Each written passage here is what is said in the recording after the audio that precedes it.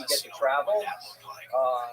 So we're jonesing to get out and to really, start. Next year is exciting as well. We have our Vietnam cruise is scheduled for January. That is yet to be confirmed as we're waiting for the Vietnamese government to open their borders, but our Seine River cruise in France, which is our tribute to Jewish heroism, World War I, World War II, in July is guaranteed departure, and then our northern Italy, which is Venice in northern Italy, on the beautiful La Venezia, the brand new ship. We're super excited for that. That's next October. And then the following year. But everything's on our website. You can see that. And again, if you have any questions, please contact us. I'm going to send it back to David. Also, Malcolm says hello to all our past guests. He can't be here. He's just here to look pretty anyway. And again, Henry, thank you so much. Just a little bit more of what to expect when we're on tour. And again, an integral part of, I'd like to say that the Coast River Cruise team is now complete. Who will pretty much be on every cruise, so we're super excited. Back to you, David. Thanks, David. Valuable information, sure. Really makes me all this, this experience today. I'm really thrilled, even more so, to be finally time on the boat with all you guys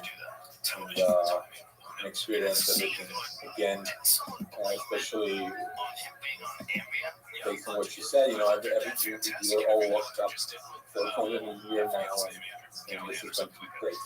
One of these things that I have observed in those many years that we are running these cruises is one of the nicest things about it is that day one, not everybody knows everybody, and it's kind of like ice breaking and everything. And as you settle in and you cabin and you get to know the travel a bit, and you start enjoying the program and the company of the fellow cruisers, you're gradually creating a floating community. And this is, for me especially, this is I'm so much looking forward to be again part of this program. So we have a question here. And then there's the cancer thing. Like, how do they not know that he has cancer? Yes, do crew members have to be vaccinated? Which is crazy. One of the first questions. I think that's a good question for you. Yes, all crew members will be vaccinated. Everyone on the ship will be vaccinated. The tour guides will be vaccinated. Bus drivers will be vaccinated. And again, traveling in our own bubble is kind of nice. And since this, like I said, I think this is the perfect way to start with Portugal. You're not crossing any borders. Except going into Spain for the day into Salamanca, we're taking buses. But again, we're staying. The ship is always staying in Portugal, so all those protocols are kept in place. And since this is off the beaten path, we're really staying out of city centers. The only city center we're going to will be Porto, but Porto is that small city where we're not really interacting with many crowds anyway. But yes, everybody on the ship will be vaccinated. And also, I shall add, Porto is like on a hill, so there's always fresh air there. That stuff's scary. And it's close to the ocean. There's a second question. By Morris. So we will know next week about whether we are going. Hardest things to kick.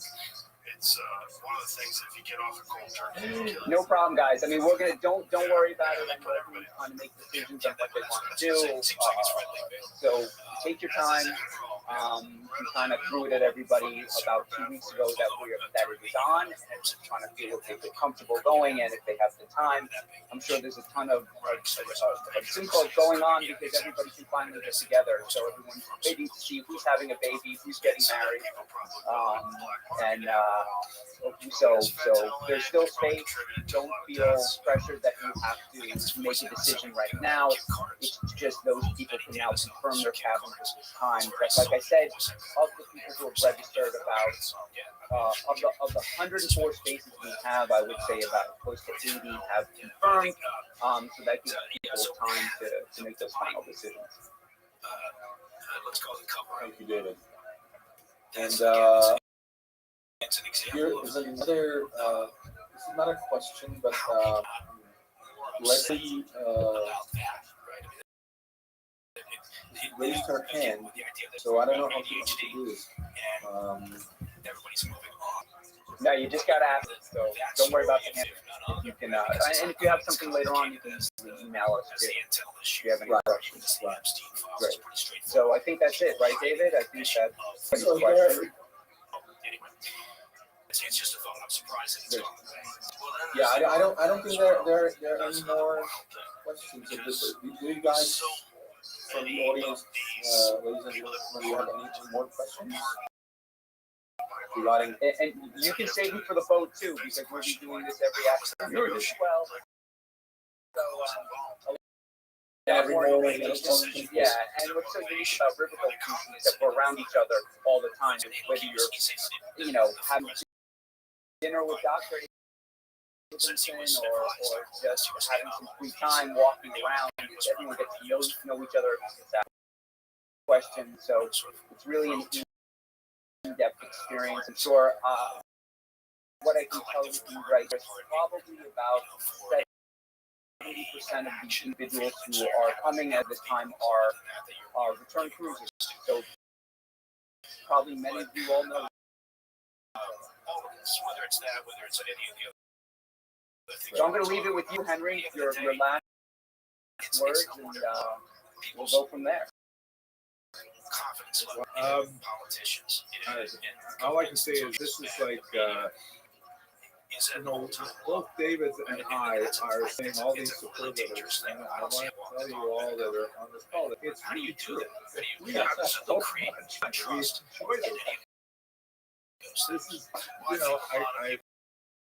I'm so fortunate to everything David says about the floating. You feel like, the school at, we start the minions, but we're careful, but everyone's very confident by the time they and we made a lot of good friendships over the course of years, and it is a wonderful experience on every level. On a physical level, the gastronomic expertise of Malcolm is unparalleled. On a spiritual level, connection with the huge so much powerfully when you are standing in the street where you walk thousands of years. It's amazing. It feels great to connect others as the doors of this long history and the wonderful people. I think that, I don't know if David actually does this, but everybody has the actually I am vaccinated person type of thing.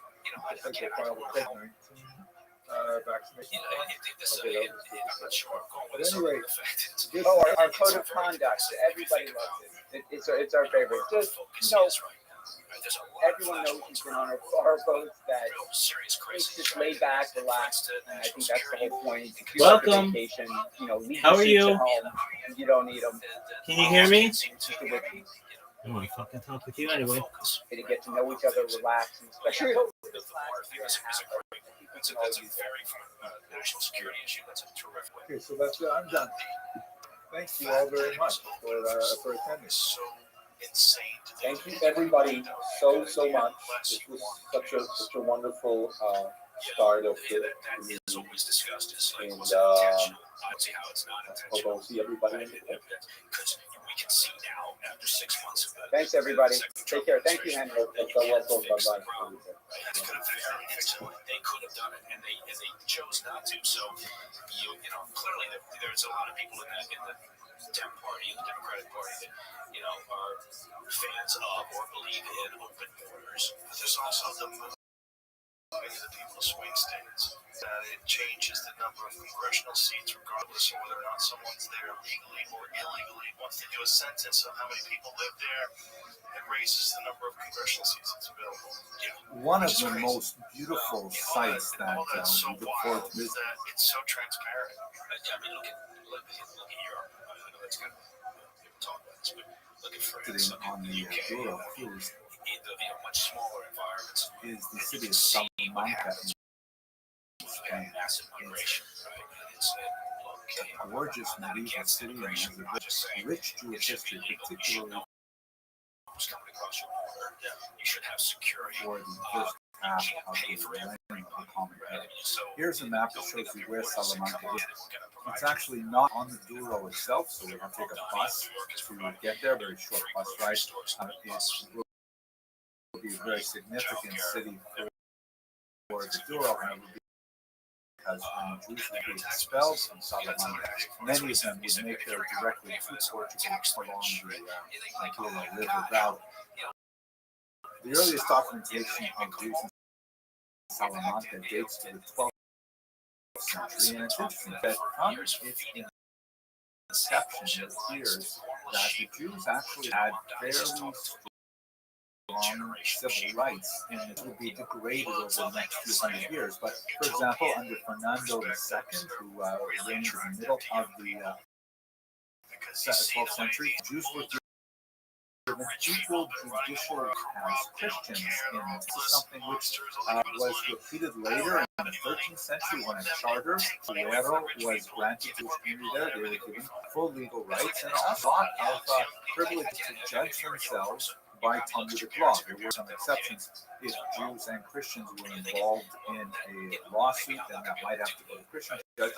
But otherwise, the Jews had a very strong level of self-government. There were still some discriminatory taxes in place that were specifically connected to the Jewish community. On the whole, for the early period in particular, the 13th century, the Jews in Salamanca actually had three synagogues.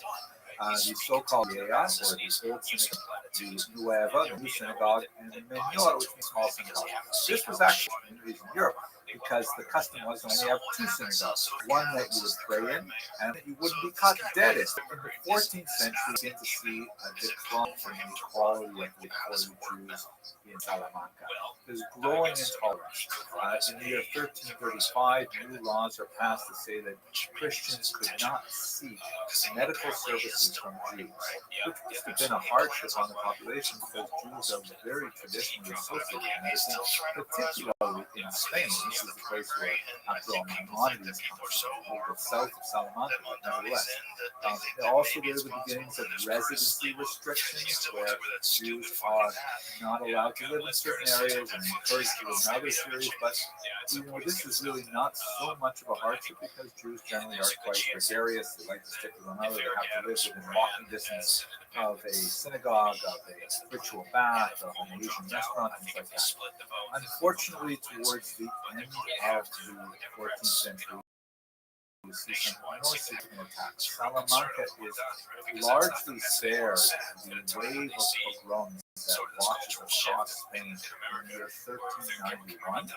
These are pogroms that are accompanied by some forced baptism that have a long-lasting impact on the Jews of Spain, because it ironically creates a new class of citizen in Spain, these so-called new Christians, that is, Jews who were forcibly converted to Christianity, who retained all of their personal identification with Judaism in the Jewish community, but at the same time had the freedom movement and privilege of Christians. And this created a rather untenable situation, especially for the church in the 14th century, which will ultimately result in the Inquisition and maybe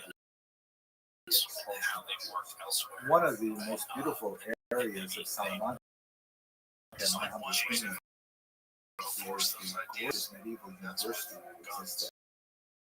The Jews have had a long association with this particular school, especially in terms of contributing to as many Jews especially after the forced conversion, would participate in the teaching of the University of Salamanca, but also in a very material way. They're based in Drush, for example, where the Jewish study hall was ended up being confiscated by the university when Juan II donated it in 1413. This is after the wave of conversions that occurred following the 1391 pogroms across the Iberian Peninsula. It ended up becoming a dormitory. But even afterwards, Jews now, conversos and Christians are still participating very actively in university life. They would come under significant pressure during the period of the Inquisition from 1470 on, deeply embedded in the university. As you can see, here's a couple of pictures from last time I was there. Hebrew was an extremely important element, especially the theological part of the school. Here's actually a picture of me in the one of the lecture halls there, which is really quite picture. Check out these benches here. No one is falling asleep in my class if I get to lecture. Unfortunately, the story of Salamanca comes to a dramatic and sad ending with the expulsion of the Jews from Spain in 1492. The synagogue is confiscated by the church and over to the private residence, and the Jews were conversos and subject to significant persecution.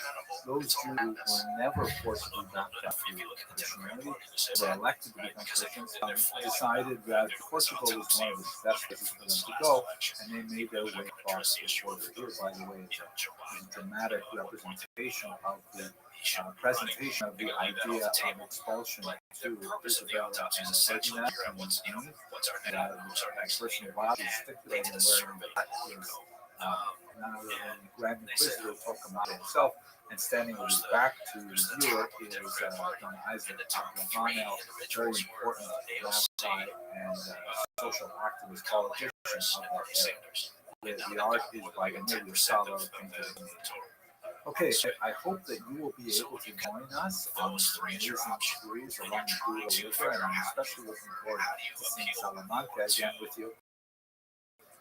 Thank you very much. They got an issue because it's not. Yeah, I agree. It's like Gavin Newsom. People got a solution. James just texted you something. This is the solution. Solution. Yeah. Here's the solution. It's coming up. Damn, it's not Hillary.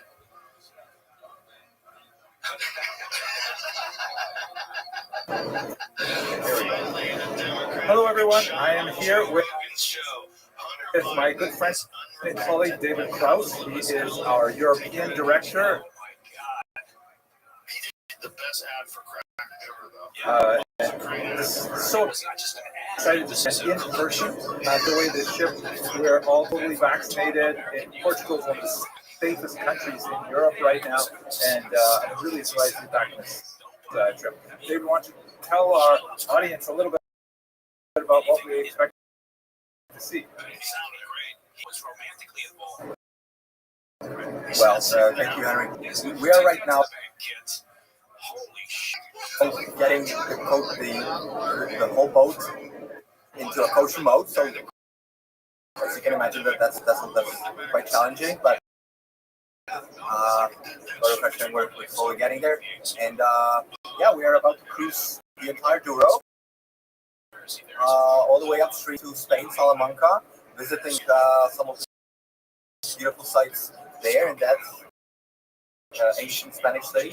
And then we start cruising back down, and obviously one of the highlights of the whole cruise is visiting one of the last Marine Jewish communities in the world, in a small village called, where we actually get to meet the Jewish community that survived until today, which is highlight. And it's always quite difficult to convince a group of Maranos to talk to a group of strangers about how Jewish they are.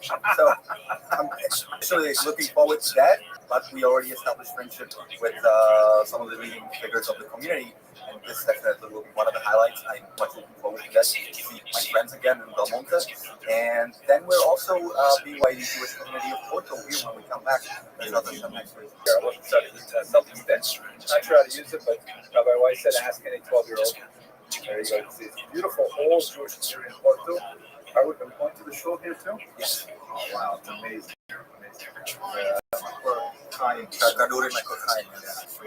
You can see in the background also, this is a bridge that was designed by the school of Gustav Eiffel, the famous designer of the Eiffel Tower. You see, it's basically the same thing, just sideways. Right.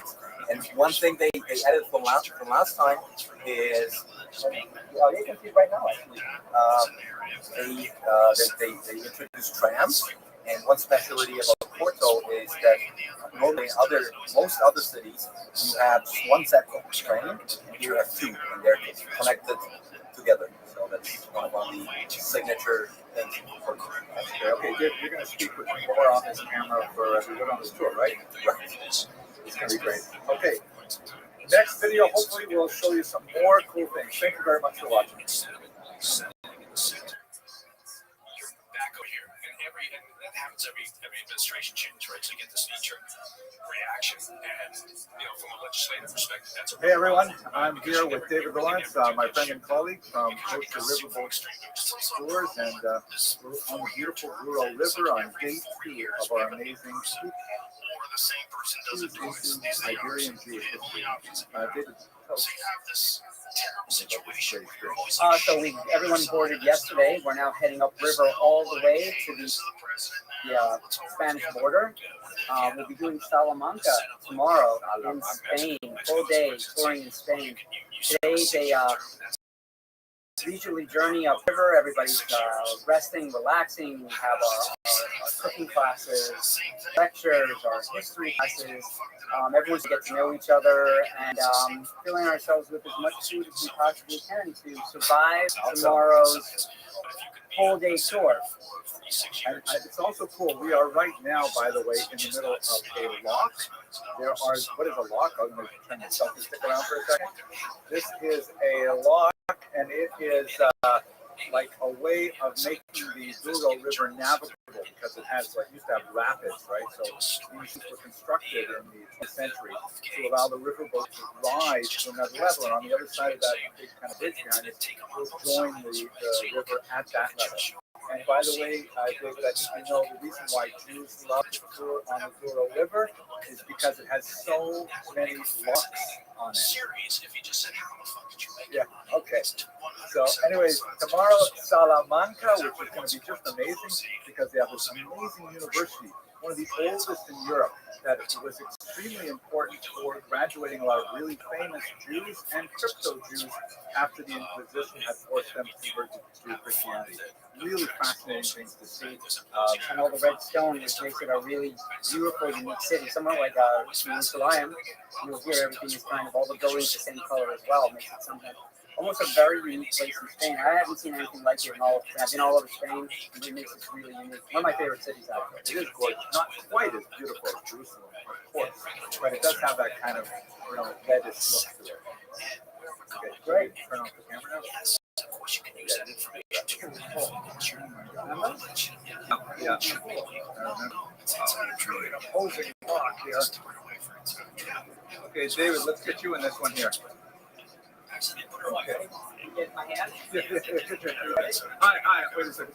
Let me get out of here. So it looks like you're pushing. Okay, go. Put some effort into it. Come on. Effort. That's it. Great. Okay. She was actually jailed for surgery. That is great. It's all just horseshit when someone like Nancy Pelosi is able to do it legally. If you're able to make hundreds of millions of dollars legally for someone, well, your salary is so low. And most people who make, not that it's low, but most people who make a salary, it's a great salary, but most people who make $170,000 a year might have $170,000 in the bank.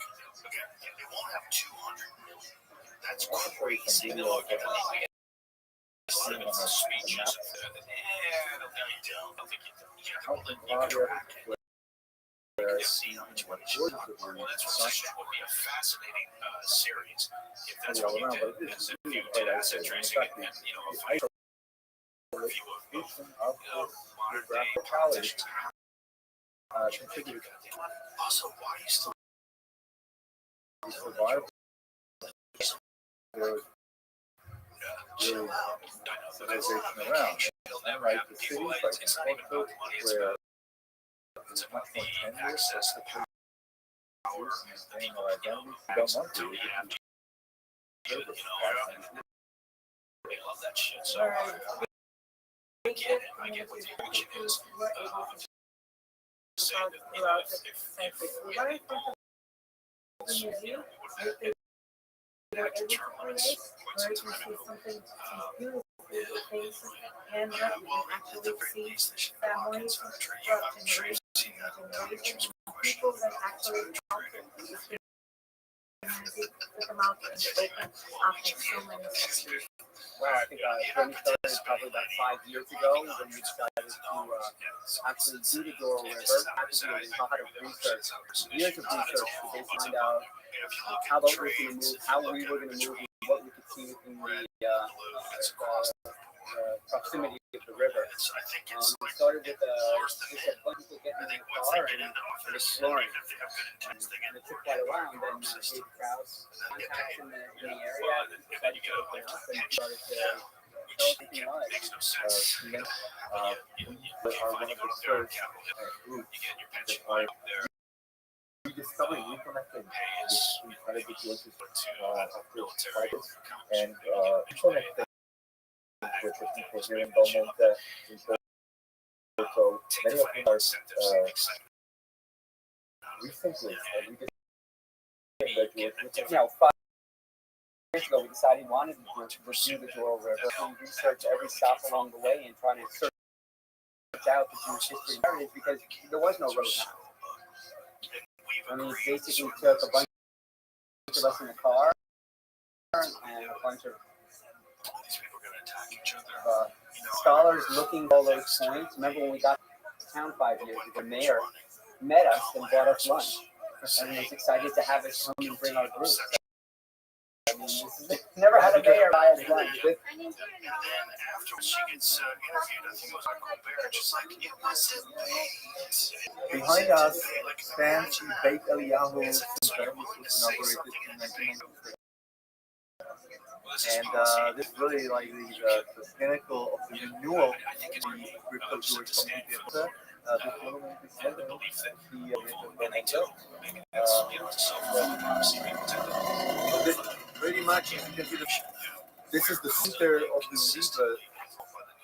Modern identity, but we have to say modern Jewish the part of the community is just when for the 100 years struggle to produce here, get to their life, and I think this personally this is a fascinating experience because they really cut down the tradition, although in a very, very corrupt, changed way. But the bulk of it is there, was there all the way until the 20th century. There's the idea that they are part of the Jewish society today, and therefore they could rejoin beginning of the 1990s. So the process is going on, explaining to us how they're slowly building up the base, and I'm very proud of it. So, can you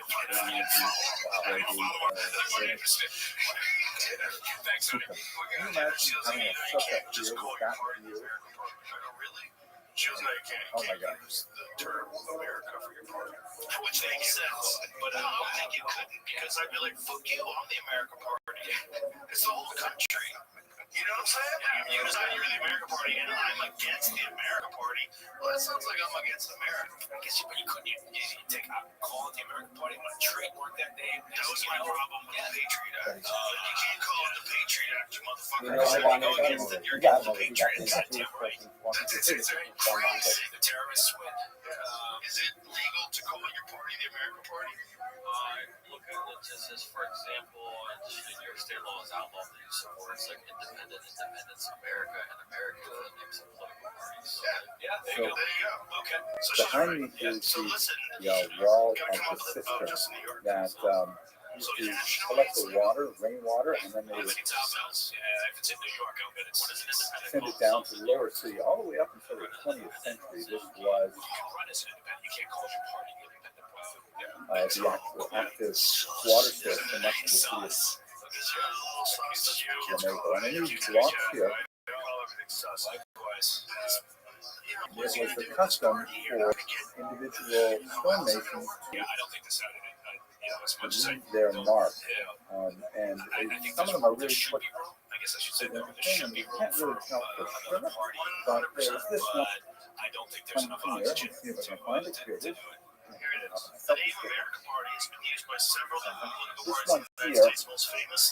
a lot like the and have the law. You know, not necessarily be such a thing for a Jewish stonemason living as a new Christian simply used as his mark because it would be pretty obvious. But it could be that here might actually be a form shape like cross to kind of maybe subtly indicate the overlaying of the Christian identity on top of the Jewish identity. Not at all impossible. Well, you notice that the European rounded top, whereas the traditional commentaries actually have the square. Nevertheless, we really don't know, but it's fascinating to see this mark on the stonemason mark here.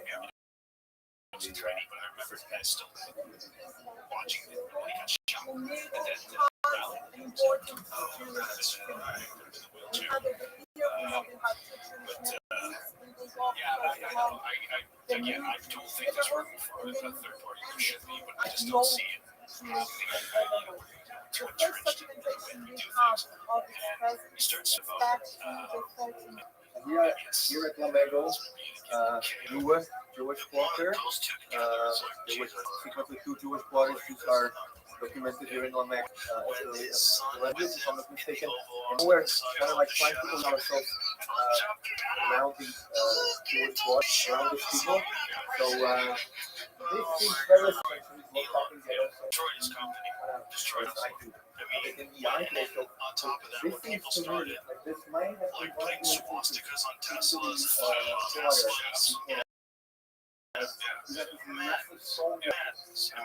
Like out of place on the corner, and then everything else is cramped in. On the other side, you have this very high wall, which might be actually the division between the Christian part and the Jewish part. And then this building here in the this is nothing really out of the ordinary. That's not Jewish, but that's actually the point. Very often, when a synagogue or Jewish building will seek to spite the Christians, they would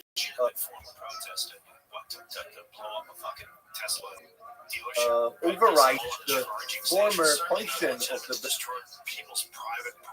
building by inserting some Christian symbols. Moreover, we're dealing with a building that's built on the axis west, north, west, east,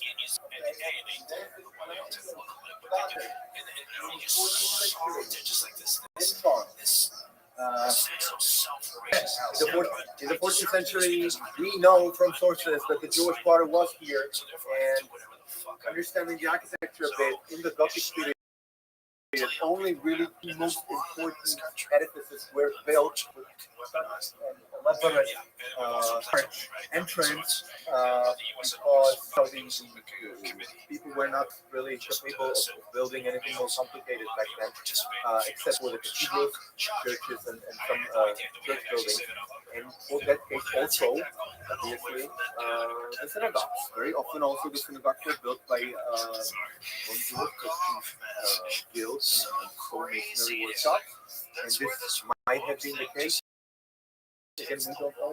And what, moreover, if you like in the bigger picture, look at the area, this obviously is the main street, or sort of a, as they say in Italian, piazzetta.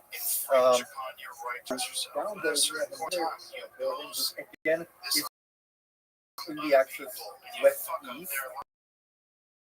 Again, the noting importance of it, perhaps, that actually also, and this is the breakaway menu.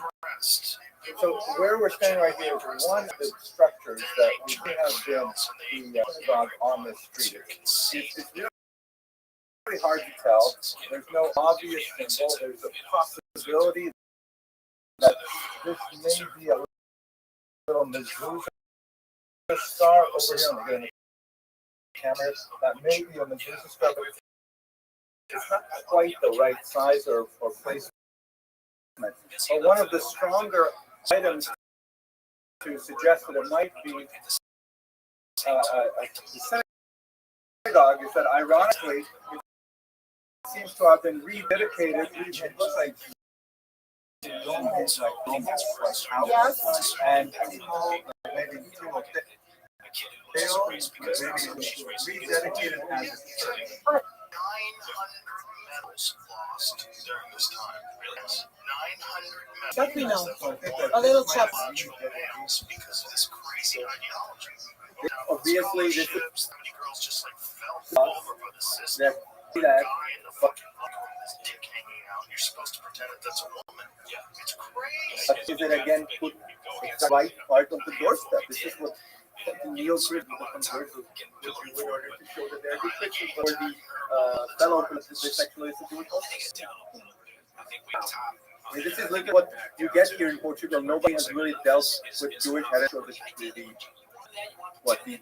Jewish heritage pretty much ever. So you're literally unearthing the evidence right from the streets of Portugal.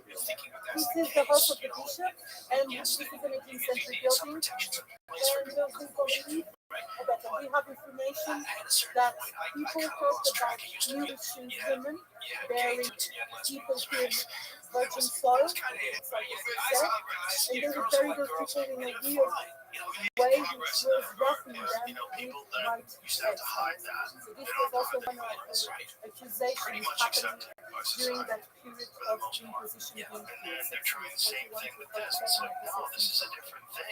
Thank you, Felipe. So this building here is really kind of fascinating and holds a lot of promise for our interpretation and understanding of the region. We are on, as Felipe mentioned, Ethnoga Street, right? Synagogue Street, which is ironically the name of the street that I grew up on. On that street as well. But as you can see, the building that is behind me is actually a church, and there's a plaque here that identifies it somewhat mysteriously as the first cathedral dated 435. But it points out that's kind of a suspicious date, right? But notice a couple of interesting things about this building. First of all, it has kind of like the dramatic stamp of a Christian facility, as you can see there, which is like one of the overcompensations that we often see in converted synagogues. Also, it has two entrances, just like in Brooklyn or Muncie, you would have two entrances like that. It doesn't have a steeple or any other kind of traditional architecture that you would identify with a church. So there's still a lot of questions as to what exactly this building is. It is in the right place to be one of the newer synagogues on the street.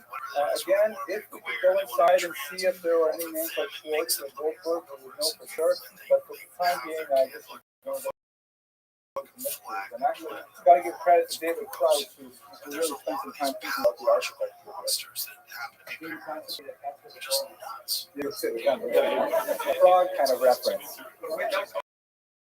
Turn off your camera.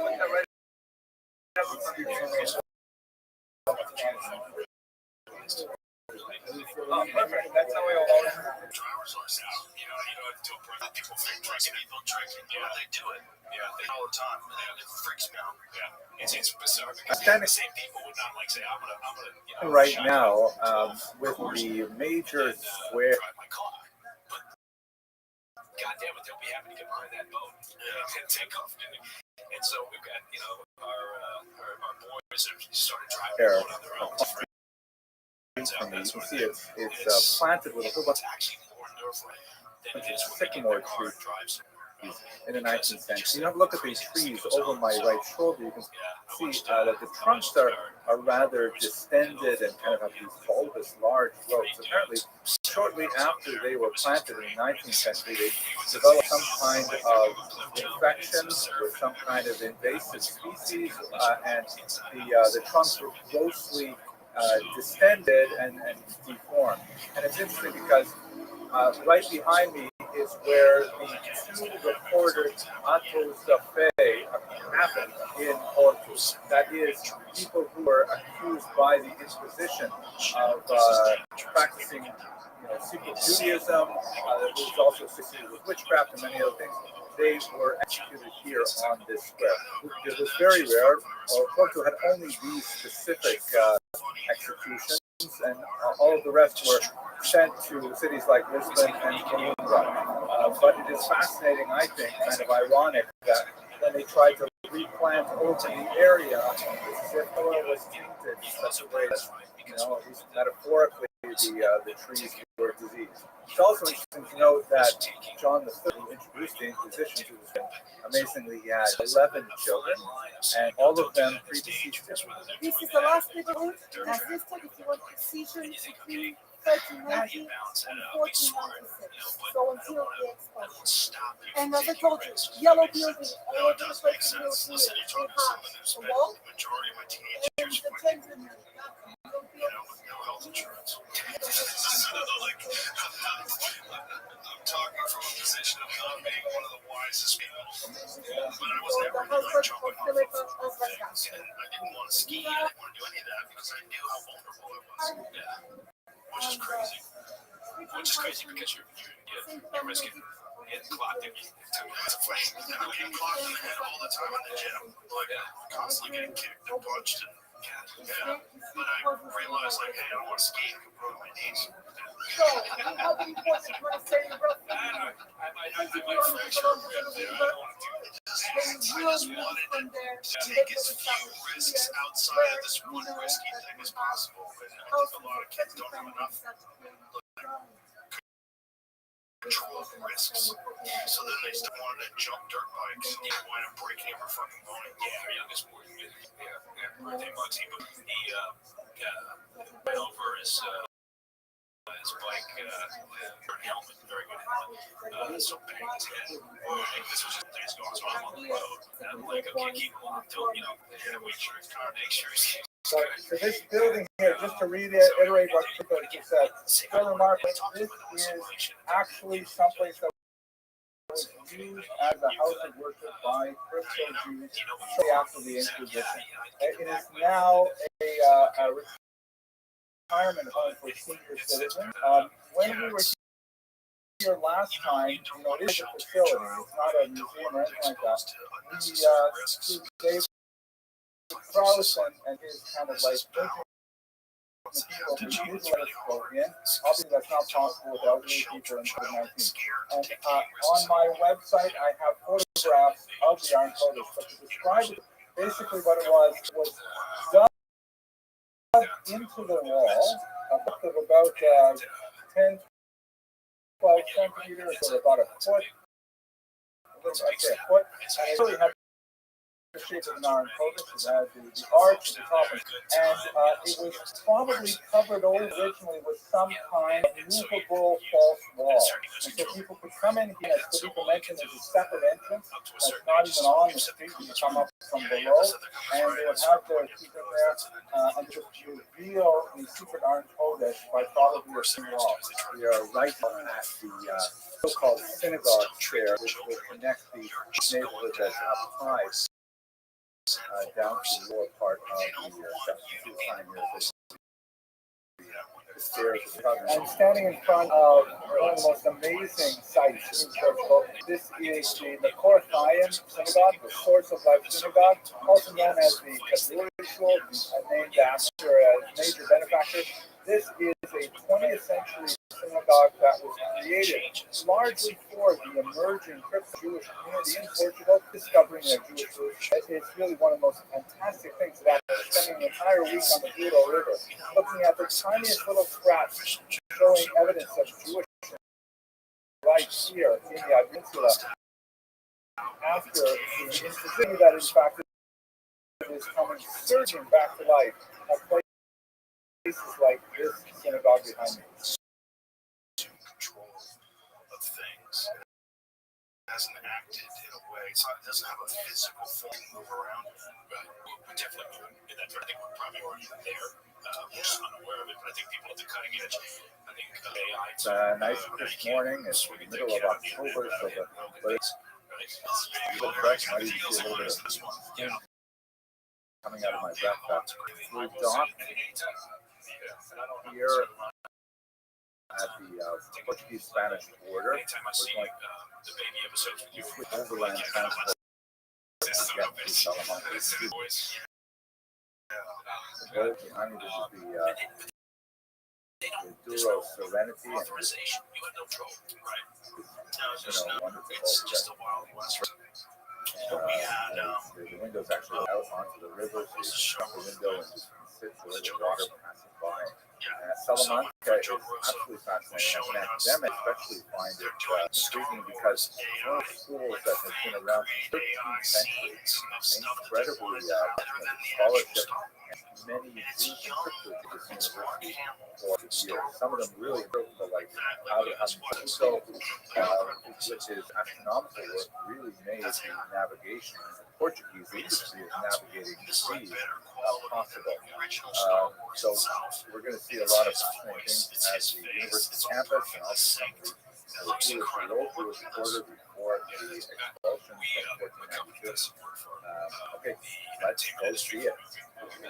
We're in Salamanca's Plaza Mayor, which is a rather amazing public square. I'll give you a quick look at it. I'm walking around.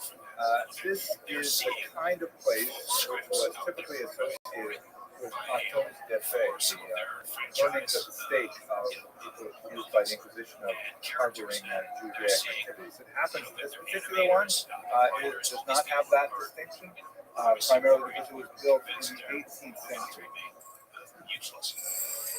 This is sandstone. Then the stone we use during using monuments is sandstone, and this is rich in iron. Iron becomes rusty with the time. That's why Salamanca looks golden city. Okay, and then there are pros and cons with this stone.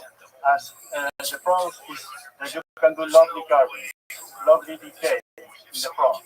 The building right behind me is truly the base medrash of Salamanca. It's quite an imposing building. It has been reconstructed a few times since then. Been remodeled, but essentially this gives you a sense of the size and grandeur of the Jewish community up until the 14th and 15th century. Now, it happened that Salamanca was largely spared the depredations of 1391 publicity and mass conversions of about last night.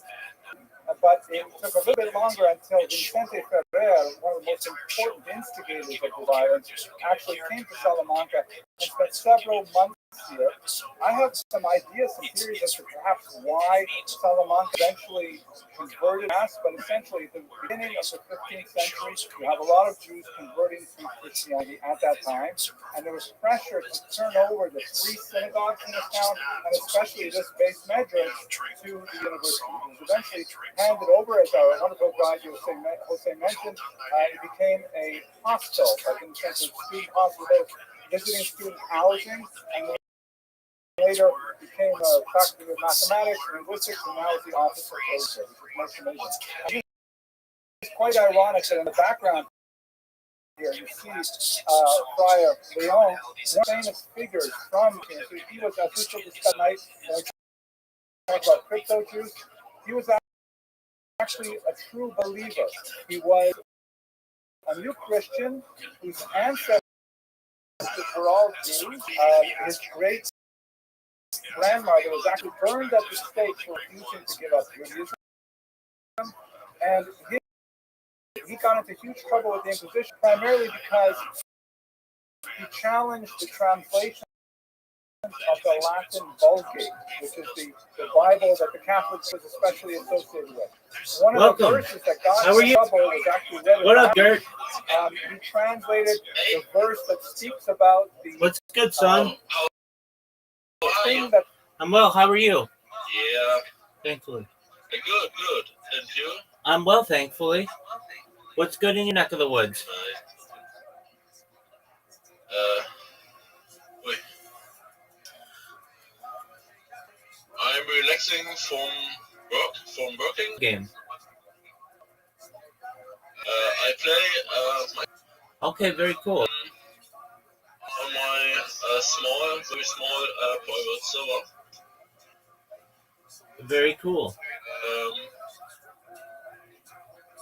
Yeah. But I can show you a little bit from the server. This is only for me and my girlfriend. All right, To build just for fun. let's see it. But I can show you a little bit when you work. We have here teams, zoo, village, and players. Zoo here is only fun. It's only here. Here is panda. Cool. Do they move around? Do the pandas move around? It's only in the we can move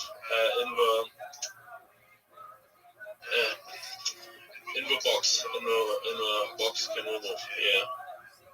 And here's rabbit. It's a small zoo. It's only for fun. It's good, but good can really high jump. Holy moly, 10 blocks or higher. Oh wow. Here, look this. I built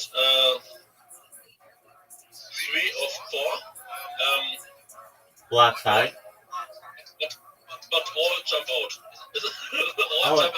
jump out at here. Oh no, and I need invisible wall. I see. Is that what that red is? All black. This is Petting zoo. Petting it's zoo. for kids. Petting zoo. Yes.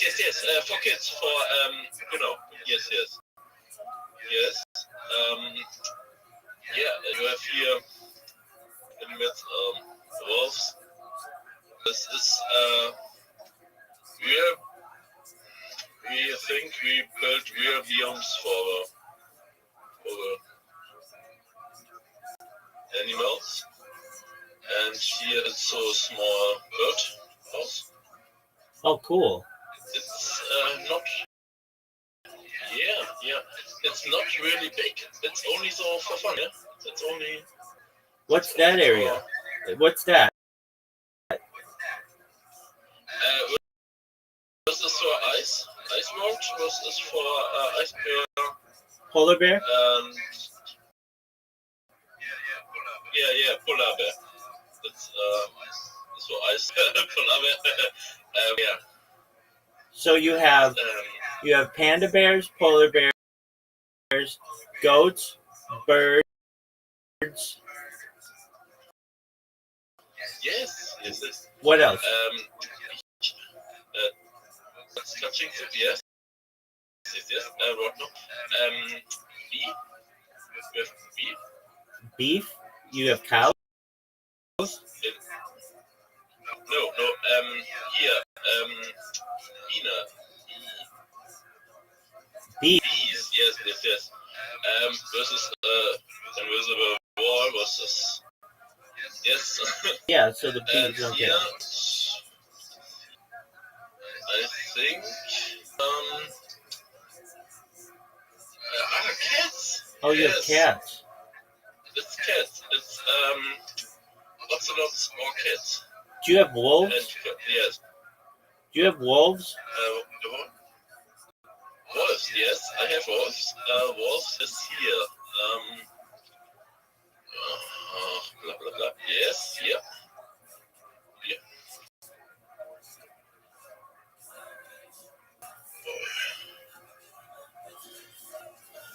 Do you have so do you have any? Do you have wolves? Do you have any lions?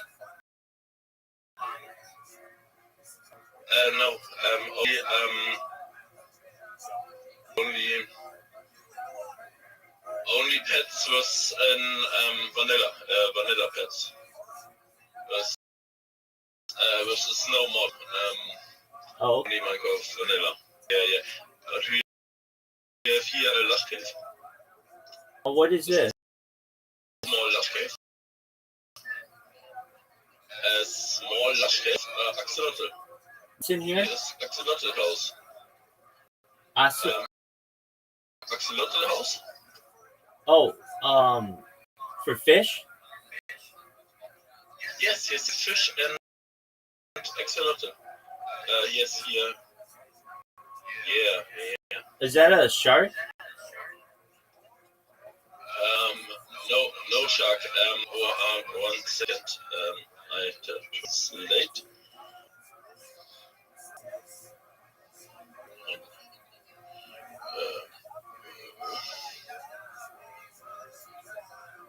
Axolotl. You know what is axolotl? No, what is that?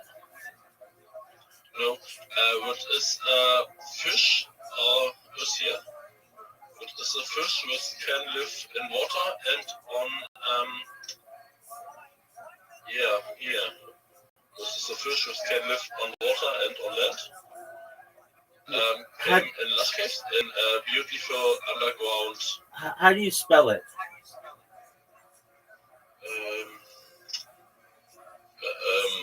What? Sorry. Spell it. Spell the name of that fish.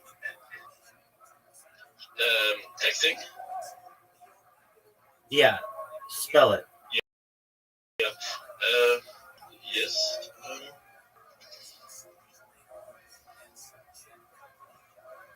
Just spell it. Like A, B, C, D. How do you spell it? I texting was on yet. I can send this to you. 1 second. Just spell it. Just spell it. Yes. So.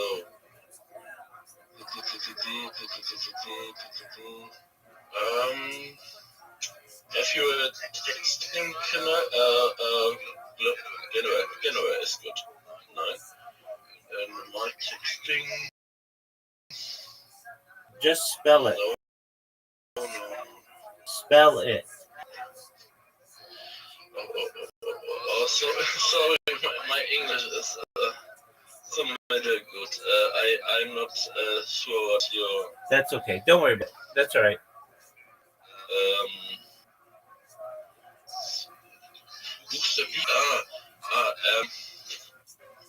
Yeah.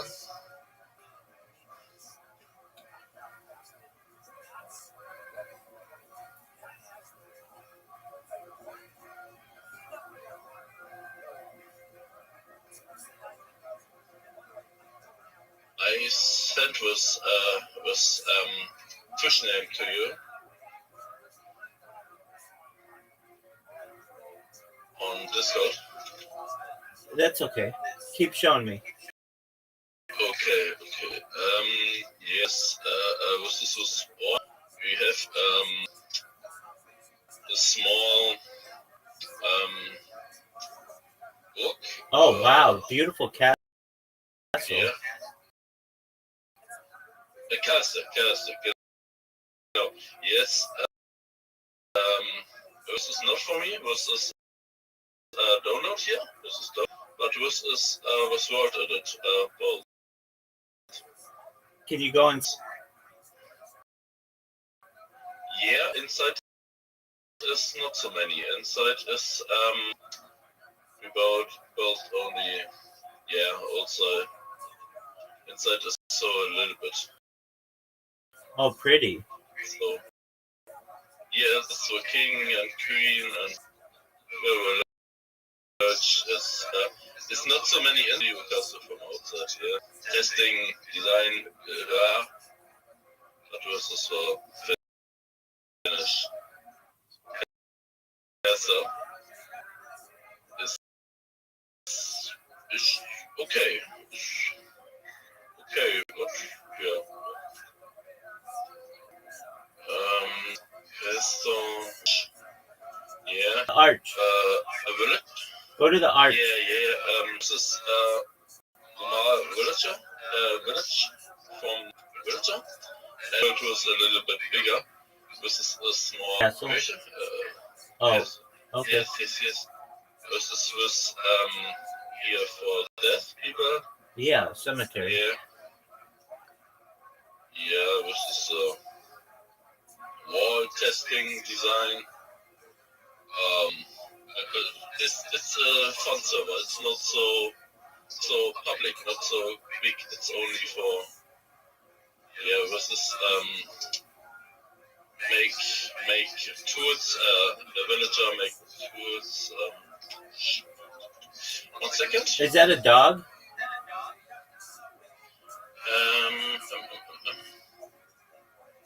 Yes, this is my dog. My baby mod dog.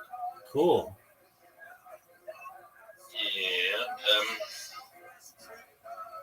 Lex Smith. Blacksmith? Smith. Yes. This is a house from blacksmith. Oh, very cool. Make swords, make eggs, make here fire. You know. Yeah. This is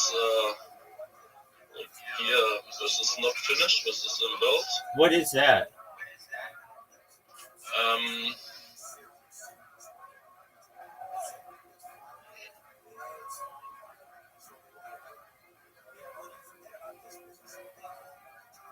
1 second. Sure.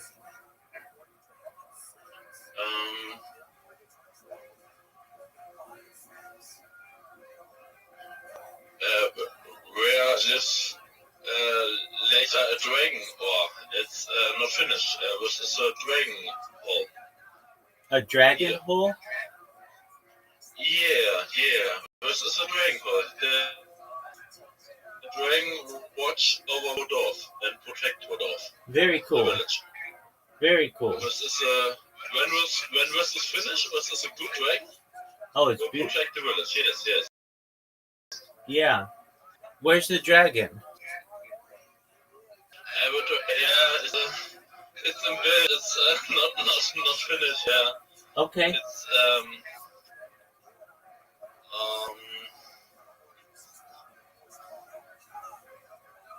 ist hier noch was? Ja, ich glaube.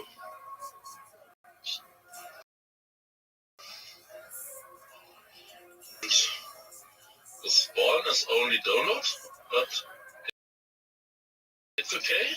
I think it's okay for music, but when you have your time, you can, I think, make better. It's beautiful. It's beautiful. Yeah. I like your spawn. It's only download, also it's only internet, you know?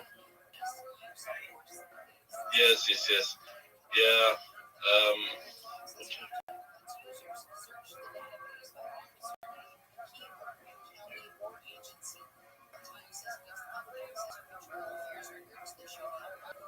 I'm AFK. That was beautiful. Thank you for sharing.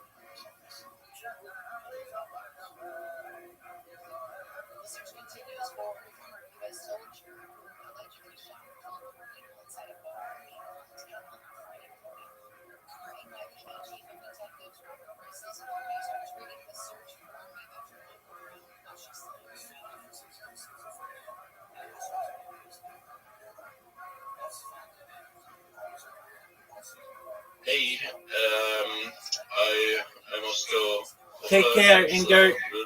very nice. Thank you for sharing with me.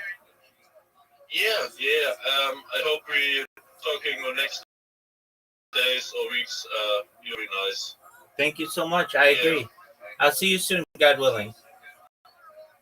Yeah, see you soon. Bye. Bye-bye.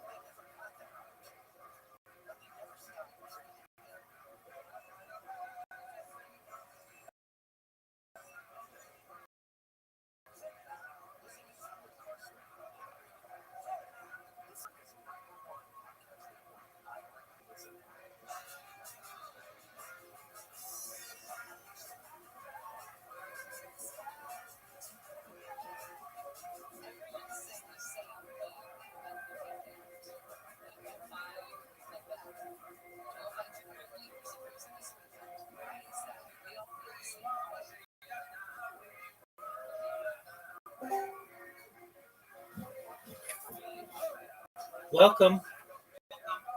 How are you, Walk Avery? Doug, I didn't want to fucking talk with you anyway.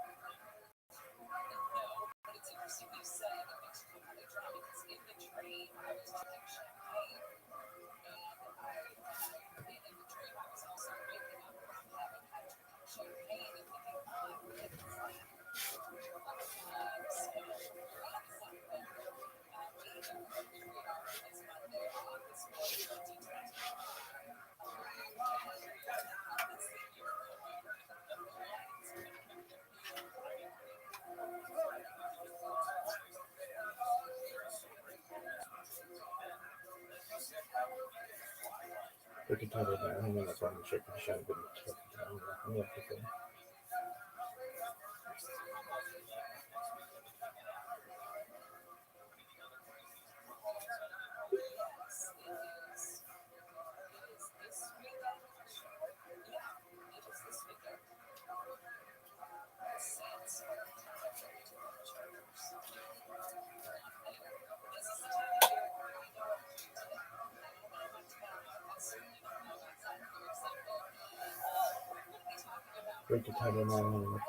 shop. I'm going to stop it. I'm going to stop it.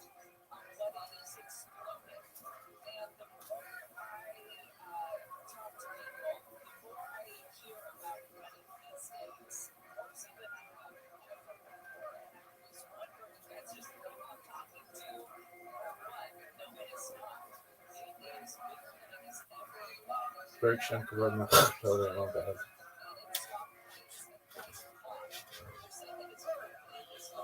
Shema Yisrael Adonai Eloheinu Adonai Echad. Berkshire covered my shoulder and all that.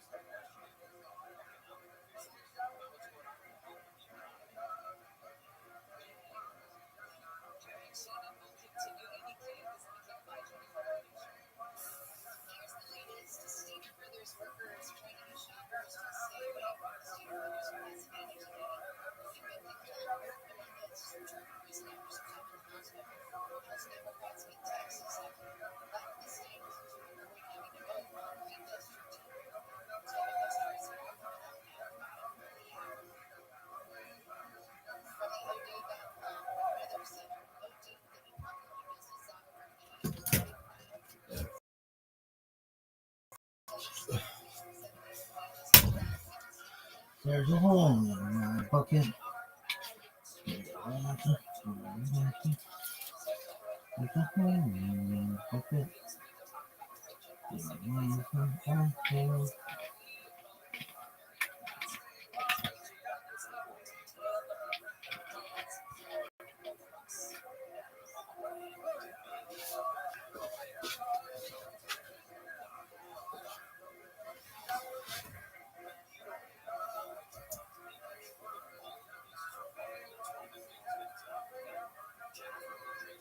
That the dove had in his mouth when he returned from the ark, and he referred to it with Hebrew words, and in fact that Hebrew word, it says an olive leaf, but the Vulgate insists it was a branch, right, like meaning a piece of wood. So for a couple of inches, literally, he was thrown in jail for how long, 4 years? 4 years and 9 months. Almost 5 years in jail for suggesting that the Hebrew might be more accurate than the later Latin translation.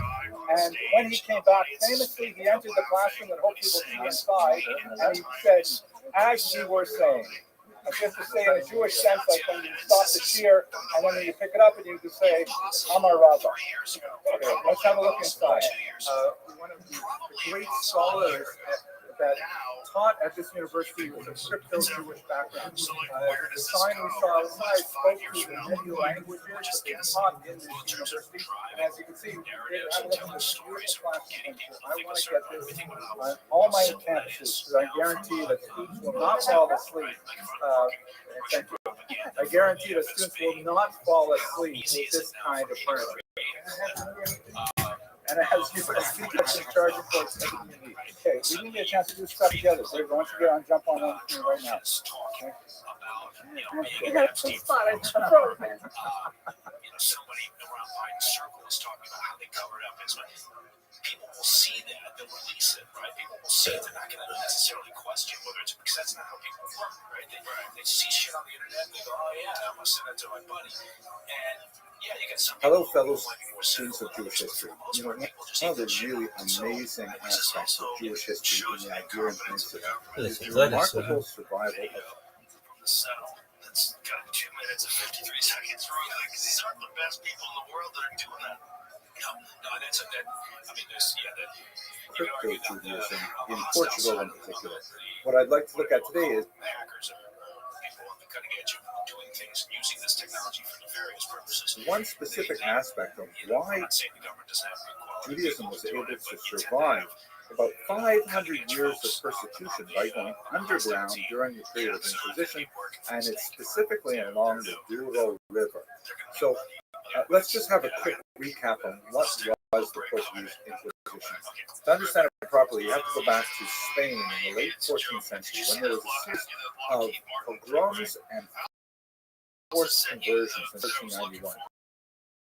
This created a really large of people who were technically Christian. They had baptized against their will, and according to church law, they were in fact now Catholics, but they deeply resented this fact. There was an upside though, because now as Christians, they had carte blanche to live where I wanted, go to higher institutions of learning, to pursue any kind of occupation they want. And so over the course of the 15th century, the crypto Jews, because they were quite often secretly practicing Judaism, still marrying with Jews, still studying Jewish texts, still keeping kosher, things like that, they began to penetrate many different aspects of Spanish society. This caused a lot of tension. By the time we get to the 15th century, the Spanish King Ferdinand and his Queen Bella instituted the Inquisition, which was essentially a way to root out those Jewish practicing Jews who were portraying themselves as Catholics. At this point, we're talking about 3-4 generations of Catholics now. They were called New Christians or Conversos, or the derogatory Marrano, which means pig. And there's a lot of interesting among historians. The primary purpose of Inquisition to kind of generate religious conformity in Spain, which you can see a huge for that, or was it sort of a socioeconomic, taking positions in parts of society where before the forced conversions they had not gone. So this Inquisition was technically directed only at those Jews who had been forcibly converted and their descendants, again now 3-4 generations in. In 1492, Ferdinand and Isabella took a much more drastic step, following the suggestion of the Grand Inquisitor Torquemada, to expel all the Jews of Spain. Because now we're talking about the Jews not being baptized, not the crypto Jews, with the reasoning that was the presence of traditional Jews, practicing Jews, openly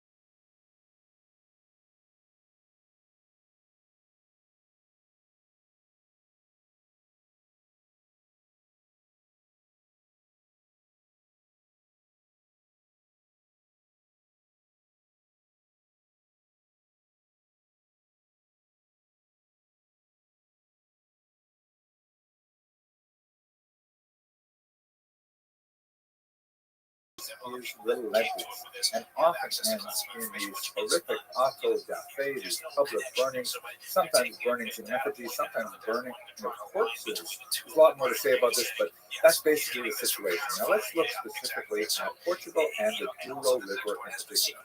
Here's a map of the Douro River. You can see that it starts in Spain and it moves towards the west and empties into the Atlantic Ocean.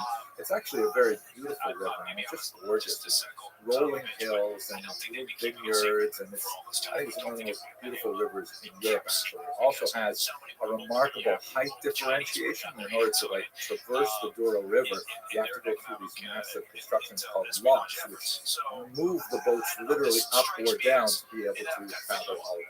But at any rate, why is this so significant for crypto Judaism? Primarily because if you look at this map here, you can see that the Douro River is primarily in the top, but the main centers of the Inquisition are quite a bit to the south.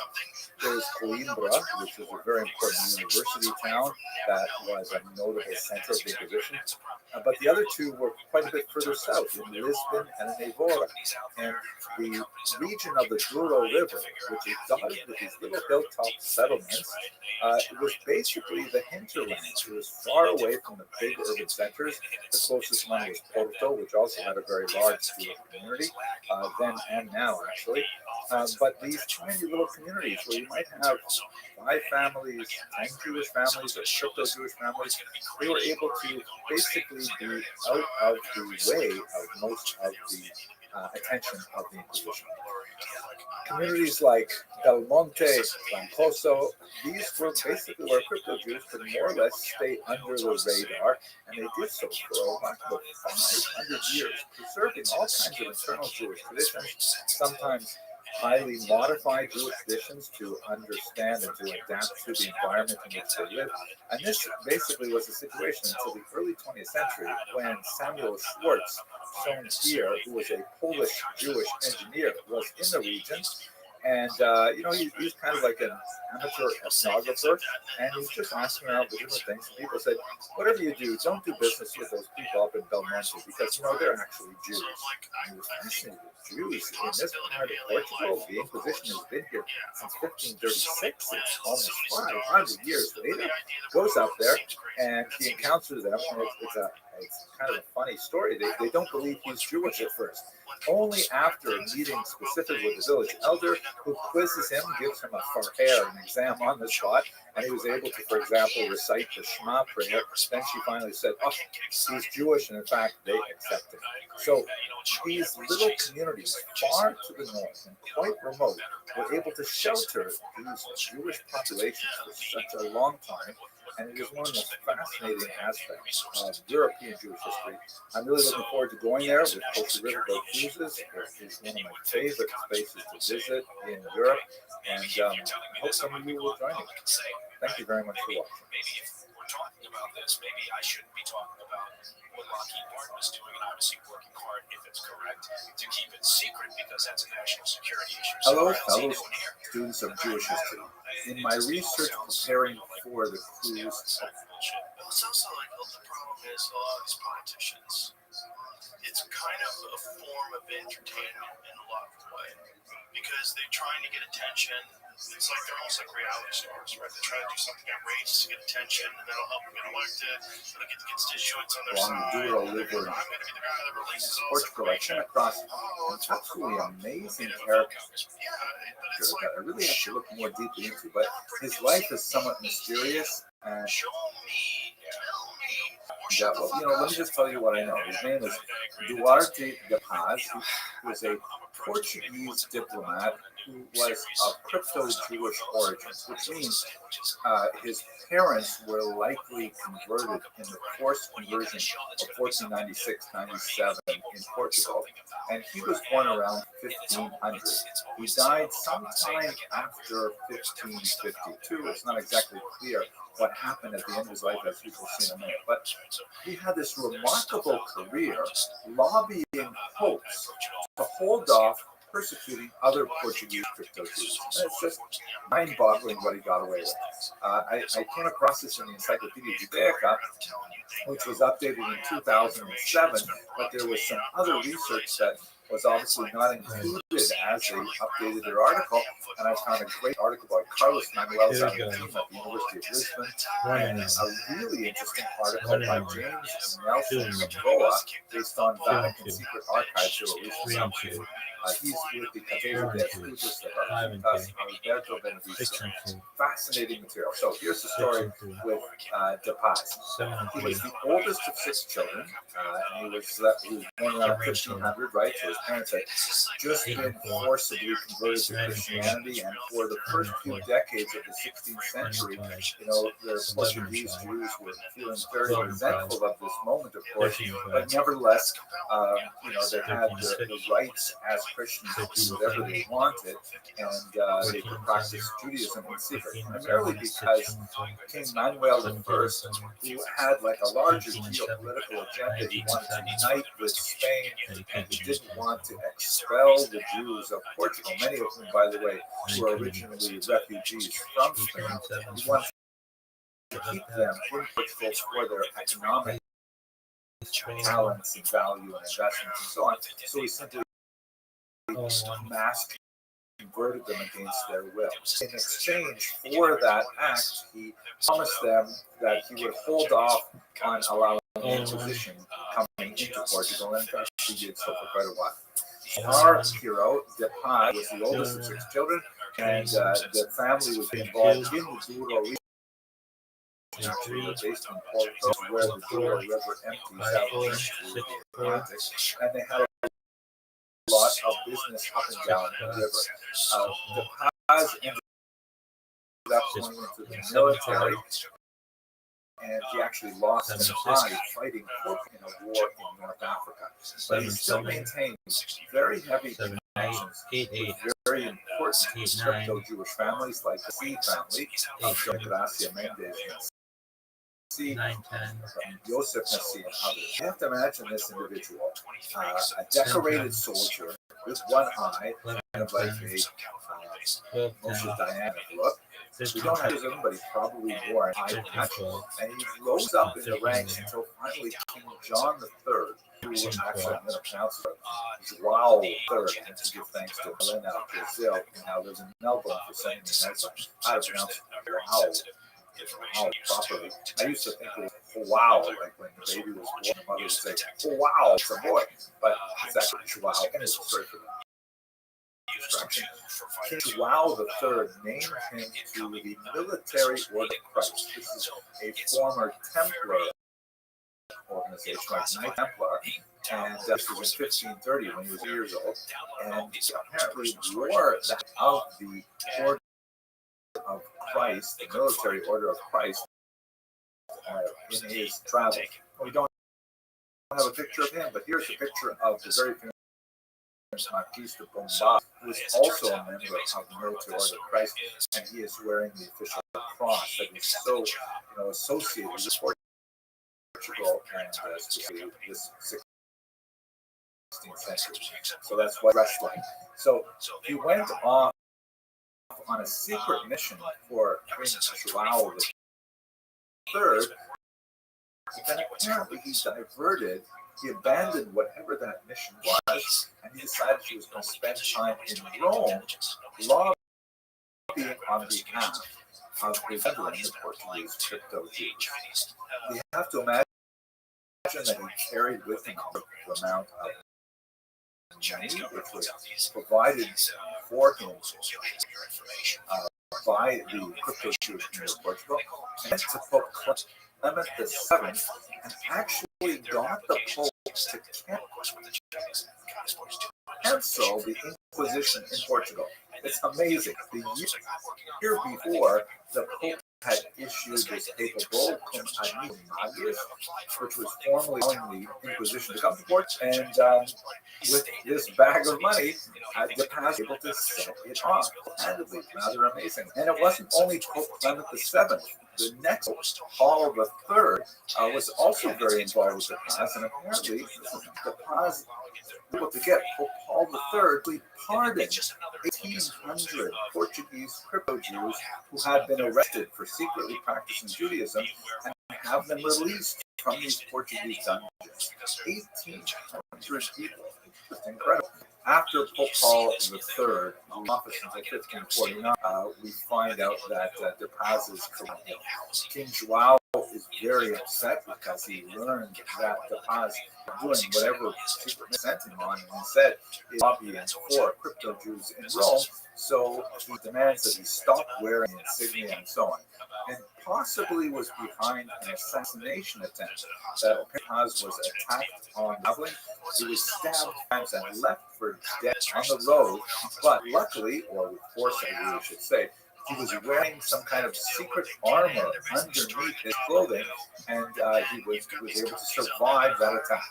He was rescued. He was actually brought to the doctors of the Pope who treated him, and he was able to eventually heal and then move on.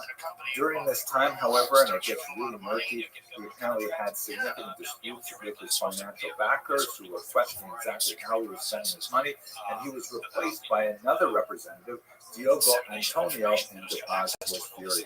He ends up in Ferrara, Italy in 1538, and he is jailed at that point. This is when the Inquisition is really rocking through Italy and Spain and Portugal at this time. After spending an unknown amount of time in jail, he was released, and he immediately fled to Istanbul, which was a destination for many of these crypto Jews because there they could openly practice Judaism.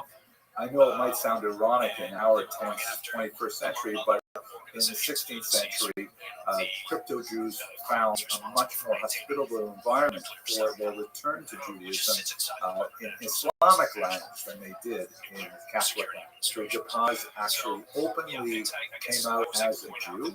He changed his name to David Bueno, and then we're not exactly sure what happened to him afterwards.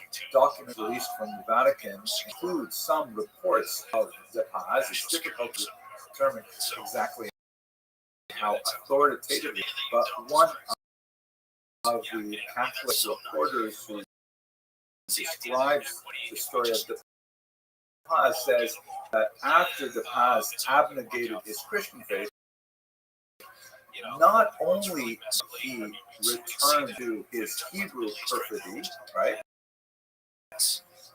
He actually converted to the Turkish sect, to Islam. So it's hard to determine whether or not that is true.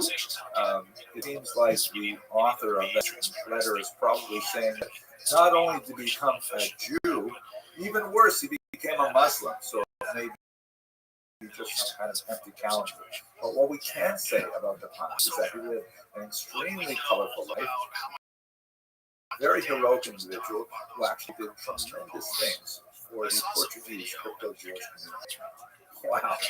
I hope you found this interesting, and I look forward to more about the Jews that do a little bit. I hope you'll be able to join us for this cruise in 2024. Thank you very much. Earlier, how you can get out over your skis. Tulsi Gabbard probably did it. The Trump administration got out, talking about completely obliterating all three sites, Isfahan, Natanz, and Fordo. And you know what? Wait for the battle damage assessments to come in with credible intelligence, right? Just say we've done this. We're assessing how about that, right? Just keep it like that. Prevent yourself from having to then walk the dog back, right? So they didn't. They came out and said we've completely obliterated these sites. Hello, fellow students of Jewish history. I just want to take a quick minute to talk about a historian I'm really excited about, Mayer Kaiserling, also known as Moritz Kaiserling. He was born in 1829. But that's where it's questionable when these are coming from Israeli and U.S. intelligence. And honestly, when it comes to Iran, sometimes In 1905, and he was especially known for his studies of Suffolk. Arctic Jews. Let me tell you a little background and why I am so excited about his work. So, he was trained as a rabbi, although much of his published work was in the field of history, kind of like the opposite of where most of my training is as a historian, but lots of people seem to think I don't know why. He studied under the Leopold von Ranke, and one of his greatest medical teachers was none other than Samuel Hirsch, one of the most influential thinkers of the 19th century Germany. He held rebels in Switzerland and especially in Budapest, Hungary. He was very active in all kinds of areas, especially in the fight for Jewish civil rights, which was a major enterprise in the middle of the 19th century. But to look at him as a historian, he made his fame with a volume study, Geschichte der Juden in Spanien and Portugal, the history of the Jews in Spain and Portugal, 1861 through 1867. Those are the dates when the books were published. He was later follow up with a single standalone volume on Portugal that we'll talk about in a second. Most of his books were in German, but one of them, Christopher Columbus, and the participation of the Jews in the Spanish and Portuguese. Really interesting thing about that particular book is that the Spanish government actually reached out to Dr. Kaiserling and asked him to write this book to celebrate the 400th anniversary of the discovery of the Americas. Of course, we just finished the 500th a while ago, so this is in time. Why do I think he is so fantastic, especially important for us, especially as we get ready to explore the Dual River with Kosher River cruise? I believe that Lang was the first historian, certainly of the modern time, but he was the first historian to really take crypto Jews seriously. Meaning, a lot of historians wrote, before the 19th century about the Gerush Sfar, the Spanish expulsion in 1492, and the tribulations of the Jews as they tried to make their way around the Mediterranean and so on. But the Portuguese Jews, who had a rather different experience, with less attention, even though they're really quite important in shaping modern Jewish identity. The reason is because the Spanish Jews essentially had the choice in 1492 either accept baptism or leave. Right? That was why there was such a large exile. There had been a large number, many as 100,000 Jews who were already converted or were descendants of converts, of course, in the verse of 1391, and they had to decide whether they wanted to continue living kind of like a double existence with the Jews at home and the Christians in the street, but that was less of a phenomenon. In Portugal, there was a very different story because so many of those Spanish Jews fled to the most convenient land-based location, which was over in the western edge of the Iberian Peninsula in Portugal. There was similarities of culture, and the languages were related, and so on, and that was where at least 60,000 Jews fled in 1492. And that only lasted for about 5 years. In 1497, there was a mass conversion engineered by the Portuguese government, and all of a sudden, all of these Spanish Jews, these refugees, along with the Portuguese Jews who had lived there before 1492, were suddenly Christians. And then it took them many generations after the Inquisition was imposed to flee Portugal and to re-adopt their identity. And scholars didn't really look at them very seriously until Kaiser. They began to really think carefully about the identity of these Jews. Back then they were called Marranos, which is a derogatory term, means swine. Now we use the term conversos or crypto Jews, new Christians. Kaiserling was the first to really explore what it meant to live that kind of identity. And he recorded that in this great book, which I actually own. Thank you, David, for purchasing this for my research for our upcoming trip. And I can't wait to find out more about what he says about these Portuguese. Thank you very much for watching, and stay tuned for more research on Kaiserling's discoveries of the Portuguese crypto. It does show their capabilities. They didn't have ammunition, so they don't have these bunker busters to penetrate, get down to Natanz or wherever. Hello, so fellow students. It wasn't a surprise that we did it. Just recently, I learned about a fascinating individual, Daniel Israel Lopez Luna. His years circumspect in how we describe the success of it. Now the minister of Iran's come out the past couple of days. are roughly 1653 to 1730. Who was born to a crypto Jewish family, meaning Jews who were inwardly practicing Judaism. Okay, if you believe what the goddamn outwardly feigning Christian identity to avoid the depredations of the Inquisition, which is absolutely horrific. So he's pushing a message, right? And so, In Portugal for several hundred years. And like many Jews of his generation, his family brought him at a young age to a place called Terre-Oran, which was in France, just south of the region of Bordeaux, find more evidence of crypto-Jewish activity. He was raised there, and then as a young man, he went back to Spain and again, this kind of dual identity where he was studying, and he was arrested by the Inquisition, put on trial, and sentenced to a dungeon for several years. So finally, he served his sentence. He was somehow reconciled to the church. There was a whole series of ways that this could be done. The most significant of which, of course, was the Optus burning of the stake. But there are many other ways that a person could reconcile himself to the church, and then the church would relax the term used, relax it back to secular authority. And it's the opportunity. Daniel Laguna traveled to Jamaica's Jewish identity. Now, while he was in Jamaica, he continued work on something that he began while he was sitting in the prison of the Inquisition, a remote book called Estea Fortivitas, que tiene los salmos de David en verso, which was published in the 17th century. That really is amazing thing. Let's have a quick look at it. So the translation of the title is something like the fear of lives contained in Psalms, David, and verse. And it's a very, very unusual and highly regarded literary work. Not exactly a translation of Psalm paraphrase.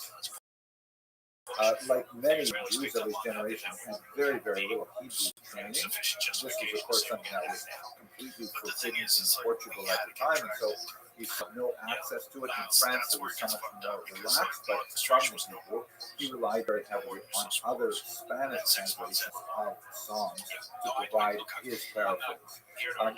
What it basically is kind of like a sort of translation, sort of meditation on the Psalms, very much in keeping with the way that Psalms are actually used by Jews over the centuries. If you had the opportunity to read the Psalms, there's 150 of them. They are mainly attributed to David, but other writers as well, and they are like the most powerful psychological, cathartic expressions of dismay and distress and exaltation and anger and frustration, and they're all kind of like small prayers to God for redemption and for salvation, stated in a very, very immediate and emotionally powerful way. And so people read the Psalms and derive tremendous consolation and strength from them. I myself read Psalms every day, and I also feel the power of this incredible book on the Bible. So what Laguna did was he took those Psalms and he reframed them through his own life, and with frequent references to the Inquisition and how he was so cruelly treated and so on. It's really a quite fascinating work. A couple of observations about it. My colleague Ronnie Perellis, who was a great scholar of Sephardi Jews, he notes that it stands out as one of the rare exceptions to the rule that most of the crypto Jews never left behind autobiographies. Even though this was, 17th, 18th century, 19th century is really the great heyday of the explosion of spiritual autobiographies. We have a lot of them coming from increasingly important people across Europe. But crypto Jews held back from a few obvious reasons. Dr. Perellis, in a book chapter on this topic, discusses how crypto Jews would have felt shame discussing their feigned conversion because they had to live a double life for so many years. And I think I'd like that it would have an impact on their family members. We still presumably have lots of other families who are still living this kind of submerged existence and would not want to necessarily out them. So there's a hesitancy to write autobiographies in general. But something like this, which is kind of like one step removed from an autobiography, it is a sort of translation commentary on the Book of Psalms. That's kind of fascinating. Now, as I was doing research for this, I happened to come across a great article by none other than Mayer Kaiser. You recall we spoke about this pioneering scholar in the last video, and he published an English language article in the Jewish Quarterly in 1900.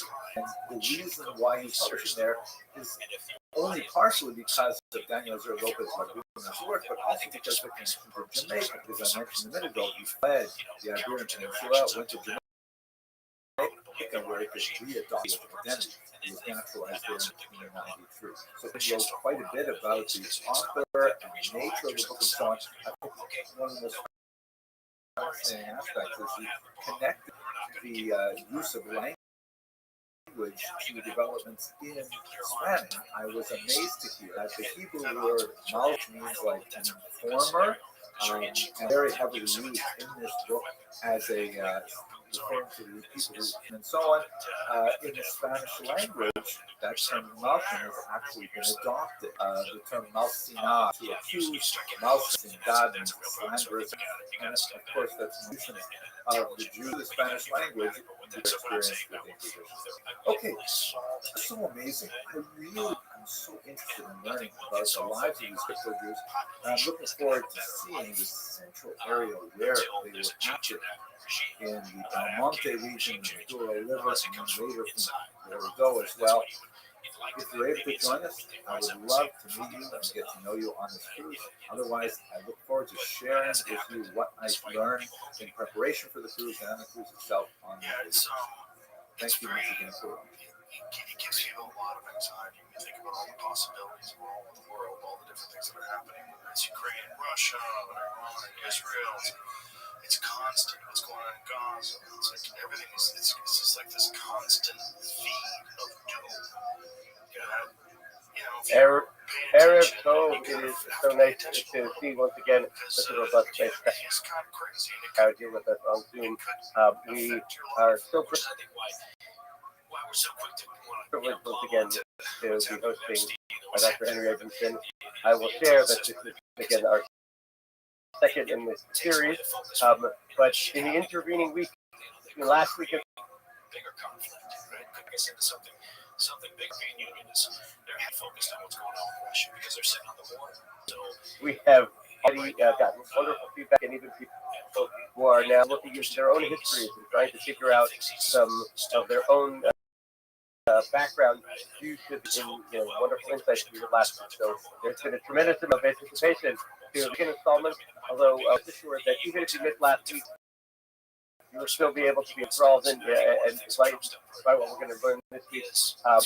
And once again, the opportunity to be enriched in our present and understanding our past and seeing how that impacts our future is one of the things that are really enriching about this endeavor of study. So with that, I hand it over to Dr. Edmondson. Again, thank you so much for joining us. Thank you so much, Rabbi Posey. I apologize for the delay. I'm actually not in my usual home studio for this lecture. I'm traveling right now, so I'm in a hotel room in Toronto.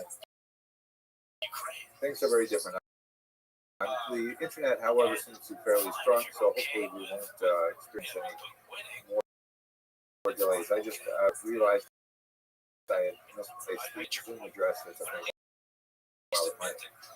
Why don't I start with a quick pleasantry and then we'll get right to the material. So the joke goes like this, and once again, I apologize for those of you who have heard me lecture before. I only know a very small number of jokes, and I simply repeat them over and over. Thankfully, the demographic that usually comes to my lectures has difficulty remembering jokes over a very long period of time, so I get to reuse them quite often. So the joke goes like this. It's set in the former Union when there are tremendous shortages everywhere. And there's this big outside of a cucumber. Now, as we certainly know now, since the collapse of the Soviet Union, the great country was made up of many smaller republics filled with many different nationalities.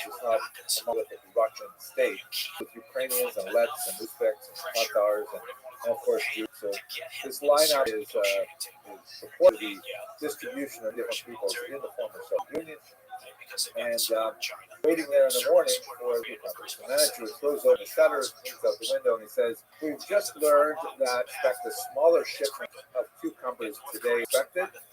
So therefore, please leave the line and go home." So what can they do? You know, the few Jews are scattered throughout the line. They simply give up. They're not to be served. they're not going to be able to buy their cucumbers, so they go home. People wait in line. A little while later, he opens up the window again. He says, "We just learned that one of the delivery trucks has broken down on the way. We will have less cucumbers than anticipated. Therefore, all Central Asians, Kazakhs, Tajiks, Uzbeks, Tatars, everyone go home." So, what can they do? They have to leave. So this goes on and on and on until finally he opens up the shutters and says, "We just learned that the last cucumber truck has been hijacked by the mafia. No cucumbers are being delivered today. Everyone go home." So all you have left behind now are pure titular nationality, pure Homo Sovieticus mind. And Petro turns to Ivan and says, "You see, the Jews get all the breaks." I hope you're laughing. I can't tell you over Zoom, but it seems like in many ways, when we look at Jewish history, we see one after another period of persecution and discrimination and so on. And although that does characterize a great deal of Jewish history, there's also a tremendous amount of intellectual creativity and artistic activity. And as someone put it in the Latinist school of historiography, much of Jewish history is like books and pogroms and books. But last week we looked at the shaping of the Ashkenazic mind. We looked at this idea that and it's just kind of like a working theory. It's not really a defined, well-known, accepted idea. But I believe there's a lot of value to it, at least as a debunk experiment, as kind of a thought experiment to get us to about what it means to be the Ashkenazi mindset. We talked a lot about the idea of the crusade being that defining moment around which that culture is wrapped, and in which it is dialogue with that moment. Even if the original germ of that historical event has long past, it nevertheless affected and scarred the Ashkenazi mind so much that one can see its reverberations throughout the centuries, right up to our own day in many ways. And as we discussed last week, the idea that the Crusades created a sort of a fear of the outside world, of non-culture, that it was toxic, dangerous, and threatening, and there's a lot to say for that point of view. It's not necessarily the one that was held by yourself in the world. The task is to look at the Sephardic experience and to wonder if perhaps there's a similar kind of event, and I will pause it for our discussion that yes, I believe is, that created a sort of a template for Sephardic thought, for how Jews belong to the rest of the world, that shaped the way that Sephardim interacts with each other and with other Jews up until the present day. I would like to argue that it is the Inquisition and the expulsion in particular that shaped the Sephardic movement. There are a very different kind of thing because the Crusades were one horrific summer of 1096, but then for future persecution, there was argument back to see as Crusades, and I would like to give a case of the Inquisition expulsion. There's that particular pattern of returning back to that generational experience as the foundation of how the Sephardic Jews were going on. One material, when we speak about Sephardim, you know that there are really two groups of people all under this script. There are those who are from the Iberian Peninsula itself, and that would include both Spanish Jews and Portuguese Jews, who had a very different experience we discussed shortly. And it also includes a large number of Jews from the Eastern Mediterranean and Persia in particular, who were shaped and altered by the huge influx of Sephardi Jews after the expulsion. So, for example, the Jews in Constantinople, Istanbul, Turkish Jews, were deeply affected by their encounter with the refugee Sephardim, and in many ways they consider themselves Sephardim, even though their genetics, so to speak, the ancestral origins don't go Spain, but they found I do. themselves within the Sephardic origin.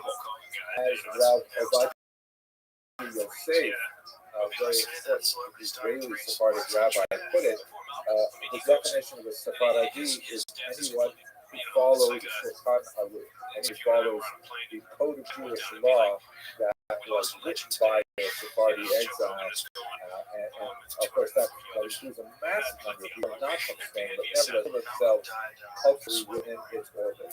I would like to say, however, that I think the Sephardic experience was so traumatic and so deeply felt on a cellular level that even Jews from Persia are affected by the Sephardic experience and where in which they see themselves in the world. And so I think a lot of the assessments that I'd like to make today about Sephardi would hold true for Persian Jews as well.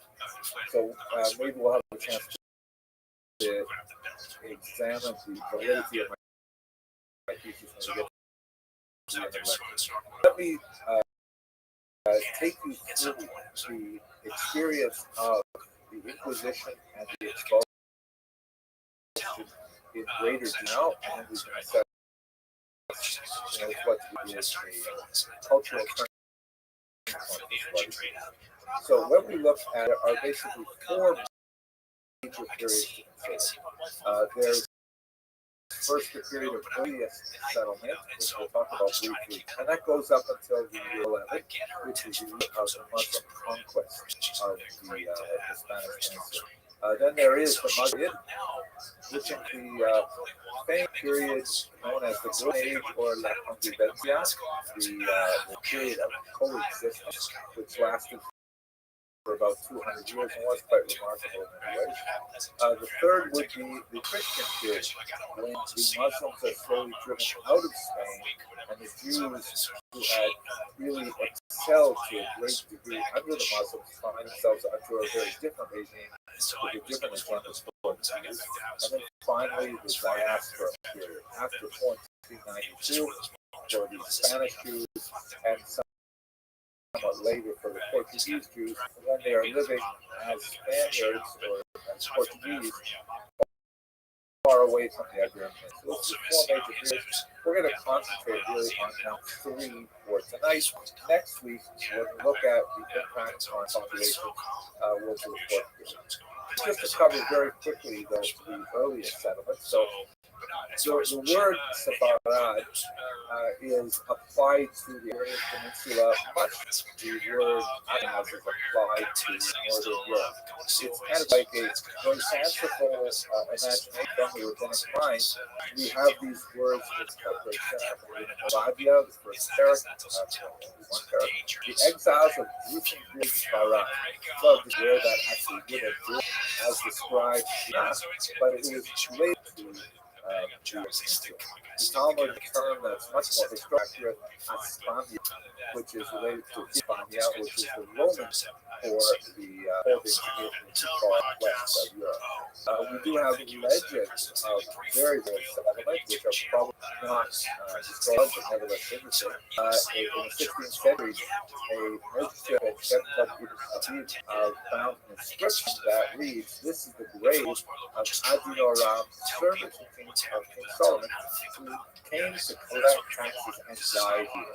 Now, it's quite fanciful. It's hard to imagine that during the period of King Solomon, which would have been like the 10th century before the Common Era, that he had actually been collecting taxes all the way west as far as Spain. But nevertheless, there is this kind of idea in the Spanish Jewish mindset that Jews do go back quite that far. The earliest, more reliable text is the so-called Jewess of Adira, and this is in the south of Spain, where a transcription was made by a much more reliable historian in 1783, and it reads like this in Latin. So it's partially obscured. A name that ends in N-I-A, Salomon Mula, on Uno, and Cuatro dia uno Judea, which translates as here lies. You have to assume that because it's a great marker. Some child named Anglia, could be Julia, something like that, daughter of Solomon. That is definitely a Jewish name. Age 1 year, 4 months, and a day, and then finally a Jew. So this is probably a second century marker. It is like the other one is lost, so we can't say for sure. So we have other evidence to support that there was a Jewish community in Adra that old. This is one of the oldest Jewish communities we have. We know of it from church records from where a synod was gathered in the year 305 to lay a bunch of rules for the Christians of Spain who were to interact with other peoples living there, including the Jews. So quite a bit of legislation, but how the church really wanted non-Jews in Spain to not have deals with them, to not have any kind of fraternization with them. The list goes on and on and on. It's possible that these laws were implemented more for the purposes of saying that such laws are on the books, but in fact, there were, and the church was there to create the social separation between the early Christians and the Jews living in the So it's quite like a population. Moving a little bit further, the region comes under the dominance of people called the Visigoth, or the Western Goth. This is an unusual people that adopts a form of Christianity called Arianism. That's with an I-A-I-A-N. Among other things, regarded as not being the Son of God, which made it something of a heresy, and later would convert to Christianity. That occurred, to Catholicism.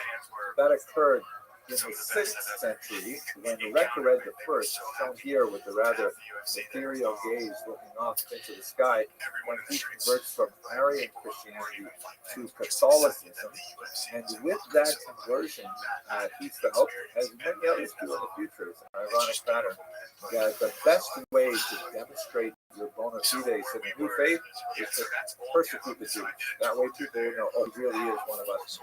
So the Visigoths, they went through a 120-year period of just incredible legislation against Jews. Unfortunately, we have no Jewish records of how Jewish communities dealt with this or how realistic it really was. But for 120 years, successive kings, they seem to outdo each other with this idea of creating a kind of a police state to forcibly conform Jews to particular standards. Jews at one point were required, for example, if they traveled from village to village, they had to check in with the bishop of every village that they went to. They had to report, which is an incredible period of great persecution for about 120 years. Forced baptism became a feature of the Visigoths, and it would later become the there were all kinds of the requirements of the Jews to take oaths for the smallest of things, a tremendous degree of very brutal punishments, such as confiscations, lashes, exiles, and amputations were quite frequent. And they had a lot of examples.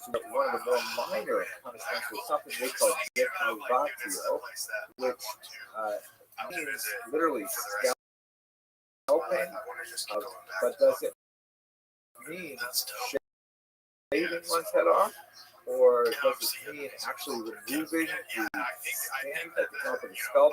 Just by the way, the picture from the Civil War of someone who survived a scalping at the time, and it looks like quite a brutal thing. It appears that most people did survive Calvatio under the Visigoths because there's always talk about what would happen if they did. Nevertheless, a really brutal period of time where Jews were certainly deeply unhappy. And it's not surprising, therefore, that when the Muslims came in the year 711, looked at this map very briefly last week, and we talked about the rapid spread of Islam through the region. they crossed into the Ibiza, and although a standing feature, sort of Christian Euro historiography that the Jews raid the Visigoths to the Muslims, we have no evidence of this nature, but we do have lots of evidence that when the Muslim armies across the peninsula, the Jews in various towns and villages proved to be very loyal supporters of the Muslim regime, especially in the background of the Visigoth persecution they endured. And so they turned out to be quite able administrators for the Muslims.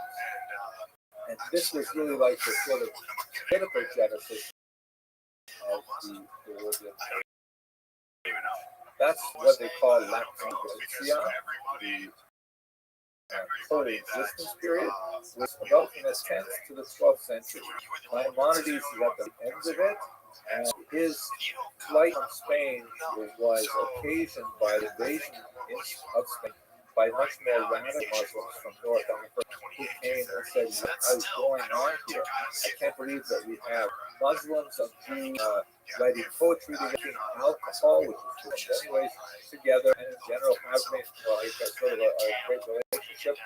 And so Maimonides is like the bookended by where La Convivencia ends and it begins to go downhill from there.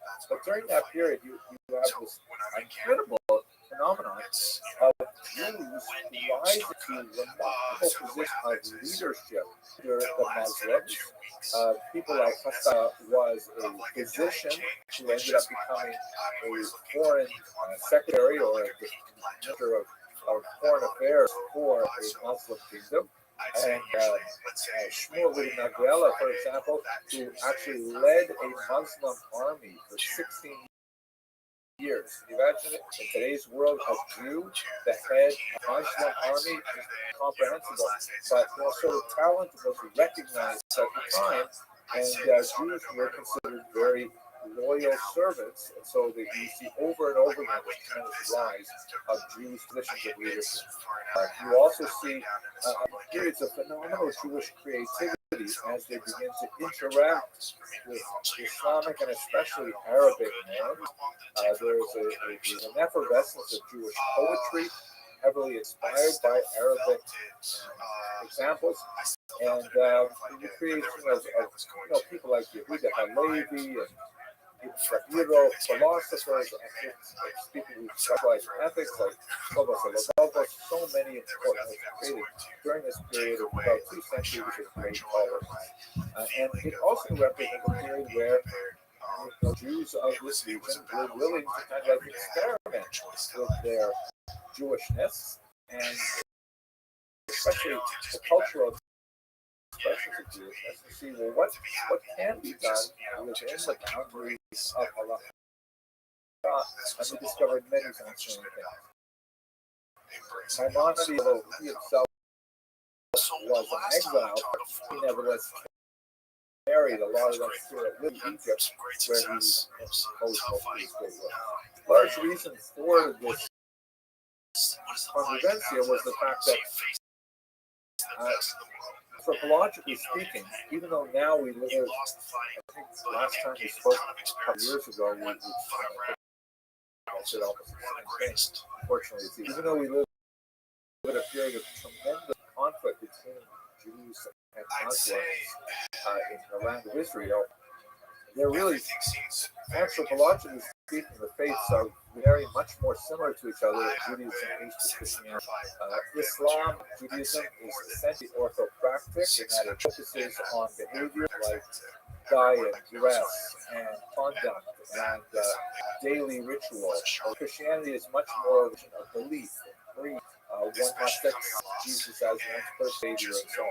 Now, this is an overgeneralized question that Jews and Muslims could find a lot of common cultural vocabulary to communicate with each other, and so it dealt fairly well during a period of time. Jews were, however, not equal to everyone else. This is a period when Jewish life in Muslim land is regulated by something called the Umar, which is a sort of a doctrine laid down sometime in the 8th century, and it's attributed to a particular caliph named Umar, although it probably was authored later and over a series of time, in which Jews are protected within society, their dignity, a protected class, as long as they conform to certain disabilities. Some of those disabilities are economic in nature, such as the payment for the special tax.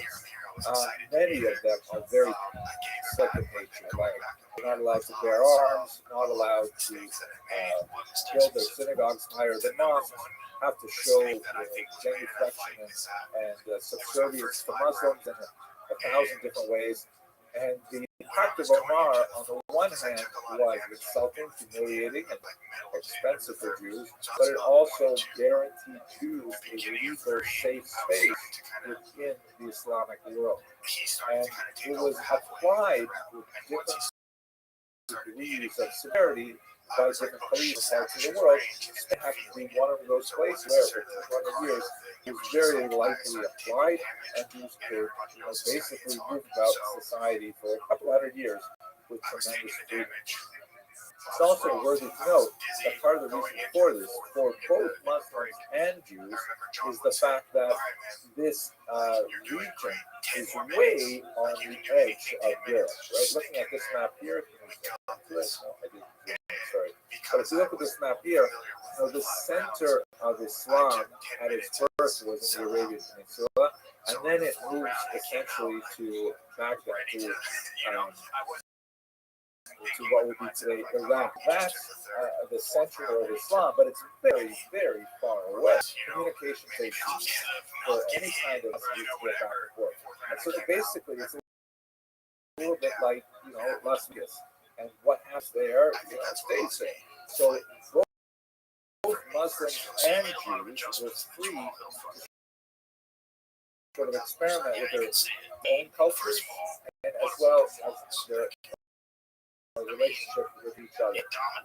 This was especially true when they aggressively asserted a greater degree of independence with the establishment of a caliphate in Cordoba under Abd al first, and as the legend goes, he was supported by a Jewish merchant who later promoted to very great heights in his administration, beginning really the idea of both wise and loyal servant that perpetuates itself throughout this period. And it is important to note on a sociological level that, well, of course, Jews are going to be loyal because they can't rely on the support of the masses of Christians that live among. The Visigoths, remember how badly they persecuted them not too long ago, and so if they're chosen and to be the administrators for the Muslims, they're going to be loyal to their. So this is a period of tremendous creativity for the Jewish community. It changes dramatically though, with the slowed from the north to the south of the Christians, which Christians will call Reconquista, reconquest, because the peninsula was a big Christian under the Visigoths, then it became Muslim, now the Christians are going to take it back. And as this move kingdom by kingdom through the peninsula all the way down to the south, so in 1482 they finally drive out the last Muslim kingdom. And though Muslims will still remain to some degree, the Muslims will lose all power to the new Christian overlords who have a decided interest in making it sort of monolithic in its religious that's a great deal of the story that will happen with Jesus as well. The Christians engage in a lot of religious disputes with Muslims, but especially because there is a strive for and ideological purity that becomes relevant in the 2nd century. One of the most important elements of this is the soap mutation, which the church would hold often with the sponsorship of the king, of a king, because he's a really king. A forced disputation where a Jew would have to debate a Christian in a formal setting on the merits of their faith. The end result was almost always the same. result of mass forced conversions of Jews and things like that. One particular disputation, however, stands out as being especially interesting. That is the dedication of 1260 Barcelona, where the King of Aragon chose a remarkable figure, Nachmanides, the great Rabbi Moshe Ben Nachman, to lead the dispute. And we have an account of that dispute, both Ramban, Nachmanides, and his interlocutor, as is typical for these disputations, a Jewish converse named Pablo de Cristiano. We have the account of the from Ramban as well as from Pablo de Cristiano in Latin. It's really interesting to see how these two accounts differ with one another, but they're really fascinating. In the end, Ram technically lost because there was a judge in there, but he so devastated his opponent that King Aragon gave him a reward of 300 gold pieces and said to him, listen, you did a great job. I can't protect you anymore, so you have to flee. And so he took the money and he ran. He ended up in Israel, where in his old age, he turned around the Jerusalem community remarkably, ended up starting a renaissance in Israel. I have here actually, this is, by the way, a really interesting graphic novel version of it, which is popular with teenagers, that goes through the transcript. We have two versions of it. And here, I don't know if it'll work, but let's try this video. This is the video has the disputation has been dramatized. Here is a remarkable version. I can't remember the actor's name, but he's going to portray a scene where he speaks as Nachmanides. I'm just going to show it to you for a minute while I have a drink of water. Yeah, you like one of the few, like, I remember we talked about that, but the Eric Anders fight, like, you came back from Thailand the first time, you were fighting. DC were having pass for that. Look at this. Like, landing the front foot, it was a totally different approach. But he landed some very good leg kicks in the first round, too. It was a good exchange, but yours were doing a lot more damage. Yeah, he started off with the leg kicks. Like, I think he threw maybe 3 or 4 calf kicks before I actually started answering back. He started it. This is the game we're playing. I love this game. I love this game. So, yeah, it was a great fight. Why would you start down, just like walking towards him? That's how I felt. I feel like in that fight, so there was not necessarily like we never really exchanged. There wasn't any like discussions or anything. We all have phones, we all have social media. We all, I get Google alerts and stuff anytime I'm mentioned. So like, I've seen things that were said, and I'm just like, okay, whatever. Whatever. If this guy looks at me, I wish we could watch the whole thing. A couple of hours. But it is, gives a sense of the majesty of Nachmanides to speak his mind. You can also see while he was running out of the country as a result of his performance. So that's kind of like the tense period that we go into. We get to the position. And here we have to slow down a bit and understand what exactly was the Inquisition, why was it instituted, and why was it so hard. So it's really in 1391. As I mentioned with some of the disputations, like Barcelona disputation 1263, there are forced conversions afterward. These tend to be fairly small scale, low in nature. In 1391, there a mass movement sweeps across much of the part of the peninsula, converting Jews left and right by masses of people who are all fired up by a teacher named Osifara. And we should understand that in Catholicism, merely administering the sacrament of baptism is something that is sufficient to consider a person a Christian, a Catholic to be precise. And anyone can administer that sacrament, and it doesn't have to be water that's blessed. It can be like water literally in a ditch. It's happened in France, for example. It can be literally any any kind of water just sprinkled on a person and a particular phrase repeated, and that's kind of like the Muslim Shahada. So have a huge number of these, conversions by force. For example, in Salamanca, there's a situation where people actually burst the synagogue on Shabbos, sprinkled around a whole bunch of water, pronounced and the entire congregation was suddenly, against their will, converted to Christianity. And this created a really unusual sort of situation because the church recognized these people as actually now being Christians. The Jews themselves who were baptized certainly did not. And they said, no way, we are still Jewish. That's ridiculous. And the church simply didn't know what to do with these people because they were not converted at the directive of the church. This is kind of like a mass phenomenon with a fiery local preacher that went viral. And so basically they were left to their own devices.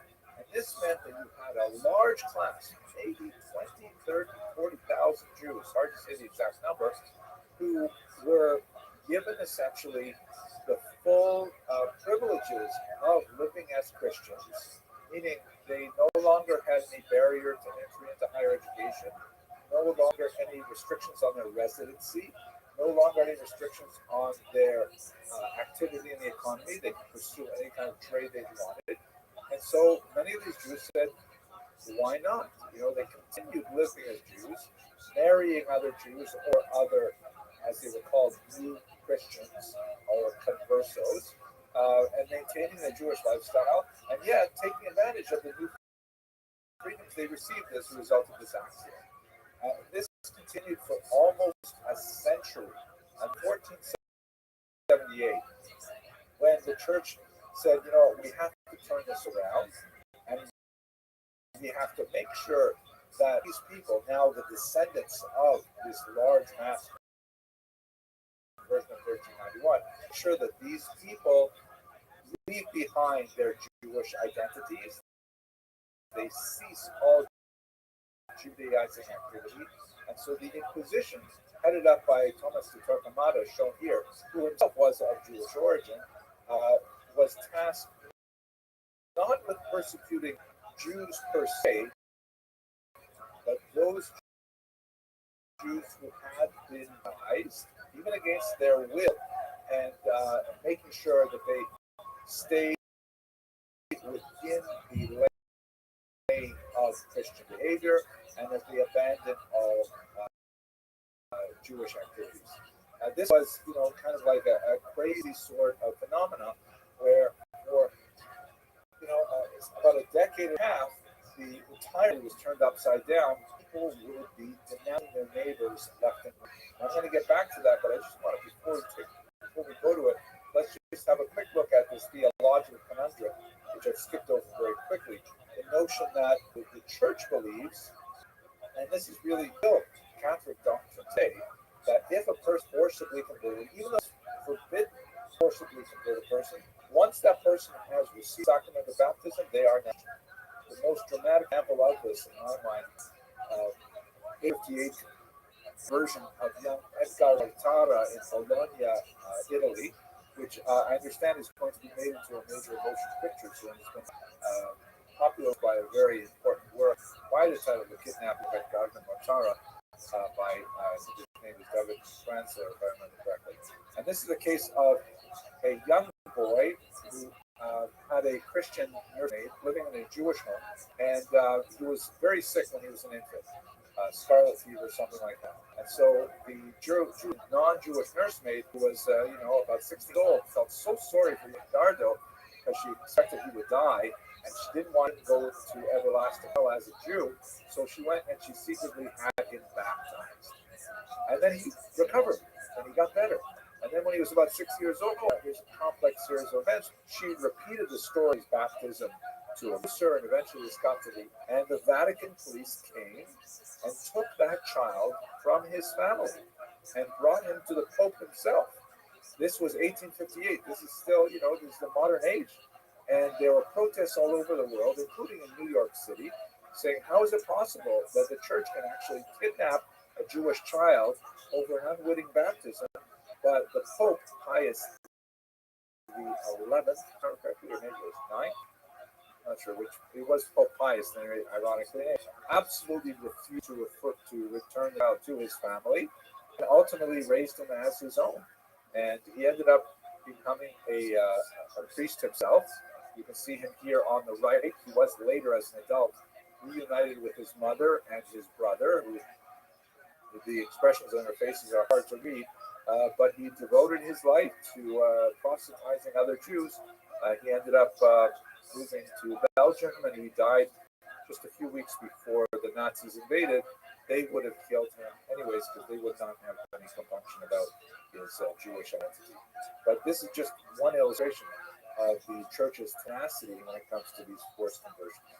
So back to the Inquisition, basically what went on in the late 15th century is that, one of the most ridiculous aspects of it, the Inquisition, was that if a person was found to have been engaged in Judaizing, and his or her property was confiscated, and a part of it was given to the church, and a portion of it was given to the person who betrayed the Jew, the Judaizer. And so there was like an economic incentive to rat out your neighbors, even to make up charges against your neighbors.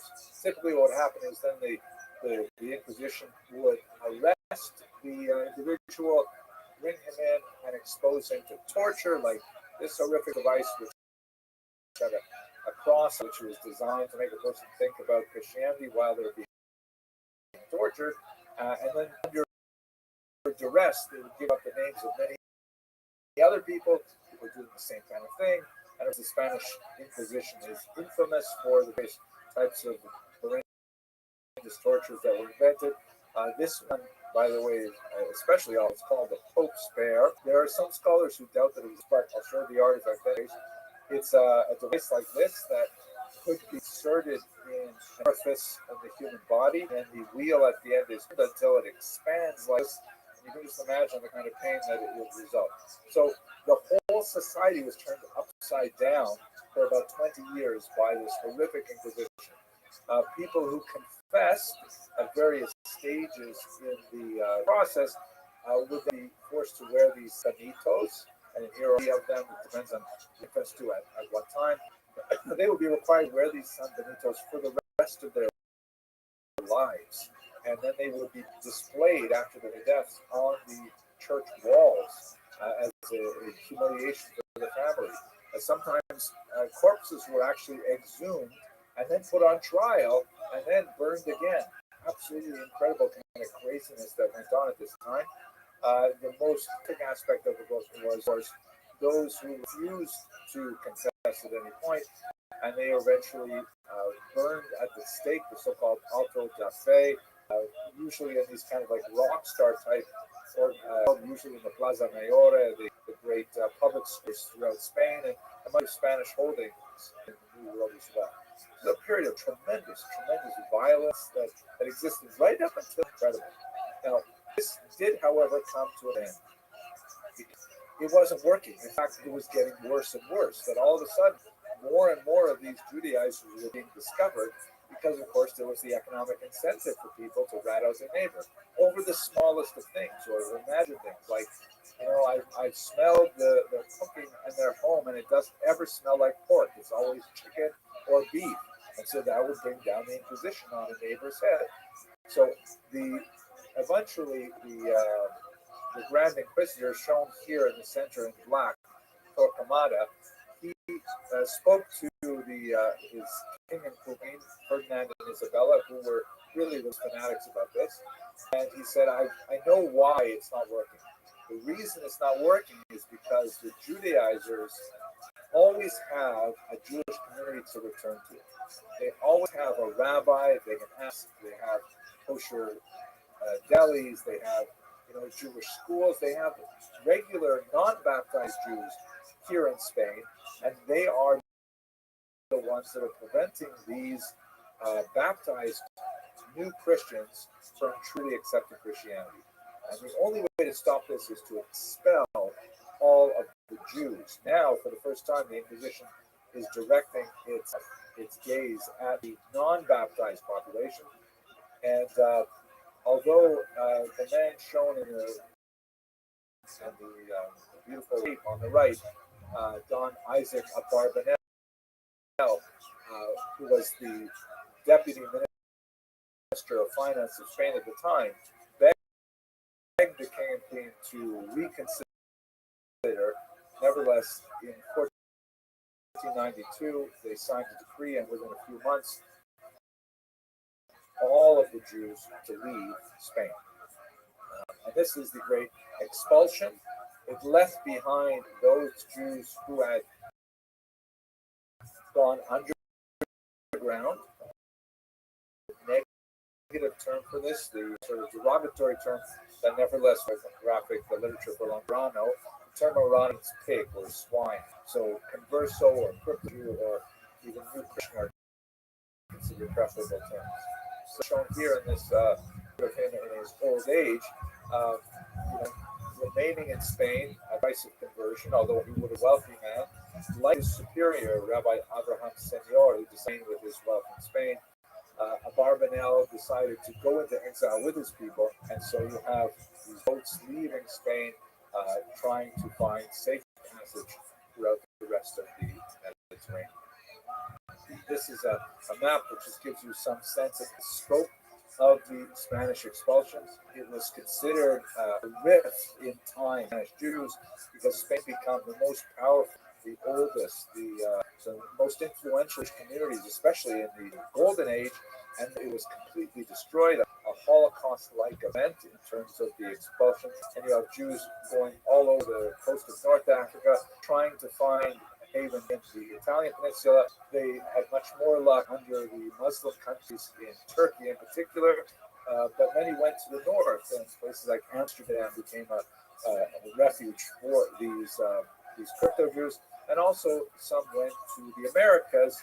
In fact, that's the genesis of the North American Jewish community as a result of Portuguese Jews who made it over to Brazil, and then a couple hundred years later went out to the States. The States at the time, but that's another story. Portugal deserves a little bit of a different treatment, though, because being located just on the western edge of the peninsula, it was the easiest country to get to. It has a lot of cultural similarities to Spain, linguistic similarities, and Jews had actually been fleeing to Portugal from Spain for over 100 years, including during 1391. Many of them followed the Douro River in the north there, making their way to Porto on the coast. So Portugal initially allowed a small number of Jews to enter legally on the payment of a major fee. A much larger amount entered illegally. We were illegal aliens at that time in Portugal. But politics changed because the leader, João III, was followed by Manuel I, who wanted to effect a dynastic union with Spain, specifically by marrying one of the princesses. And part of the deal was he had to make Portugal Union. That just like Spain had now gotten rid of its Jews, Portugal had to do so as well. So Manuel was much more. He promised the Jews of Portugal that with forced baptism, engineered in 1497, he would not allow the Inquisition to come in for at least 40 years. And in fact, it didn't come in until the 1530s. And so that gave Jews in Portugal in particular sort of a time where they could prepare for the onslaught. And it did come, and it was horrific at the time, but it changed their preparation for it. There was just one small event that I really have to point out. In the period of forced persecution, forced to baptism, one of the most horrific moments is when João takes 750 children from the family. Funny how these things have reverberations in our own time. And to try to force the parents to convert, he expels them to the island of Sao Tome off the coast of Africa. And according to some of the contemporary accounts we have there, none of those children survived and were actually consumed by the massive lizards that apparently live on that island. Scholars doubt exactly the specifics of the story, but you can nevertheless get a sense of the horror that the Jewish families must have experienced under him. This is a picture of Manuel the First, who was able to ultimately the Infante, the princess, Spain, and effect this dynastic union. But when the Inquisition came in, many Jews from Portugal also fled, although with much more difficulty than they did in Spain, and they ended up finding themselves in many of the safer locations. So this brings me to really my statement of thesis, giving you the historical background, and then I have time for a few things where we can discuss whether or not my thesis is validity. So this picture, by the way, is of two Portuguese exiles or descendants of Portuguese exiles. Uriel da Costa is the adult figure, brooding, black with claw-like hands and so on. And he was someone, a very tragic life story. He was raised as a Christian.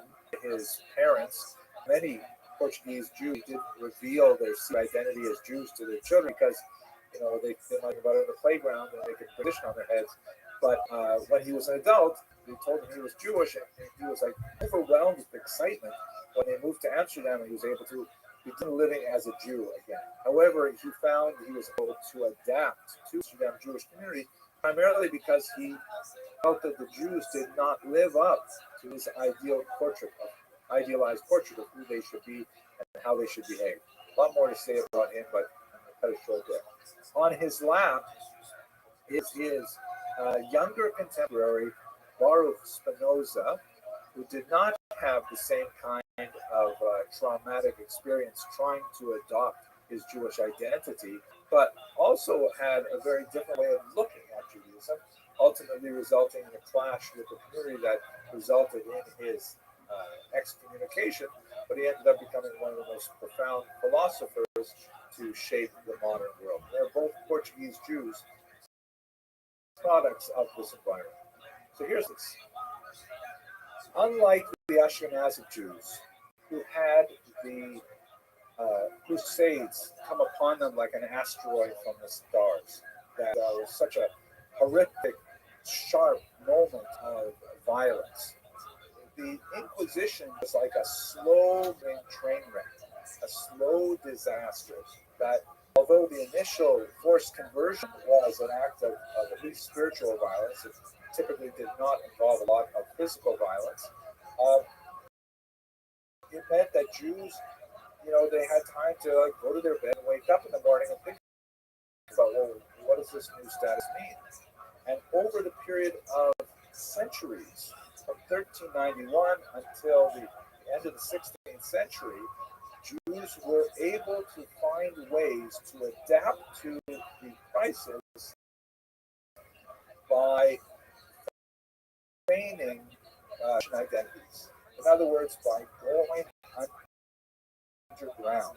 They were able to determine ways to say, okay, we are now under threat as Jews, but we can maybe find a way to look like we're Christians, and they won't bother us, and we will secretly practice some form of Judaism, some parts of Judaism.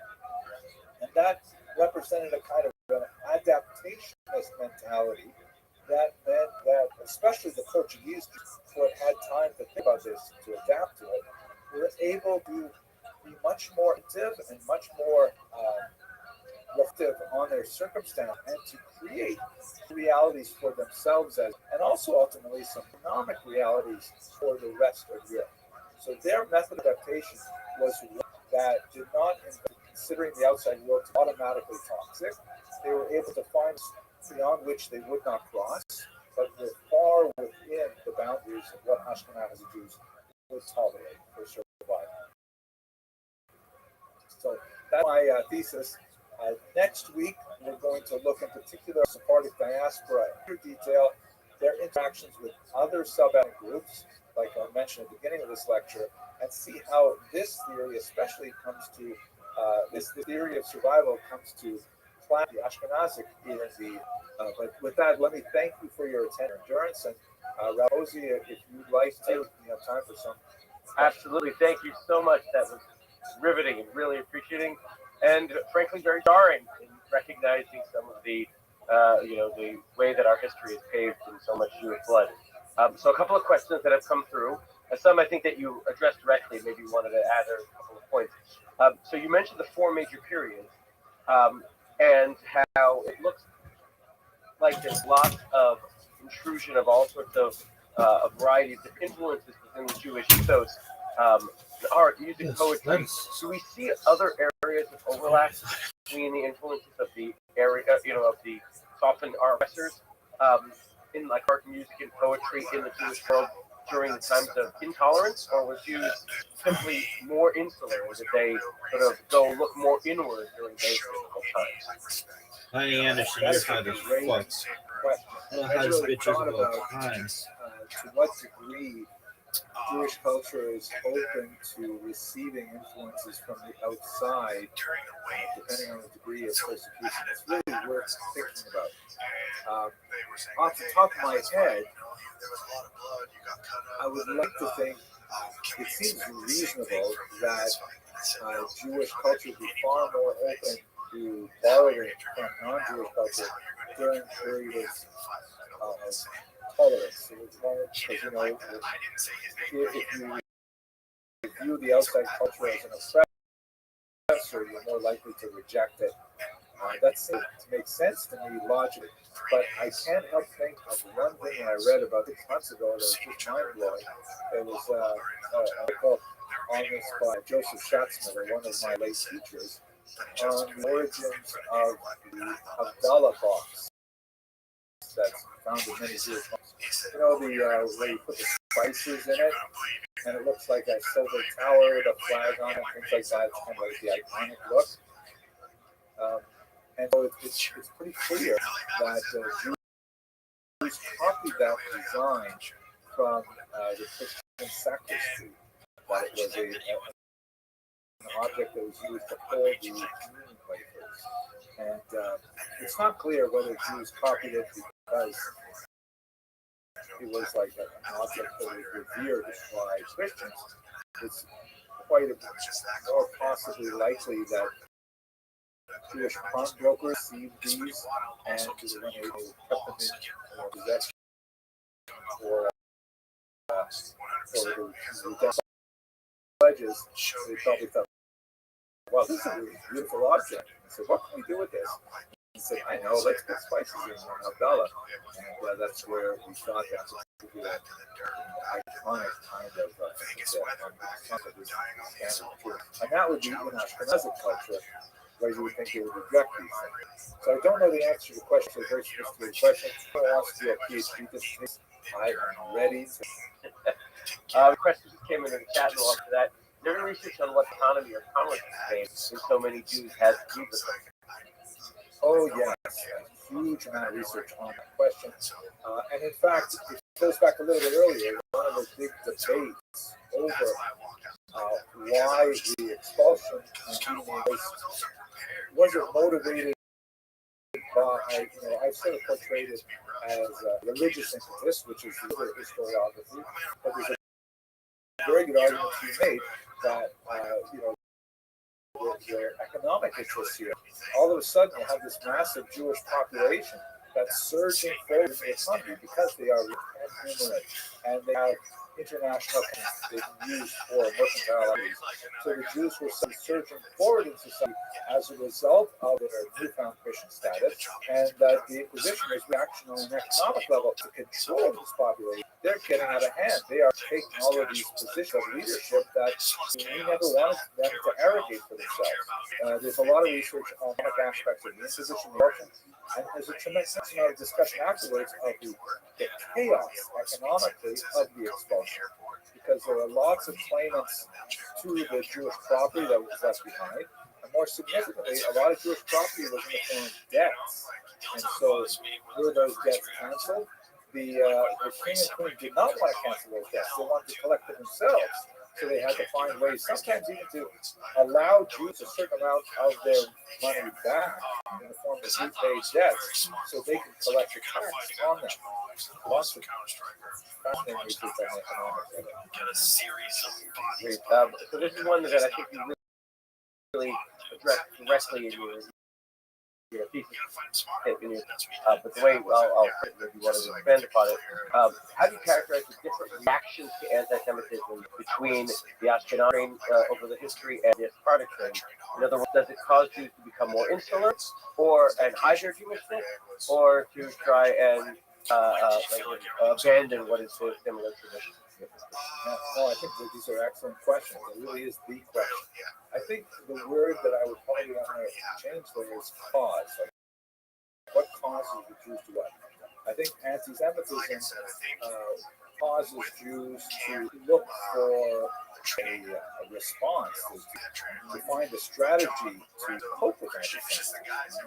So the Ashkenazic coping strategy, I like to argue, generally speaking, unless you're speaking in very broad terms and painting with broad strokes, but generally the Ashkenazi coping strategy is circle wagons, look inside, turn your backs on the outside world because they have already rejected you.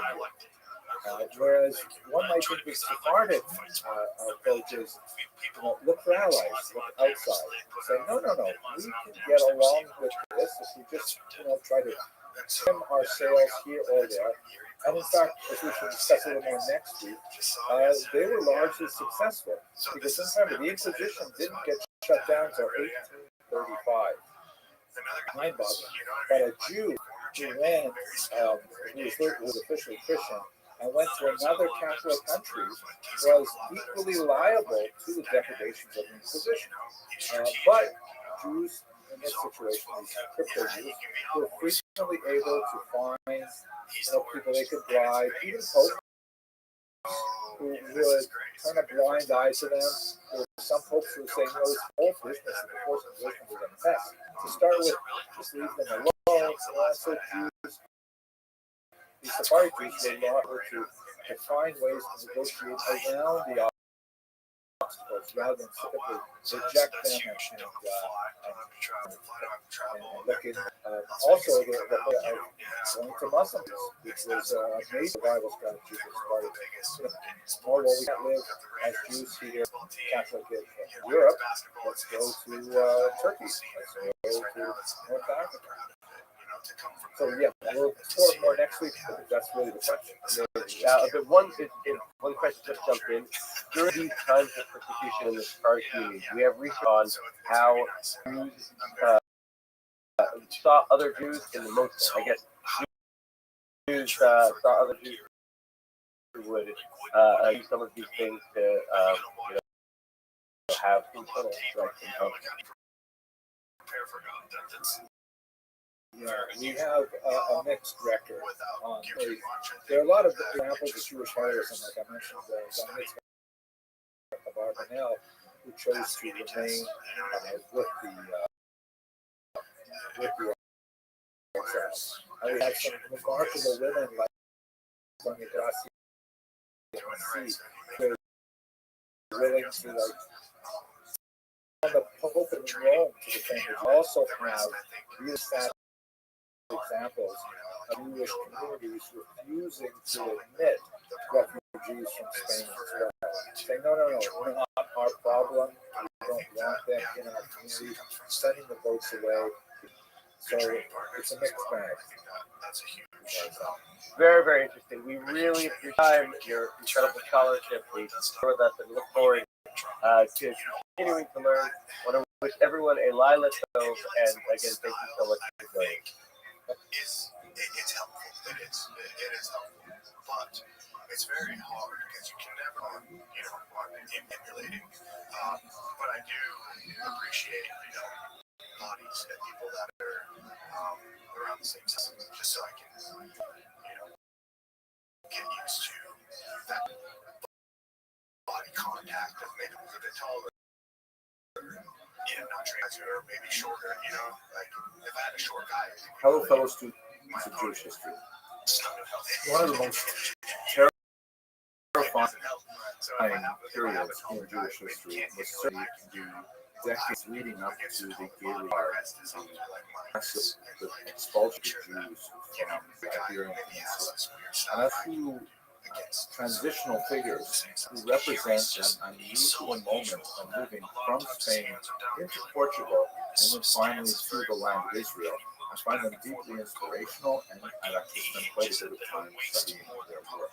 I'm in particular fascinated by Rabbi Yaakov ibn Shlomo Habib, whose years are roughly 1445 to 1515, and his son as well, named Levi, who continued his legacy in the holy city of Tzfat in northern Israel.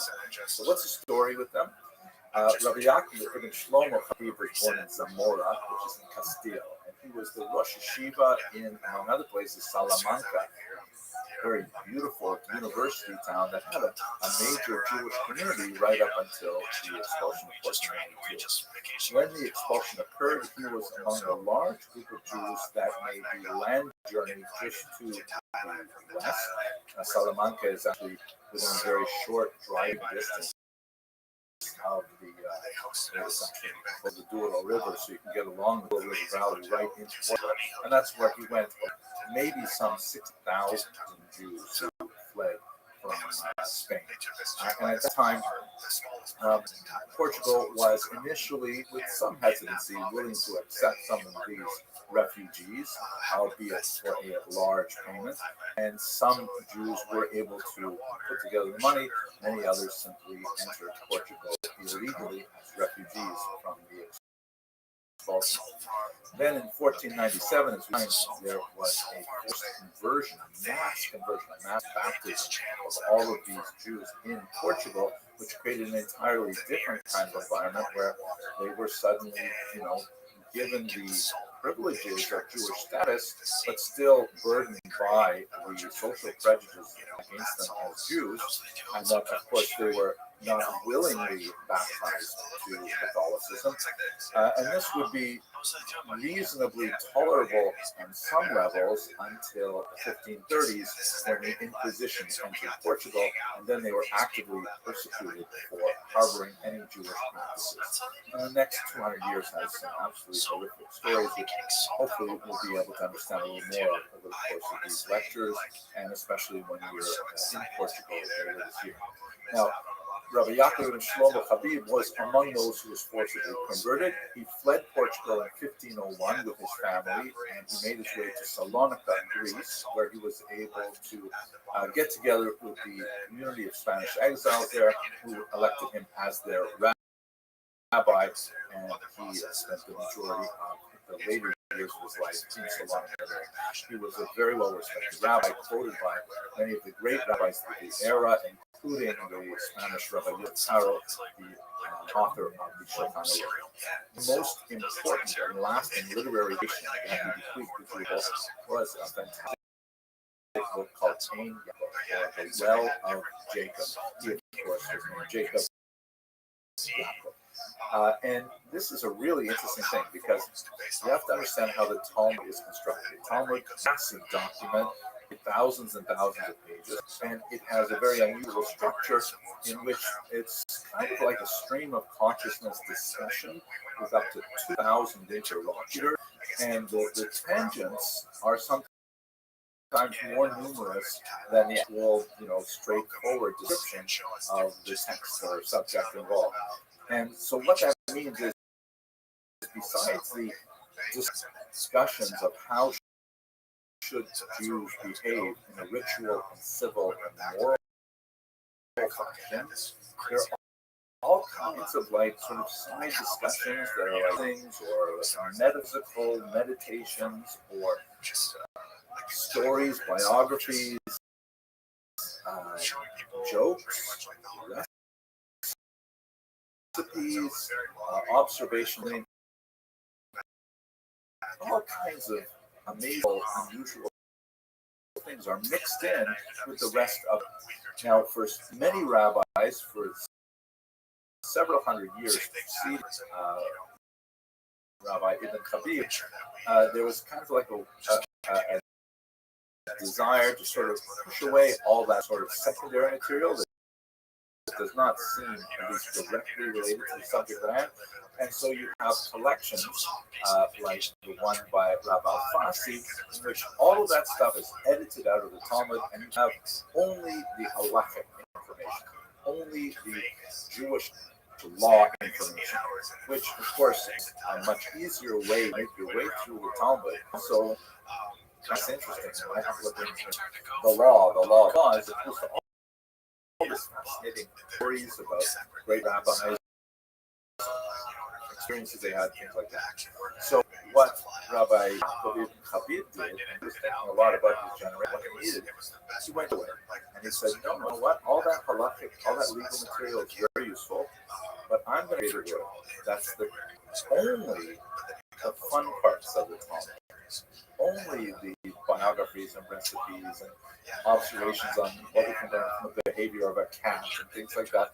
And he put that in a distinct edited version of the Talmud called Pain and just to go through this. Now, to really study the Talmud properly, in my humble opinion, you do both, because they are, in fact, in a very, the way, but both types of are very much related. The Ein Yaakov proved to be extremely popular because, especially for people who did not have necessarily the mental stamina to go through long discussions of sometimes theory, and they just wanted to get inspirational material from it. The Ein Yaakov was perfect. It also has a commentary, not just the edited Talmud, but it includes its commentary on it, which has fantastic historical, especially relating to the experiences of the Jews who had to flee Spain and Portugal. So he finished it, and it was published in 1516 after death, and has been read more than 10 different editions and hundreds of reprintings since then. However, he did not merit to finish the entire book. That was left to his son Levi. Levi, like his father, was born in Spain, and he made his way to Portugal, and then at the tender age of 14, he was among those, like his father, who were forcibly converted to Catholicism. He followed us to Salonika, and in the spirit of the age, because there was a huge, widespread feeling among Jews that something colossal, something that, we can understand a little bit in the sense of, like, Holocaust generation, that something that dramatically shifted in the tectonic structure of the universe. And Levi says, in order to atone for whatever it was that led to that moment of baptism, he went to live in the land of Israel. He went to Sfat, and then later in Jerusalem, where he was very much involved in a fascinating controversy. He was the opponent of Rabbi Yaakov Beirav, who in Sfat was trying to restart historical Shemitah. Absolutely fascinating, but he managed to finish his father's work, the Ein Yaakov, and it is a classic that for the last 500 years has been enthusiasm by many, including myself. Okay, I hope you found this useful, and thank you very much for watching. BetterHelp can provide access to mental health with a diverse variety of expertise. RE. That's betterhelp.com/JRE. From what I've seen so far, I just love the text that I've gotten. Hello, fellow students of Jewish history. I'm so excited about the opportunity. Well, Yuri Beach in one of his fights, fantastic fight, coming with a prayer fight. He also This will be my third time visiting the jail. That's what It's makes me so much more interested. many amazing things.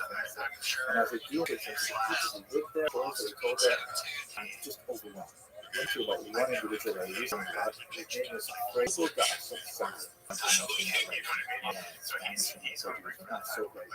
But as you can tell from the word Frey, this friar, this is something that actually became a Franciscan monk, and he ended up being burnt at the stake by the Inquisition. He's a great example of how, ironically, the Inquisition can sort of fire. Let me tell you his story, which is really quite interesting. He was born in Viana, Portugal, which is north of Porto, just a little beyond the Douro River.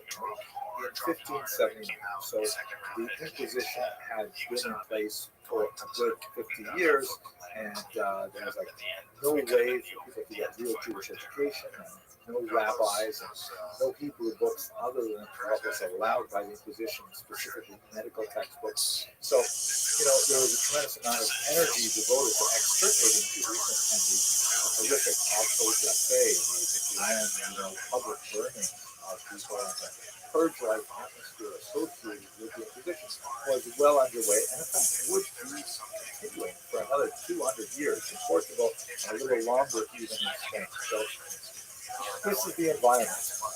Apparently, this young man had some Jewish background, although it would have been very, very minimal, because in the conviction document that we're going to look at in a second, it just refers to him having some Jewish blood, which is unusual because typically the conviction document will say exactly how much Jewish blood, whatever it means exactly, like one grandparent, two grandparents, one great-great-grandparent, that kind of thing.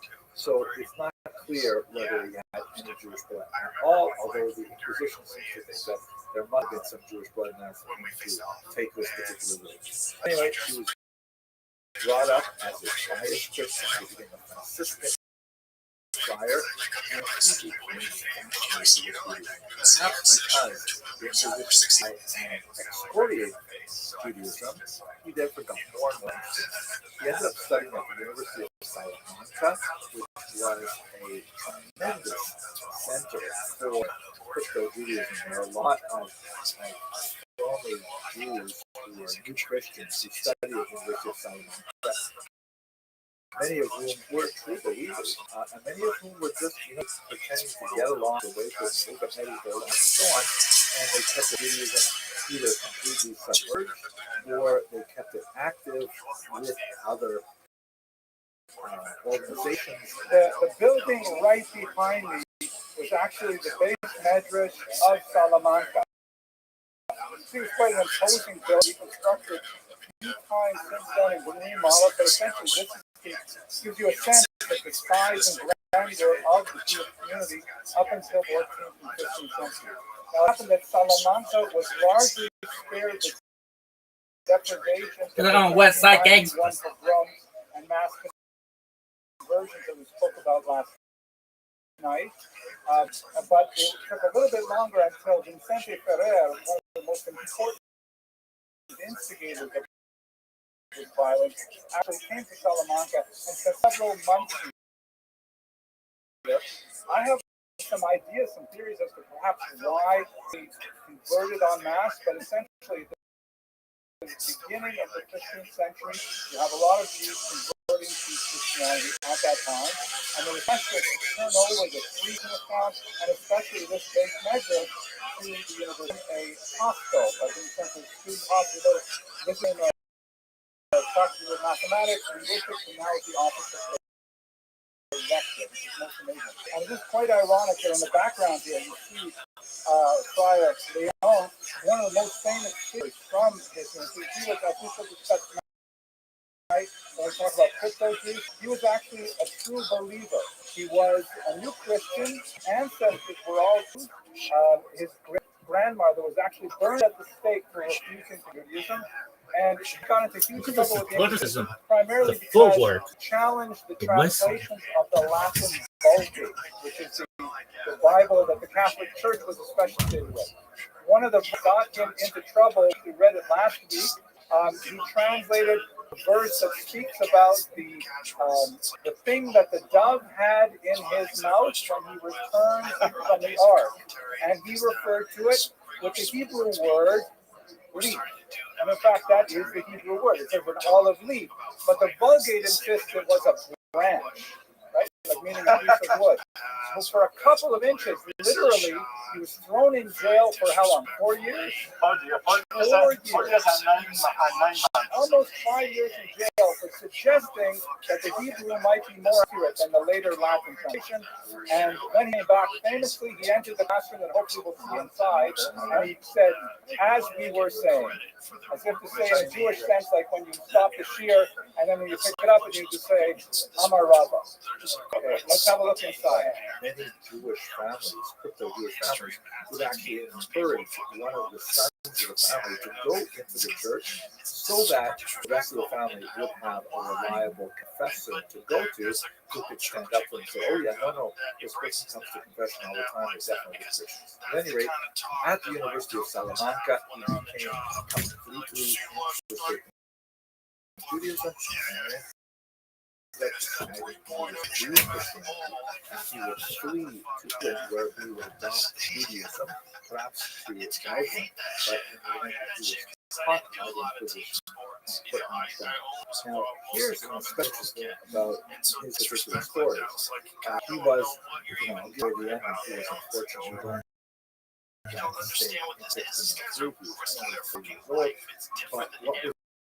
was especially noteworthy about his case is that his conviction was written but never disseminated. We know it existed because 2 decades later, great writer Manasseh ben Israel, a scholar of Amsterdam, of actually a Portuguese Jewish extraction, mentions that he has it, but that document was lost for several hundred years.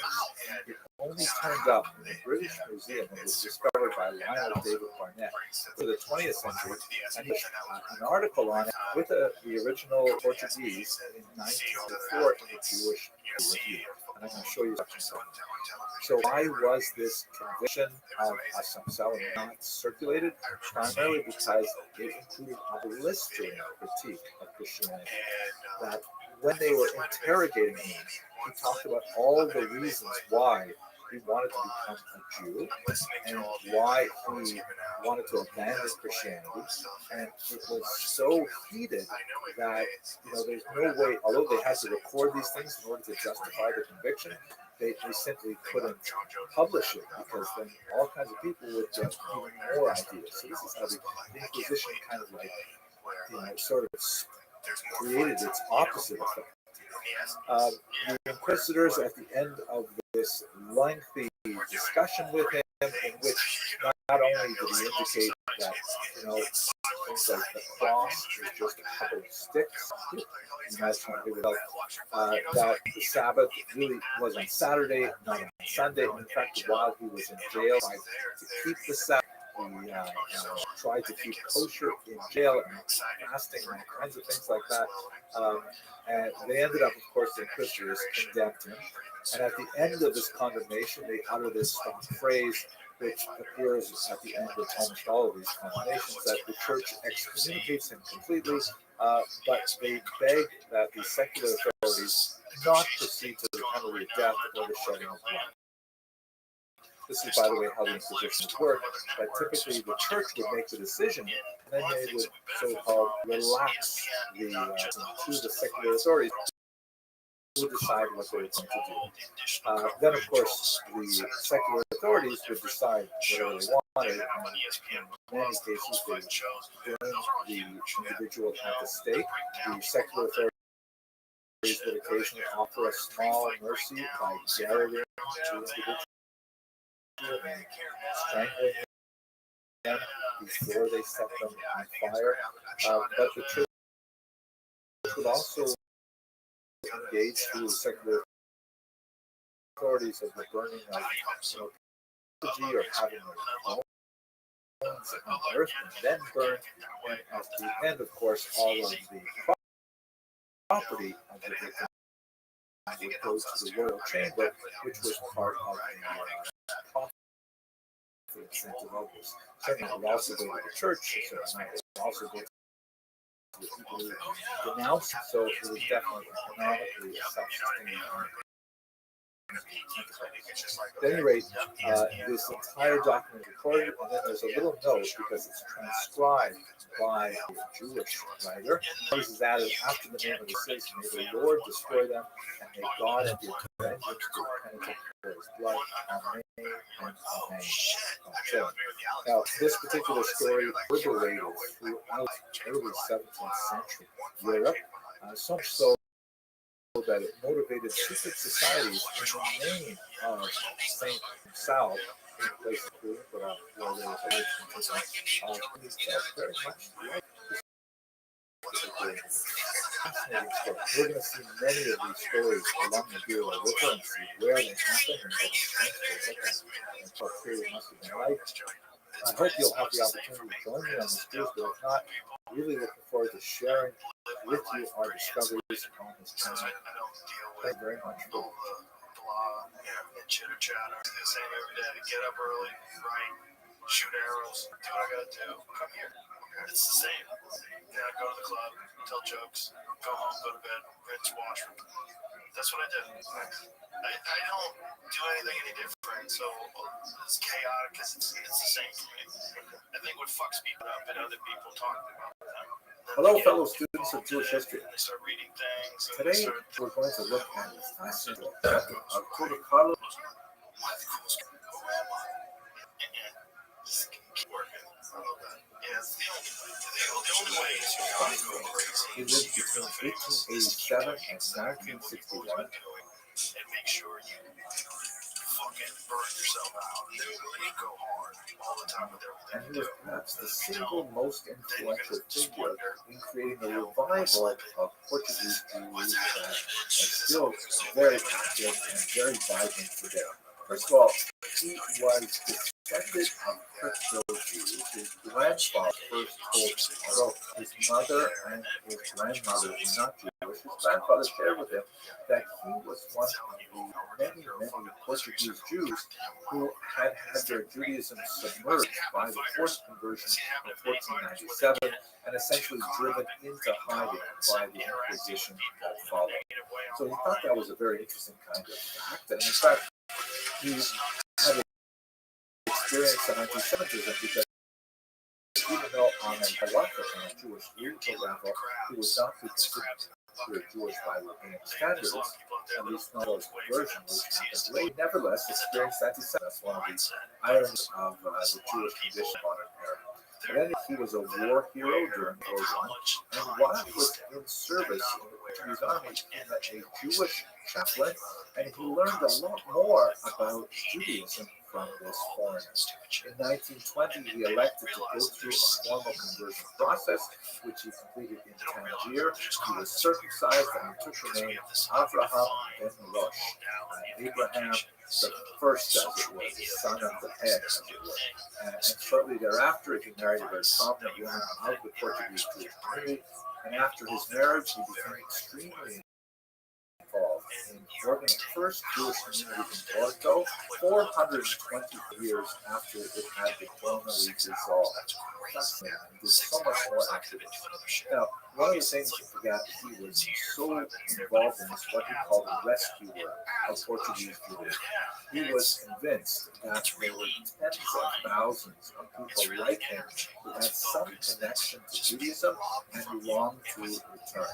And the fact is that in 1910 there was a coup in Portugal, and 1911 a new constitution that formally declared the freedom of religion. Title I, Article 4 said liberty of conscience and creed is inviolable.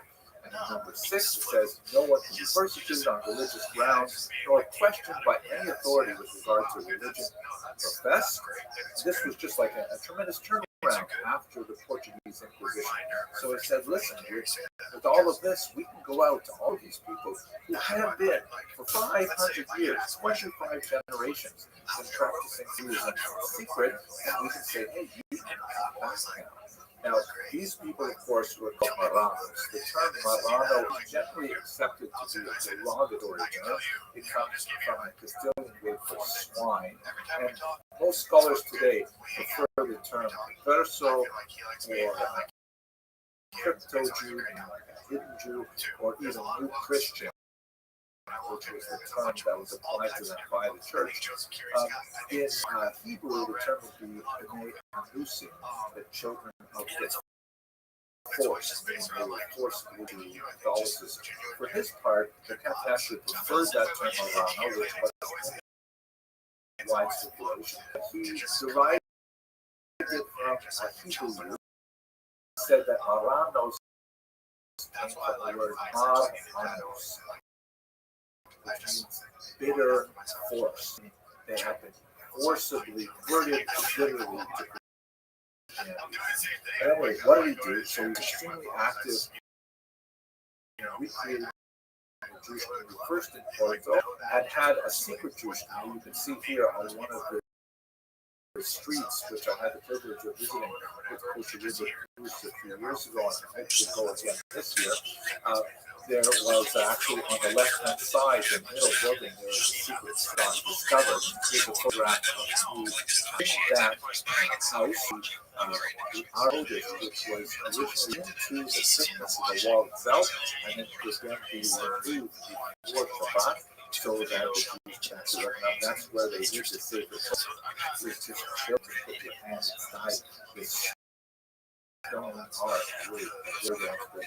But anyway, we got to work organizing communities. A newspaper that lasted for decades called Halakid, the Port, that you can see here. He is the editor, and he organized the coming together of the congregation to create a synagogue, which was ultimately in the 1930s created with the generous support of the Kaduri family. Called the Kaduri, the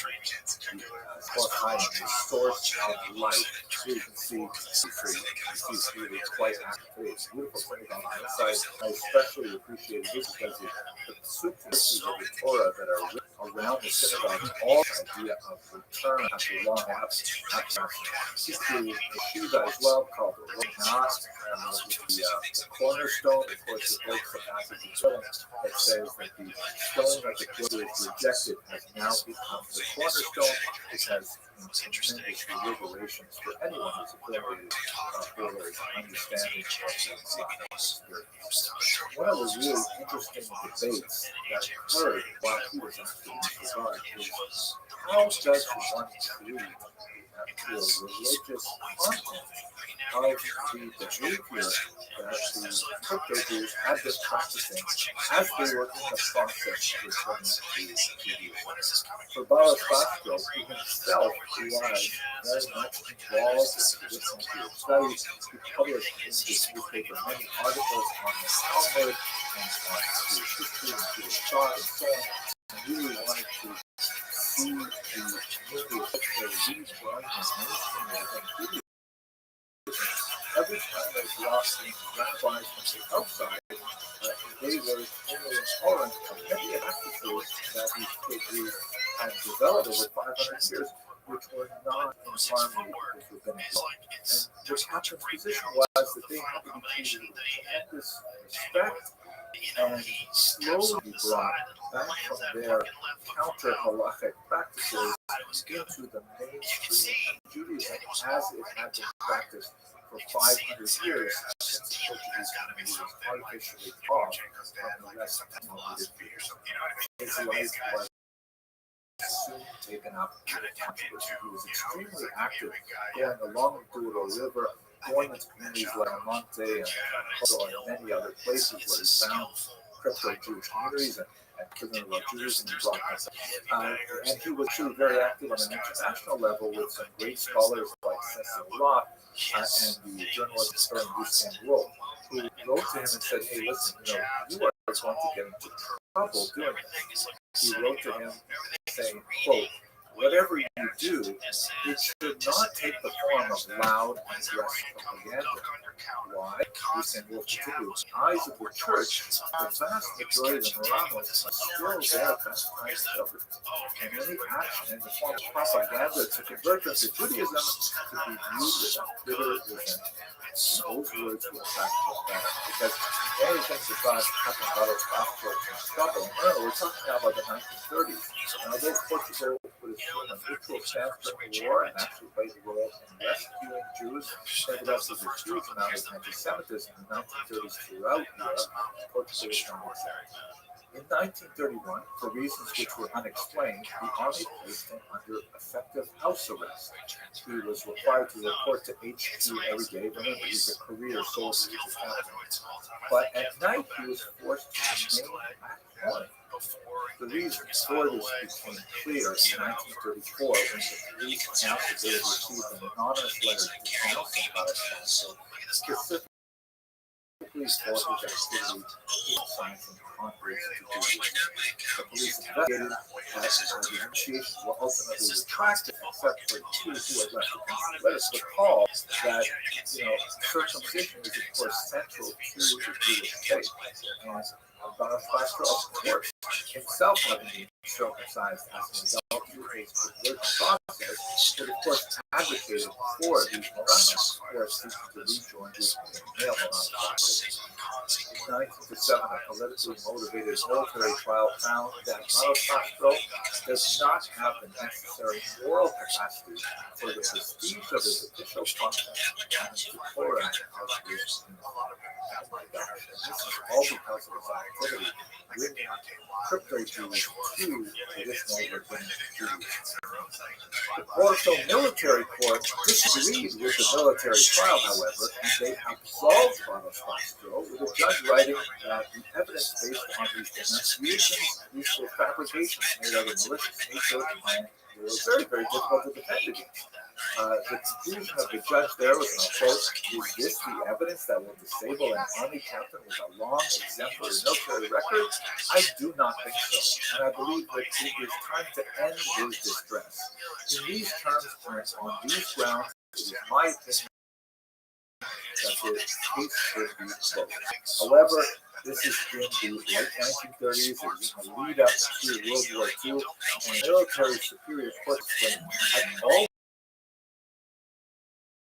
taken action against him, although he attempted to himself and launched a defamation lawsuit against the people who had denounced him. These were dropped when the denunciation was retracted, but he was never able to be restored to his position. World War II got started and swept away the whole case. Formal rehabilitation of Carlos Castro was only recognized in the year 2012 by the Portuguese Assembly of Parliament. And it was also noted that he would have been made colonel had he not been wrongly removed.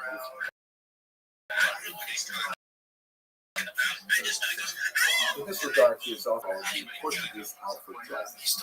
Nevertheless, he was certainly the most influential individual in the state of Portugal and attempting to bring them back to the tradition of Judaism.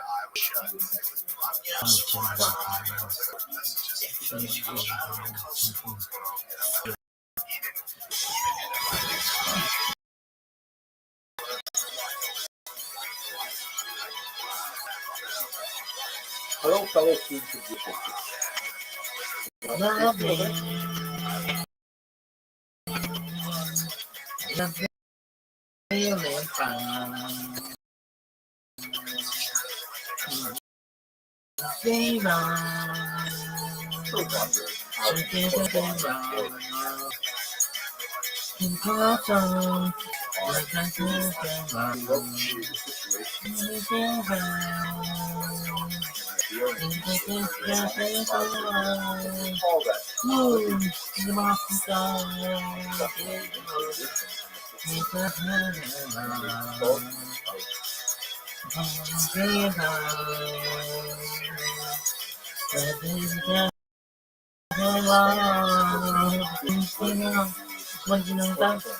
Don't stop till you get enough, when you don't stop till you get when you don't stop till you enough, don't stop till you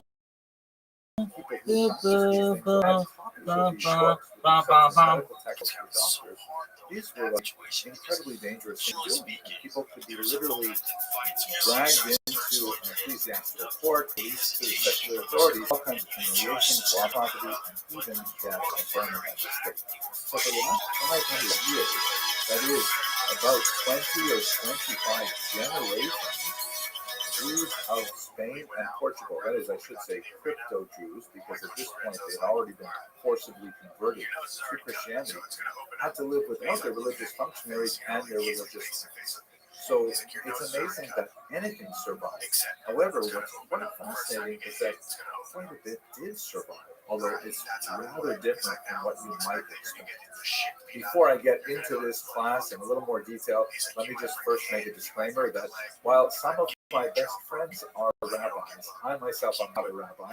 I'm just a regular guy, but I'm a historian. I'm fascinated to try to learn, what is Judaism? How is it expressed? And how was it expressed under such extreme circumstances as we have during more than 100 years of the Inquisition? The Inquisition did not end, by the way, until the 19th century overall, late 18th century in Portugal.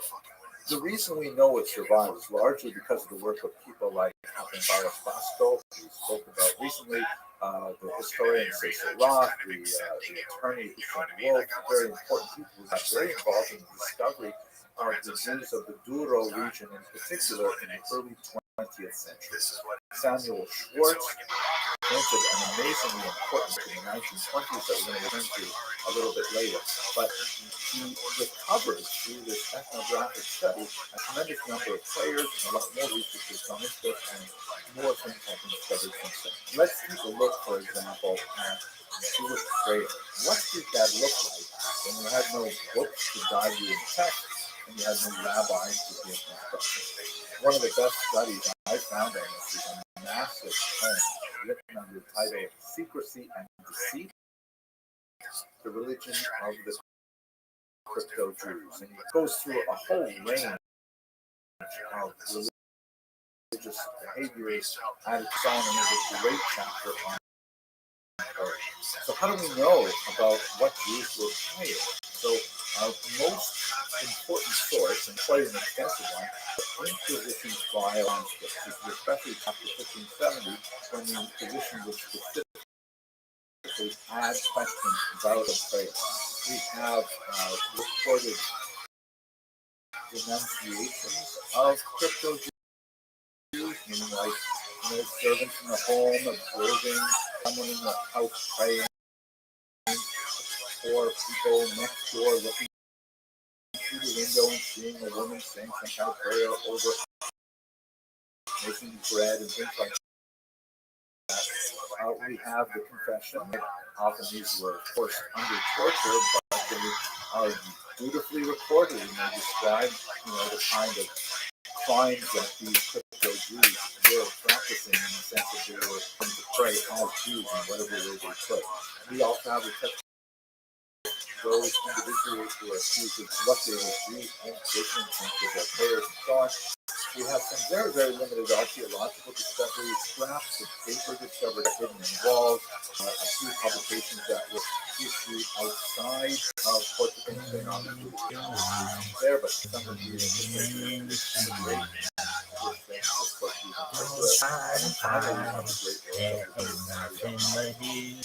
so let's try to understand a few elements of what let us recall that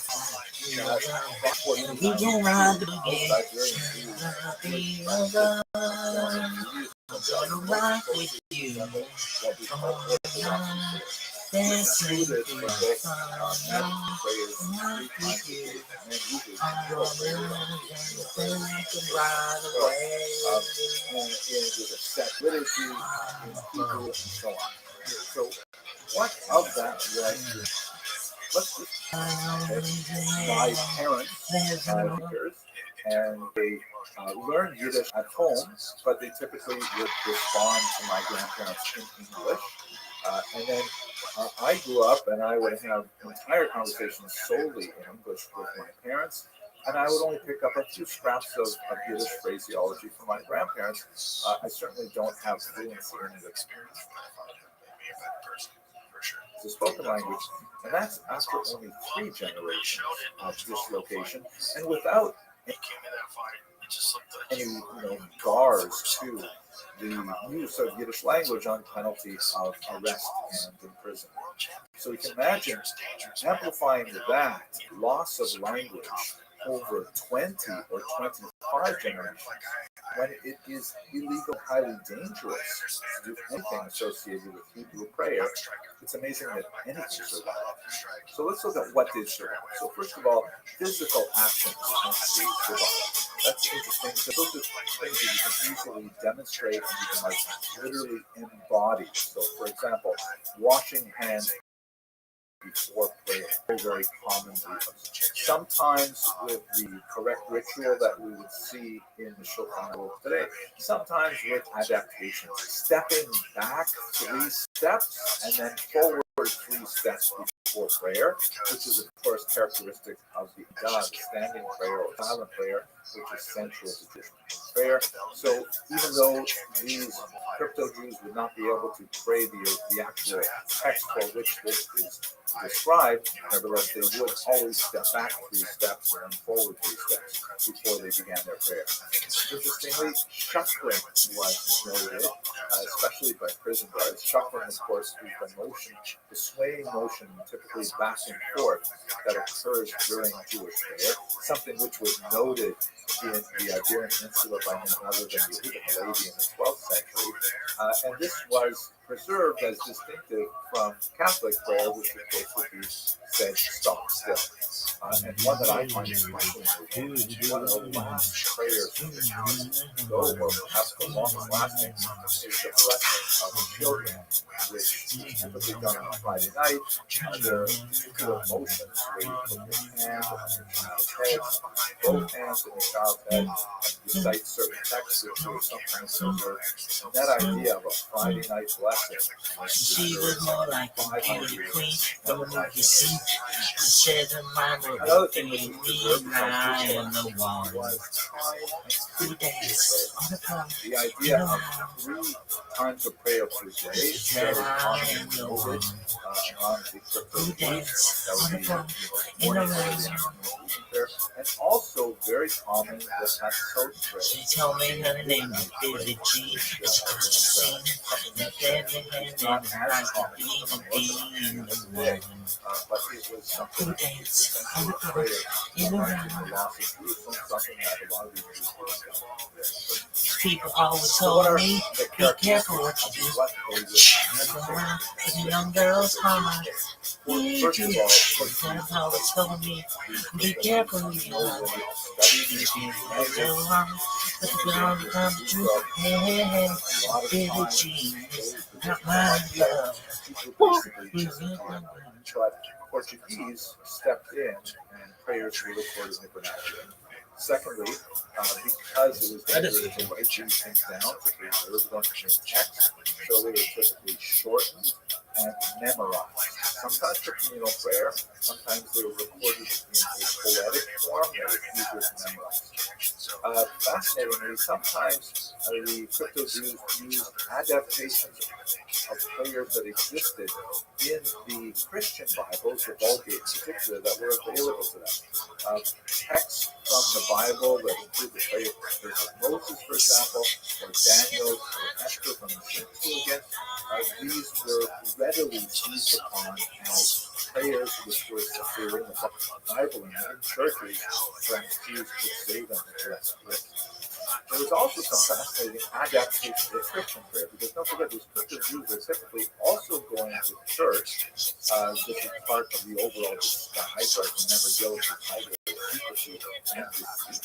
So they are outwardly pretending to be Christians, and they're learning all the Christian prayers. So they would adapt those back to Jewish purposes. Sometimes with very minor modifications, like the name Jesus is sometimes replaced with God or with Moses.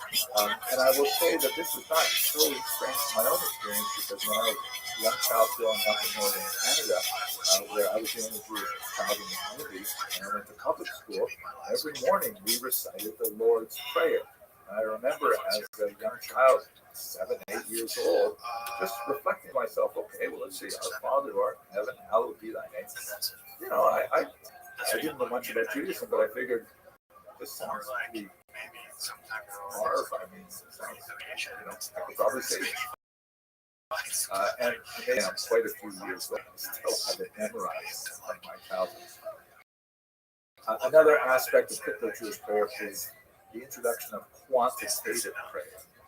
Something a little bit more like reciting the rosary, where you do the same prayer multiple times. as an act of really, really fascinating stuff. Now, I'm going to show you two examples just to give you a sense of this from Samuel Schwartz's book, which I'm very fortunate to get. I was in Portugal. It was a French translation, which I have really hands-on. Maybe some of that. At any rate, his was one of the first major ethnographic studies of crypto Jews in their location, in Belmont in particular, looking as crypto Jews in the early 20th century. And he records about 50 pages of prayers, which are just so beautiful. So I'm going to show you two. One of these is before, recited before a fast, and it is important to note that fasting is hugely significant for the crypto Jews. This was one way that they could quietly, without drawing attention to themselves, observe some kind of penitential act, which they regard as something of huge value, especially on Yom Kippur. And they would typically say prayers beforehand. So here's one that actually is one of the rare ones that preserves a little bit of a phrase of Hebrew in it. And it goes, in the great God of Israel, and then there is a phrase that would be recognized by anyone who reads. They told me, don't you ever come around here to learn anything you really better make it clear. They want to tell me how to do it, so beat it. Let's beat it. They say, don't you better run around here, the money taking, better recognize. You gotta be tough, better do what you can, so beat it. Don't you wanna be rich, just beat it, beat it, beat it. No, there was a way to beat it. So I love it, it doesn't matter to follow, just beat it. We are in this great cafe abandoned outside of the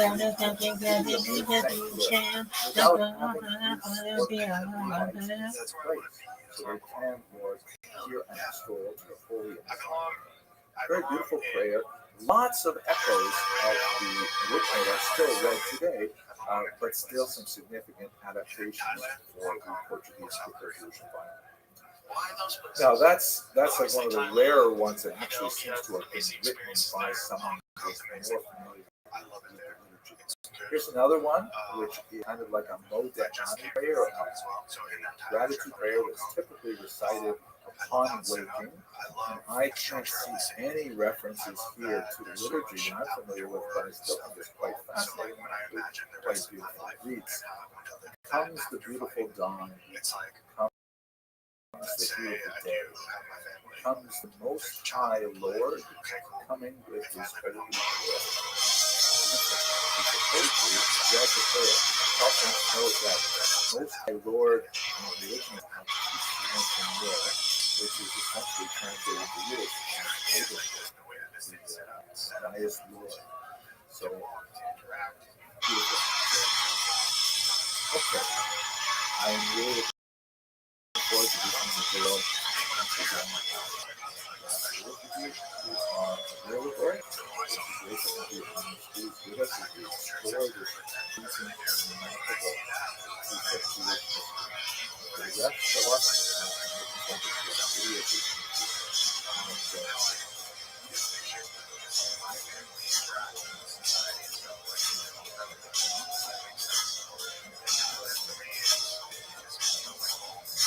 Hello, fellow students of Jewish history. I just returned from Portugal on a Grand Cyprus in the River cruise, and I have to say it was so amazing. We went there to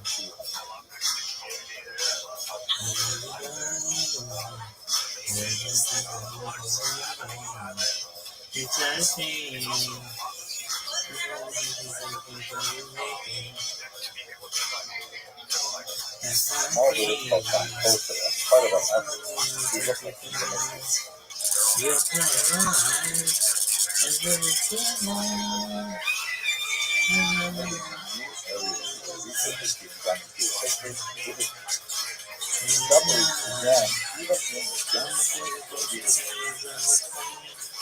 I'll make you sing.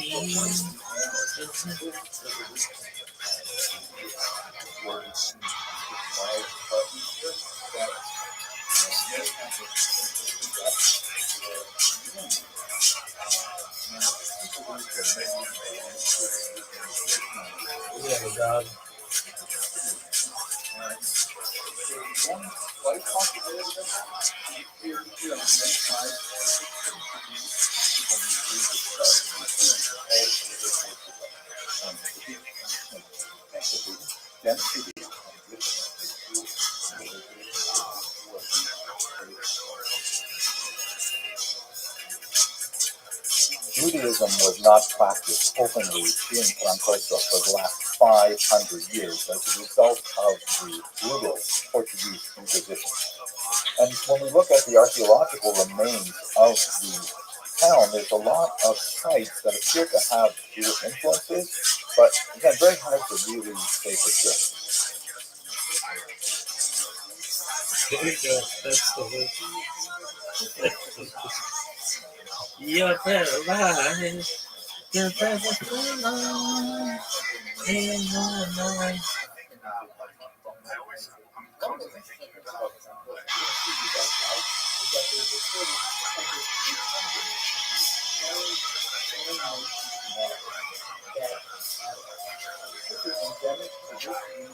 Ha ha ha ha ha ha.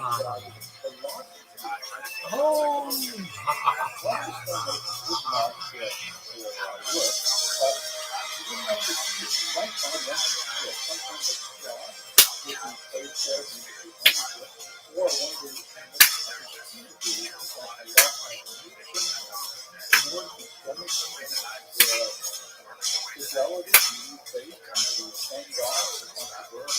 It's close to midnight. Something in the dark. You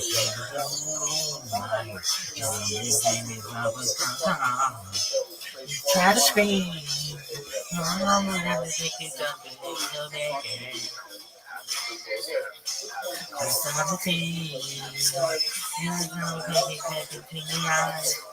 You're paralyzed.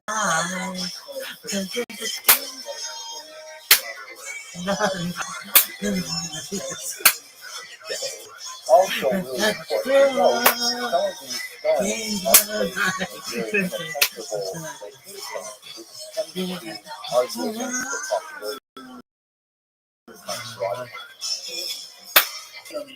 inaccessible locations, which tends to argue against the possibility of fraud. I like that graph. But we're going to see them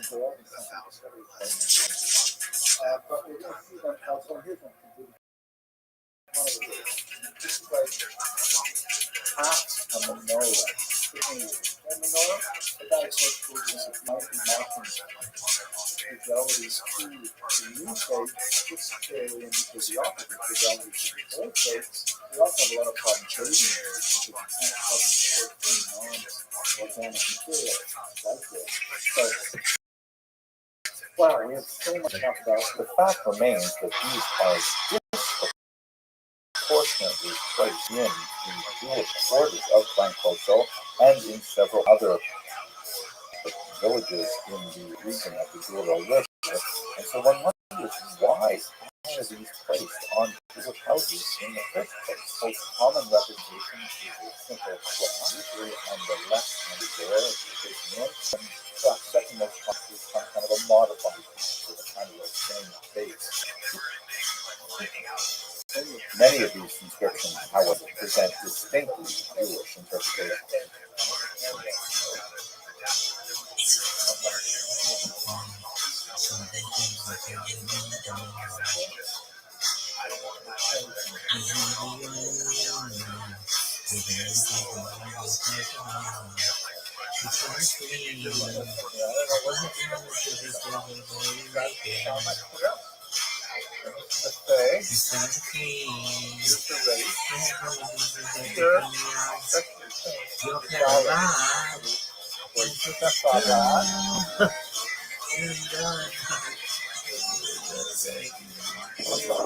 I was especially fascinated to see one inscription that appears to be a nonsensical Hebrew word.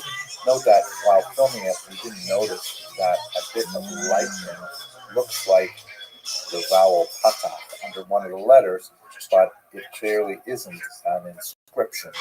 We were only able to see that after we looked at the video.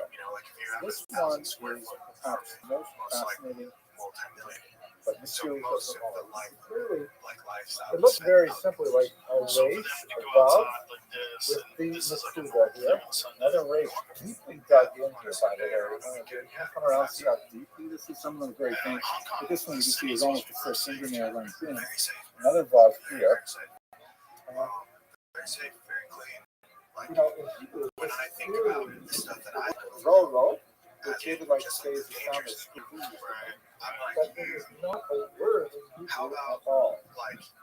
So some have thought that maybe it's some kind of Kabbalistic Atbash, which means like you take the letters of the Hebrew alphabet and take them backwards and read it as or, which makes sense orally, it's the word light twice, but that's not how you spell the word or in Hebrew.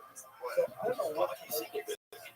My thought is that perhaps this was carved by his trying to write up a grammaton, the four-letter name of God, and not really know what they're doing, which ironically I think adds a little more authenticity to it. Because if there is a glitch here, there is a small indication of nowhere near as deep as then this could be like part of a hay, which is missing, incorrectly written. The bug is put there instead. And then there's no second bubble maybe this is like 50 years. Another hay here, again incorrectly written.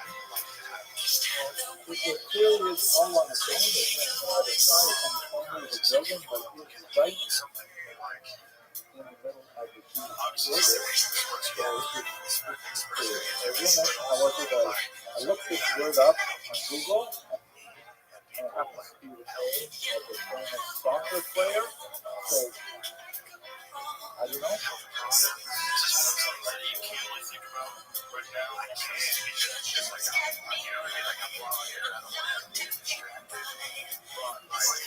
One of the signs that someone, when people spread themselves too thin, like there's a bunch of fighters and things start going really well. You start getting movie offers, and you see on talk shows, you see a lot of this, a lot of that. You're like, oh, you're getting outside of your lane, and you're spreading yourself thin.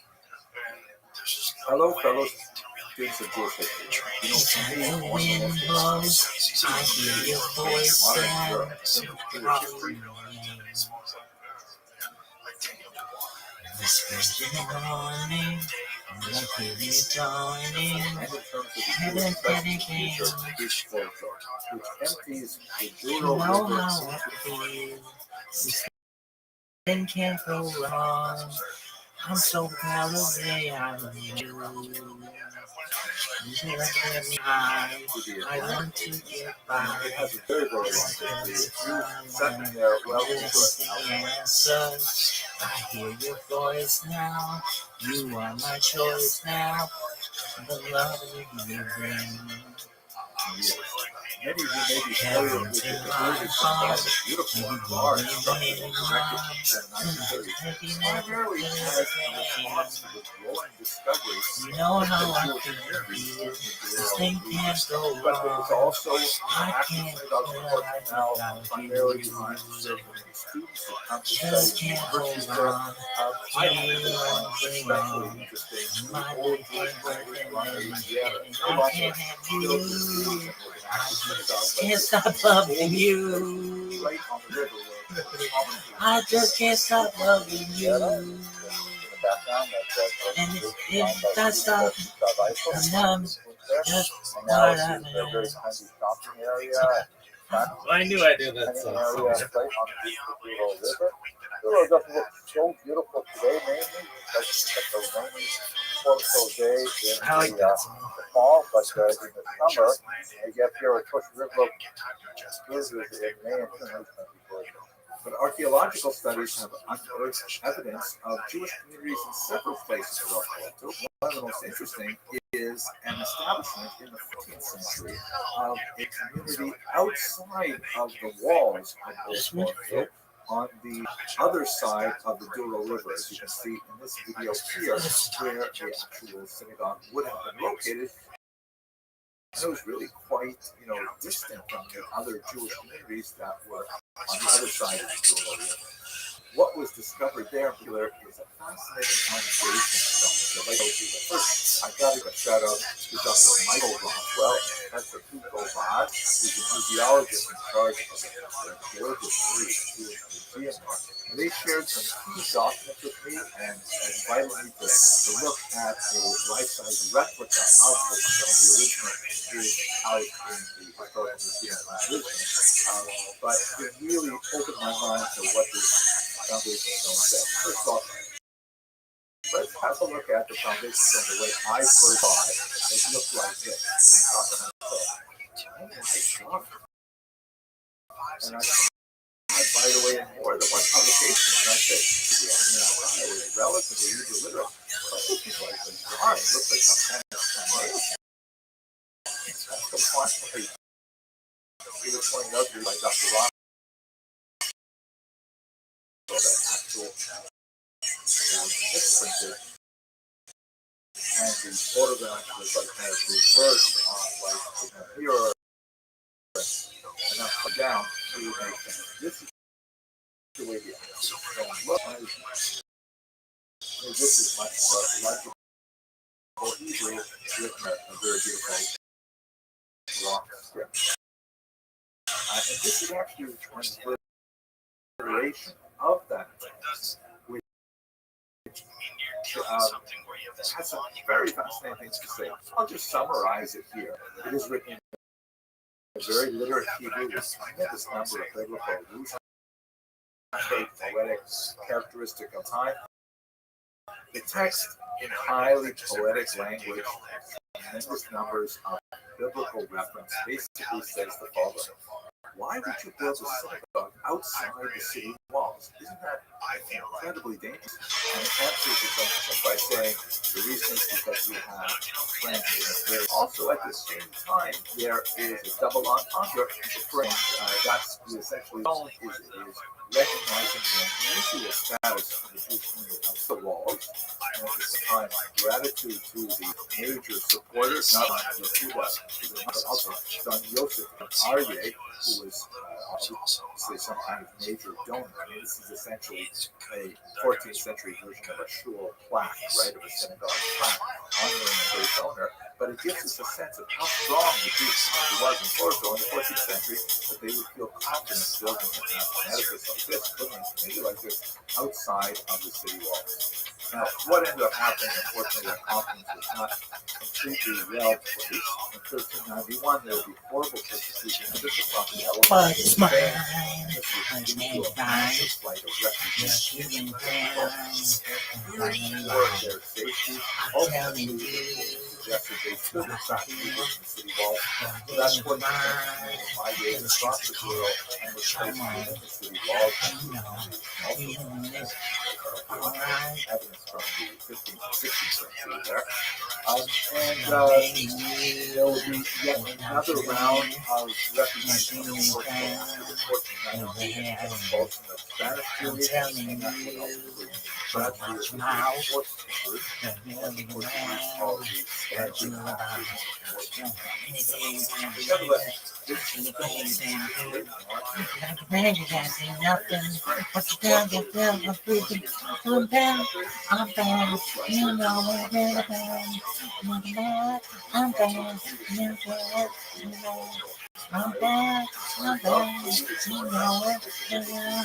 And the whole world has to answer right now, but the time you want to get who's fast. Malcolm and his clothes there, Chef Tobias. Of course, we have the culinary adventures of Naomi Nachman. We have the daily Minyanis and the Torah study organized by my wife. It's a little floating special, beautiful experience. We made so many friends on these trips in the past, and we'd love to include you. And if you're not able to join us this time, well, I'm looking forward to sharing videos and more research with you. Thank you very much for watching.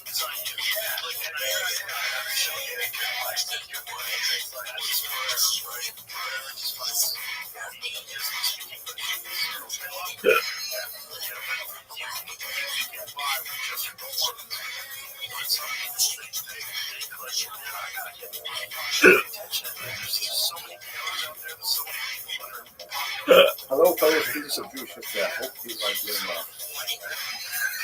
got back from another amazing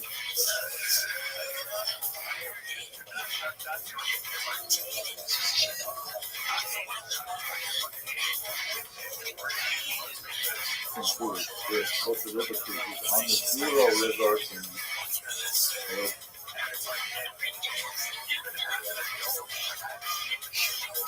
in Portugal. Now, the Douro River itself is a UNESCO protected area. It's really beautiful, using the bunch of winding off the rivers back and forth to these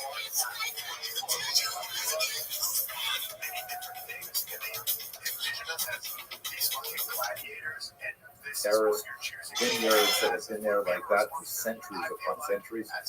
But the history there is absolutely fascinating. And by the way, all of these photographs I'm showing behind me right now, they are actually taken by cruisers and posted to our communal WhatsApp chat. So I'm just thanking all of you right now if you're viewing this video later for these great photos. They're just amazing. And then we began to cruise our way back to Porto, where we saw the Cadore Synagogue and the amazing resurgence of Jewish life in a place where Judaism was so brutally extirpated by the Inquisition.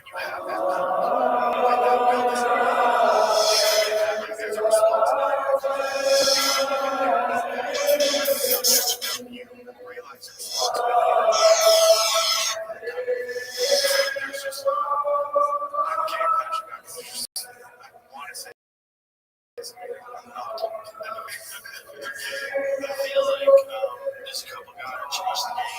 It's just it's called a break. And part of the way they changed the game was talking bad shit and getting a lot of people to pay attention to them. We even saw the most amazing secret synagogue that was discovered in the beginning of the 21st century when they were doing renovations to a particular location, which I'm not going to reveal in this video because it's actually a private venture, it's a private business.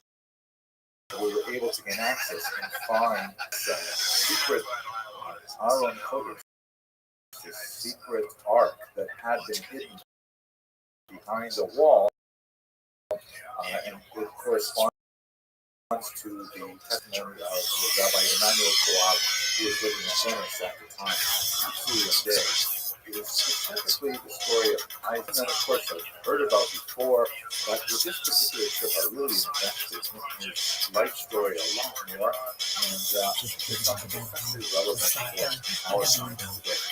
So Isaac Cardoso was born in 1604 on Costa. He was very remote at the time of community, about 25 years Do it with the What fucking. about Isaac Cardoso, who was born in this region? You can see that he's sufficiently famous that the municipality put up this beautiful interpretation center, which is kind of like a sort of a museum, very modern, interesting architecture, and named the street where he was born, Rua Fernando Isaac Cardoso. Fernando was his given name at birth. Of course, many Jews had a secular name that was associated with a Christian identity, but as we shall see, Isaac Cardoso turned away from that later on. Okay, let's go to his biography, which was really popularized by a brilliant dissertation of the great historian Yosef Chaim of the incredible salary of my So Cardoso was born in 1604. Recall that this is over a century after all Portuguese Jews have been forcibly converted to Christianity. And he was living under the shadow of the Inquisition virtually his entire life. He was a child prodigy. He eventually went to Salamanca, where he studied like many other people of different origins. Are you okay, Eddie? Eddie, are you okay? What you doing? What you doing? Royal position. I got your know, Eddie. Take a look at my pocket. Take a listen. Put my pocket. Just like that. Take a fucking Many listen, ways yo. he lived a life What's that happening? regarded successful by any measure. Eddie, are you okay? Well, Are you from okay? his high rank Eddie, are you okay? as a Eddie, member are you of okay? the royal Are you court. okay? Eddie, are you okay? He had, Eddie, are you okay? great honor for his many publications and scholarship, and he was friends with some of the most celebrated literati of the day, in particular the famed poet Lope de Vega, who would become very important for our story.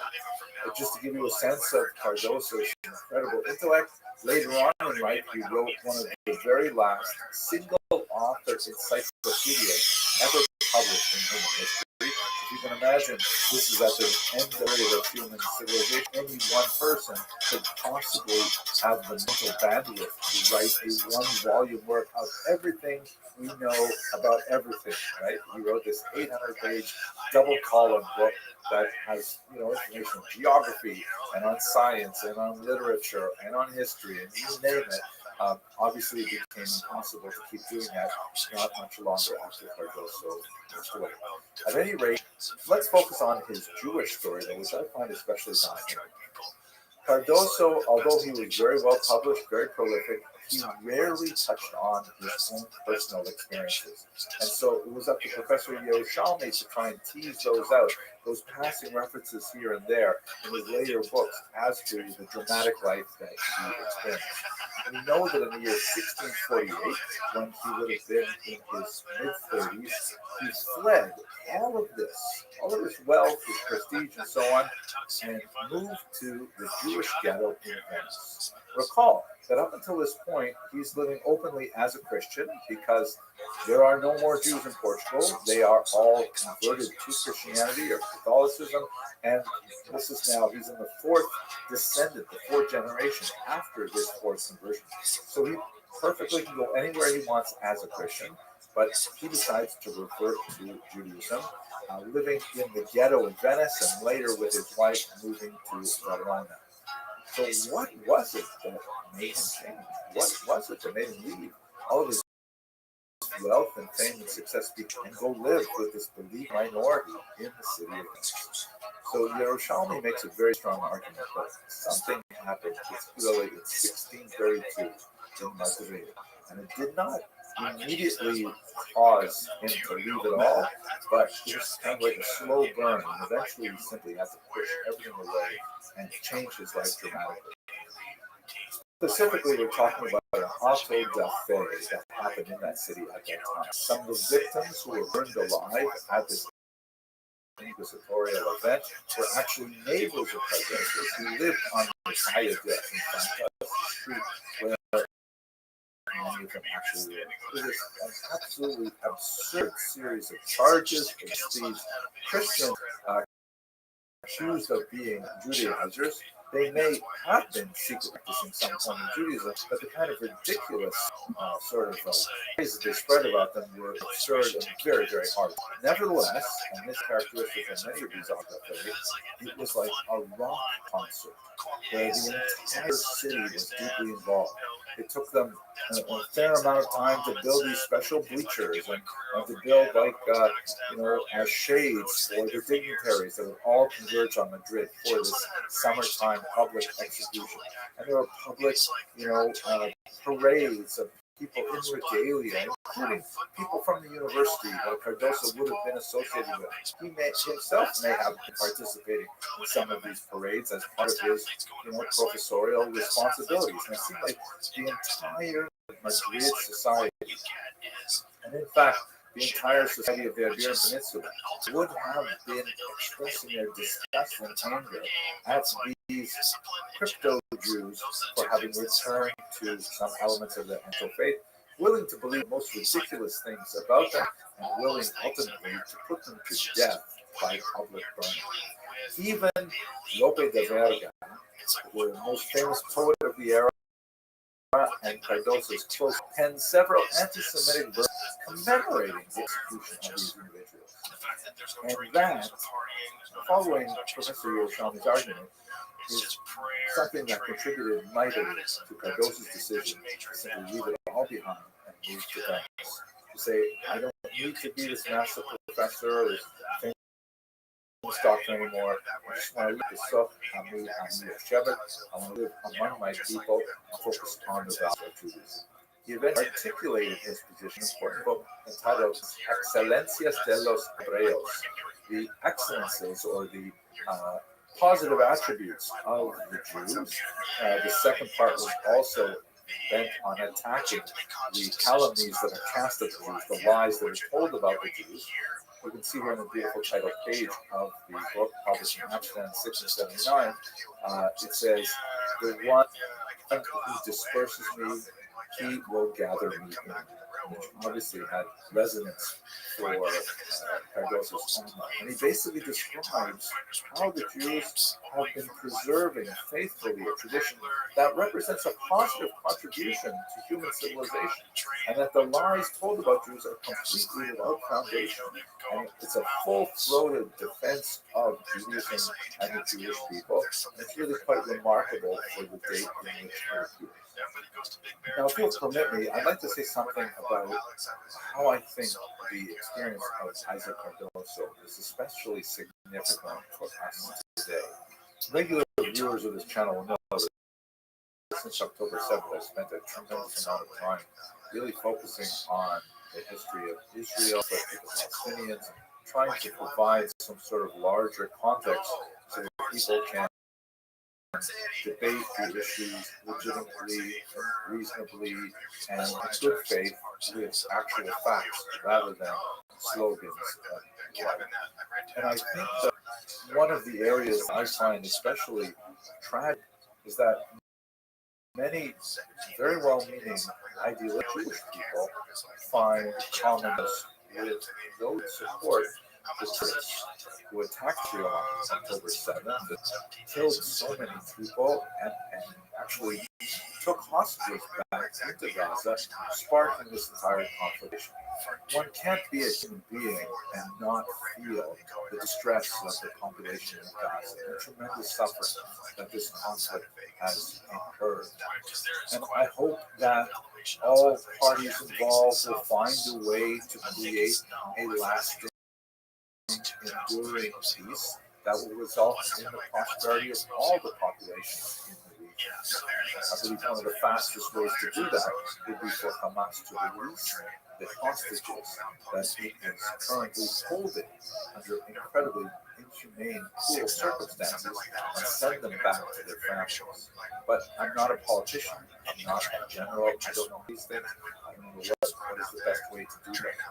But let's focus in on those young Jews who, in a very idealistic manner, feel the suffering of the people of Gaza and want to stand in solidarity with their suffering, and make the mistake of joining those protests in which the terrorists are praised and that their violence is recast in a euphemistic way as resistance, which it is clearly not. It is simply pogrom violence.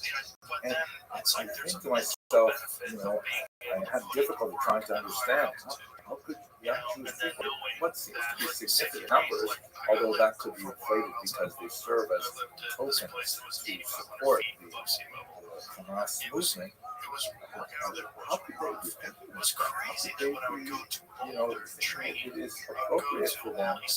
How could they possibly think it's appropriate for them to join with people who will perpetrate violence against anyone, but certainly against their own people?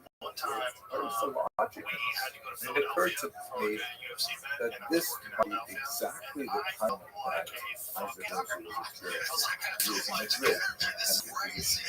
He was in Madrid, and he was perpetrating the awful death. You should recall that the Inquisition had tremendous social support, that there were huge amounts of public excitement over these massive events that resulted in public executions. And entire cities, countries even, would be swallowed up in this insane witch hunt for secret Judaizers, and that people would come together for days on end in order to launch the sham trials and executions of a handful of Jews, quite often burned in effigy and other kinds of theatrical events happening around this time.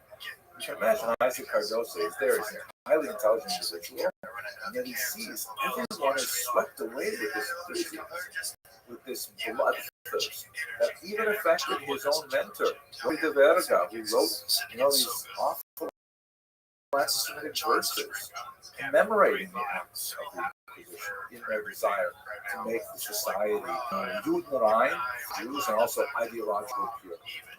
And what the strength of character must it take for a person like Isaac Cardoso to stand up and say, wait a second, it seems like the whole world is on one side of this issue, and here the Jews are on another side? Is it possible that the whole world is wrong and the Jews are right? Like it is possible. And I think we see that in Isaac Cardoso's situation. I think we see that in this case, and I don't mean to say the Jews alone are right. I mean Jews and those who look at the Middle East with some level of intelligence and say that, saying that globalizing intifada is somehow a solution to this long-standing and very complex conflict. The example of Isaac Cardoso is especially relevant for young Jewish people today on college campuses, not the least of which would include the campus where Professor Yerushalmi was very active.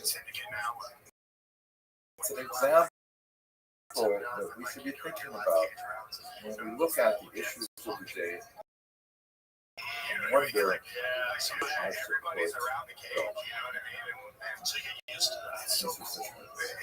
Anyway, I'm really grateful.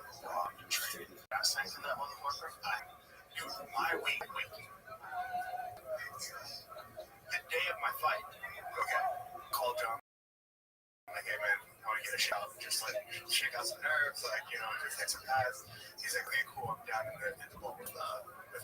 He's like, but you gotta wait a few minutes. He's going some rounds. I'm like, rounds? And he's like, yeah, you gotta come down here and see. On behalf of the go down and welcome everyone to the room where Rob is doing first inaugural with some guy. session of our three-part lecture series with our distinguished guest, Dr. Henry live from New York, although it's not Saturday night. We are really very grateful to Dr. Wilson for reputation and indeed is world-renowned as an expert in history and so many other things. I personally, my other job is you and privileged to be part of an organization that provides tremendous content for the and all about platform with literally tens of thousands of users who benefit from this on a daily basis. So it's really such a privilege, and we have a wonderful topic that we're going to learn about starting this evening. Just as a reminder, there are 3 different lectures in this series. So with that, I just want to thank you, Dr. Edmondson, and hand it over to you, Dr. Edmondson. Thank you very much, Rabbi. That's very kind words of welcome, and it is a great to be today. I'm really excited about our topic. What we're really going to be focusing on is a remarkable period in Jewish history that in many ways has informed the subsequent centuries up into and including our own time. I specifically want to devote 3 lectures to focusing on the incredibly important late 18th century when you have 3 major revolutionary movements animating the Jewish mind space, specifically the revolution represented by the Hasidic movement, and then the, let's call it a counter-revolution, a revolution of reaction by the Nagdim, that is the Lithuanian traditionalists against the Hasidic movement.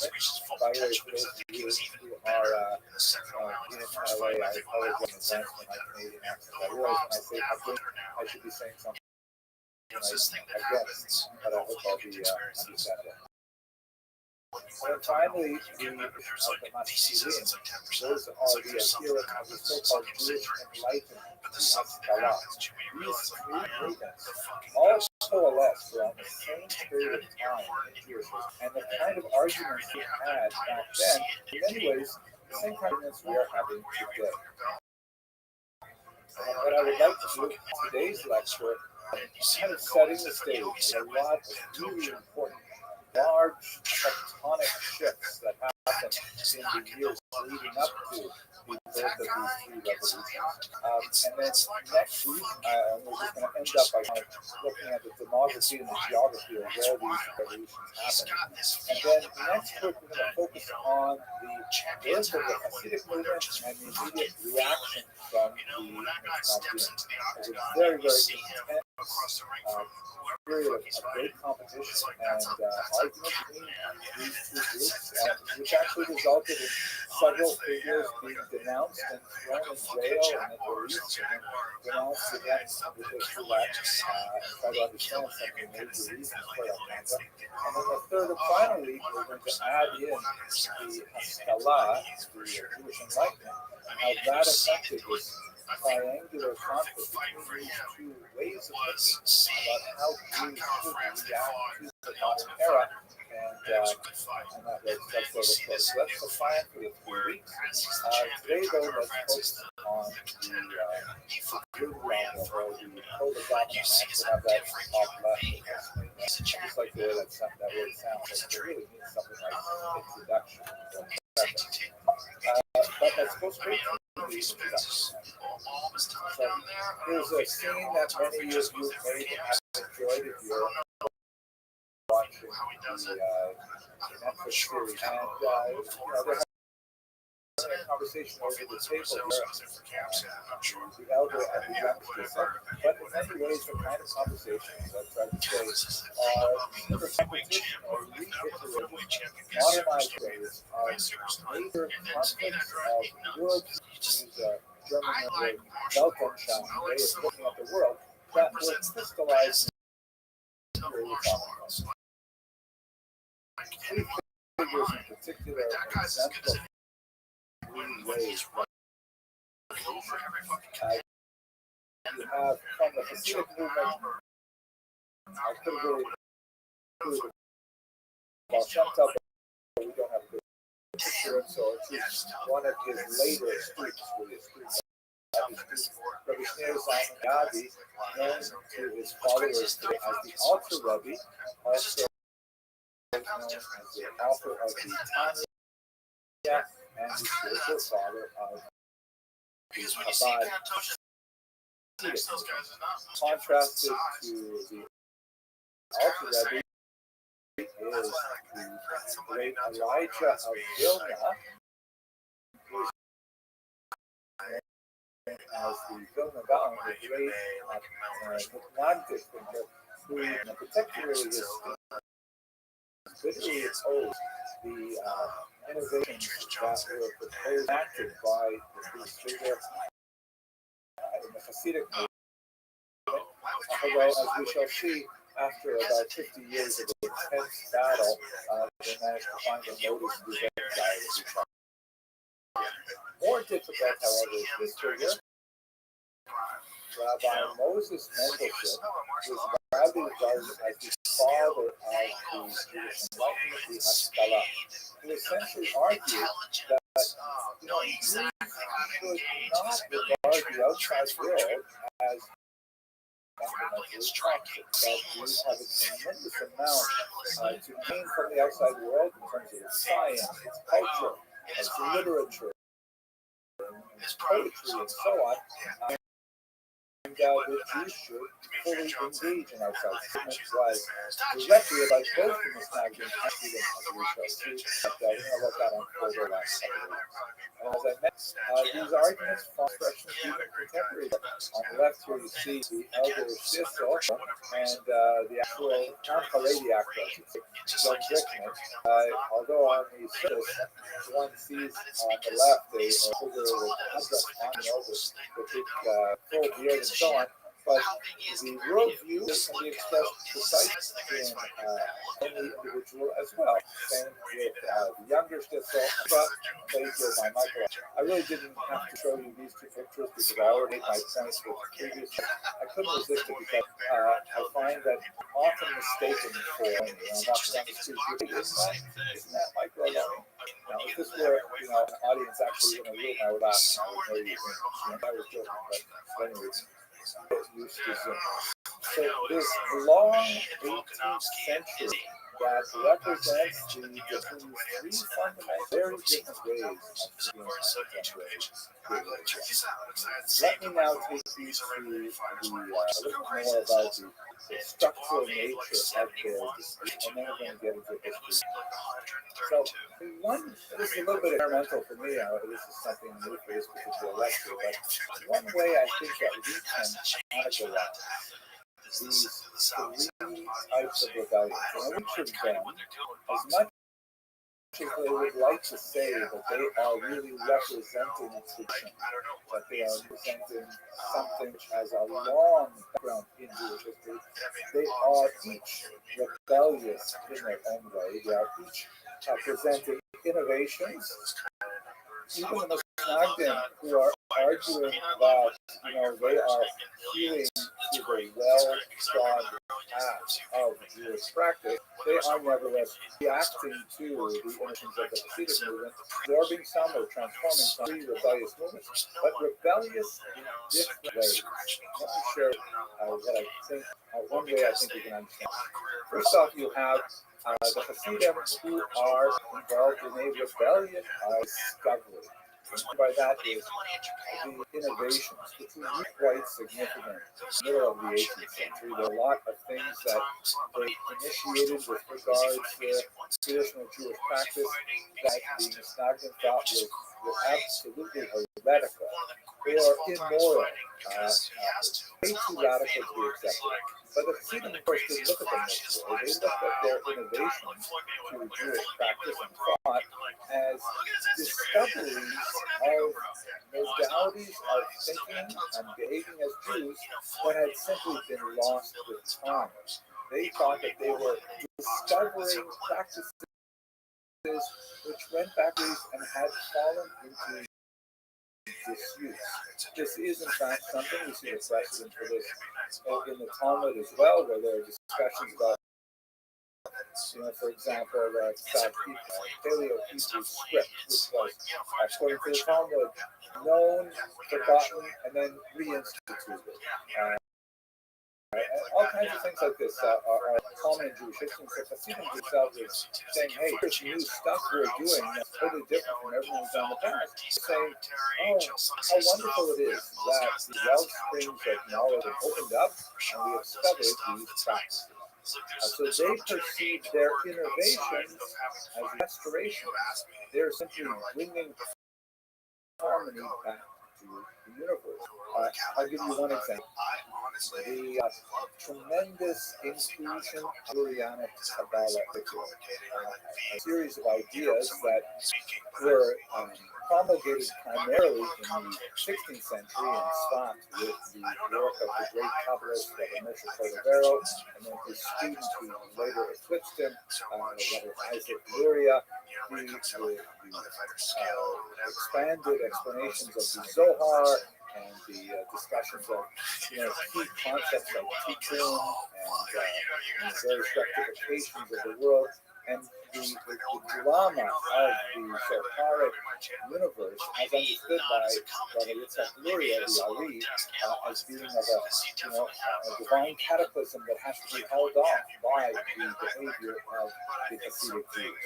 And so by going back and finding Kabbalah and bringing it into contemporary practice, both in terms of study and in terms of actual behavior, the Hasidim were like engaged in a rebellion of discovery, finding the old ideas, implementing them into the new world.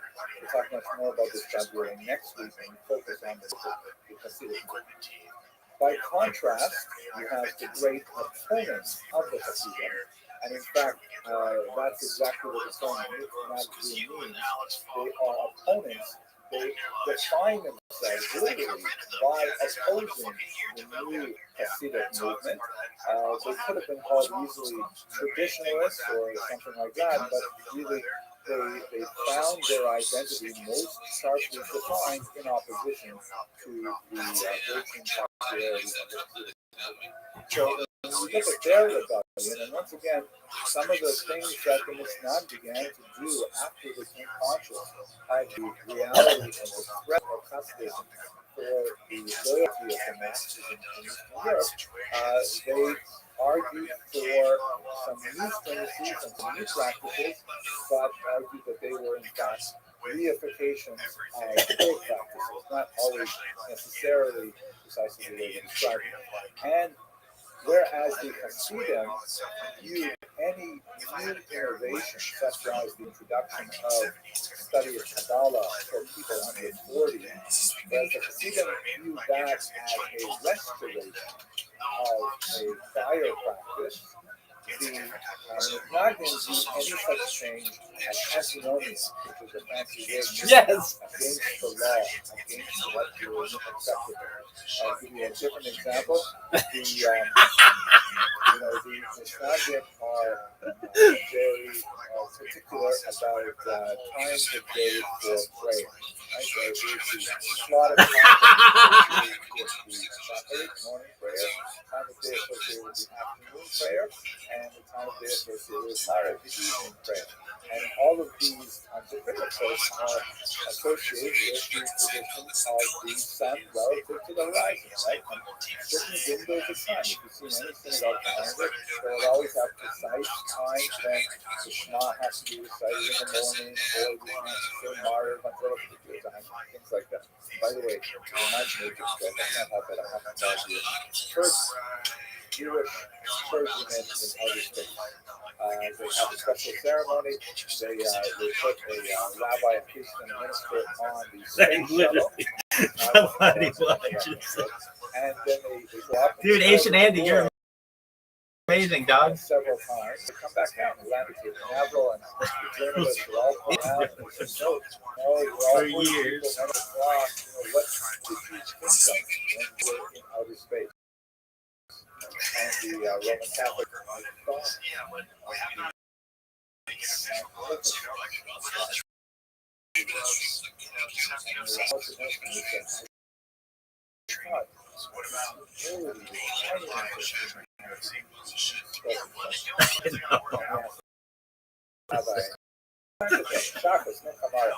Asian Andy, you're amazing.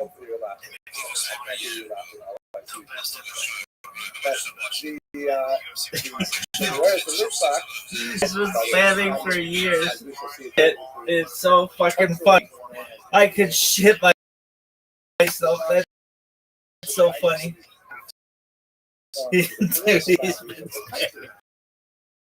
been for years.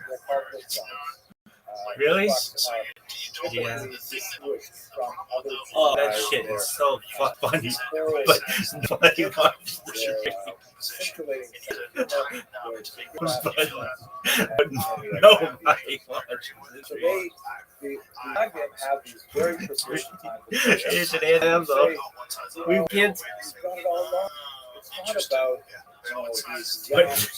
Nobody watches. It's so funny. Relationship to God. He just goes around and spams everybody. But no one watches it. Then you can decide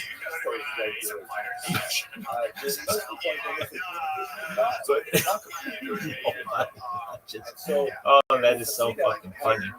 I could shit myself. That shit's so funny. Muslim says that's totally unacceptable. It is antinomian. I gotta watch that again. Represents a type of heresy of practice. Asian Andy, you're so nice.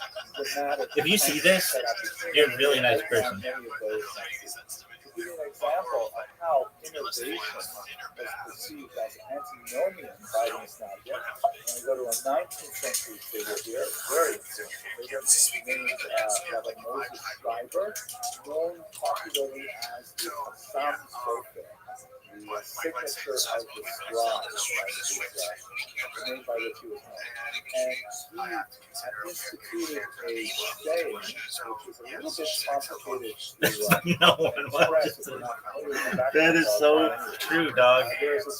That shit is so true. Oh, man. That shit is so fun. But no one watches it. Like, not even close. Oh right about man, this time of year when it becomes that shit is so funny. but No one watches it. It's true.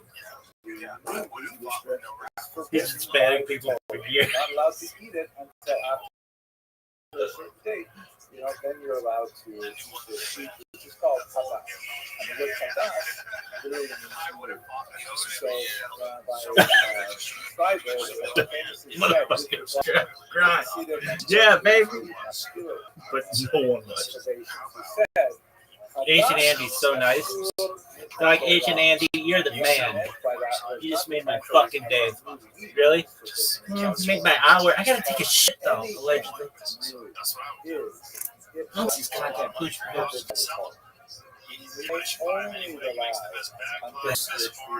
gotta take a whiz. So that's like a really strong statement. Zingo Squad.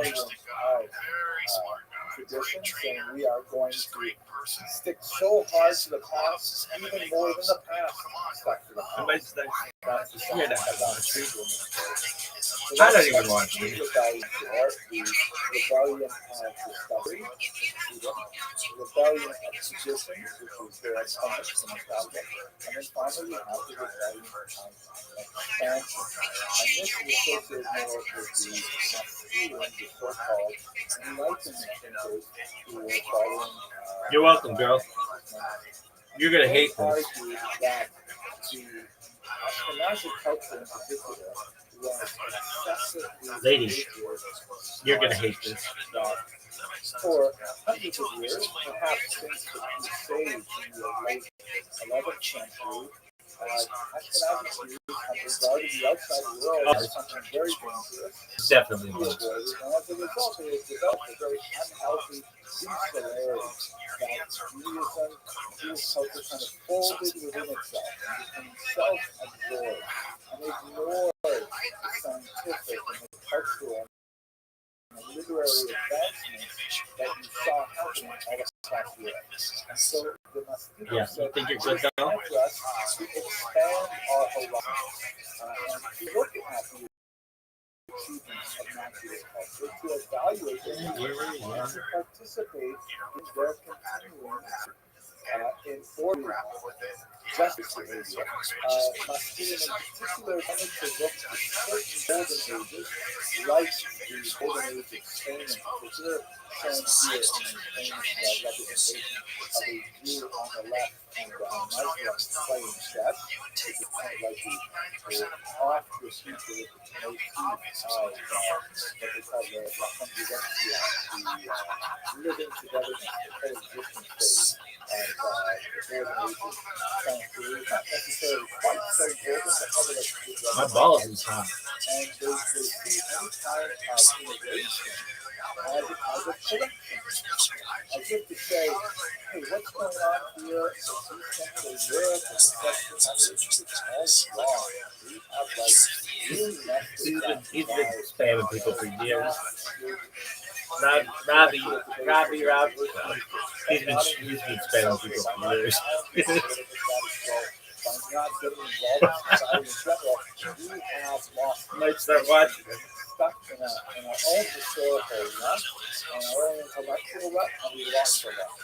The Mosquito, so we can expand ourselves, we can become more like the golden age, we can correct our flaws that have developed over the last centuries, and we should move in this modernizing direction.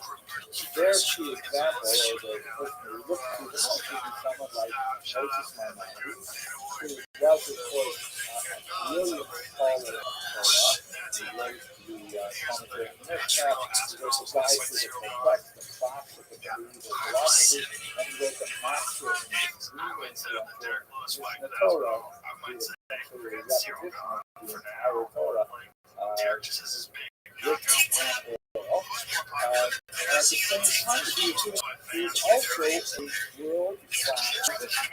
He is a royal family in Cairo, and dealing with and publishing, by the way, in Arabic, chapters on allergies, and diet, and anxiety and depression. And he he was like a well-known, world-famous physician at the same time as he was a world-class and my student said, we elect ourselves to be more like my life.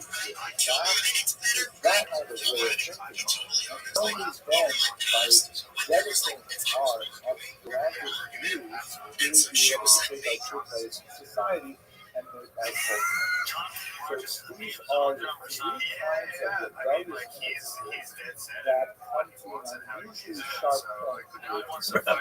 Obviously, these are not no elements, I think you could argue, are to one degree or another present in every period of Jewish history. Lone Fan Club. I remember when you had to transition positions. Why? I think Lone Wolf Fan Club's a good dad. Back a little bit to the 17th century and try to see what kind of things were happening that led Jews to this unusual. One of the most important developments that took place over the course of the 15th, 16th, and especially 17th century was the expansion of the Sephardic diaspora. I'm sure you're all familiar that the Jews were expelled from Spain in 1492. Many of them made their way to Portugal, which is just on the western coast No of one Spain, watches and then they too eventually had to migrate from Portugal for persecution. Although the experience of Portuguese Jews is rather different in one key area. That is that most of the Jews who fled Portugal or the European country over the Roman majority were in fact already baptized. This had very significant on the entire population of world Jewry, not only for restoration and invasion of Sanskrit, but also in the New World. Basically, the story is like this. In 1391, a century before there was a mass wave forced conversion in the Iberian Peninsula. Forced conversion like a difficult topic to deal with. No. Officially, church has You're right, always dog. condemned since the 5th century. It always condemned forced baptism because baptism and adherence to Christianity should be something that a person undertakes willingly. It loses value if it is forced upon a person. So the church is pretty much And he's been fabricating for years. So they happen from time to Is that time. true? How many years? Typically, do not be 30%. On the other hand, what do you do with a person once they have already been subject to a forced baptism? At this point, the church was not very clear or consistent. In many cases, the church said, well, we didn't like the fact that someone went and had forcibly baptized. At this point, for example, the son of the rabbi of Catholic France was perceived while he was walking in the forest and dragged to a bridge, which is and forcibly baptized by some hooligans, and the church upheld his baptism. So there's no, now you not performed by priests, not performed by clergy, like that. So that same kind of thing happened on a very large scale in Spain in the late 14th century. And what this meant was that all of a sudden Spain had this massive number of new Christians, formerly Jewish, who still consider themselves Jews, associated with Jewish communities, married other Jews or other Jews who were forcibly baptized, and yet they were freed from all of the disabilities that were associated with Jews. They could attend colleges, they could take any kind of job they want, they didn't have residency restrictions, they were typically literate and numerate and urban. They had a significant advantage over the vast majority of the Spanish population in terms of advancing within the social and economic framework of the organization. So over the course of that 100 years, Jews who were newly baptized, and as it were, they had their new driver's license that said Christian on it, they could go anywhere with that, even though they're still behaving like Jews otherwise, being persecuted and so on, they had their run of Spain in ways that they didn't have ever before. So that's why the Spanish crown brought in the Red Inquisition that strove to examine those Jews, actually literally new persons who are still behaving as Jews, and to persecute them, try to get them to either behave properly or to, so to speak, relax upon those, to relax the secular authorities, and even turn to ultimately, the Spanish crown came up with the idea under Torquemada, the Grand Inquisitor, that one of the main reasons that this is going out of control is that I never say about why it's out of control, but today, the reason why they couldn't kill the problem was because the unbaptized Jewish community was still present. So these newly baptized Jews still had lots of pieces of information on Torah and agriculture and all of these various practices. And so that's why Torquemada made the suggestion, and the Spanish crown accepted it, to expel the Jews in 1492. The Jews who were not converted. And that's what this map primarily shows. Portugal is a slightly different situation. They initially accepted the Jews. They didn't have a lot of choice about it because they were overwhelmed by illegal immigration. And they let them be for about 5 years with some persecution trying to get them to convert. And then finally in 1497, they forcibly converted all of them. And they imposed their own inquisition, which was even harsher than the Spanish one, and lasted for centuries. So this gave even more impetus for these Portuguese Jews, who were now technically Christians, but really wanted to return to Judaism, to leave Portugal for the New World, the different parts of Europe, and in many cases to resume their Jewish identity, but not necessarily giving up the privileges of being able to travel and do business like Christians. I know this is I've given you a long preface here, but why is this important to our story? Primarily because they're carrying a completely new set of ideas with them. One of the classic examples of this is a man portrayed on the right here, Julio da Costa was his name. This is a painting from the early 20th century. Nora Hirschenberg's amazing work to associate with the Salah art school in Israel. Acosta was one of these Portuguese Jews who was raised as a Christian, and like many of these Jews, he was not even told that he was actually Jewish by his parents until he was a young man, because parents were always worried of telling their children, and their children might tell other children, and imposition beyond that.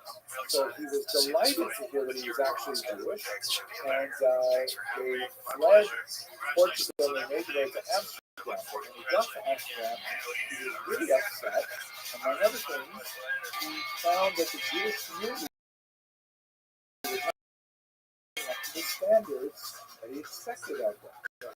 He had only entered Judaism through Hebrew texts, rabbis, it was forbidden in Portugal. So he had read the New Testament, and he figured that that's what Jews should be like. And he was disappointed to see that Jews sometimes speak Russian Hara, and sometimes Jews don't behave properly. He ended up denouncing the Jewish community in Amsterdam multiple times because he was kind of like, about Shuva, who says, hey, don't you have to punch after you eat that cookie? Or things like that. He was like so difficult in the Amsterdam community, had other concerns. They ended up ritually, they excommunicated him 3 times, and unfortunately he ultimately chose to commit suicide, leaving behind an 11-page suicide note that described his religious frustrations. But he brought with him a very critical eye towards Judaism that was born from love, meaning he was not an anti-Semite criticizing Judaism from without. He was a Jew trying to discover his Judaism, and and saying, wait a minute, why are we doing it this way? And why aren't you behaving the way the Torah requires you to behave? It was kind of an insufferable internal goad. Sitting on his lap, this fanciful portrait, it is unlikely that it is a representation of a young Baruch Spinoza, also of Amsterdam, who painted by Shmuel Herzenberg as well a few years later, from, or it's communicated more formally from the Amsterdam community for espousing radical new criticisms of the Bible in particular. Ways of reading the Bible that ultimately within modern academic study of the Bible, traditional Jewish belief. So the Portuguese diaspora of the entire Mediterranean basin, Northern Europe is in Brazil in particular, would make its way up to New Amsterdam time, carrying a whole different sense of what Judaism is, and they are open to new thoughts. They're not deeply rooted in the past, and so they expose the populations they move among with a broad new perspective on Judaism. You add to that the tremendous demographic upheaval that's happening in the eastern part of Europe, specifically in Ukraine, where you have a massive peasant uprising led by Bogdan Khmelnytsky, a Ukrainian Zaporizhian Cossacks. This is a famous painting of the Cossacks. They were kind of like outcasts of society. They were unhappy with the feudal status that they were stuck within in Ukraine. They were dissatisfied with the Polish overlords, and they were deeply angry with the Jewish leaseholders called arrendators. And so they rose up against the Poles and against their Jewish employees, and there were horrific massacres throughout Ukraine, Poland, and even reaching north towards Lithuania. It's hard to get a really good number on how many Jews were killed. Reasonable estimates put it at about 50,000, which is a massive number for this period of time. And this also caused a significant demographic shift of a lot of Jewish refugees who moved to the West. So you have incredible change going on in Europe in the 17th century. The intellectual challenge posed by the Sephardic diaspora, especially the Portuguese diaspora, and the uprising of the Khmelnytsky rebellion in the middle of the 17th century. One last detail that's so important: the hunt for heresy was really engaged in the 17th century, primarily as a result of this man, Shabbatai Tzvi, who was well regarded as a youth. He was somewhat of a dreamy individual. He used to like to go off into the forest, meditate on his own. He had a beautiful singing voice. He was a sought after groom, but he refused all offers of marriage until much later in life, when he went through a series of rather strange marriage, including a marriage to a Torah scroll at one point. It's the older historiography tended to portray Shabbatai Tzvi as some kind of villain, some kind of charlatan, but newer historiography in the later 20th century suggests that perhaps he was suffering from a type of bipolar disorder or manic depressive kind of state. At any rate, as he became older, and again, it fits roughly with the age of the onset of schizophrenia common for young men, he began to experience what he called illuminations, which gradually increased to the point that he believed that he could levitate, he believed that he had grandiose powers invested in him, and specifically when he connected with one individual named Nathan of Gaza, he believed that he was in fact Mashiach, the Messiah. Nathan of Gaza was a supreme propagandist and was able to parlay a lot of the popularity of Shabbatai Tzvi into a Europe-wide movement, in which all over the continent, in particular, incidentally, in Amsterdam, where we were just a few minutes ago, Jews sold all of their belongings, sold their property at pennies on the dollar in order to follow Shabbatai Tzvi to Jerusalem. Shabbatai Tzvi went to arrange a meeting with the Ottoman Sultan, who controlled Jerusalem, and said, okay, here I am, I'm the Messiah. It's now time for you to give me Jerusalem. And the Ottoman Sultan responded, very nice to meet you, Mr. Messiah. I have a better idea. How about I keep Jerusalem and you convert to Islam? And on the pain of death, Shabtai Tzvi converted to Islam along with his wife and many of his followers who assumed that, well, wait a second, if Shabtai Tzvi is Mashiach and the Messiah is converting to Islam, must mean that Jews must also go through Islam in order to bring about the final era of redemption. These Jews, by the way, were well known right up into the 20th century. They constituted a distinct group in Syrian and Turkish politics. They're called the Dunmen. But most Jews realized that they had made a mistake by following Shabtai Tzvi.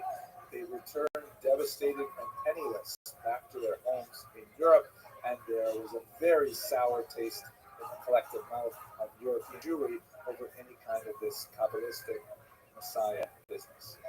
So you had a few, services of this, for example, in the Emden Iberschutz controversy, in which one famous European rabbi accused another famous European rabbi of secretly being a Shabtai Tzvi.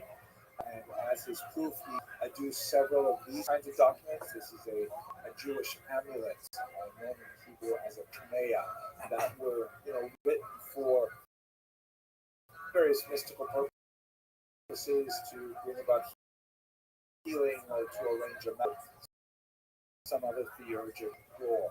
And so there's a lot of fighting. People decided, no, he's not a follower of Shabtai Tzvi. Others saying, so what if he is a follower of Shabtai Tzvi?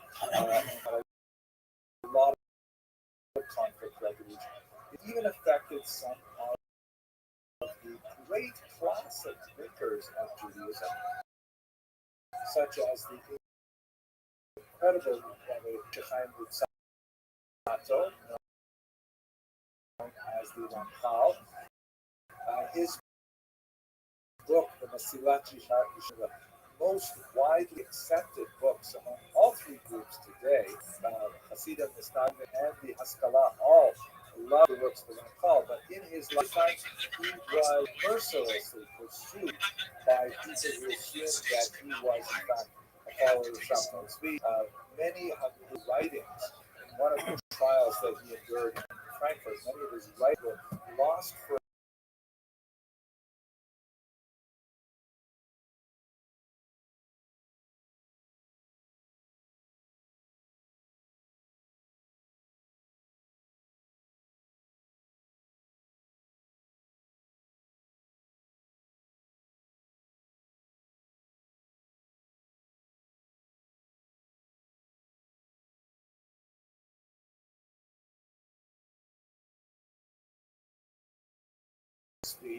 and there's the demographic of evil, there's challenges to really fundamental basic things. Questions like, who wrote the Bible? Like, wow, that's the kind of thought that's coming out of Spinoza. All of these things are swirling around Europe when we get to the period under discussion. Let's have a look at this map and just try to understand where Jews live during this period, and specifically where these movements drew their great demographic resources. This map shows you the growth in the Jewish population between 1800 and 1850, which is really more towards the end period when we're discussing, but the reason I like this map as opposed to another one created by this wonderful institute, International Institute of Jewish Genealogy, is that it shows some growth, the larger orange circles on top of the growth. So here's a rough map of Eastern Europe. This large sort of beigeish color is the Russian Empire, and you've got the Austrian Empire here in the blue, German Empire here in sort of a lighter beige. And in these three areas, first we have the area that is associated with the growth of Hasidism. Typically, southern Poland and western Ukraine are the areas where the Hasidic movement had its historic strength, although the influence extends far beyond that narrow area of India and so on. There are even Hasidim in the Lithuanian region. In fact, Chabad is a Lithuanian Hasidic movement, far from the center as it's established under the Baal Shem Tov. Then you have this overlapping region that is associated with the traditionalists, the opponents, the so-called mitnagdim, those who opposed Hasidism. Joe Rogan podcast, check it out. Say Joe Rogan. Joe Rogan podcast right now, all day. Home of the German Gaon, and but the idea is never that we're traveling throughout the region, extending down into the south. One of the big reasons for this split, we should discuss next week and focus more on the conflict between the three, is that the strongest centers of learning were really based in the north, and one of the reasons for the expansion of Hasidism is that Jews there felt disenfranchised, felt disconnected from the great centers of learning, and they felt like no one was taking care of their spiritual well-being until the Baal Shem Tov came along. And then the third group, the ground zero for them is definitely Berlin. YouTube, these are the ESPN, the adherents of the Haskalah. They tend to have much more impact towards Western Europe, but nevertheless huge overlaps in this kind of Venn diagram of Jewish thought and spirituality. Huge overlaps with the regions that are dominated by Mitnagdim and by Hasidim. Indeed, so it is into this maelstrom which the tectonic plates are all shifting with all kinds of brand new ideas, and in a threatening environment where there's great demographic upheaval, population movements, political change, that's when you have these three rebellions get underway. And that's where I hope we will turn. God willing, when we meet again at 7:30 on Wednesday night. So with that, I conclude my presentation, and it's going to become some of your questions.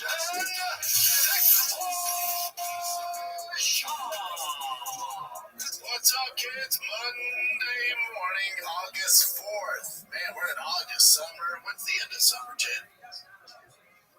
He is so stupid.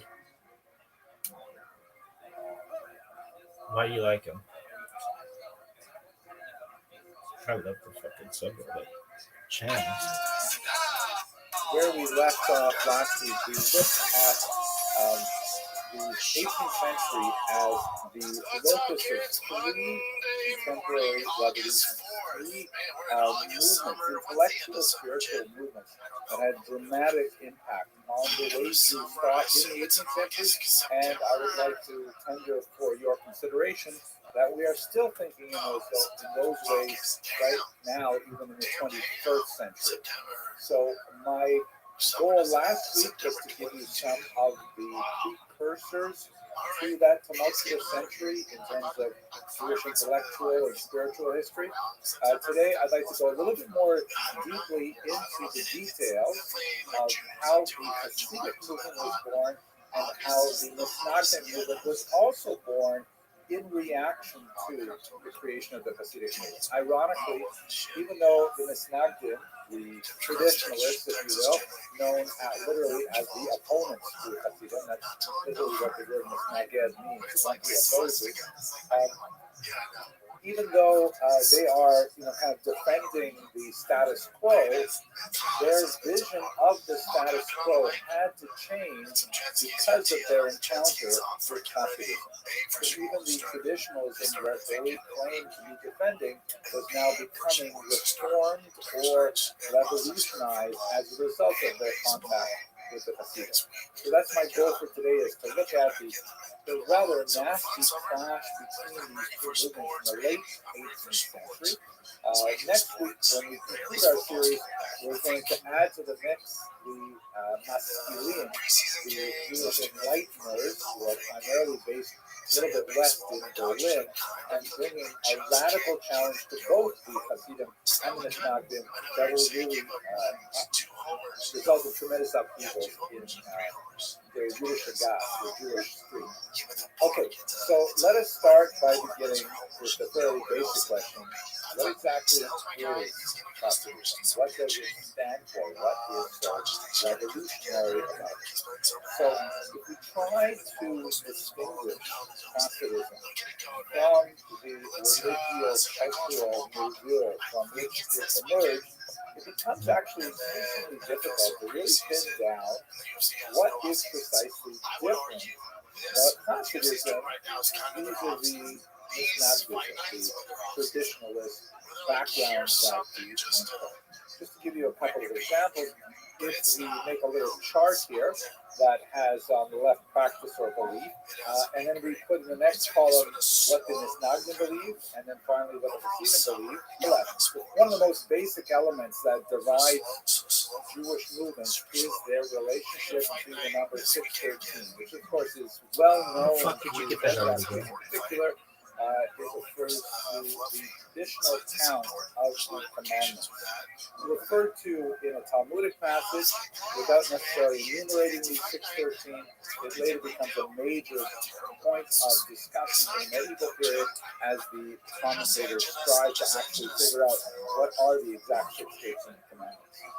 Related to this number 613 is this notion that all of the commandments, both those that are explicit in the text of the Torah and those that are explained in the oral Torah, like in the Mishnah, for example, come from God. That is Torah from Sinai, or Torah from God at Sinai. The concept of Torah Sinai, Torah coming from a divine source, the text of the Torah being perfect and accurate and so on, that's pretty much a standard core belief for Orthodox Jews. How do the Misnagdim and the Hasidim feel about it? Well, identical, right? The Misnagdim certainly believe in this idea of 613 commandments coming from God to Moses in the form of the written in the oral Torah. But the Hasidim believe it identically. Maybe we could argue about which customs were added on, but even the Hasidim who practice those customs do not recognize them as being a distinct commandment. So they're definitely right on par with this core theological view. And if we break out of those 613, the three basic groups of commandments, which are really considered sort of the sine qua non of traditional Judaism, then we get maybe a better sense of how they differ. So, for example, the observance of Shabbat, which is really crucial. Both the Misnagdim and the Hasidim adhere to the notion that Shabbat begins at sundown and ends at nightfall, and that there are 13 categories of prohibited activities and so on. They may disagree on a few details, like, for example, the Hasidim would like to add a little bit more to Shabbat in general, taking it out later than maybe the Misnagdim do, but it's a detail. They certainly agree that Shabbat is sacred. Kashrut, same kind of thing. Both of them agree that kashrut is mandatory, keeping kosher. They may disagree on the precise details of how one slaughters an animal according to the ritual law, but they agree that one must slaughter an animal according to the ritual law and so on.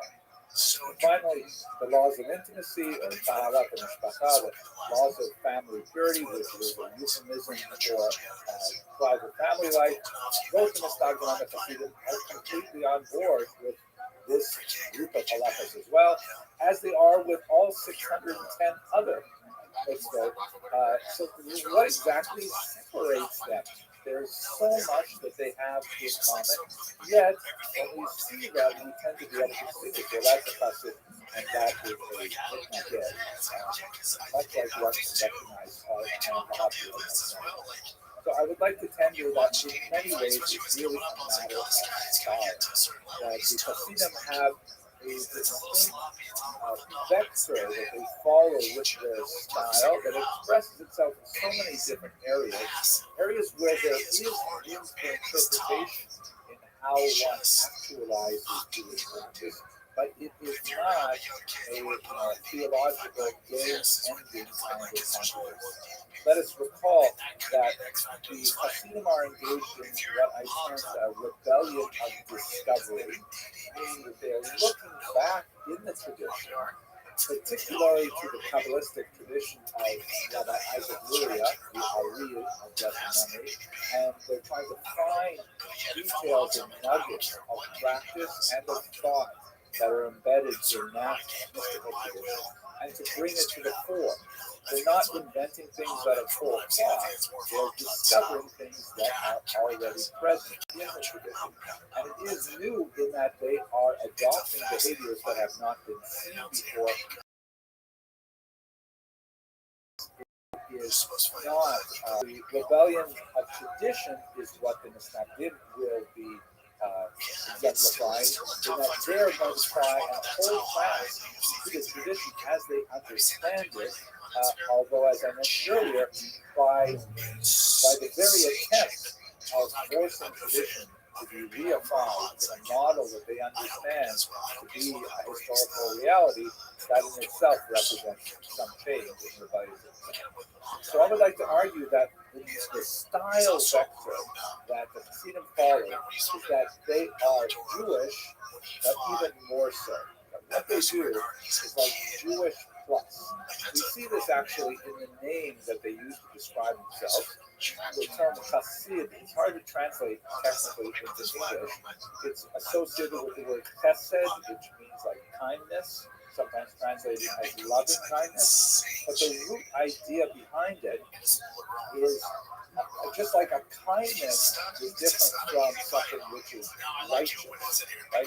The word for tzedakah, for charity, is righteousness, because it's the right thing to do, right? If someone has a lot of money and someone else has very little money, then it is incumbent upon the person with a lot of money to help out the person with a little money with regards, the basic necessities of life. That's just called tzedek, or righteous.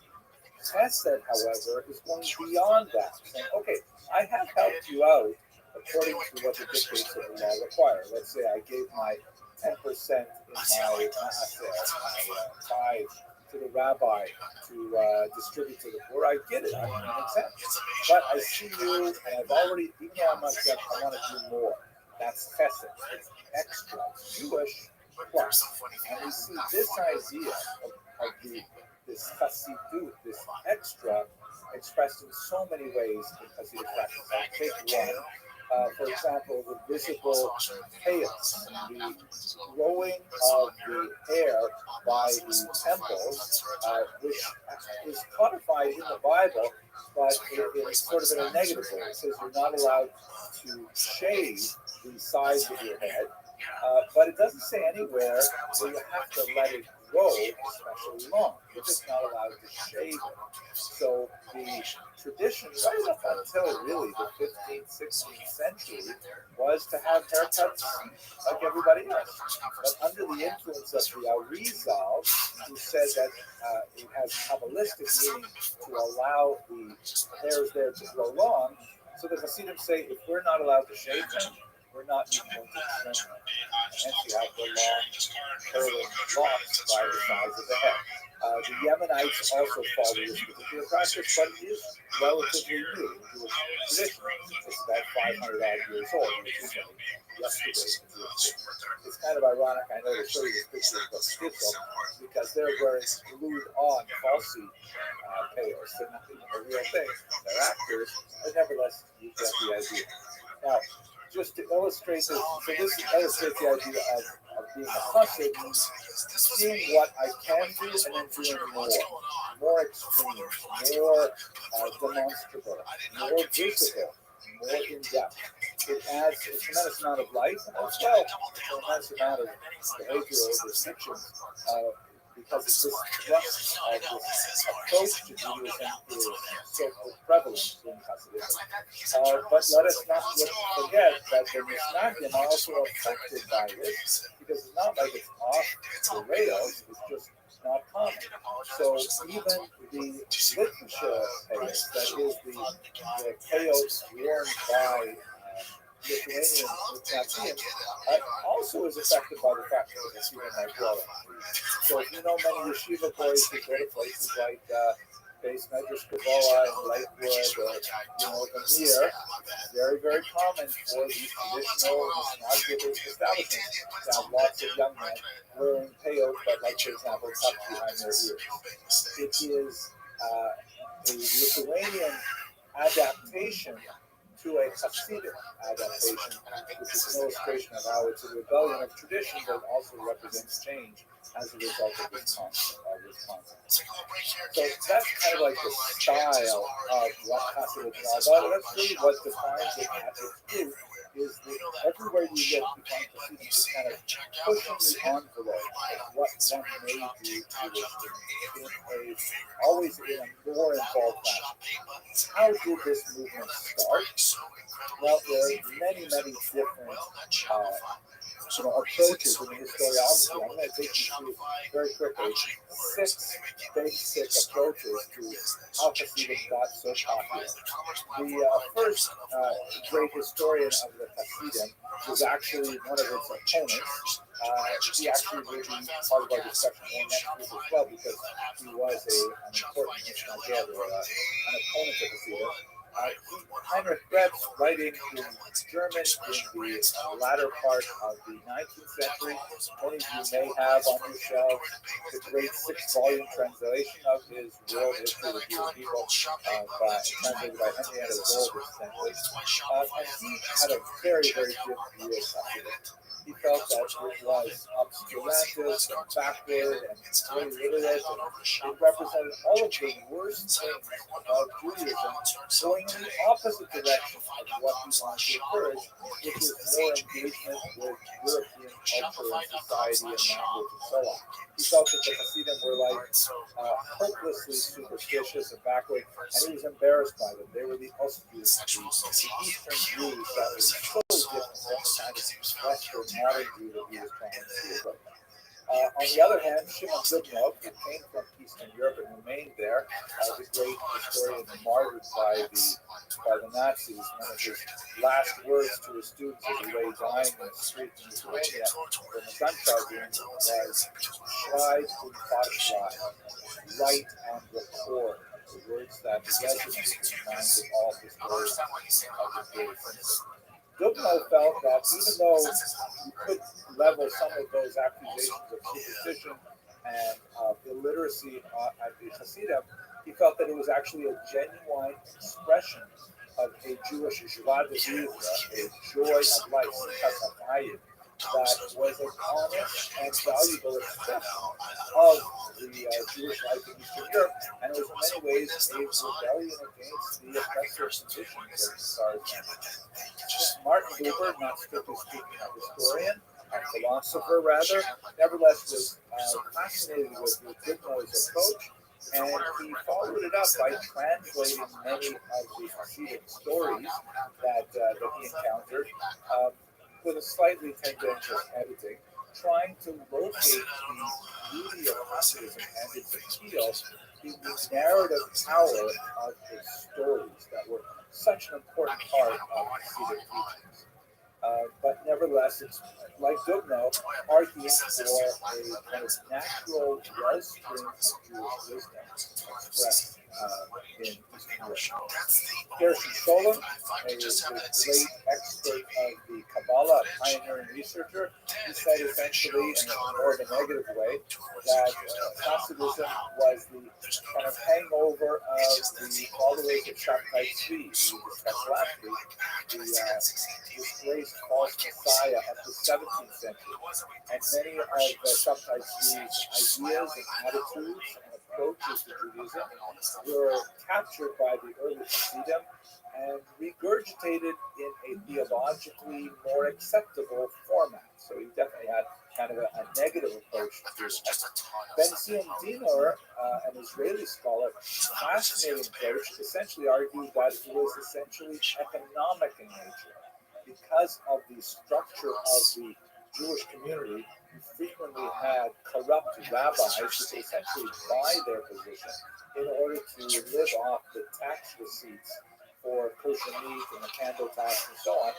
And the Hasidim, by following charismatic leaders that were separate from the main community could avoid paying the taxes to the town rabbi, and this created an alternate revenue stream and an alternate power structure that allowed Jews to seek out the spiritual leaders they really wanted. And finally, in this kind of rapid tour of some of the major approaches to how Hasidism acquired such momentum in Eastern Europe, the thought of Ada Rappaport Albert is especially fascinating, looking at the gendered aspect of Hasidism. Now, this is an area of research that requires a lot more study, especially because, for the most part, Hasidism is a male venture. We talk about the Rebbe's are almost completely male. There are actually a few really remarkable female Hasidic leaders in the 19th century. And it's almost always about male Hasidim going to visit their Rebbe's and hearing their teachers. You don't hear a lot about the women, but Ada Rappaport Albert really pioneered the study of the impact of modernization and women's thought on the field of Hasidism. Too much for us today, but it's a fascinating insight into those. So, as you can see from this quick look at 6 important historians, there's no real agreement on a single simple cause for the rise of Hasidism. I forgot to mention, by the way, especially you see in Dubno's work, that many historians felt that the Jews in the southern part of the Pale of Settlement, the region where Jews were allowed to live in Eastern Europe, well, actually, it predates the Pale of Settlement in Polish Lithuania, they felt disenfranchised because they were not being served by the great intellectual leaders of the North, like the Vilna Gaon. So there's really no real consensus on a single monolithic reason why this movement caught on fire. So we have to turn to the actual people who were involved. That brings us to a discussion of Moshe Rossman, who is a great historian who did what was largely impossible for much of the 20th century, which was to get behind the Iron Curtain and actually look in the archives. Oh, athleticism. Pulling up the grandson. The Polish-Lithuanian Commonwealth at this time, when Hasidism was born. The problem is that for researchers of Hasidism, until Professor Rossman did much of his research, we were limited to the literary study of the lives of people like the founder of the Hasidic movement, Israel Ben Eliezer, known as the Baal Shem Tov. We had very hagiographic books like this one, Shibshei Hadesh, which means in praise of the Baal Shem Tov, which was kind of like a melange of good historical data buried within miracle stories and legends and obvious falsifications or fabrications, especially because this went through several editions and you usually see layers of editing material that was added. And it was really difficult to tease out who exactly founded the Hasidic movement. There were even some scholars who doubted whether this Israel Ben Eliezer was a real person. But when Professor Rossman made it to Poland and got into the archives there, which had been largely closed to Western scholars during the bulk of the 20th century, he not only discovered that there was a real Baal Shem Tov, but he even found his tax returns. Amazing. What we're looking at right now is just one of many fascinating documents that he found, in which there is a kind of like a property evaluation and tax remittal document that was prepared in Polish for the Polish crown. And you can see that in house number 93, it's kind of like enlarged here. In house number 93, there was a man living called Baal Shem, and in other documents it's spelled out more clearly. Baal Shem Tov was his name, and he was exempt from paying taxes. What Professor Rossman discovered is that, yes, there was a man named Israel Baal Shem Tov, and he lived between 1699 and 1760 in this town of Medjugorje, and that he had a tax-free existence, not quite as a rabbi. Sometimes in the documents he's actually called a doctor, in the sense of a professor rather than necessarily a physician. And his main job appears to be the provision of amulets and spiritual guidance to the people of Medjugorje. Services rendered in return were provided with, he was provided with a salary for himself and his dependents, and a free house in which to live, like a parsonage. So he was a real figure, and he served in a quasi-rabbinic fashion, not specifically a rabbi in the sense that we've seen in other contexts, but really as a spiritual Hasidic. So let's try and understand the Baal Shem Tov within the context of his precursors, try to understand why this middle-sized village would hire a person like the Baal Shem Tov in the face of the possibility of traditional rabbinic leadership. This is a photograph of my good friend and colleague, Dr. Yochanan Petrovsky Stern, in his youth. This picture was taken in Kiev in 1992. He was one of the first people to gain access, just like Professor Moshe Rothman, he was one of the first people to gain access to Soviet archives working in Kiev, and he especially worked in the Vernadsky Library, where he discovered the writings of one person called Hillel Baal Shem. The term Hillel or Baal Shem turns out to be extremely important here. The person that we associate with the foundation of Hasidism is called the Baal Shem Tov. I mean, his proper name is Israel Ben Eliezer, but Baal Shem Tov literally means master of the good name. That's a literal translation, but it's not actually an accurate translation.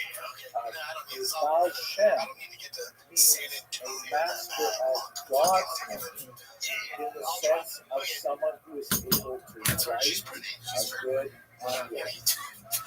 Amulets were incredibly widespread in the 8th century. These were kind of like written petitions for theurgic purposes, meaning asking that God affect some change in one's life, ensure a person a livelihood, ensure health, safe delivery, conception, marriage, all kinds of things. You would go to a person who's called a Baal Shem, a master of name, in the name of God, and that person would write out a document for you, sometimes illustrated with symbols and things like that. And then that would be sort of like your Jewish prophylactic to protect you against danger. This sounds very foreign perhaps to a 21st century mindset, but if you go next time to your local Judaica store, you may find like this little rack there with these laminated cards that you can put in the crib of a newborn baby, or a little Birkat Habayis, dressing on the house that you might take home and put on your wall, or a special prayer for one's practice, one's business, one's medical profession. These are all essentially in the category of amulets that were professionally produced. And as you might expect, many of these Baal Shem were essentially snake oil salesmen. They were, charlatans who were producing these things for money, and they had no special training, and they were just, it was just a business in people's hopes, fears, desires, and so on. The Baal Shem Tov, by the way, Hillel Baal Shem was perhaps the most famous of these tens of Baal Shem that Dr. Petrovsky Stern discovered that were wandering around Ukraine at this time in the early 18th century. Hillel Baal Shem was one of the more interesting ones in that he left behind a large manuscript called Sefer HaPeshek, in which he wrote down all kinds of samples of legitimate amulets with instructions on how to create them, how to manipulate the divine names with various spellings and so on, when it should be used, when it should not be used, and so on. And he specifically directed that his book should not be published. He did not want to make that big shift from manuscript to book because he felt that the printed book should be too widely circulated, and these were secrets of the Torah that should be preserved only for legitimate few. So that's the cultural milieu from which the Baal Shem Tov emerges. Now he is known, however, as the Baal Shem Tov, the master of the good name.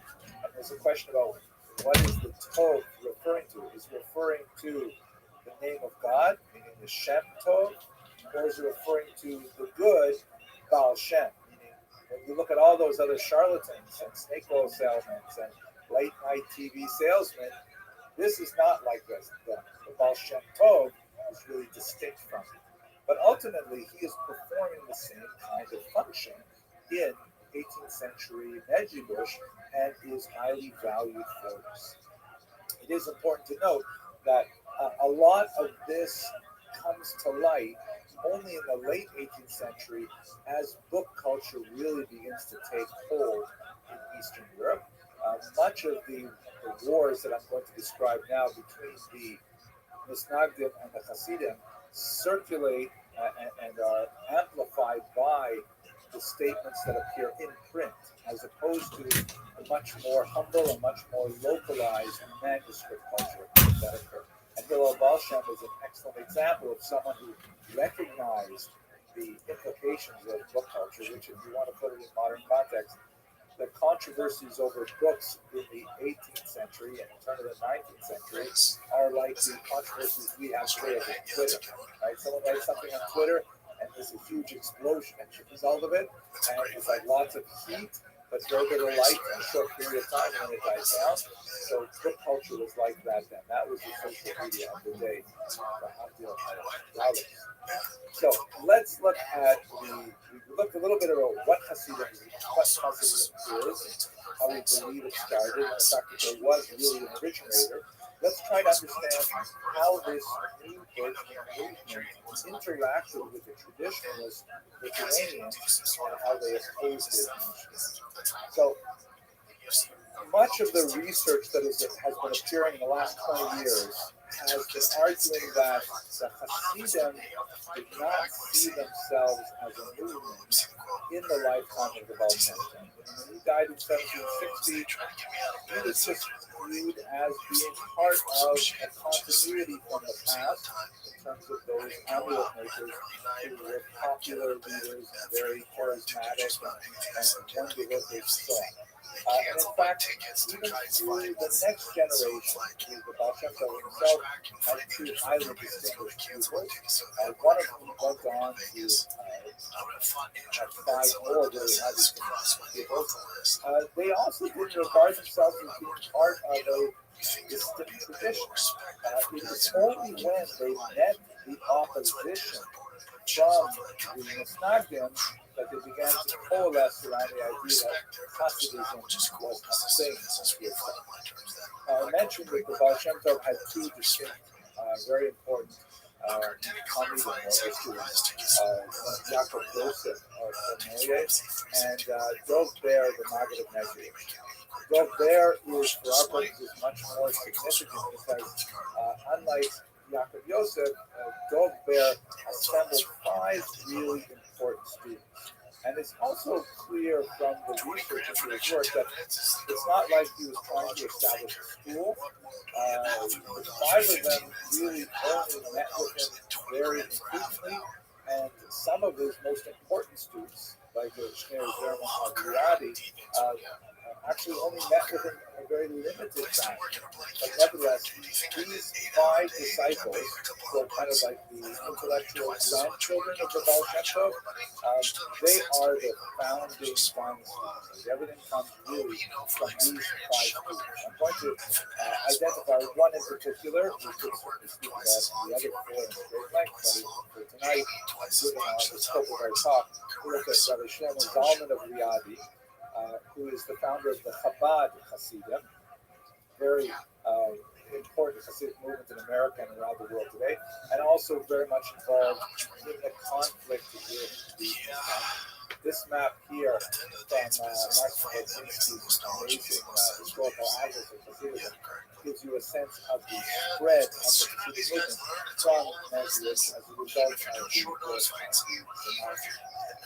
as I mentioned, the subconsciousness of the Hasidim saying, hey, we are a thing, we are a movement, really begins right around the death of the there, because that's when they begin to feel the real weight of the opposition of this man, Yaakov of Vilna, the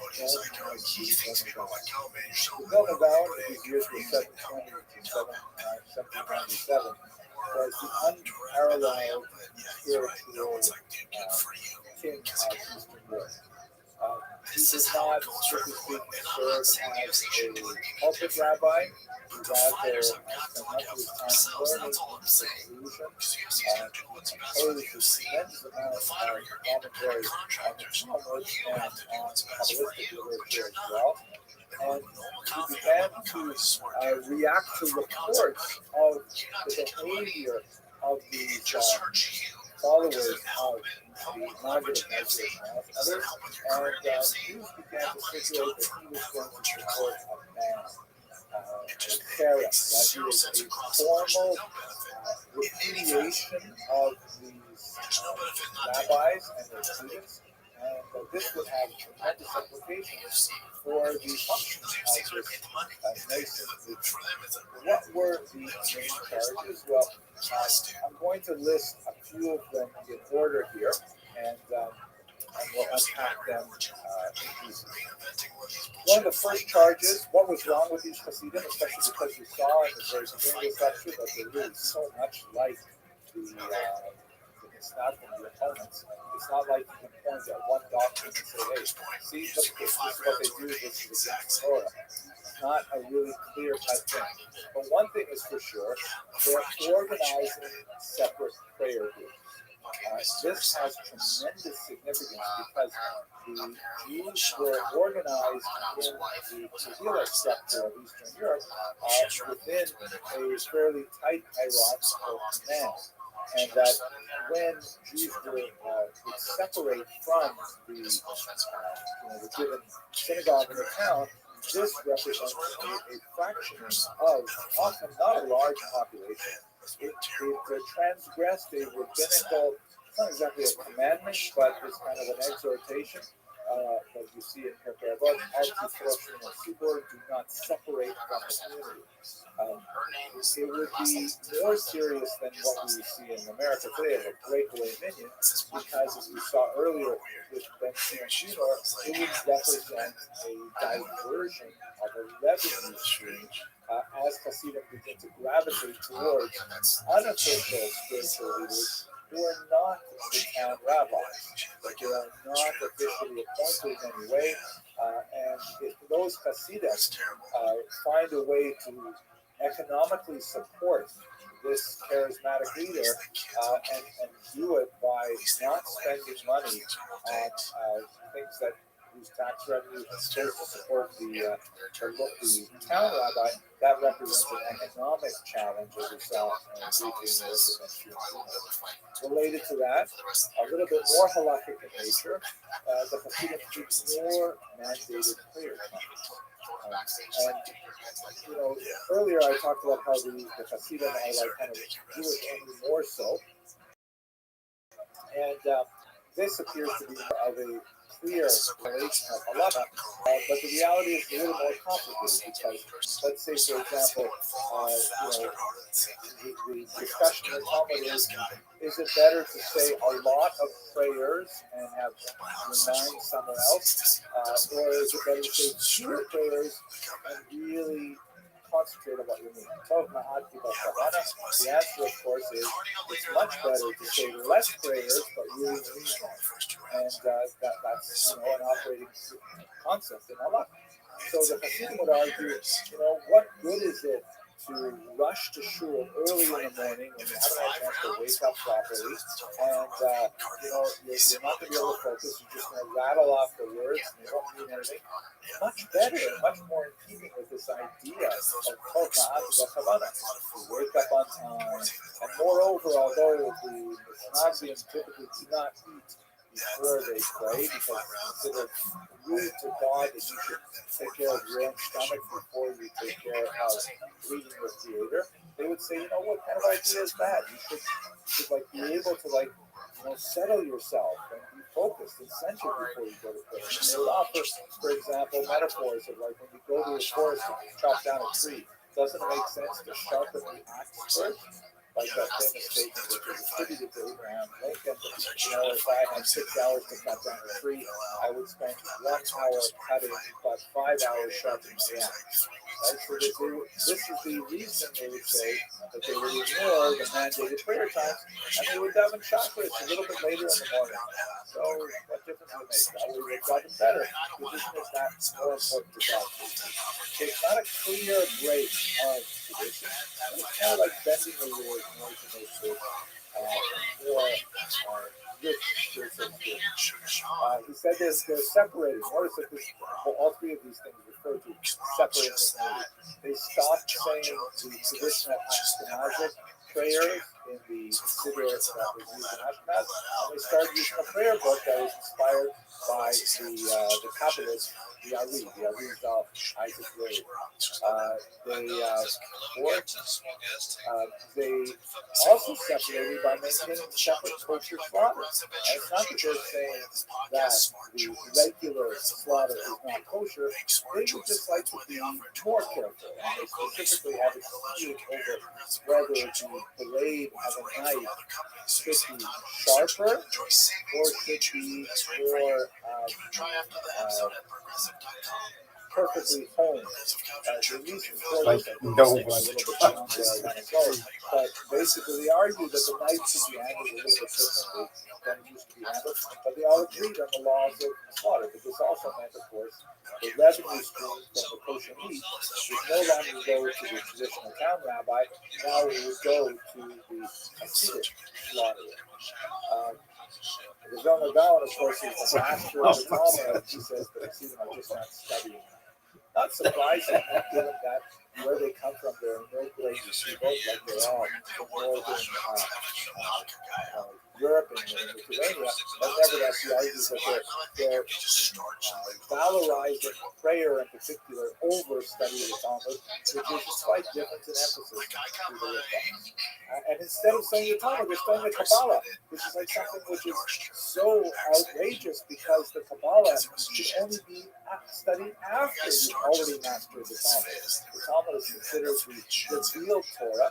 The Kabbalah is considered the hidden Torah. So what are you studying those things before you get the revealed things?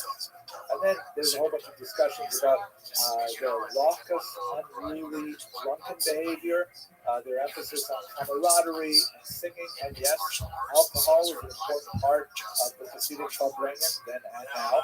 And they argue that this is really not appropriate for a much more austere,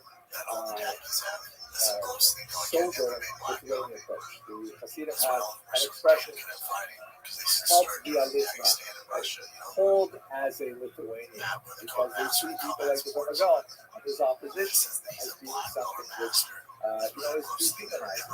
And then finally, there is a discussion to argue that they practice antinomian behavior. There is a certain amount of discussion that they practice inappropriate sexual relations, which is probably kind of a slander that slipped in from the Frankist movement, which definitely practiced these kinds of things. And that was a highly dissident movement that ended up converting to Christianity, and of course, Sabbatism.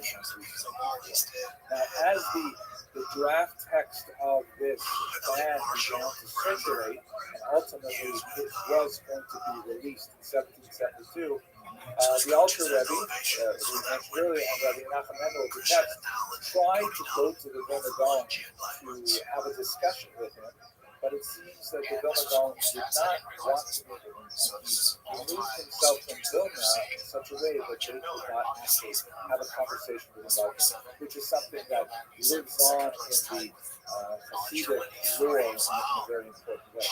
And the Stagden ended up pronouncing this ban in 1772, and actually sent some Hasidic texts on fire. This was followed, not surprisingly, by Hasidic counterbands and other book burnings of Lithuanian books that were criticizing the Hasidim. This got so out of hand. In 1781, the Lithuanians and Stagden imposed an even stronger ban against the Hasidim that not only identified specific written work and general criticism of these behaviors, but specifically forbade non-Hasidic Jews from associating with Hasidic Jews, not maintaining friendships with them, not doing business with them, not eating their kosher slaughter and things like that.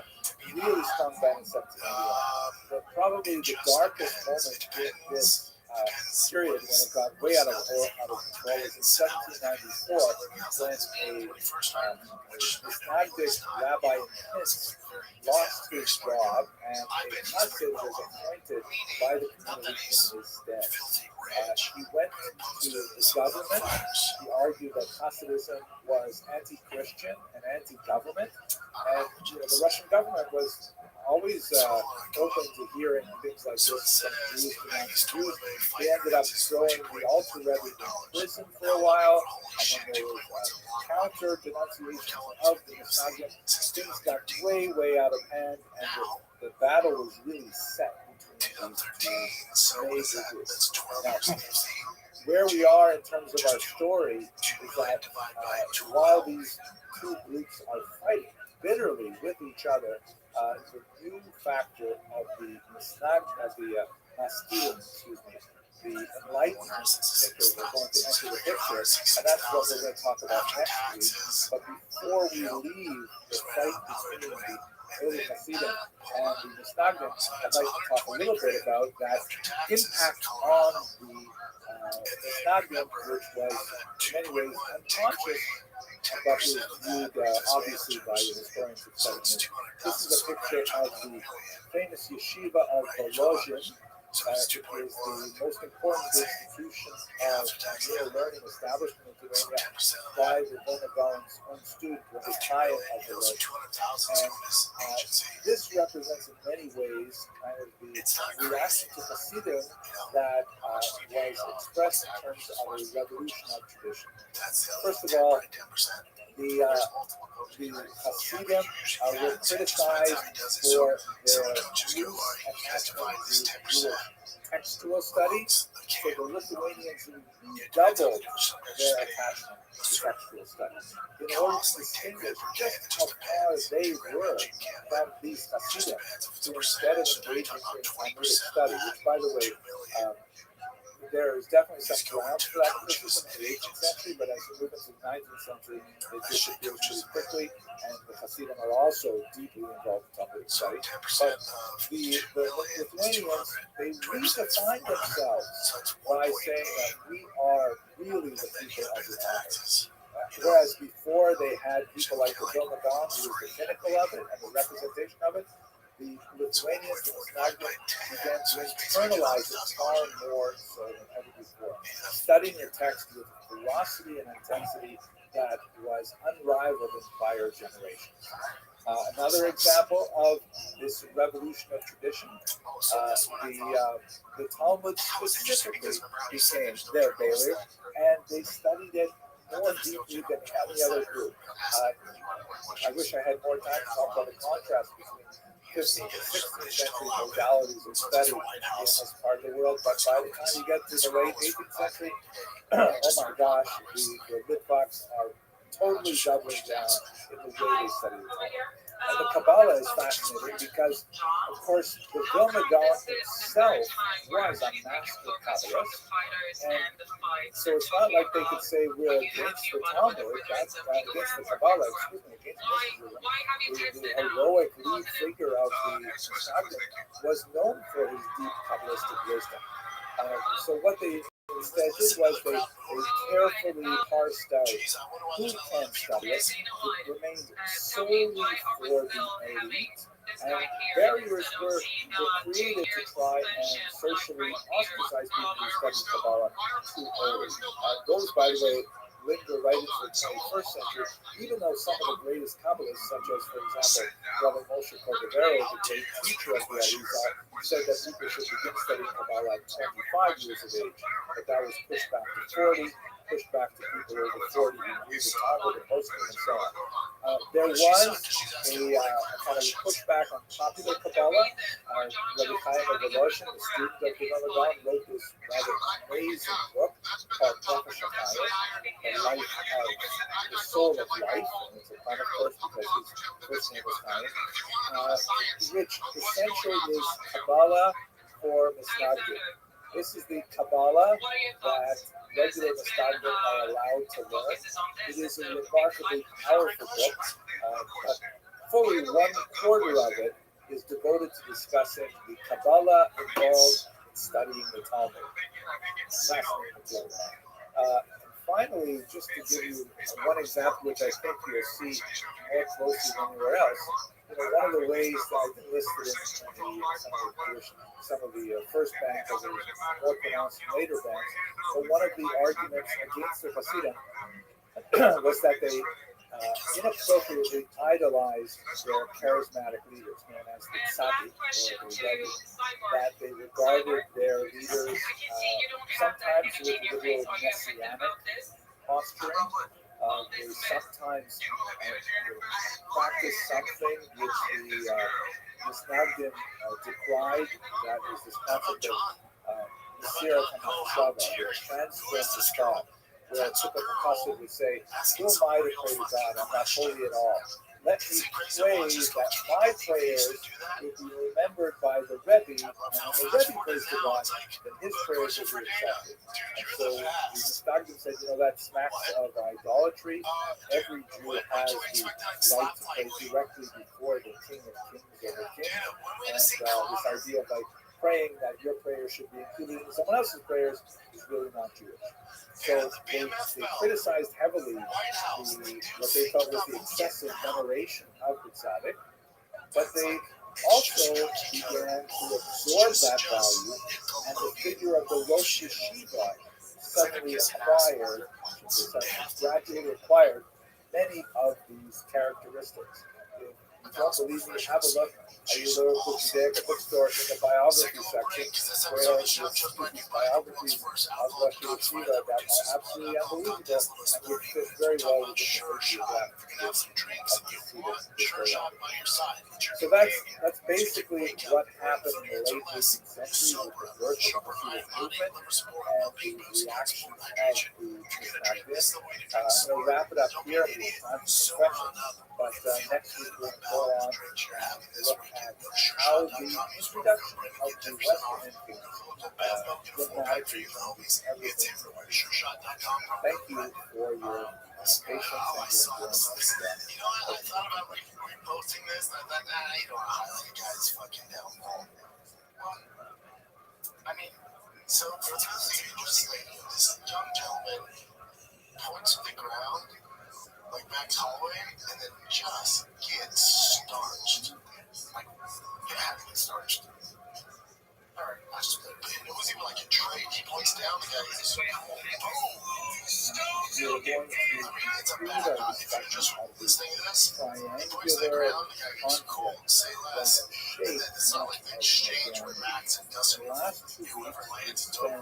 You just talking about the incredible Hasidic revolution and the roots of that revolution and what it portended for Eastern European Jewry. We spoke about the rather harsh reaction from the so-called opponents of the Hasidim, And even the name itself, Mitnaged or Misnaged, pronunciation, refers to how the traditionalists, led by the Vilna define themselves by their opposition to the Hasidic movement. And so these two revolutions, so to speak, kind of fed off one another. Today we're going to speak about the entry of the third simultaneous intellectual spiritual revolution that affected the Jews of Eastern and Central Europe, and see how the mix of these two groups really came together to form a broad swath of Jewish identities that are prevalent even in today's Jewish politics. So let me start by going to the root of the Haskalah, which we only touched on briefly in the last two lectures. The term Haskalah is related to the word for intelligence, and it is used as a translation for the German term Aufklärung, which is or enlightenment in English, which was the popular term used to describe this kind of movement that illuminated much of Western Europe in the 18th century. Figures like Immanuel Kant, for example, political ideas of Rousseau and Voltaire and others, it contribute to this idea of an increasing emphasis on humanism, on the power of human beings, specifically a man, because they have not quite made it to consider women in the same category as men, but nevertheless still strives forward in that regard. That men could somehow be the arbiters of truth, that they could be the locus of truth, and they could translate that somehow into the political, social, even a personal sphere. Just one example, the Lockean concept of tabula rasa emerges out of the Enlightenment. Tabula rasa meaning a blank slate. The idea that human beings are born devoid of any data, like a slate, like a blackboard is devoid of any writing. And whatever you write on that tender child's soul, in terms of exposing them to education and experiences and so on, that's what will create this kind of idea of the tabula rasa and the potential that it represented was at the beating heart of the Enlightenment and also of the Rebellion. And when it encountered the Hasidic movement and the Misnagdic movement, there was quite an eruption because not all movements saw this tabula rasa in exactly the same. Let us, though, go back a little bit in time and explore some of the Jewish intellectual use of the Haskalah. We could actually spend the entire lecture just exploring this easily, but I'm going to pick out two figures, for example. One of my favorites is another amazing figure, Isaiah del Rossi, who lived in northern Italy in the 16th century. In many ways, not a very talented person. He was essentially a proofreader for the emerging publishing industry, copyist, but it happened in 1570. There was a dramatic earthquake in Ferrara, and he fled with much of the Jewish community that lived actually in a lowland, very close to the river, and they were worried about the buildings collapsing, so they actually spent a couple of weeks living outdoors, a little bit like my shul during the COVID conditions. They spent a couple of weeks living outdoors with the non-Jewish citizens of Ferrara in an unusual kind of environment where all of a sudden, they're all in the same boat. They're worried about what will happen to their city during this literally tectonic change. And Del Rossi struck up a friendship with some of the Christian monks who were out there at the time.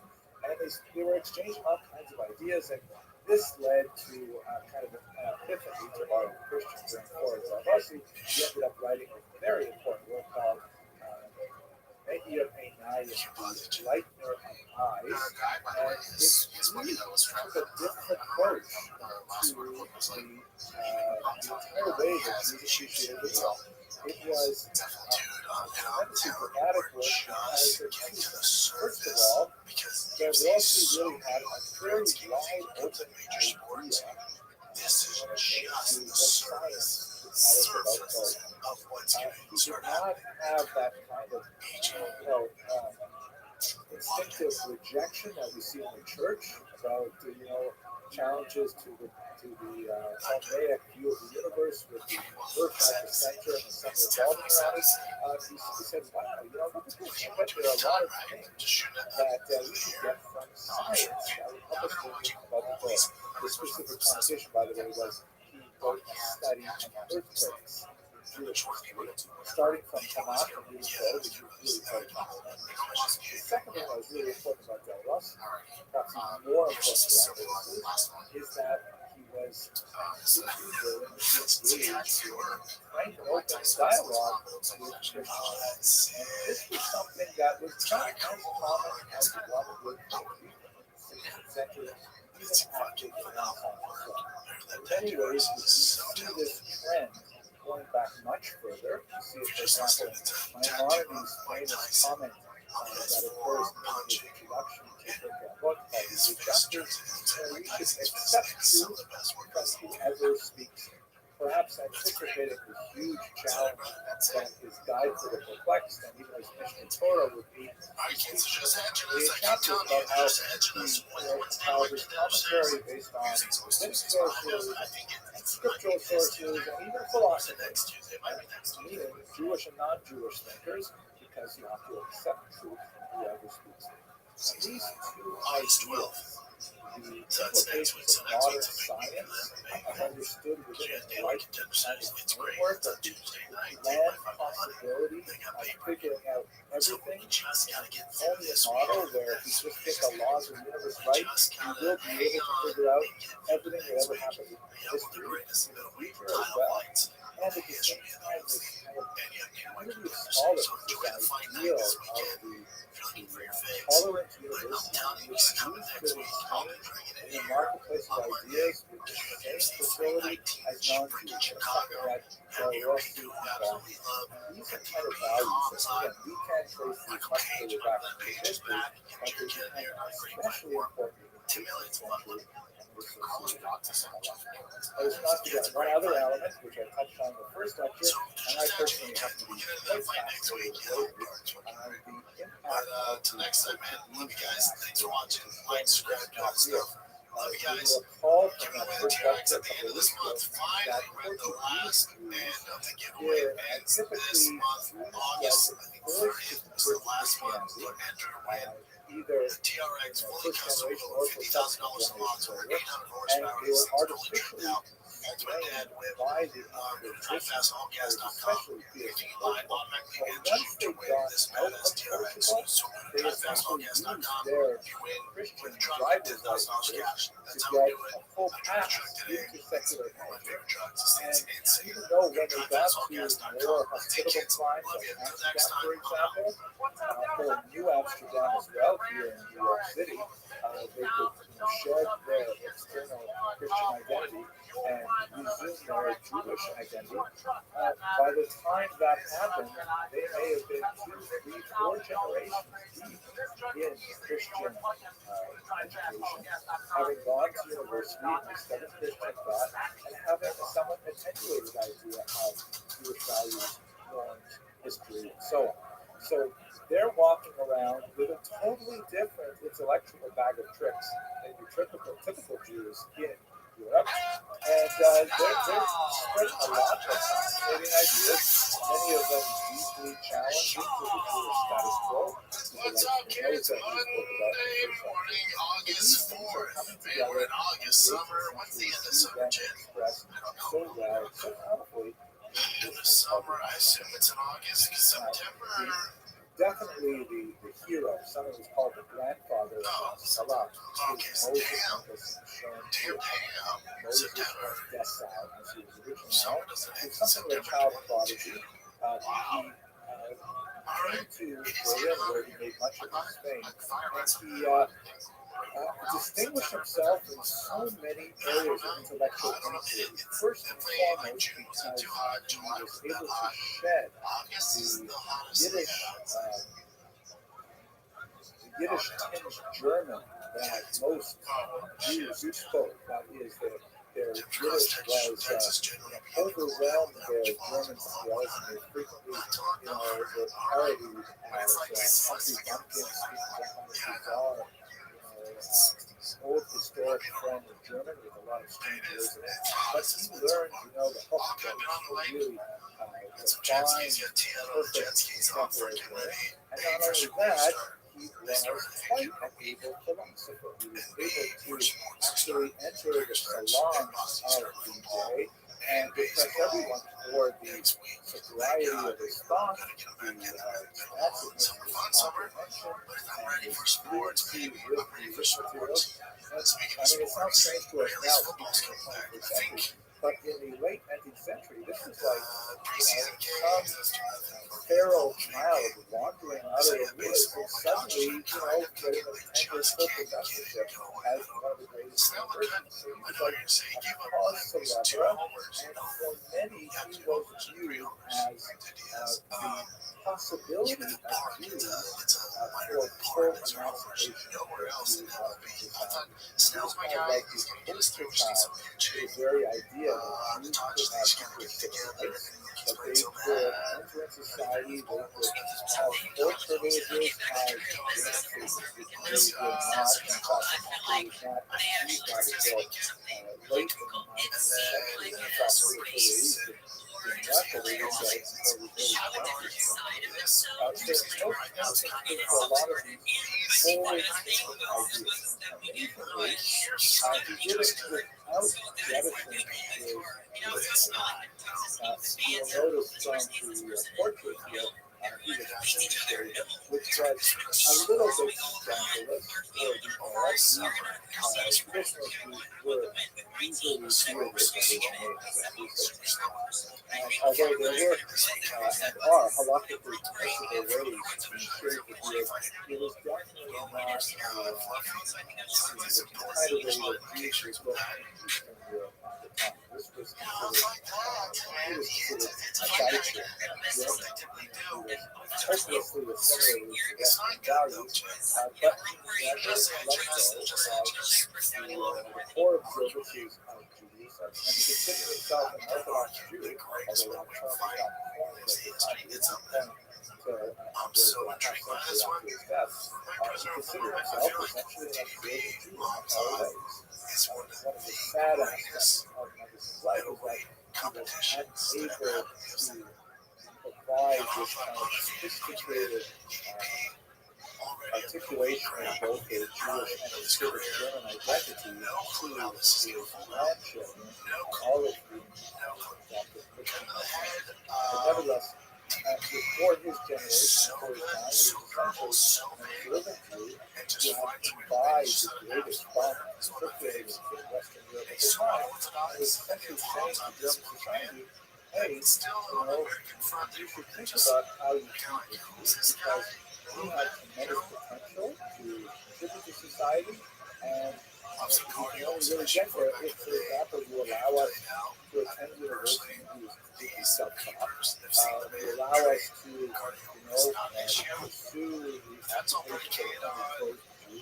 So he's kind of like the grandfather of the Haftarah.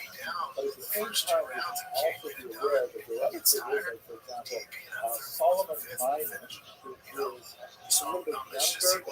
In fact, looked up to Mendelssohn as a mentor in many ways. Solomon Maimon was a very talented philosopher. He debated quite successfully with Emmanuel Kant. He duplicated a lot of the strengths that Mendelssohn had. However, unlike Mendelssohn, he certainly was not observant. He took pride in it. Maimon did write quite a few philosophical treatises that had some popularity and notoriety in his day, but his longest lasting contribution to Western thought is his rather salacious autobiography. This is,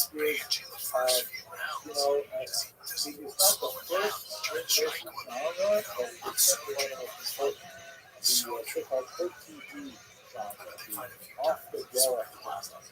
Maimon himself came from a Gnostic background in Lithuania. He was, like Mendelssohn, a child prodigy, very very learned in his childhood, and he achieved great status for his impoverished family because of his, limited learning and skills. Married off at the age of 11, which was not that uncommon for especially Marshall with youth at that age. Very unhappy with marriage, especially unhappy relationship with his mother-in-law. And so at age 13, he ran away from home. He ran away actually from his own home, abandoned his wife, and in fact did not give her a yet for decades. Also abandoned his child as well, young David, who would only meet him years later. So Solomon Nyman left Lithuania. He had actually a sort of a detour to Mezrich, where he met Dov Ber, the founder of Mezrich. He has a fascinating chapter about his family of Hasidism. But ultimately, he felt that Hasidism was albeit more inspired and more remarkable for its devotion and enthusiasm. It was essentially what he regarded as the same kind of nonsense that he had imbibed as a communist, and he just wanted to put that all behind him. He came to northern Germany, he was in Berlin, he was associated with Mendelssohn, got up to all kinds of trouble, visited brothels and so on, and his autobiography is very entertaining reading, but personally I don't think it is a very likable individual. But he's also the face of the Hashkalah, because unlike Mendelssohn, he said that we can be Jews and be good Germans and be good modern citizens of Europe. We can have it all. Solomon Nyman said, chuck it over the side. There's so many of these books nowadays, or TV series on Netflix, Unorthodox, things like that. It's a long tradition of Madeira, or over the concrete wall, so to speak, types of literature, and that's the version of the Haskalah that was also active at the very same time. This will be especially significant when the movement begins to bleed over to Eastern Europe.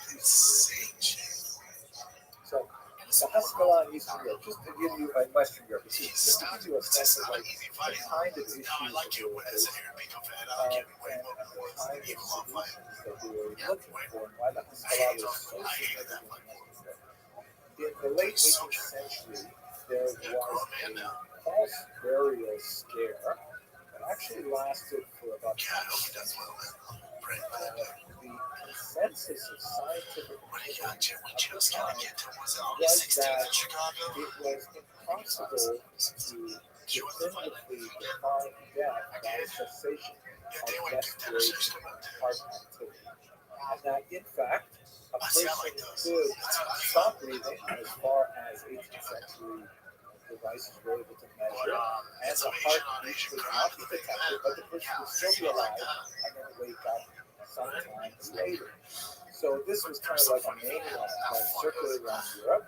It also reached the shores of America, and the invention of the safety coffin was actually there was a little research on this before the lecture. Apparently, America approved almost 90 patents for different kinds of safety coffins, specifically for this reason. And there's actually a word which I forgot that specifically describes the phobia of being buried alive. At any rate, you can see this particular version. On the left is our dearly departed, who has been buried underground in his coffin, but then, and there's this structure that extends from the coffin up to the surface of the graveyard with this flag that looks a little bit like a mailbox flag.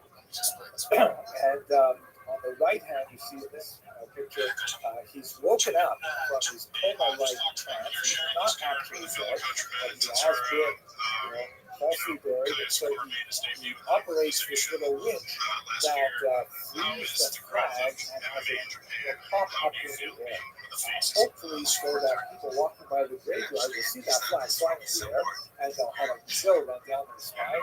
And then immediately they'll go out to their shovels and rescue them before they expire a second time. There are also versions of bells and strings attached to it. There is a widely held belief, probably not true, but that the phrase "saved by the bell" refers to the ringing of such bells on safety coffins that people come to in fact, "saved by the bell" probably comes from boxing, where you're at the end of the round and you're about to be knocked out, but the bell rings the end of the round, so you get to go out. At any rate, why is this relevant to the Haskalah? So when Egypt, Mecklenburg Schwerin, which is northern Germany, heard about these things, he was quite taken with it, and he decided to go along and take this progressive scientific position and say that in Germany, or in the regions that he controlled, no one could be buried for 72 hours at a last after the death was confirmed. In other words, they would make sure for sure that this was dead before they buried him.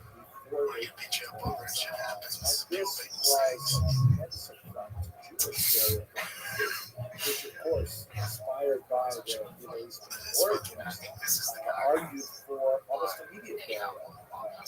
Ideally, within the first 24 hours of death. All these ideas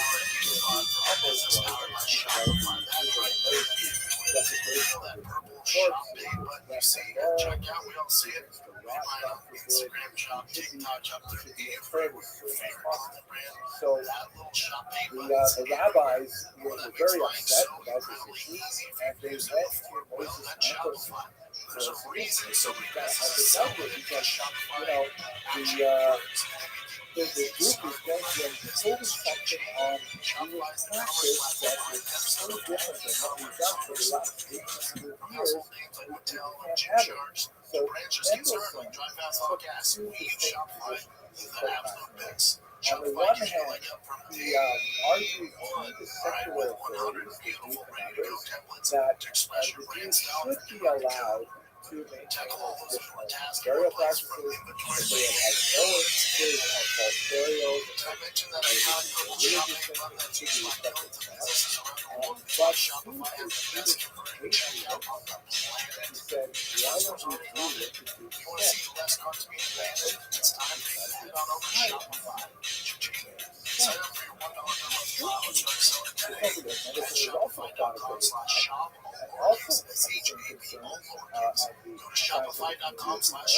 And so privately with other rabbis, he said, I think we should try to do this.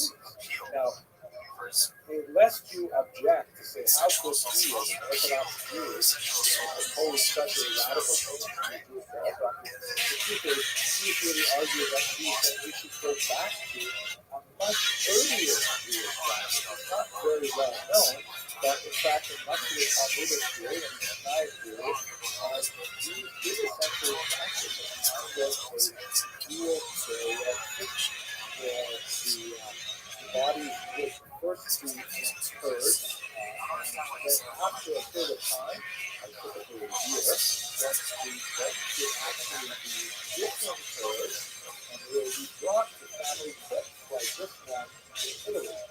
There are such trips that exist in Busan, in Israel, and a few places in Israel and Italy, where we have these catacombs that are clearly Jewish, not memorials and things like that. So essentially, he was saying, why don't we just re-adopt ancient practice, described in Talmudic small chapters called Talmud. Why don't we just go back to that practice? That way we can with science and with we started in a lot of hot water with, among others, Yaakov Emden, who was dead set against any kind of changes. Nevertheless, this was typically kind of considered the way to use it, saying, well, we can appreciate science, and we can also appreciate this. We just have to look a little more deeply into science is really deep.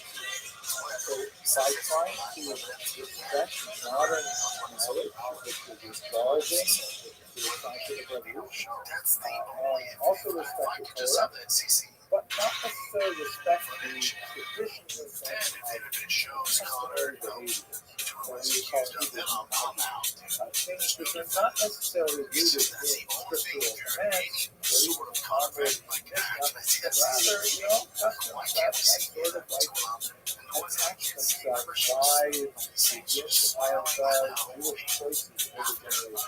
That would result in things like, codes of dress and beard, things like that, that were, more regional kind of traditions. Stella, under thinkers like Mendelssohn, said we should carefully examine the corpus of Judaism, and we should surgically remove or at least isolate those elements that are not part of the body and soul itself, but rather things like the externalities.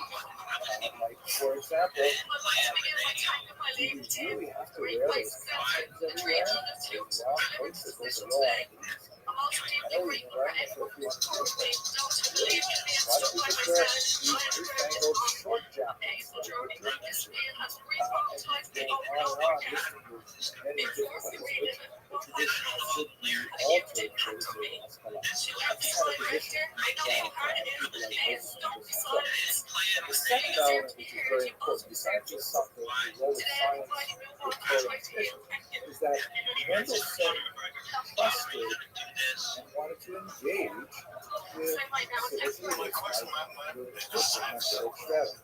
He felt that, for too long, Jews have regarded the non-Jewish world as toxic and antithetical to Jewish values and as hostile to Jewish values. He felt, no, we should, while recognizing that there are a minority of Jews who unfortunately don't like Jews because they are not sufficiently educated as to who Jews are or understand the world, we should nevertheless embrace non-Jewish neighbors with open arms. And, we have been concerned with them in the exalted experiment of constructing a multi-ethnic society.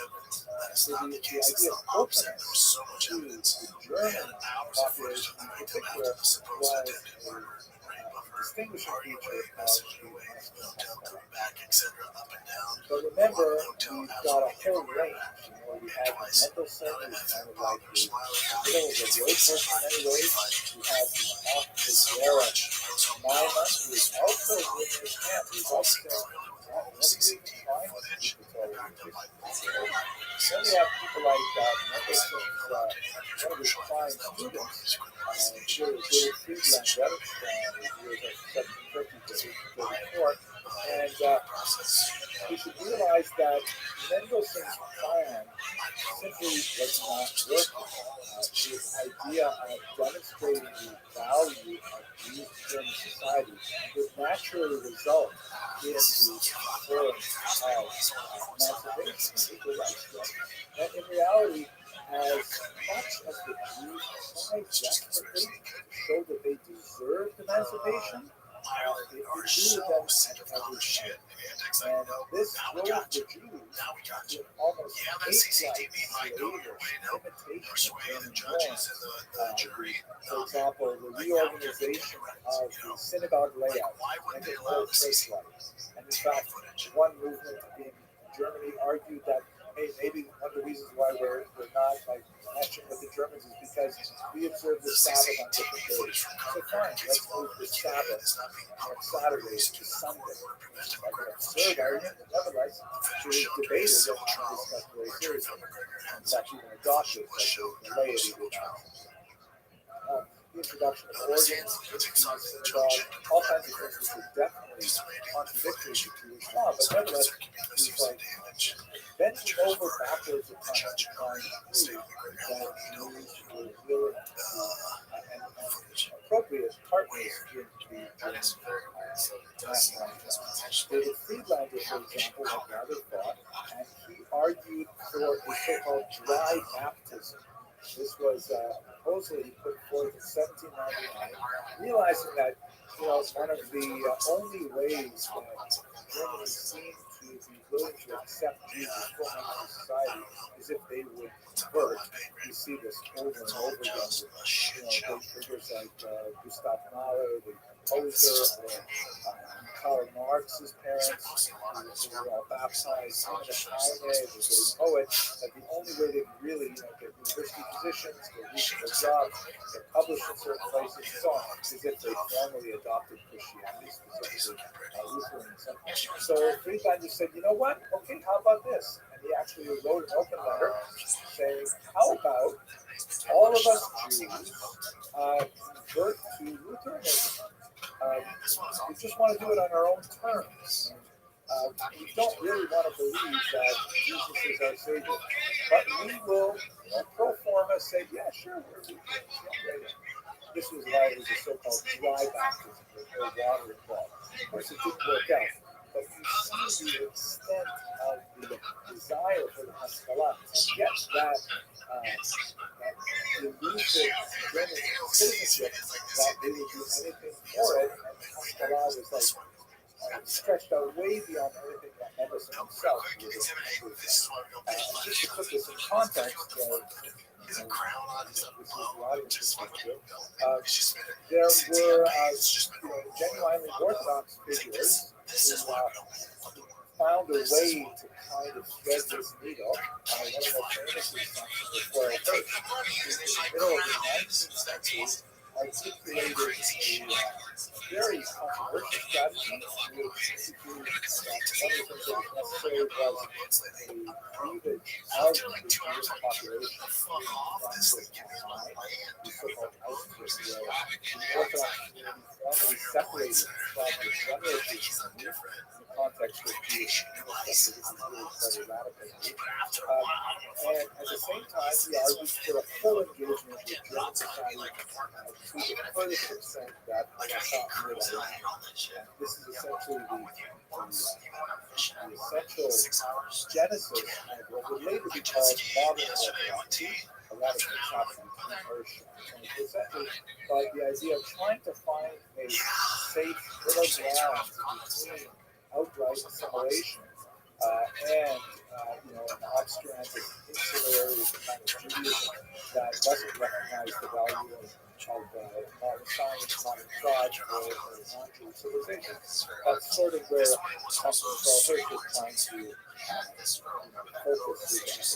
And in case you think he wasn't sufficiently religious, this photo was often circulated with a little bit more rich view, so you get a little bit more. That's what it is. Let's go on. That's what's going on in Western Europe, right? You have these masculine adherents of the Haskalah who are trying very hard to achieve certain political goals, and they are willing on the spectrum. They're willing to go so far as even have a kind of a Marxist conversion that will get them what they want. They will emphasize. Eastern Europe, on the other hand, is rather different. One of the most important ways in which Eastern Europe is different is that it is way more populated. Russia proper is Russia before the expansion of the Catholic growth was actually closed to Jews from the 15th century onward. But when Catherine expanded the region right around this time in the 18th century, she actually ended up inheriting a massive population of Jews, which she promptly sequestered in a region called the Pale of Settlement, basically extending from halfway through Latvia all the way down to the Black Sea, opposite the southern half of Latvia, Lithuania, Belarus, a big chunk of Poland, Ukraine, Western Ukraine in particular, and Bessarabia. These are all the regions of the Pale of Settlement. There's a massive Jewish population that far outpaced both the absolute number of Jews in Western Europe and also their concentration. Jews were heavily concentrated in medium-sized villages all the way up to cities in Eastern Europe. As you can see, the black dots indicate cities with over 50% Jewish population in 1900. It's a little bit less so in the times that we were discussing, because there was an unusual population boom that especially affected Jews over the course of the 19th century, but nevertheless you get a sense of the different scale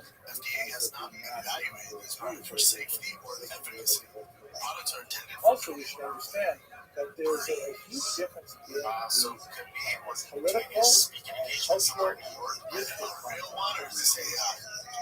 Germany was regarded by Jews as kind of like the most civilized country in the world. This was a country that had the best scientists, they had the most sophisticated poets, and they had the most wonderful composers.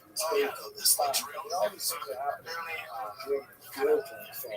They're like so excited for Germany. Russia, by contrast, Jews could not essentially engage with as I mentioned a second ago, Russia proper was actually closed to Jews, so Jews couldn't live in St. Petersburg or in Moscow unless they had special permission because they were especially wealthy and they were involved in commerce or they were talented medical professionals. Otherwise, the vast majority of Jews lived among these large non-Russian populations that were part of the Russian Empire. The Ukrainians, the Poles, the Lithuanians, the Belarus, and so on. And their cultures, especially their literary cultures, were way behind what was happening in Germany. The Dostoevsky's, the Tolstoy's, and so on were just the beginning of the huge rush of great Russian literature, but that was happening towards the end of the period that we're talking about. So Jews were just not attracted to there was no real desire to assimilate to Russian culture, which is quite different from Germany.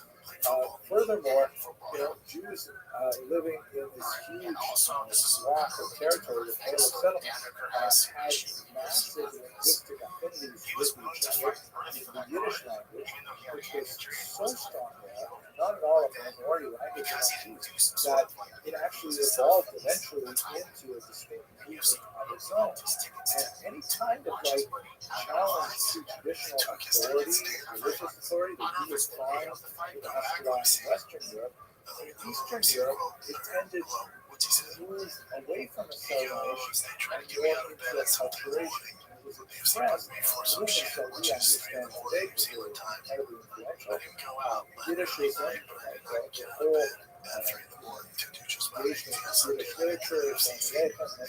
whole engagement in Yiddish literature, the culture of it, so on, it translates through to Broadway and Hollywood. Zionism, the great political experiment of the Jews that was heavily weighted towards the demands of Eastern Europe. Jewish socialism, the Arbeiterbewegung, of course, elements of the Communist Party, Mensheviks, and the Bolsheviks, and so on. These are things that happen because of Jews in such great numbers. Not especially attracted to Russian culture. Linguistically, they either double down on Yiddish or they explored Hebrew. They generally did not say, hey, let's all speak the vernacular Ukrainian. A little bit different in Poland. There was a much stronger level of Polish Jewish synthesis than you had, let's say, Jewish Ukrainian or Jewish Ukrainian, but nothing like the German Jewish synthesis that really drove that along. So as these ideas of the masculine start seeping over into Eastern Europe, Eastern Europeans, even those who are inclined towards these ideas, they're not deeply impressed. They say, no, we don't want to do that. Why baptism? That's what you expected us to go away. But they internalized it in other very different ways. For example, Joseph Pearl, one of the important, one of the important masculine of the era, and you can see right away he's wearing a kippah, very large kippah, larger than normal, but he embodies this view saying, okay, listen, there's a lot of great things going on in Western Europe, and science, and maybe they'll get emancipated and things like that. He looks around at what's going on in Eastern Europe and says, what's holding us back? He says, oh, man, it's those Hasidim. They are the worst. And it's not them, okay, they're religious, and so on, but at least they're rationalists. At least they, have a logical system, and they're sober, and they're punctual, and all of these kinds of guys. Hasidim are loud. They are drinking, they're dancing, they're singing, they're practicing all kinds of behaviors that we're not used to. All of those things that we described and discussed last week are really offensive. They were offended by us. And so he took a really unusual tack. He posed false Hasidic which were designed to be parodies of Hasid. That is satires. He wrote a book called The Revealer of Secrets, which was meant to be read as if it were an actual Hasidic book. But when you read it, you would say, "Oh my God, That's not it. Just heard that name. Oh, that's the and one. honestly, he ended up really preserving a lot of tremendously interesting Hasidic ideas. Rabbi Nachman of Restream, who was one of his most hated, more than most, a lot of the famous stories of Rabbi Nachman were recorded because Joseph Pearl put them in his own book. So he, strangely enough, did a service for Hasidism by opposing them. And the thing is, people like Joseph Pearl, even though he was a dedicated educator and made tremendous contributions to the general education in Tarnopol, in Western Ukraine, nevertheless, he simply could not get any serious traction with his opposition to Hasidism, especially through this strange device of writing these parodies of Hasidism. But you see how the Haskalah here, especially in the figure of Joseph Pearl, tries to erode support for Hasidism, but it is a genuinely popular French movement that people enjoy. People like to be associated with Hasidism. We should note that Pearl was not the only Maskio who dealt with the Hasidim, and there were some, I'll tell you that in about 10 minutes, that viewed the Hasidic movement with quite a bit more charity, but nevertheless, the basic attack of Haskalah on Eastern European Jews was primarily focused on Hasidism, because they saw them as the most obscurantist, the most anti-rational, the most diametrically opposed to the values of Haskalah that they were trying to slowly bring into the fights over Hasidic literature really died down around the year 1850 for various reasons. For example, the Gaon had now been dead for almost 20 years, and there were also changes in the generations of Hasidic leaders and so on, and the placing of Hasidic rabbis in official positions in many cities calmed down a lot of that intense literary debate. But the Hasidim and the Snagrim together face a much more significant threat from the Russian government. So another element of the Haskala's attack on the traditional lifestyle in Eastern Europe was specifically through the government. And this, in many ways, plays on the relations between, on the one hand, the Snagrim and the Hasidim, and on the other hand, the Maskilim coming in. But ironically, this meant that the Hasidim and the Snagrim had common cause against the Haskalah.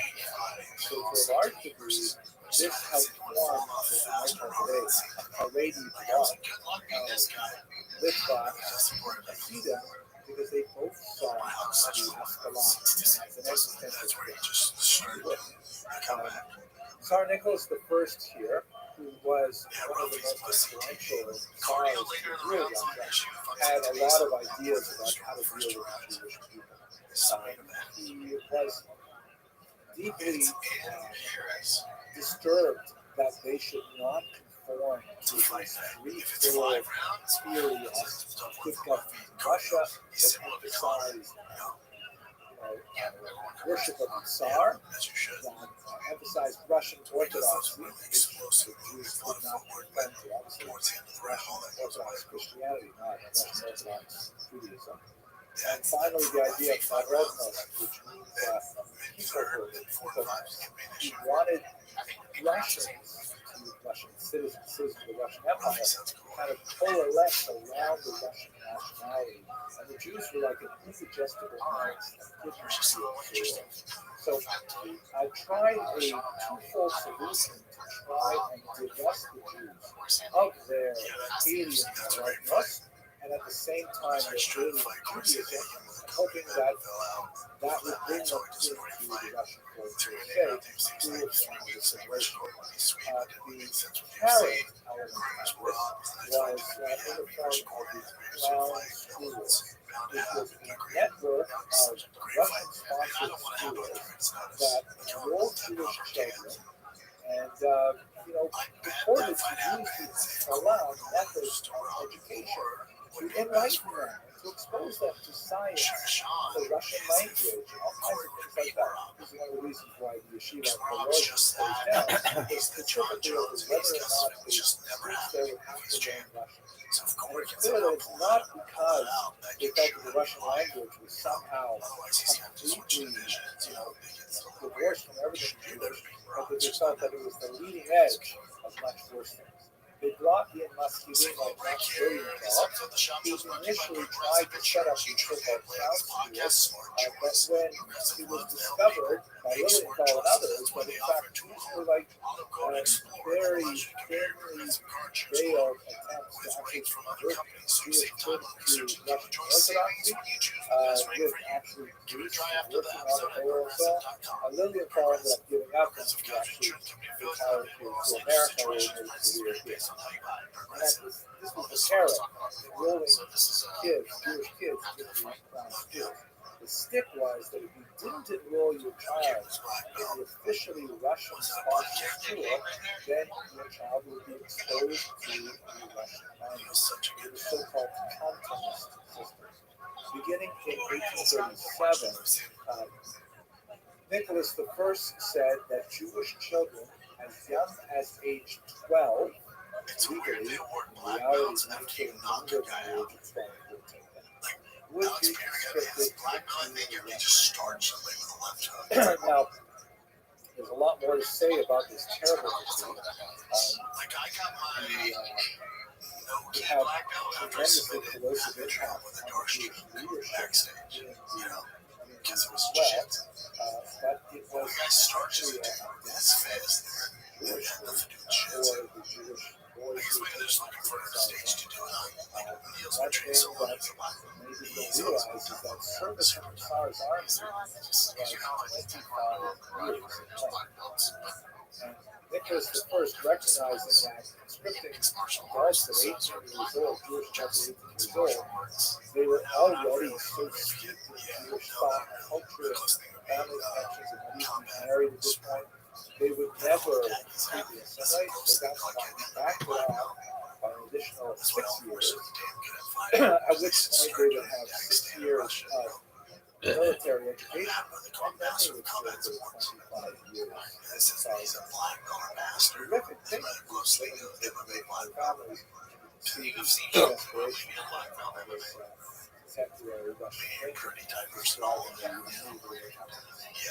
So the Jews of Russia had this terrible choice: either put their kids in these Russian-sponsored, basically conversionist scholar schools, or they can expose them to the risks of being sent off to the Tsar's army and not really seeing them.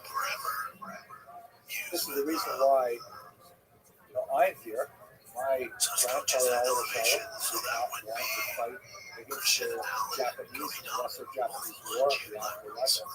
So he made his way to Canada. And about 70% of Ashkenazi Jews in America trace their origins back to this particular period as well. You have a lot of shenanigans with Jews mutilating themselves by shooting off toes, children being adopted by other families, so they would be considered only sons, mixing up ages and births, all kinds of things that occurred during this period. But under these circumstances, the Nagdin realized that they had to get much greater enemies in the Russian government itself and in the Machiavellian who were penetrating into the Russian government and using their position to try to, in their own way, their own misguided way, to enlighten the Jews and use the state power to do so. So this coalesced into kind of two fronts. But not everyone agreed with this general assessment. There were some exceptional figures, like Elias Tzvi, who was a Maschil, who, unlike Joseph Pearl, did not agree with the variation of the Hasidim. And in reality, he kind of elevated approach to the two-way conflict that was developing. And I'd like to just close with a quote from what he wrote called appropriately Shalom Al Yisrael, in which he writes, God saw that there would be three shepherds, Rabbi Eliyahu in Lithuania, safeguard the Torah to purify the Talmud, to oversee its logic, the Hasidim in Volhynia, which is in southern Poland, western Ukraine, to martial devotion and members of Slavia, Lithuania, as they say in Yiddish, called to be a Litva, cold as a Lithuanian. They have a phenomenal sense of logical power and reason and so on. But they're cold, they're like very calculus oriented. What is the detail? And they focus on the argument. And Stephen, on the other hand, is so warm. Maybe they're not quite as demanding about what's happening around the edges. They're much more inclusive. And they're more into things later. The founder of the democracy said he went to the Maggi in order to learn how to pray. He learned to he thought he had to learn how to pray because he prayed in great devotion. And finally, the great sage of our people, Moses ben Menachem, that's Germany, called him to place the cradle of enlightenment. Yeah, but you have to just depends how he does it. So some coaches can argue you guys divide this 10% amongst the care. It depends how they do it. Some guys just pay a certain cost, like 10 grand per can. It just depends. 10 grand per can, but it just depends if it's a percentage. So now you're talking about 20% of that, 2 million. But I have to conclude with coaches because I identify very much with this idea of different magnetic polarities. 2 million is 200. 20% is 400. So it's 1.8. Religious text-based thought. And then you gotta pay the taxes. The divine enthusiasm of religious ecstasy and the so 1.4 divided by 10. So he's making $100,000 a year. These two ideas really form quite a bit of the Jewish community today. I think it is the diversity of thought and the multiplicity of perspectives that really helps the Jews. That was interesting because remember how they said there's no journalism in America. Thank you very much for your attention and your endurance over these 3 weeks. They just don't allow me. So there's White House press conference. This girl was from back in the day, and it just started popping up recently. And I'll just show you what she's asking. Hi, over here. I'm gonna start with John. How come this is the third time we're actually taking focus from the fighters and the fights and talking about what you have in your body, whether it's a kilogram or so exciting. Why have you tested now positive? Next question, please. Thank you. Jewish community. Particularly in the 16th century, geez, I wonder why there's not a lot of people in And you know what? Tell me why are we still having this guy here instead of seeing 2 years suspension like right here? That later went on to very illustrious careers. One of those documents is the Amsterdam Haggadah of 1695, in particular the copper engravings that really set the signal for many, many more Haggadahs for centuries, right up to and including the Maxwell House Haggadah that was very popular here. Now, we all love reading Haggadah to this great illustration. The person we have to thank for the Amsterdam Haggadah is an unusual individual named Abraham Bar Yaakov, who was Jewish from 1669 to 1730. He was born in Germany, probably in the and what little we know about his background, he was actually a convert to Judaism. He was originally a Christian focuses on this instead of the Protestant big fight pastor, we're and gonna he moved to Amsterdam in 1826, and that's where he converted and began to, use his talents as an engraver and presumably as a pastor because he had great familiarity with the illustrated Bibles in circulation at the time, and he brought those talents together in Amsterdam. We know just a handful of facts about him. He was apparently married twice. We don't know about his first wife, perhaps that was when he was still Christian. His second wife, however, was Deborah Oops, a very famous family of printers. Her husband was actually employed by her brother, Solomon Ben Joseph Oops, who published the 1712 reprint of the 1695 Haggadah that Abraham Bar was associated with. And it was Abraham Bar, Aramaic, rather than Ben, Yaakov. And normally, the convert was Yaakov Bar Abraham, but there's no question about it because he referred to himself elsewhere as Mishpachat Abraham, from the family of Abraham. Anyway, let's have a look at this.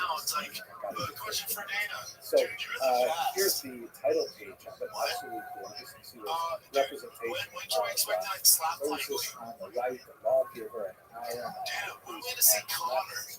Very influential design. Those repeated again over and over again. And copper engraving was a technological upgrade from previous forms of illustration. Here you can see gorgeous rendition of the daughter of Pharaoh finding baby Moses in the Nile. You see him right in the center of the river, in the background there is Moses in the basket, and then sort of compressed timeline. In the back, you can see it looks like the maidservant, not the daughter of Pharaoh herself, who might have been flashing with, reaches out to see Moses, and then on the left side of the foreground, you see apparently the maidservant presenting the baby Moses to the daughter of Pharaoh herself, who is so designated by a crown. Fascinating. Very detailed, gorgeous, quick. You can imagine people sitting around the Seder table in Amsterdam enjoying really color of Europe. If the previous image might have appealed to the young daughters in the family, perhaps with maternal instincts, this one is definitely designed for the young boys in the family with this dramatic image of Moses leading the Egyptian who presented the danger as described in the text. And you can see all around the various activities involved with building Pithom and Ramses, the cities described as the slave cities that the Jews were involved in the time. So really gorgeous, detailed illustration, very evocative. It's also famous for being the site of a very clearly Hebrew map. You can see it's laid out east to west. Here is a colorized version of it. But I think what is most fascinating about this is in this type of era, the whole idea of plagiarism is not very well defined. And so here is a classic image from the Haggadah that shows the pictures of the four sons. So on the right, the wise son, and then the second from the right is the wicked son, the third from the right is the simple son, and then at the very left is the one who does not know how to ask. You can see they're actually different in size as well. But a little more deeply, you see that actually these four sons were clearly taken from early models. And in fact, many of the images in the Amsterdam Haggadah were simply taken from earlier biblical illustrations that came from Christian sources, which is perhaps something that our artists might not be familiar with through his earlier Christian study. Here, for example, you see the four sons in the Amsterdam Haggadah in the top left image. And by the way, ironically, it says underneath there in German, not the reproduction is forbidden, which it's ironic because, of course, this is exactly what he was doing. But this is also from 1931, it's a reprint from men, so it's already well in the public domain. At any rate, three of the four sons are simply flipped in mirror image and taken from entirely different illustrations drawn from the Iconos Biblical of Matthias Marian of Basel, mid-17th century of the Bible illustrations. So you can see, for example, the Safam, the wise son, is actually from the picture of Hannibal, who's offering a sacrifice in the top right. The Russia, the wicked son, is actually a Roman soldier in the bottom right fleeing a battle. And then on the left, the simple son is ironically based on a model of the prophet Samuel in the lower left, and then he's just flipped as well, and a hat was added to what kind of food, of course, the so the whole idea of what could be borrowed, what could be built upon, what could be augmented is really very fluid in the 17th century. I'll just wrap it up with one quick look at his own signature, which is really beautiful and bought under. But you can see that right there in the bottom of the signature says Avram Bar Yaakov. And I find it interesting that he chose to specifically illustrate his name underneath a depiction of a story from the book of Jonah, in which the stormy sea throws Jonah overboard, swallowed up in some kind of aquatic creature, and then spit out safely on dry land. And I just wondered, very tempted to think, is this what Abraham Bar Yaakov thought of himself? That he too came from a very tumultuous era. He landed in Amsterdam and found his wife and the family and his next year as a copper engraver. Family as a Jew. Fascinating as well. I hope you enjoyed this video, and I hope we'll have a chance to explore Amsterdam together this fall with Kosher River Cruises. Thanks very much for watching. That's so freaking sad. Let me see his mic. Actually, I want to hear the part where he says, yeah, that's the whole point of the video. I just want to show you how he was arrested. One of the most fascinating and fun aspects of my career as a Jewish historian is the opportunity to explore some of the exciting historical sites of Europe, in particular with Kosher Riverboat cruises. We've been doing this for a few years now, and I really love taking these voyages of discovery to explore the rich Jewish heritage, particularly of the Jewish waterways of Europe. I'm especially looking forward to visiting Amsterdam this fall. Here's a little Vorspeise video, a little appetizer to give you a sense of the exciting nature, unique nature of the Amsterdam Jewish community. And I think one of the most fascinating elements of this unusual Jewish community is the deep involvement of Portuguese Jews. So let's look at one in particular, a rather tragic example, but nevertheless illustrative of the kind of spiritual, creative, intellectual energy that was brought to Amsterdam by the Jews from Portugal. I'm speaking specifically about Julio Acosta, also referred to as Da Costa, who was born in 1583 and passed away in 1640. His tragic story has been dramatized and produced in theater in many different cultures. Here, for example, you see a poster from a fairly recent Polish production of his satellites. He was born in Portugal in 1583 to a new Christian family. What exactly does that mean?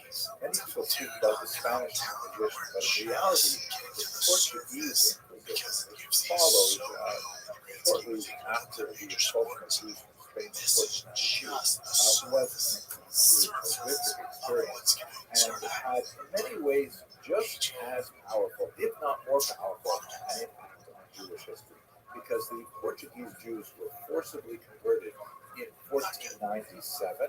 There was kind of like a status quo agreement that the crown of Portugal would simply turn a blind eye to whatever they did behind closed doors. So there was this tolerance for about 3 decades of Jews being outwardly Christian, and yet, nevertheless, as an open secret, they were still practicing Jewish practices.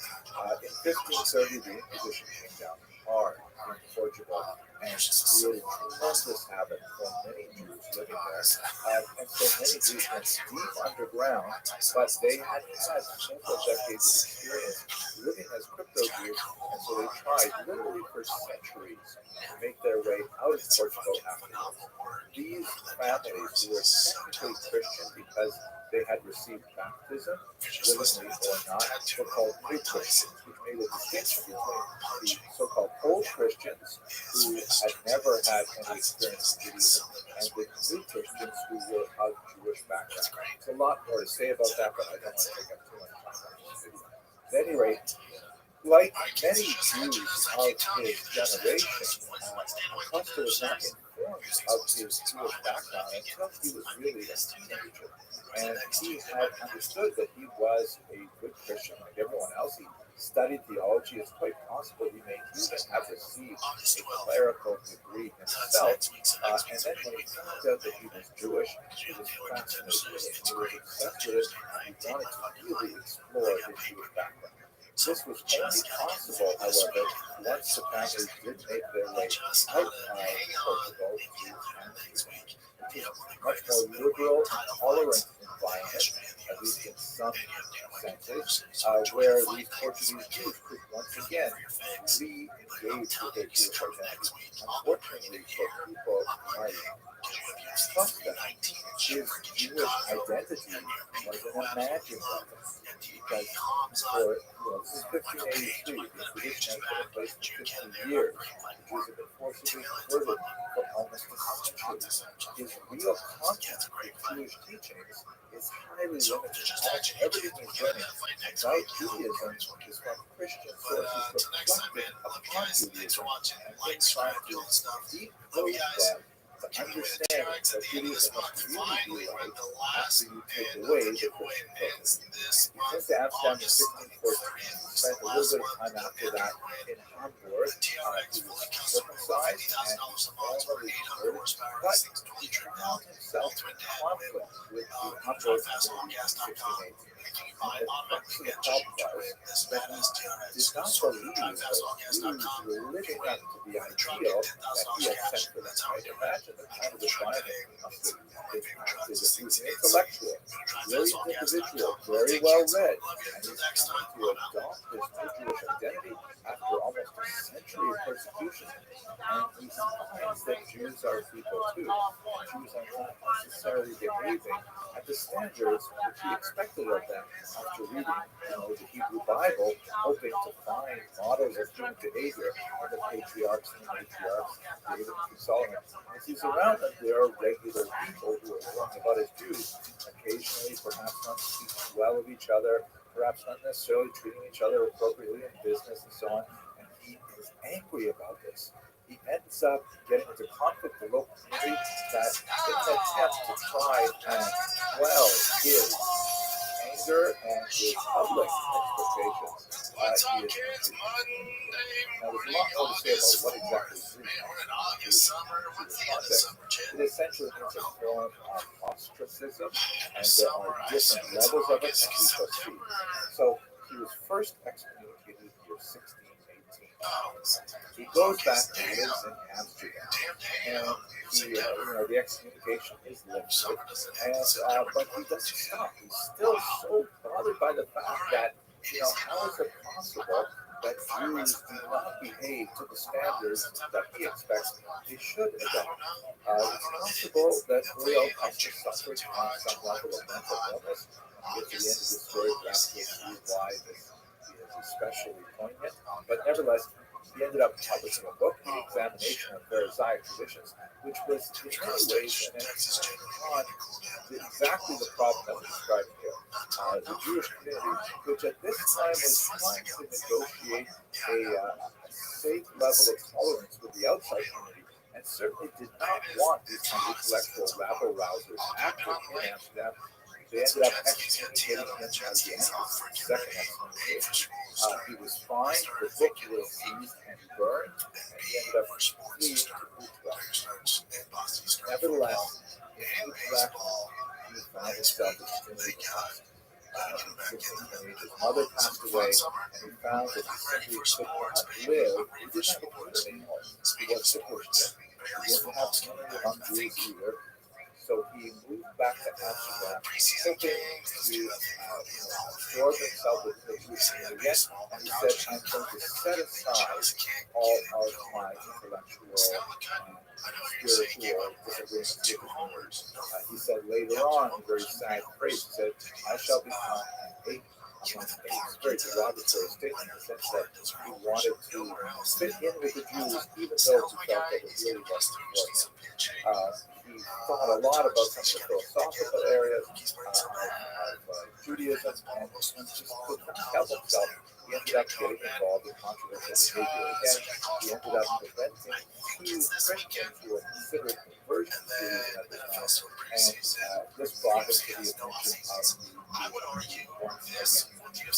and so in 1640, he formally says to the community, okay, look, I'm really, really sorry. I know I'm having trouble controlling myself, but I will completely subject myself to the Jewish community. I will not, engage in any of these activities anymore. And the patriarch of Amsterdam, the Jewish court, was an extremely harsh sanction.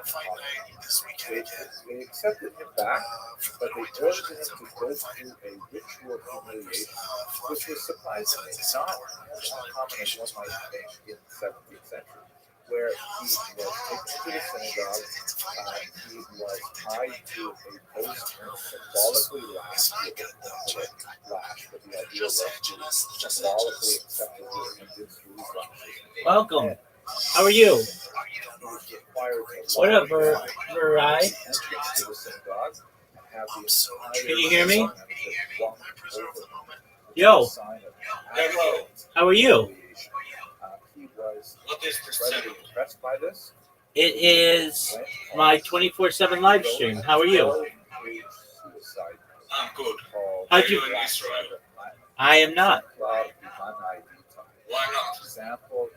Why do I have to be in Israel? I don't know. You're a rabbi. Yeah, there are many rabbis such as myself who are in the diaspora. What is a diaspora? It's anywhere outside of Israel. How'd you find out about me, Versailles? Verai? Some Jewish guy named Solomon. Okay, where'd you meet Solomon? This in my Discord channel. Okay, very cool. We're just watching Jewish history lectures. Feel free to enjoy, my friend. Are you an actual Rothschild? I am. It's my last name. Oh, really? Yes, sir. I'm just working on my robots right now. Are you related to the Rothschilds? We're all related. We're all related. There are about 3,000 of us in the United States alone. Some medieval concept of Judaism, where everyone had to behave according to the set rules as understood by How's your day going? The possibility of new Jewish identities rapidly becoming evident in society. One of the most profound links that may have already anticipated it. What's truck? What do you mean you're doing trucks? Not that much later, after our customs experience, you said you're doing trucks? Yes. What does that mean? What does doing trucks mean? This painting by remarkable representation of Spinoza's life and Jewish life. You're doing trucks? You insect into their vein? Yes. What does that mean? Child with colorful clothing, blonde hair, I don't understand what you're saying. What does it mean to inject into their vein? As if he is Acosta's student. Is there like a chat here? It is a tragic story, but it also gives That's correct. The complexities of the Amsterdam community, and in particular the Portuguese. Feel free to watch the Jewish history lectures. Economic vitality to Amsterdam Jews, but also an intellectual ferment that would produce intellectual scholars like Spinoza. Okay, I hope you found this sad video nevertheless meaningful, and I really hope to see you on this tour because it's going to be fantastic. Thank you very much for this. That was fun.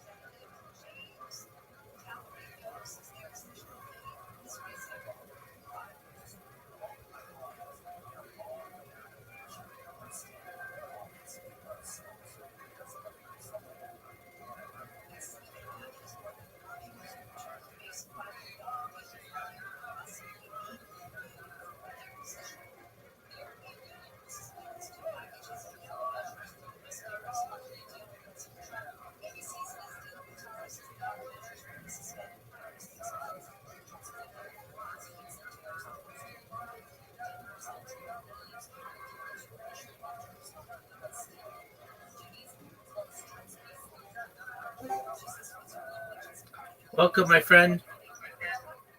Hello. Hello. How's your day going?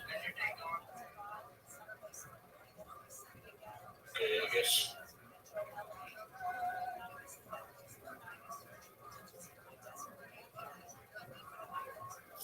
Why are you not fighting for Israel in the war? I'm too old.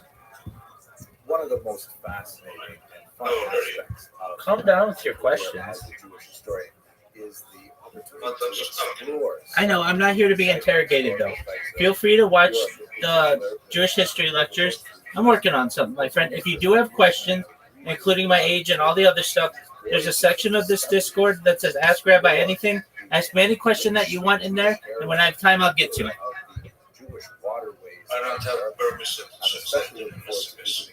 You do in the Ask Rabbi Anything section. A little appetizer to give you a sense of the exciting nature and unique nature of the Amsterdam Jewish community. And I think one of the most fascinating elements of this unusual Jewish community is the deep involvement of Portuguese Jews.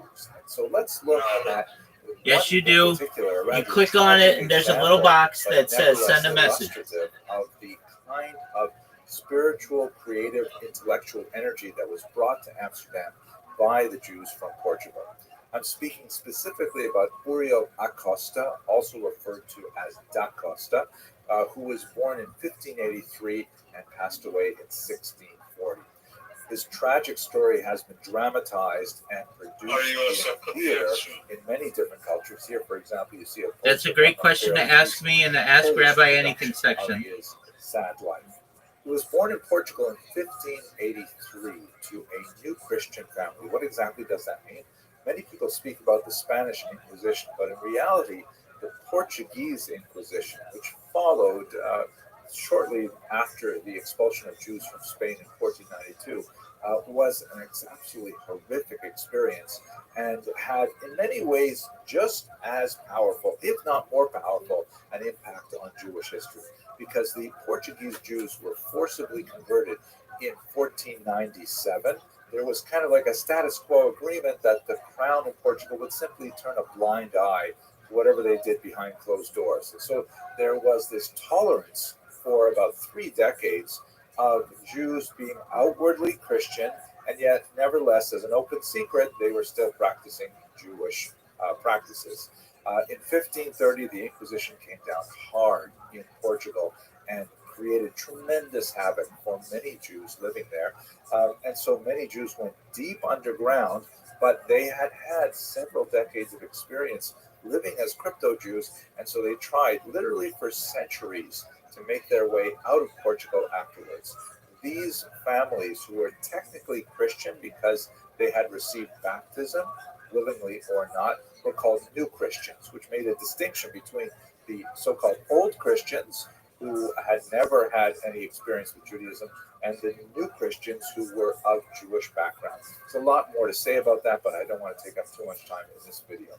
At any rate, like many Jews of his generation, Acosta was not informed of his Jewish background until he was really a teenager. And he had understood that he was a good Christian like everyone else. He studied theology. It's quite possible he may even have received a clerical degree himself. And then when he found out that he was Jewish, he was fascinated with it. And he was obsessed with it. And he wanted to really explore his Jewish background. This was only possible, however, once the family did make their way out of Portugal to Amsterdam, which was a much more liberal and tolerant environment, at least in some senses, where these Portuguese Jews could once again re-engage with their Jewish identity. Unfortunately, for people like Acosta, his Jewish identity was an imagined identity, because this is 1583. The Inquisition has been in place for 50 years. The Jews have been forcibly converted for almost a century. His real contact with Jewish teachings is highly limited. Almost everything he's learning about Judaism is from Christian sources reflecting upon Judaism, and him trying to decode them to understand what Judaism must really be like after you take away the Christian filter.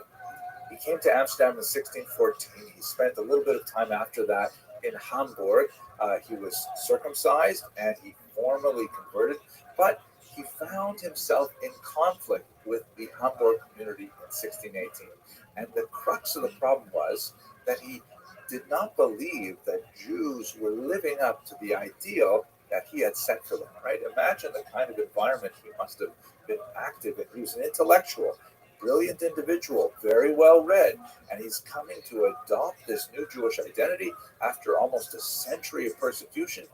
And he finds that Jews are people too, and Jews are not necessarily behaving at the standards which he expected of them after reading, the Hebrew Bible, hoping to find models of human behavior in the patriarchs and the matriarchs, King David and King Solomon. And he sees around them there are regular people who are going about as Jews, occasionally perhaps not speaking well of each other, perhaps not necessarily treating each other appropriately in business and so on.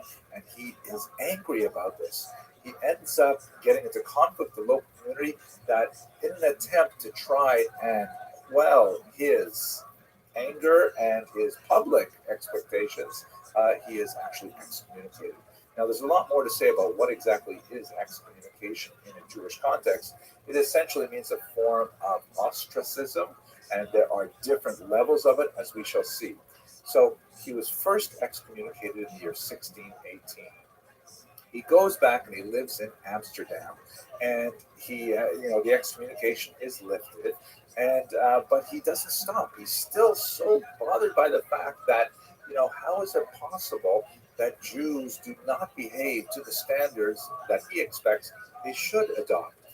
It's possible that Uriel Costa suffered from some level of mental illness. When I get to the end of this story, perhaps you'll see why this is especially poignant. But nevertheless, he ended up publishing a book, The Examination of Pharisaic Traditions, which was in many ways an attack on exactly the problem that we're describing here. The Jewish community, which at this time was trying to negotiate a safe level of tolerance with the outside community, and certainly did not want these kind of intellectual rabble-rousers active in Amsterdam. They ended up excommunicating him again. This is the second excommunication. He was fined, the book was seized and burned, and he ended up fleeing to Utrecht. Nevertheless, in Utrecht, he found himself extremely depressed.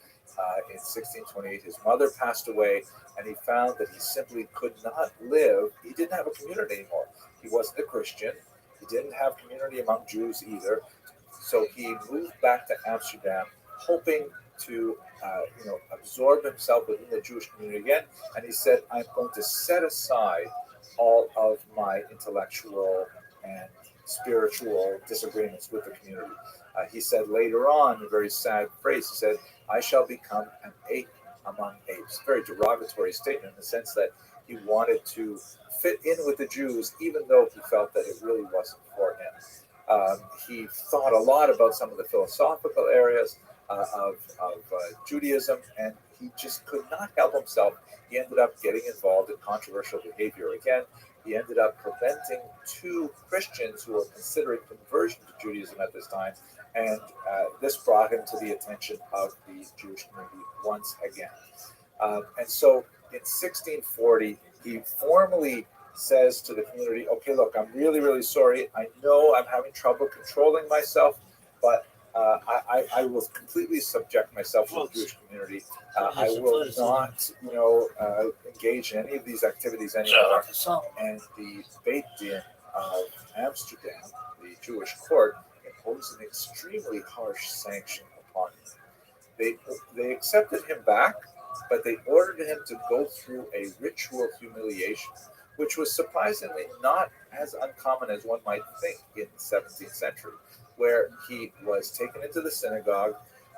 He was tied to a post and symbolically lashed with a thin little lash, but the idea was to symbolically accept his repentance through these lashes. And then, amazingly, he was required to lie down at the entrance to the synagogue and have the entire synagogue membership walk over him, which is a sign of abject humiliation. He was incredibly depressed by this. He went home. He wrote a 12-page suicide note called, in Latin, he wrote in Latin, Exemplar Humanae Vitae, an example of a human life. A terrifying document to read, and then he killed himself with a revolver. Terrifying story, incredibly sad.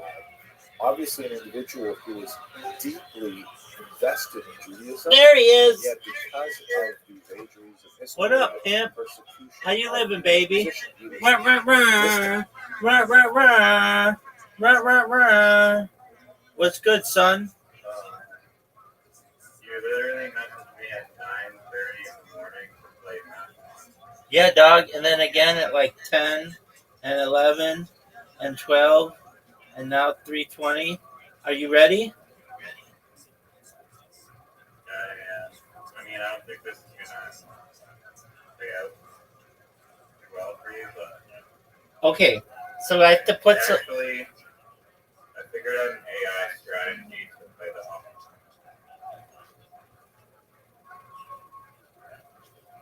No one knows what you just said. What'd you say, pimp?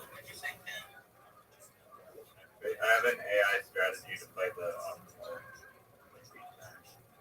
From Moncala? Evolving, revolve. Oh, if you evolve, you get 10 more. What does this one do? If you evolve, you get like more damage. Oh, I gotcha. Evolving restores 10 hit points. Are you proud of that shot? Yeah. Oh, you've got easy.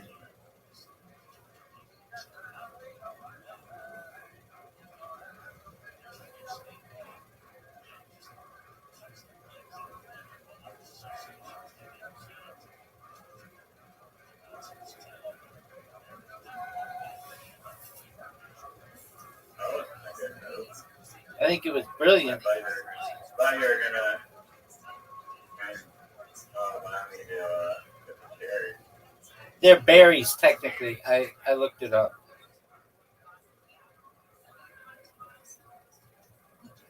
So quit calling them cherries, dog. They're berries.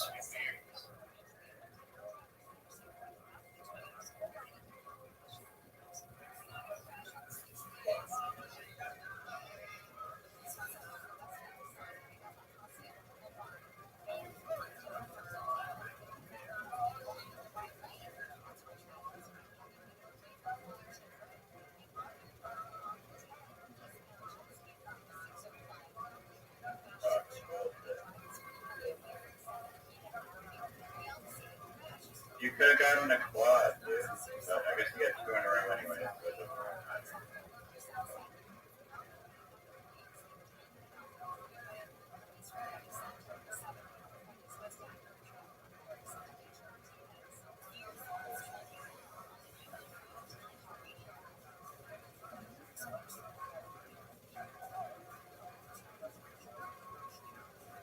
Psycho bite.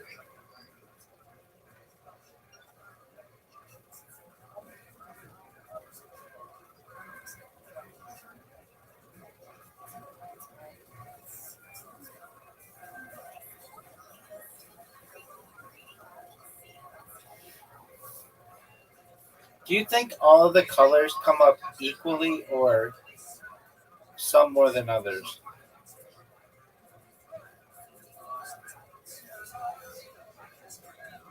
Judging by the board right now, I'd say that there's a lot more yellow and blue. Yeah. Somehow, like, you get the color.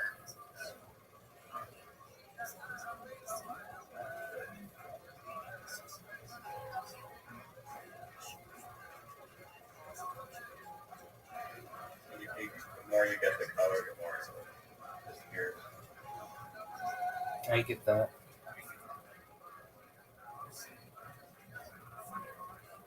Oh, easy move, dog. Easy move. There's two quads. I didn't even see that.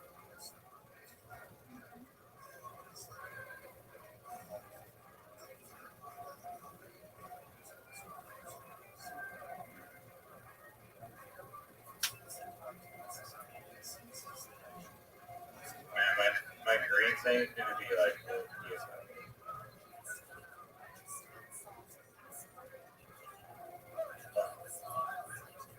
Do you know about Canadian Pacific Flight 21? It is the largest unsolved murder in Canadian history.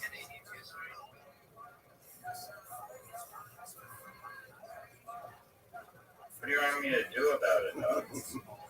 Whatever you want to do about it, baby. I think the residential schools are. I mean, is that a solved murder? It's. Are you saying as a terrorist? I think it was somebody took down a plane.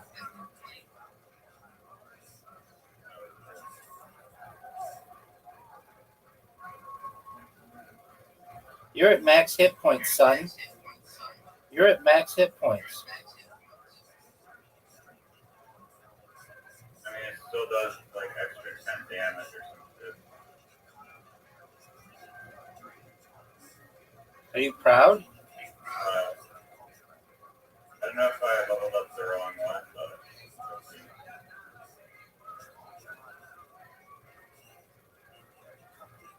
I think my green one will do more like 10 extra damage, so it's gonna have the same amount of damage plus healing, but it's gonna be a lot harder to get those.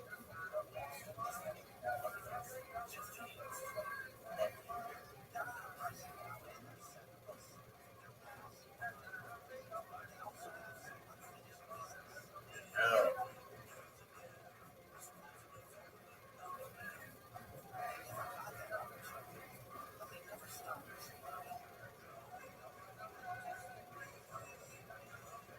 I forgot to like look for one.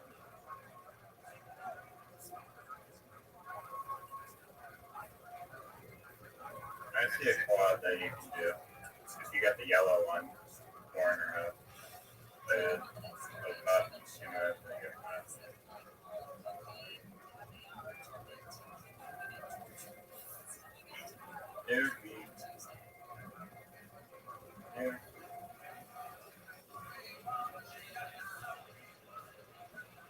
That was Newfie.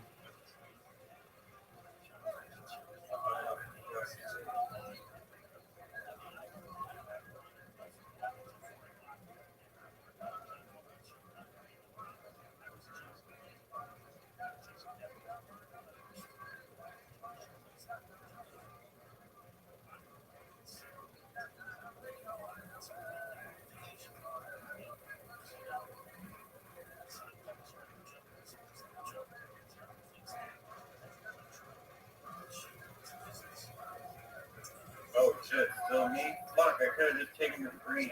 Fuck off. Okay.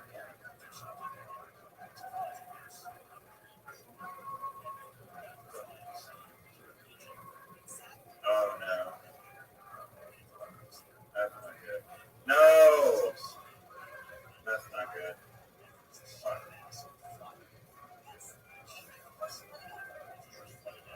Look at this new defense.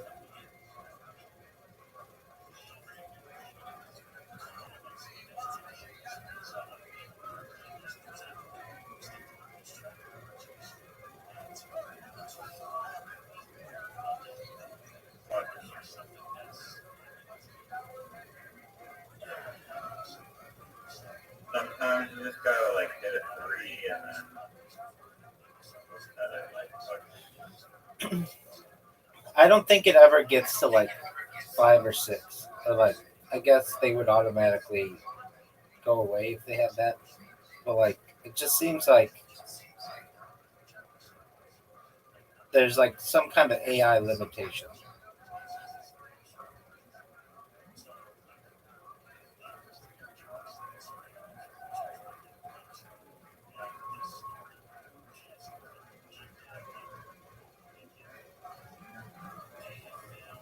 I've seen a 5. I pointed out. I don't know if it's possible.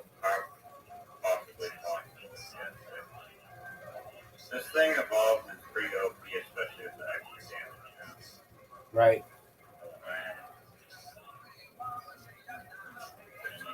What's OP? Ocean Pacific? What's? Oh, okay. Not original poster. No. It can be that as well. If you're interested. This is 30 damage. 25.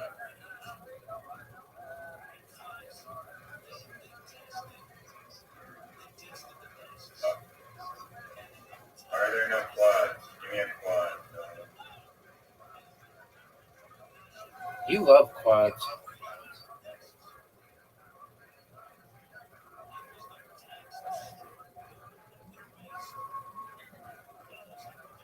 No, I roll.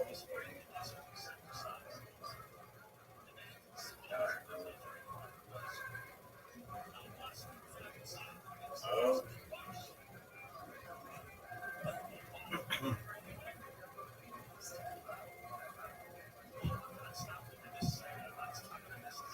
What are you gonna do, dog?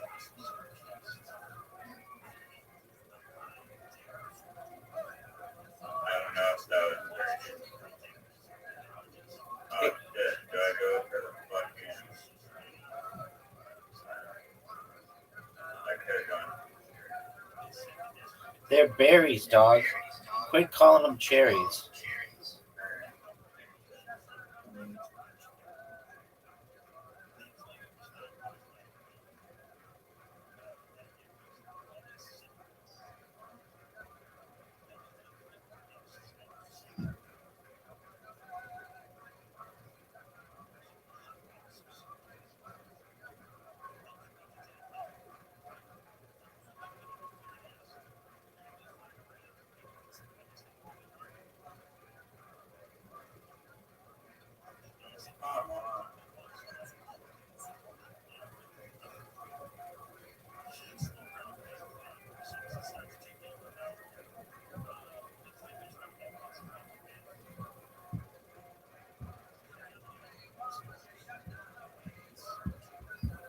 Are you kidding me, bro? Why would you not hit the quad? I didn't notice it.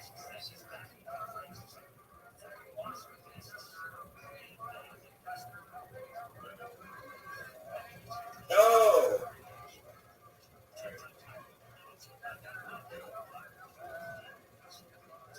Might you, or should I just get my...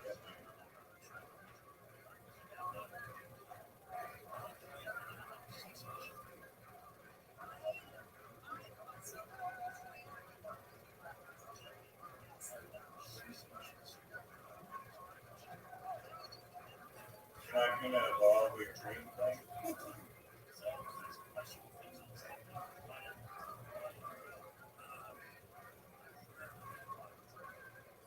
Why didn't it do damage to you?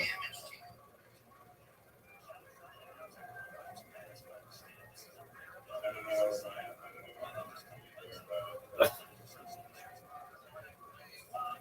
I want you to go and quit J-Orn.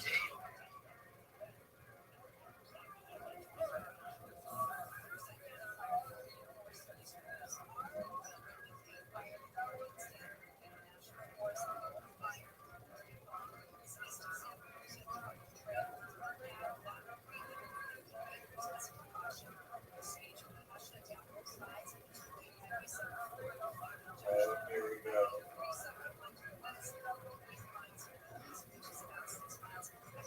Did it heal you for fucking just evolving?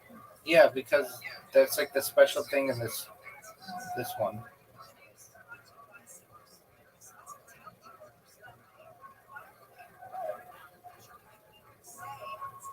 What are you gonna do, pimp? What are you gonna do, pimp?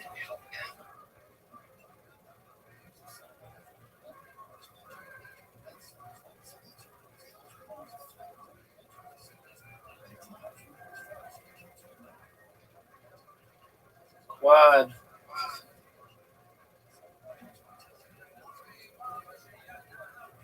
Wait. I don't know if this helps. 5.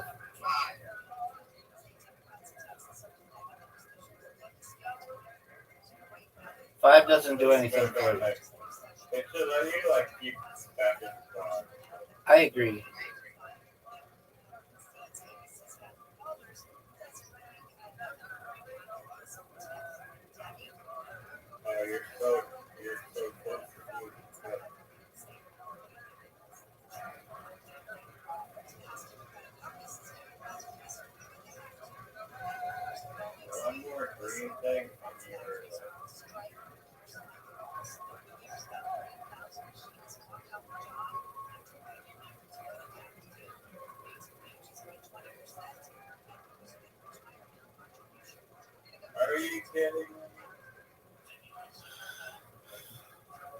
You have a huge lead.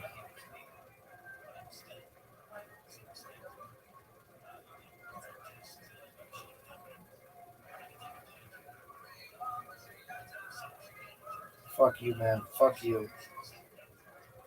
That was not neat.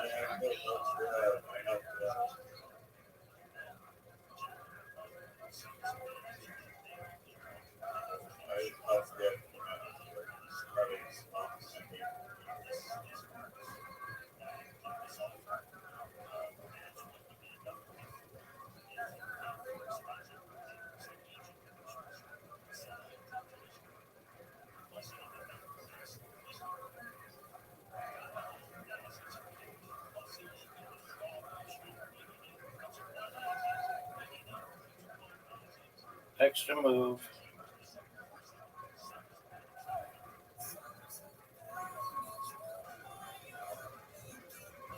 No.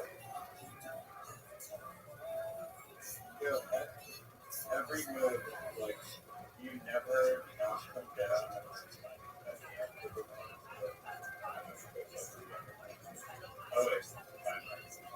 Fuck you, man. You were just yapping away. Just yapping away over there.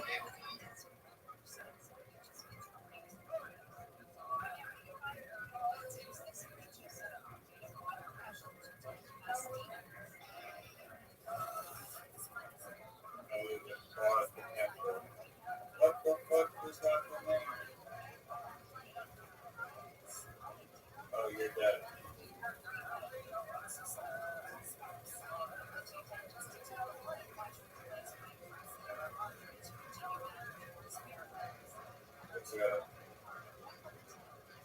Wow, you're playing this against you, aren't you? No.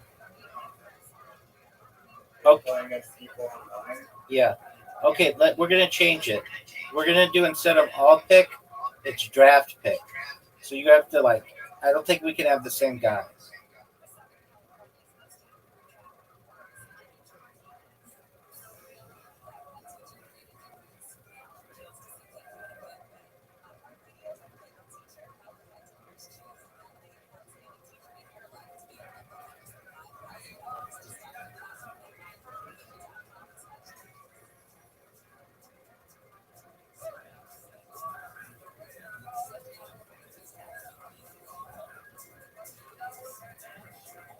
Riser selects.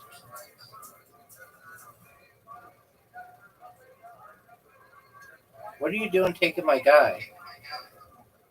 You took my guy, dude. Wait, I got to do it both? Oh, I guess. Because I got to go first.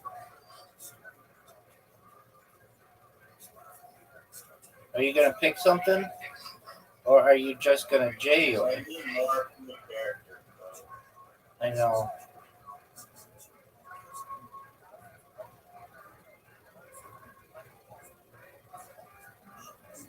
Did we get new things?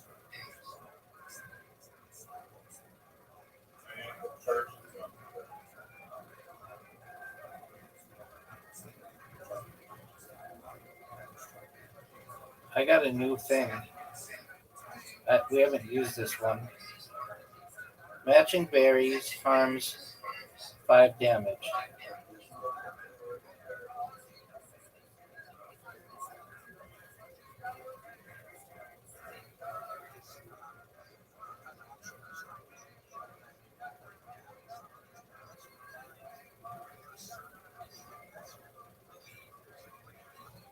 Yeah, Electro Kitty sucks.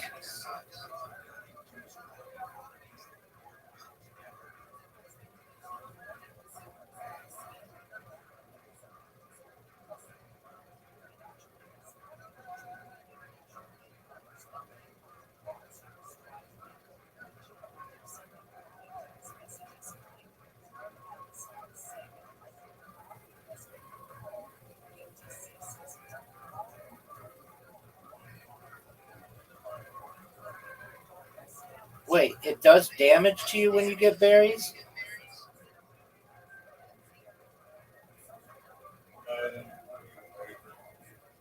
It says, all berries on board are poison.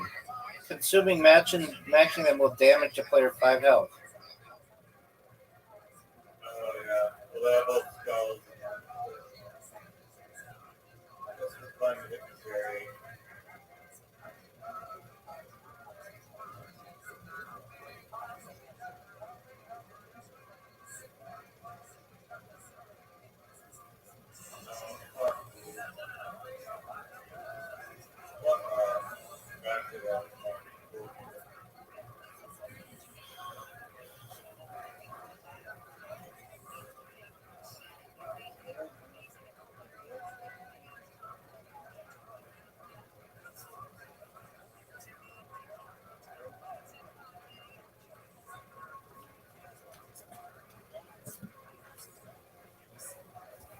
Does it surprise you sometimes how athletic I am?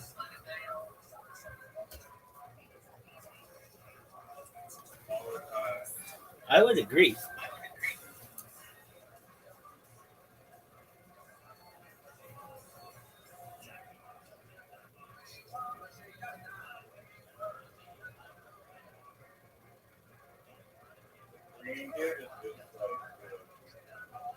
Is like the what? Yeah. Well, it could be like a 30-point shift.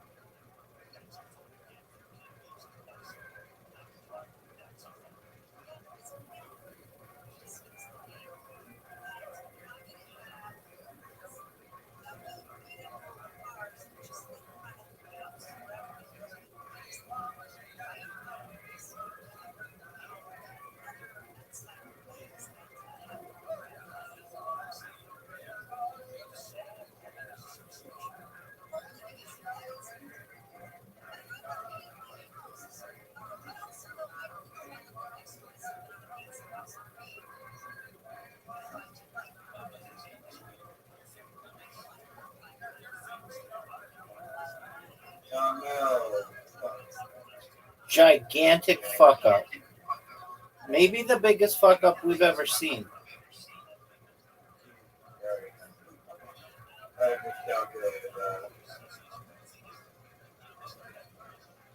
Dude, Slit Kitty sucks. Or whatever, Electro thing sucks.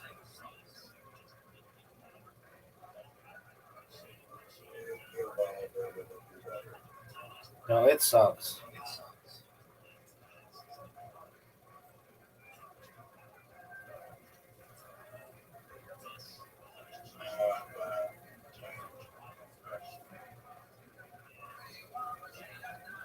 Do you just want to give up?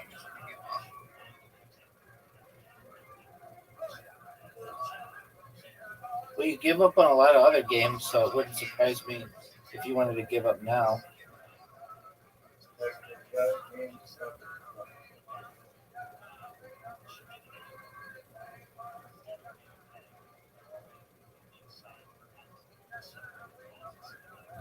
You can't even evolve in that. Yes, you can.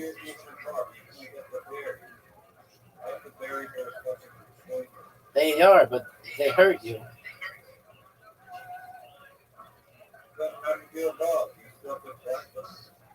Yep.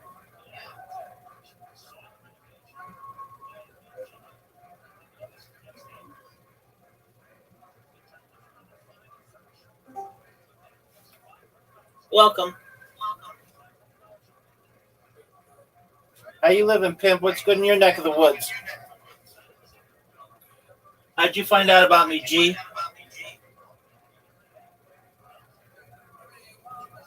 How'd you find out about me?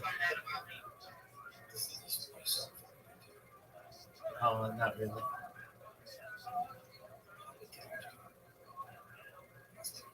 You're in what? Doug, no one can hear you. What did you say?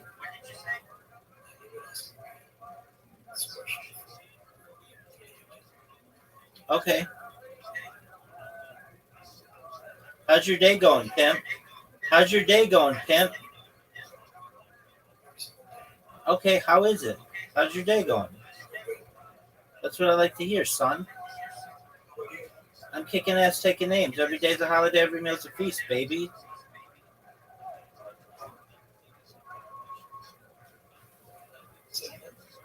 I'm doing well, thank you. I'm just playing a game with Riser, enjoying life.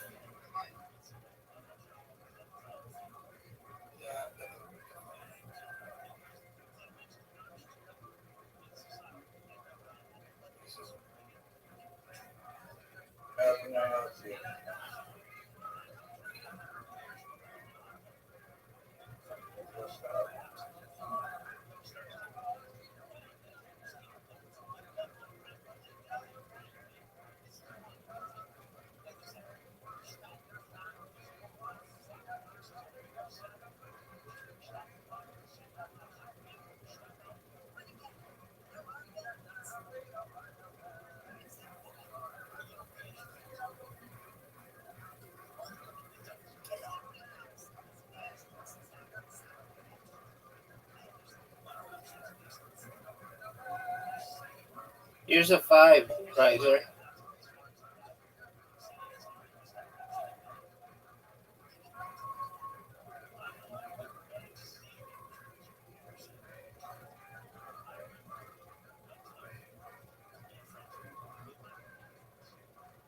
Riser.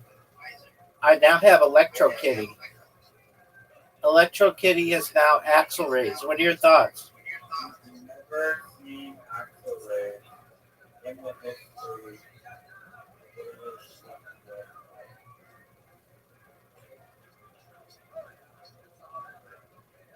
Thanks, baby.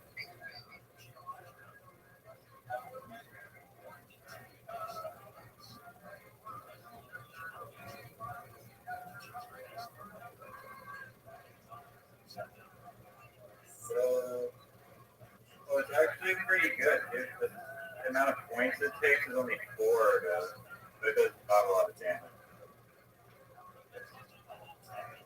Kind of good against my purple guy.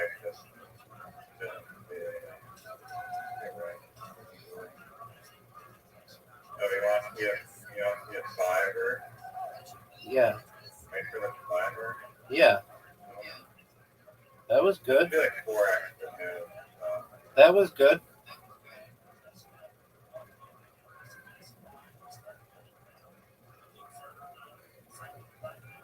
How the fuck am I winning, dog? You have the fucking healer turtle.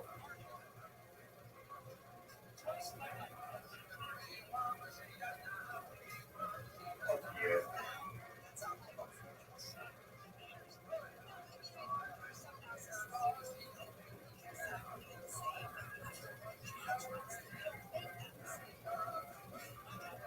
Oh, extra move. Are you proud of that extra move? Dog, are you proud of that extra move? Are you going to go? Or are you just going to J-Yor?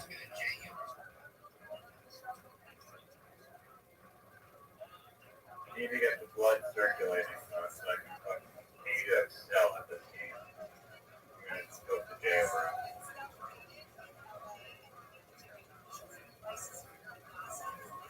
Do you know what Heal Leaf does? It's a 30-point swing. Overpowered bullshit is what it does. It's a 30-point swing, baby. This game, look at what the bullshit is that I fucking have to. Dude, you took my shit. Dude, you took my shit. What? Yo, I went one time. Every time it's like, it always fucking.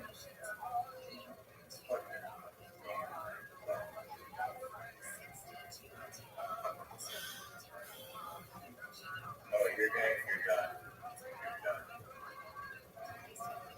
Action 0, sir.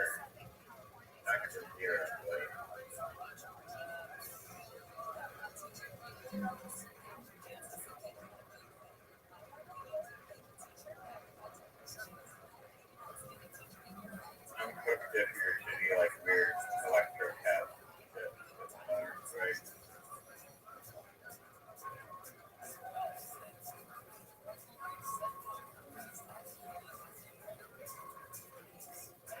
No, don't do that. Don't do that.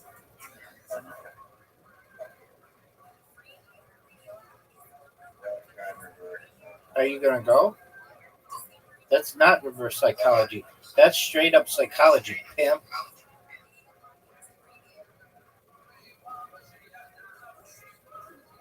No. Fuck, I'm done,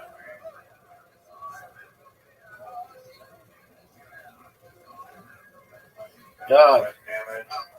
Alright, we're good.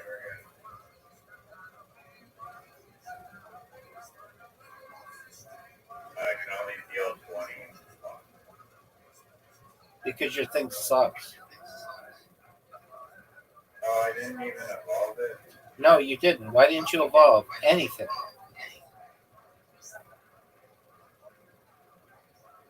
Flare? Are you proud of that move? Oh, kill him. Alright,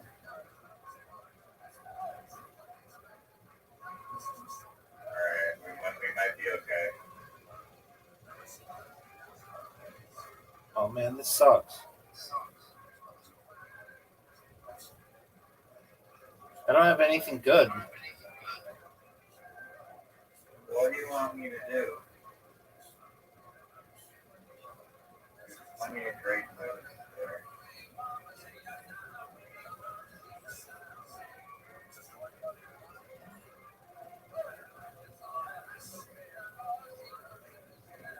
There you are. What a shit move. He was brilliant. Look at this move, ready? Yep. I'm ready for it, pimp. Just fucked up. Alright, I mean, I could. I'm ready for your move. Do I evolve or just... Oh, baby. What? Nice. This could be it. Let's see. This could be it. Oh, my fucking piece of shit only does 10 fucking damage.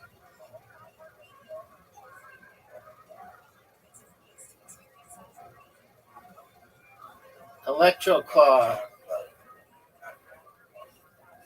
I beat you with the shittiest shit ever. I don't like that one. Let's do whatever you want to be. I'll pick.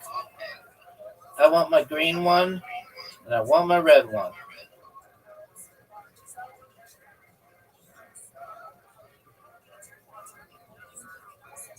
I'm confirmed, baby. I'm waiting on you.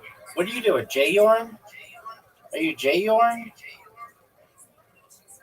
Dog. So fucking wild. Do the Electro Cat and the blue one. Alright, I'm gonna defeat you. What'd you do? The blue one? You did do that. Wow, that's one tile. That's the two shittiest ones. Just to spice it up. It's Riser's turn. Do this opening move right now. Give me those berries, huh? They're berries, correct. I said berries. I know, and I'm saying that you said it correctly. Don't fuck this up, dude. Don't fuck this up. Don't fuck it up now. Trying to fuck up now. Dog.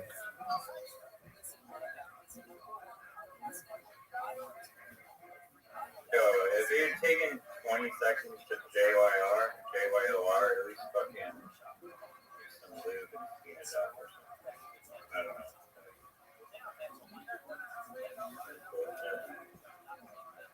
Will you please sing the song that William Montgomery sang at the... Is anyone else seeing this bullshit right now? Bridgestone Arena? Will you please sing that song?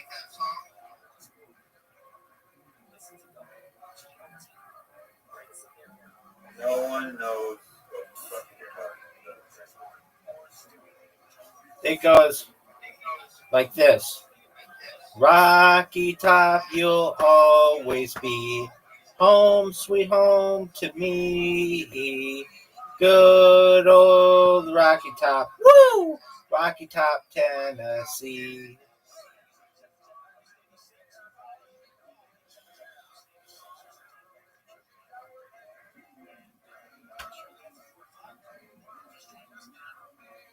I haven't gotten a blue one the whole time. Okay, well, why don't you get a fucking blue one? And yes, you have. I forgot that I had the fucking blue, dude. I'm sorry. Dude, you fucked me. You fucked me.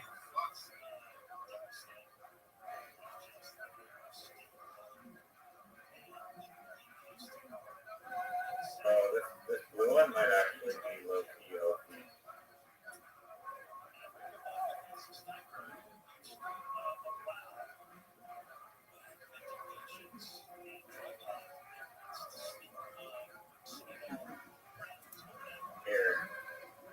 Here. Oh, give me a fucking here.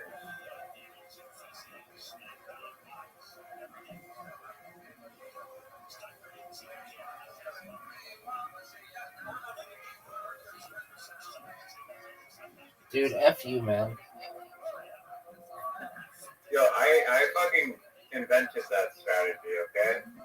You've since tried stolen my strategy, which I understand because it's fucking superior.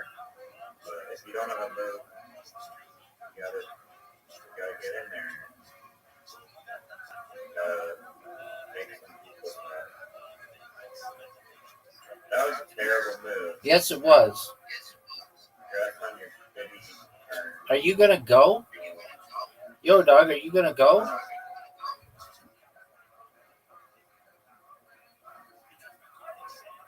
What's with all these fucking... I didn't read the thing at the start of this game. One tile is vast at the start.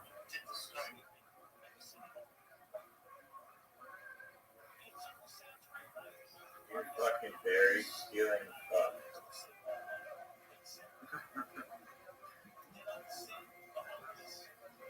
Quinn. Are you proud of that move?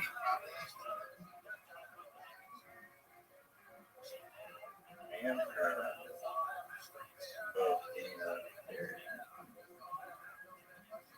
you can set up an easy quad there on the bottom. Just a little tip of the throat.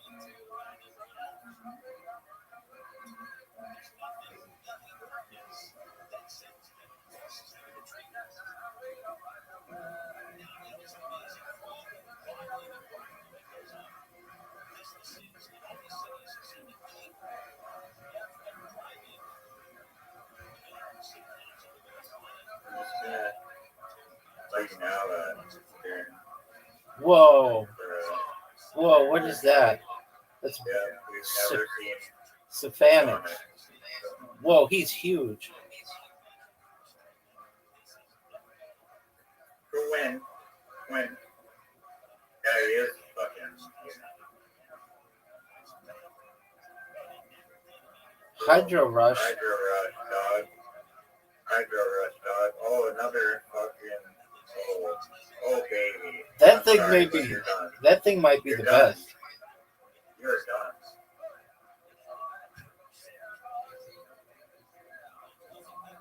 Your red one just can't level up because there's just no fucking titles. No good.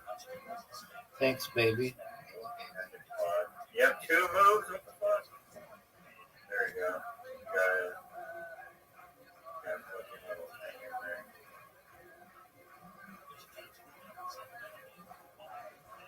I ain't ever gonna stop.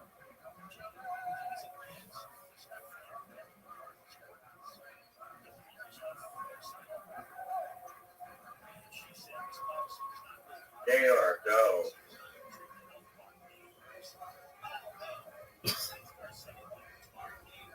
Why wouldn't you evolve? You have the fucking 4 things. You don't even. Why would I tell you that?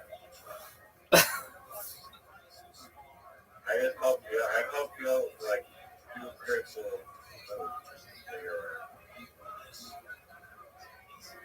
Are you gonna go? Dog, I take 2 seconds to move. Dude, that thing is great because it makes everything blue. Yeah,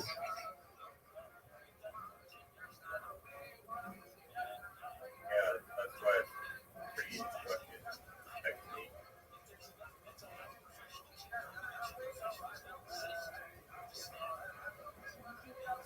Fuck you. Oh, you little fuck.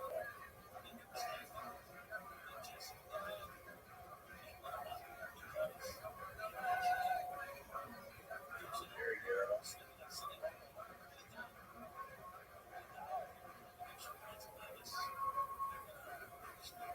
Dude, that's big time. Dude, that thing is unfair. I'm about to die because of that one guy. What do you want me to do about it, dog?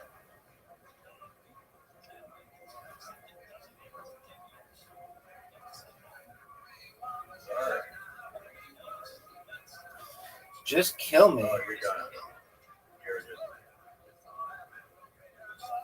Here we go, dog. Okay, cool. Hey. I want the blue. I want the blue one, and No. You're not stealing my fucking blue one. I want the blue one, and I want the Fuck green outta one. here, dog. You're not stealing I want the blue one, and I want the. stealing the fucking blue one, dog.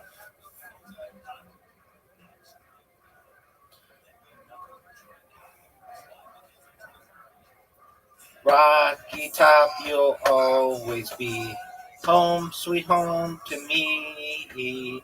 Good old Rocky Top, woo! Rocky Top, Tennessee. Are you gonna go?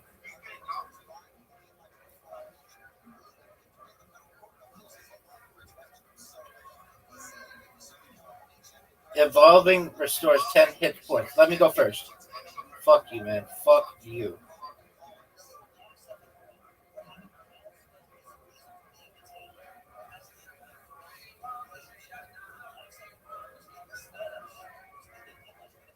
Oh, God, there you go. I'll take a flag.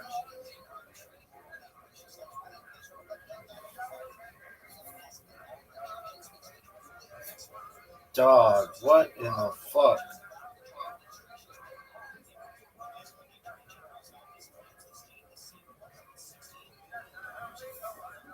Oh, fuck. What'd you think of that move?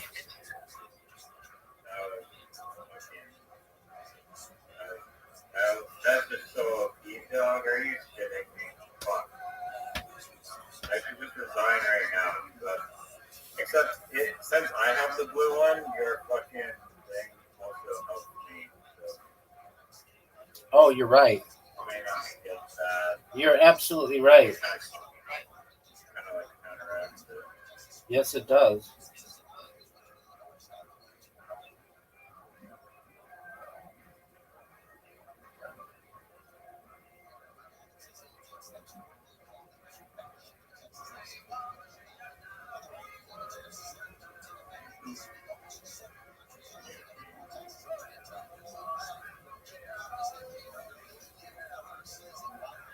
Shit, right? No, I can't. Fuck.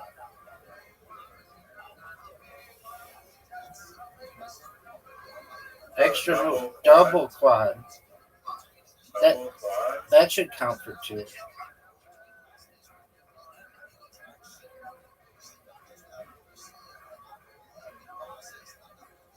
No! Fuck off. Look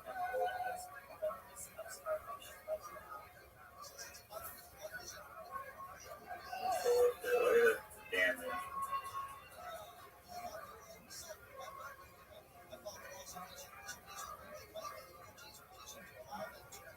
Bring the J or it.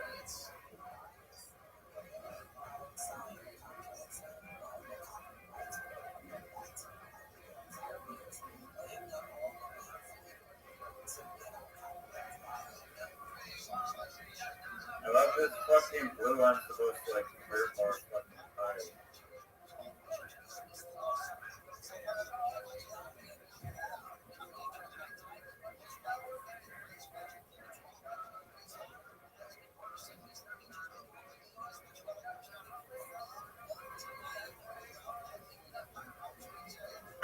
you getting so hard?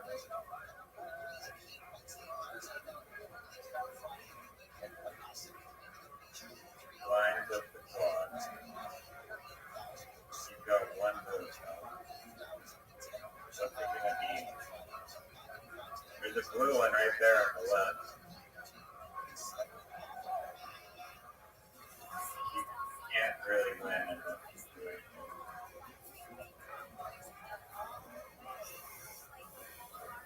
Drop me down.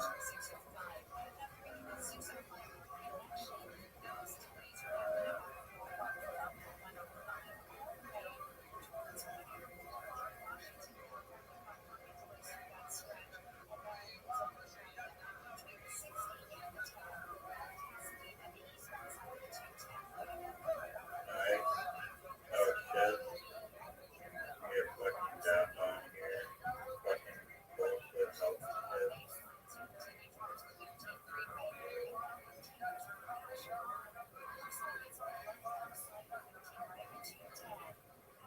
Look at this move.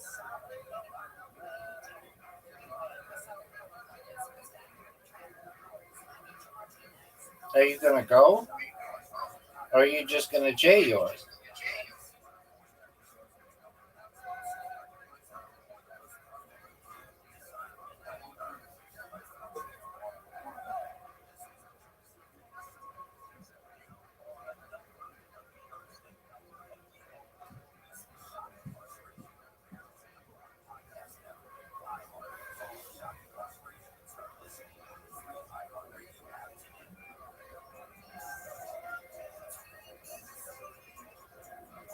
Uh-oh.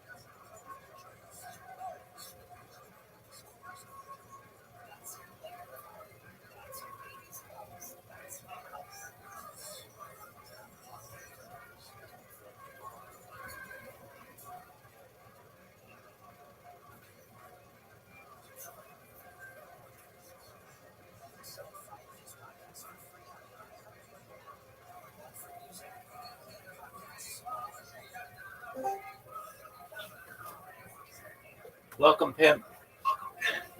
Hello. Yo, dog, how are you?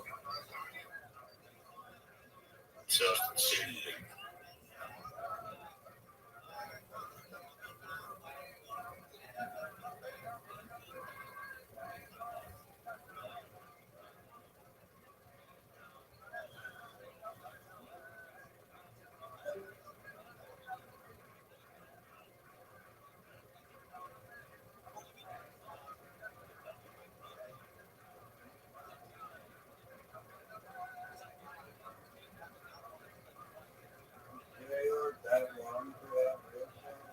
It was genius.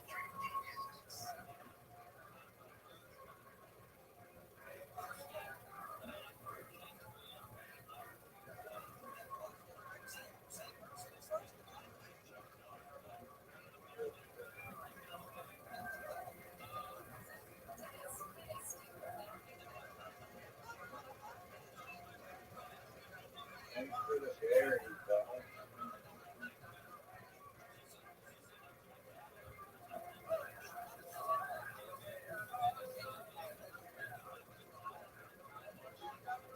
Oh my god.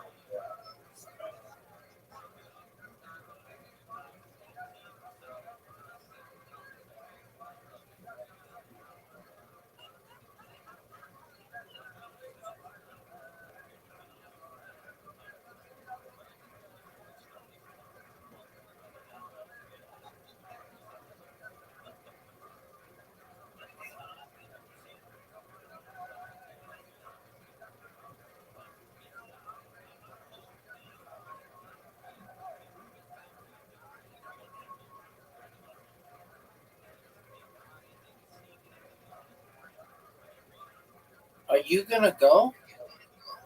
Or are you just gonna... I'm just asking. I'm just asking a question. Dog, I'm just asking a question. Are you gonna go? Or are you just gonna jail?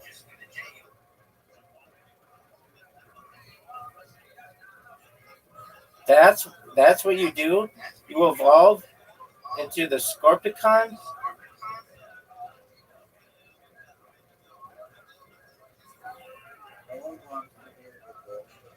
Are you gonna go?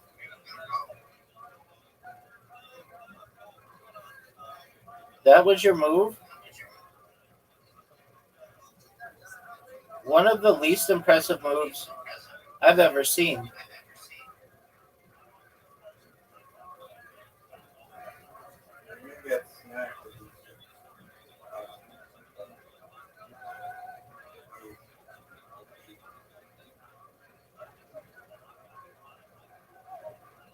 Don't do that. Dude, fuck you, man.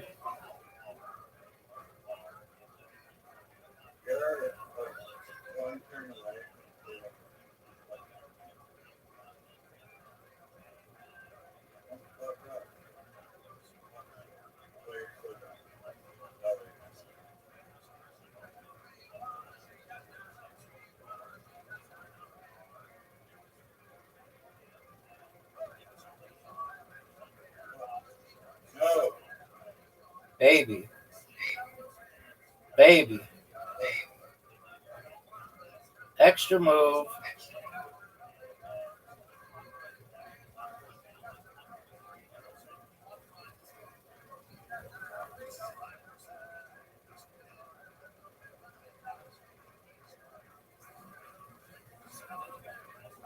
Hydro Rush, son. What a fucking comeback. What a fucking comeback. How do you like that, baby? How do you like that? How do you like that, baby? How do you like that? You literally got fucking 4 carries on your first fucking turn, dude. How do you like that? All right, Karam time. We'll be back. We'll be back to that. But I need to see how good you are at angles today. You've been working on your angle work.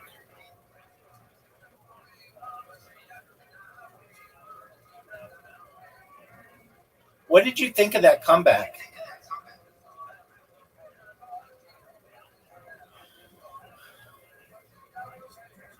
Do you want to be interviewed? Dude, you're the one who's going first. Look at this move. What do you mean a hosted? What do you mean host advantage? You're going first. Dog. That was... I thought it was a fucking... That's the other one I used. Well, guess what? It's not. Thanks. Thanks, dog.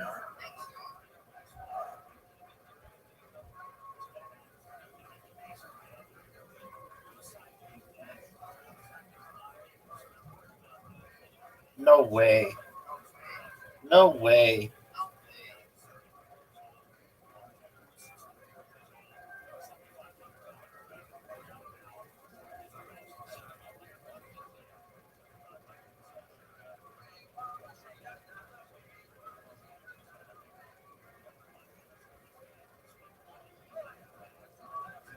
Do you think I could make this?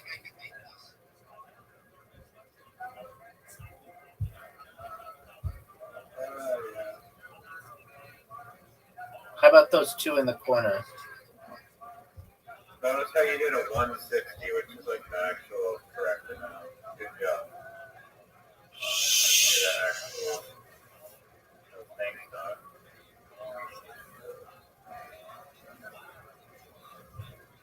You just lost yourself the game. That's why I fuck up with the boss, dude.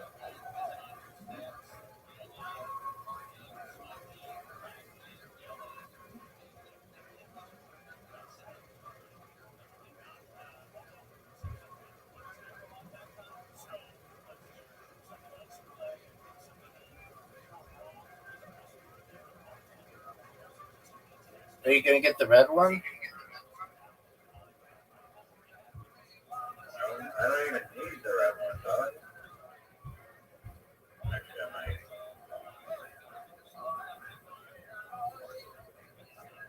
Are you gonna go? Are you just gonna J yours? Fuck up. I'm trying to calculate.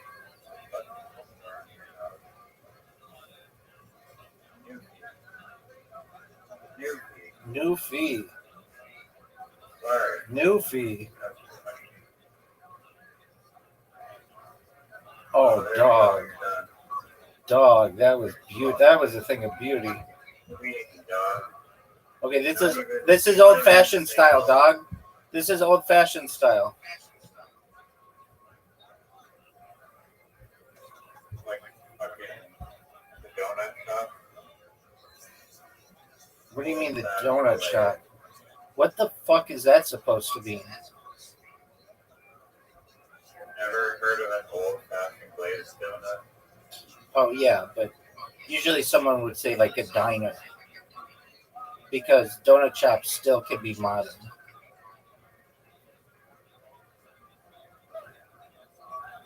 No one knows what the fuck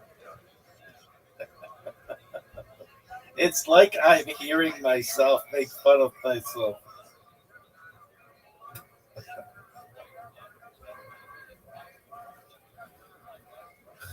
Are you gonna go?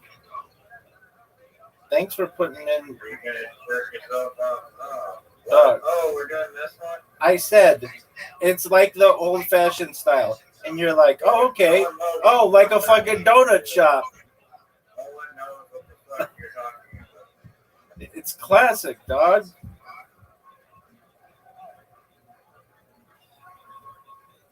Dude, what do I even do here?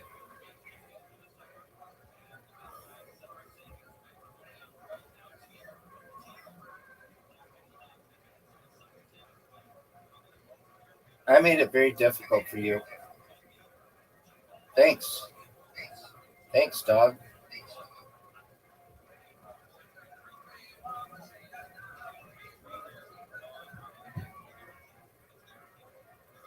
Oh, that's an easy shot for you.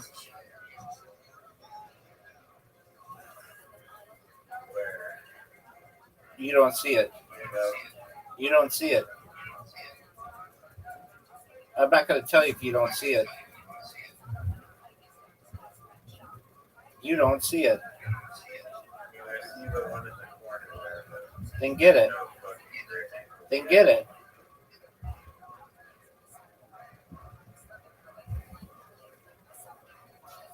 Are you going to get it?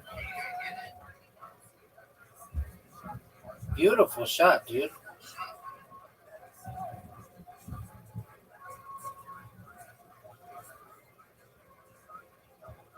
Look at you. Look at you. I don't think you really like mastered the using the other pucks to shoot other pucks.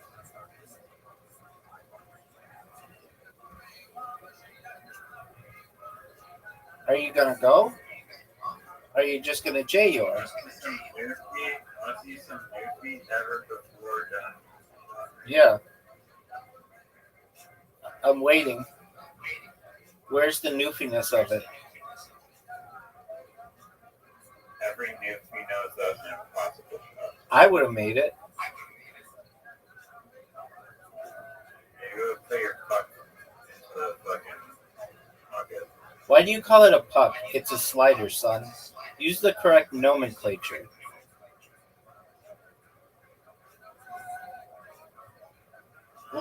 Look at this shot. Okay, well, does this look like air hockey? Okay, where's the air part? Where's the hockey part? I don't get how this is like air hockey at all. All I know is that we are witnessing greatness right now. That's all I know. I just know that we are witnessing greatness. Perhaps some of the greatest. I'm not good at these shots. Right here, this is the hardest kind of shot for me. easy. That was the easiest shot. You make those all the time. I'm not good at it.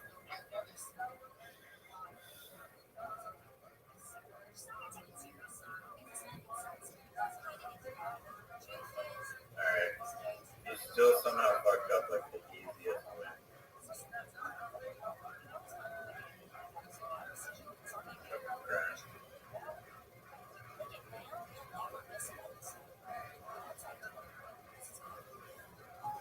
Over 2, dog. That's because. Basketball. Oh, dude. Easy. You really want to win one, don't you? I bet it keeps you up at I night. don't know why. The Match Monsters. You're gonna bingo. Have a flawless record. Do you want to do an Olympics? Not yet. This is a practice. But do you want to do an Olympics? Not really. Okay.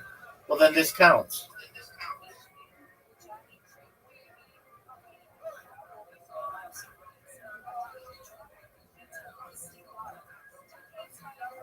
Ones are, I know they're not, but ones almost seem pointless in comparison to twos. Wow, you got 5? That was absolute dog shit, dog. I'm going to show you how it's done.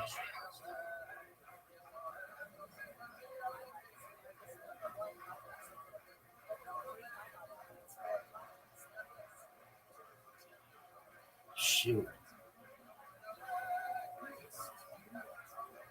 What are your thoughts on how I got 9 and you got 5? Do you want to be interviewed? Sound like a broken.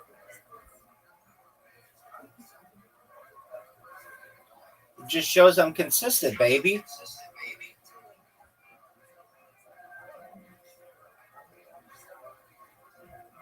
Are you proud of that shot? Dude, you got 3. You know you were trying to get it in the basket, right? This is the worst game I've ever played.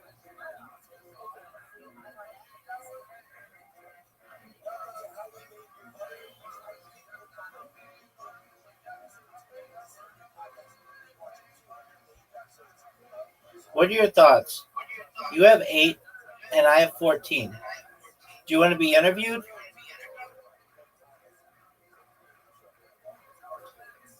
That's a make. That's a make. That's a swish. That's a make. Look at this motherfucker go. Look. Oh, that would suck. I But should have got one more at the end. 10 points. That's pretty good. See if you can beat 10 points. I gotta be low. No 10 points for me. Good job. Prom night. All running over. Oh, you got 3. You barely lost. You know what the key word is in there? 1. Barely. 1. Barely. 1. Are you ready for a rematch? I didn't even remember that.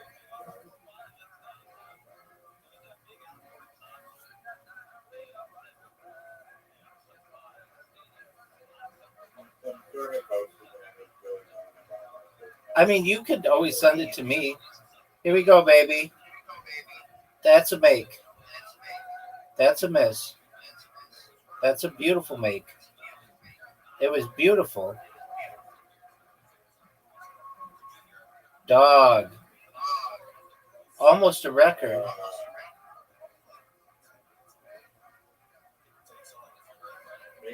Don't fucking it. Don't distract me. How are we gonna perform this round? That's not good. That's a one. Oh, God. This ain't gonna cut it, folks. This simply ain't gonna cut it.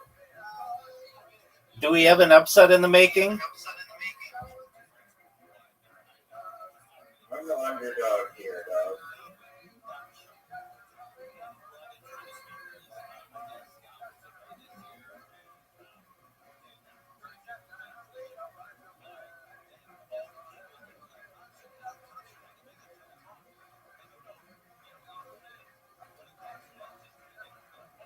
No pressure, only 13 bucks per time. So basically better than them. No pressure here. Turn off brake. Turn off phenomenon. No switch. He's putting on the back burner. No fuck. What the hell is that? This is where it all goes down. Don't fuck up. Whatever you do. Oh, he starts off with the swish, folks. That was a big swish. This motherfucker's another swish. It might be over for Rabbi, folks. It might be over. It might be over, son.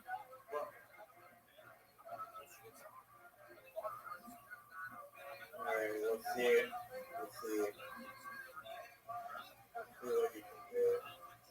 8 points or above. Oh, 2 bricks. 3 bricks. Can you make it good? No switch. No switch. No switch. Yes. I finally did it. I got a victory. Are you ready to play Literati? You want to do it again? Again. No. Mancala. Okay. No, literally. Literati. Congratulations on how I let you win. I actually figured out my strategy. Not to suck dick. Hosted manual. Here we go. Then I'll let you go first. Alright, well then let me go first then.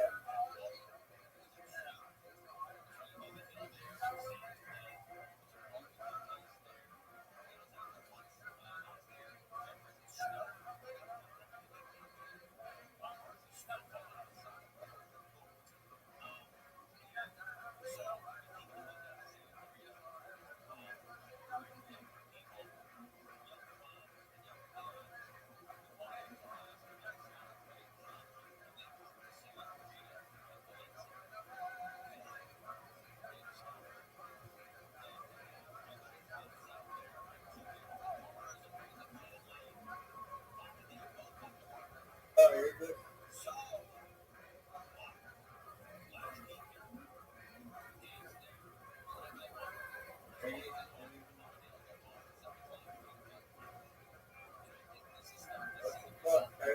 Porridge.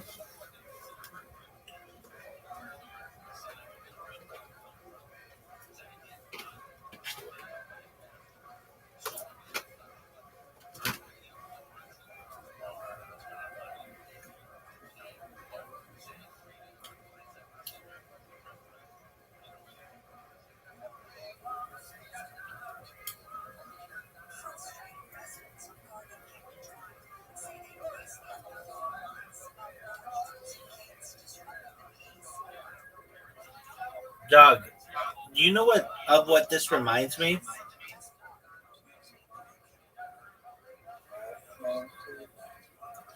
Go with that garbage.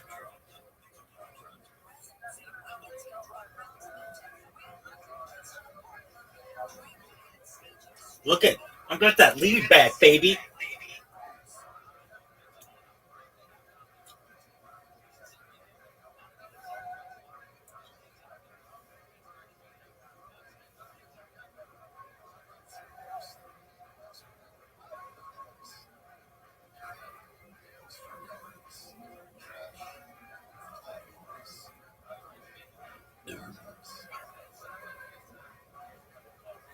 What the fuck is goose?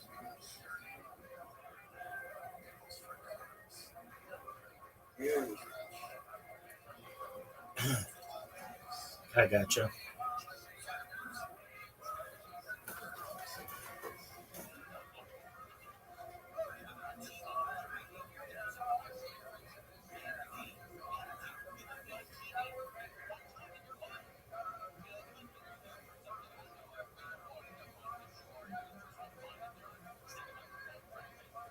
Are you proud of the way that you're playing?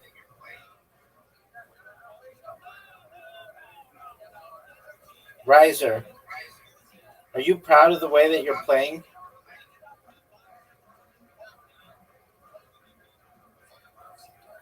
Are you gonna go? Are you just gonna J-Yor? Seems to me like you are joined J-Yoring.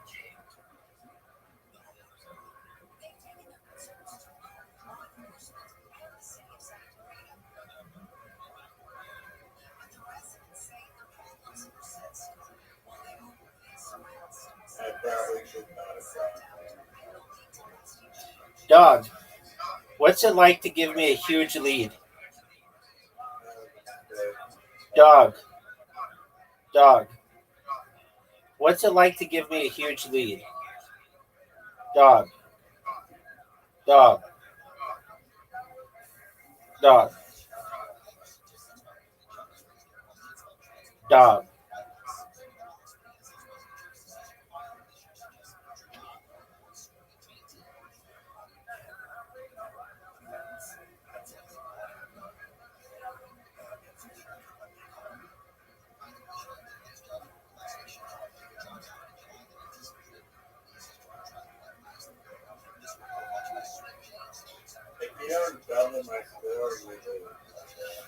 No, you can't say that now.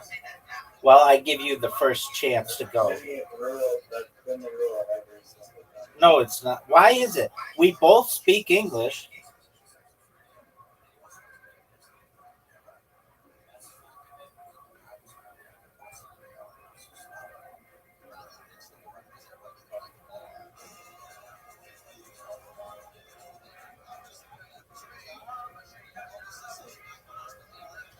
Did you know that Lonnie Anderson died?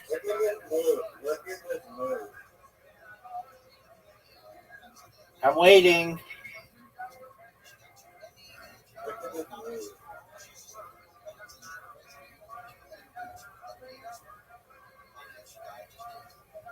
Did you like that move?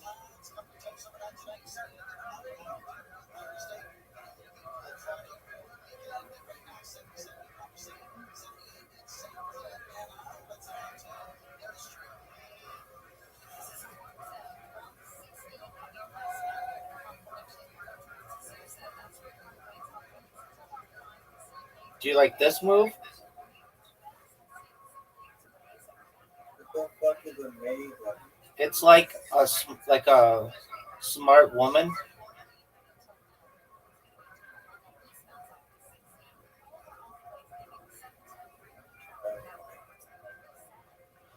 Do you want to be interviewed on your lack of Maven knowledge?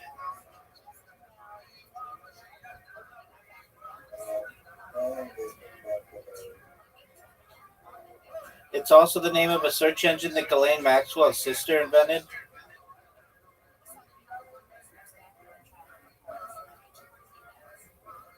Are you gonna go?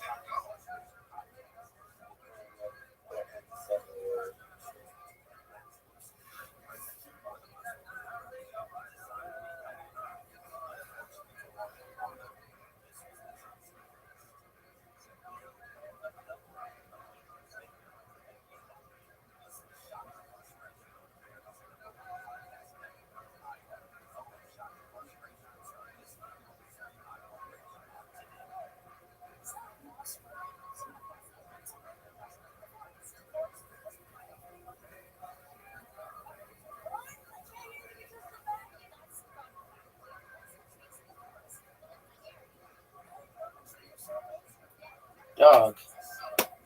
Remember that time you thought I only had to double your score but I actually just needed to beat it one on one.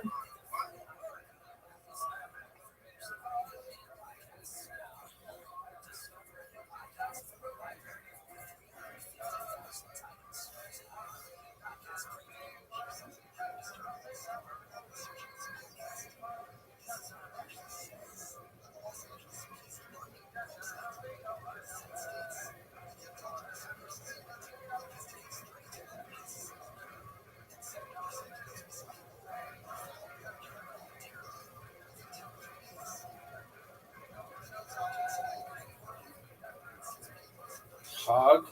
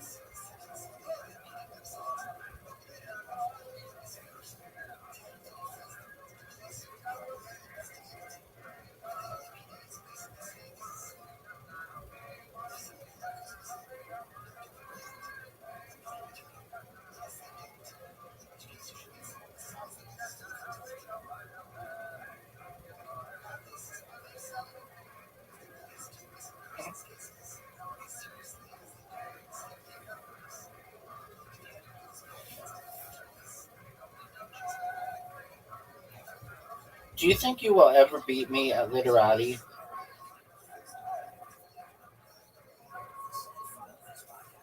Maybe we get some letters out.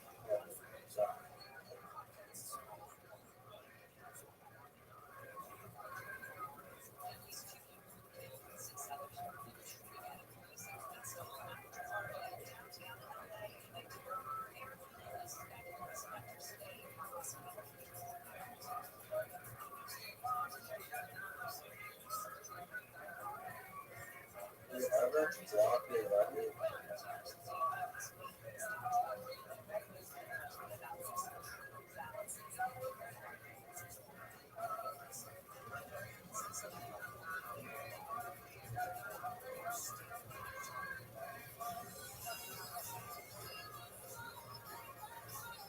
Dude, you might win.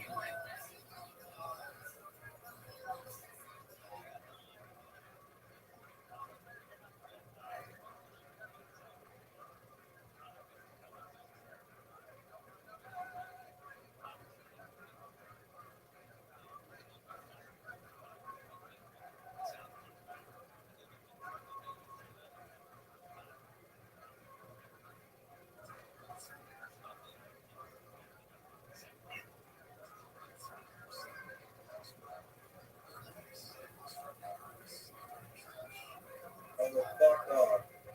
Don't fucking go there. That was my spot. Don't go there. Don't go there. Just find another spot.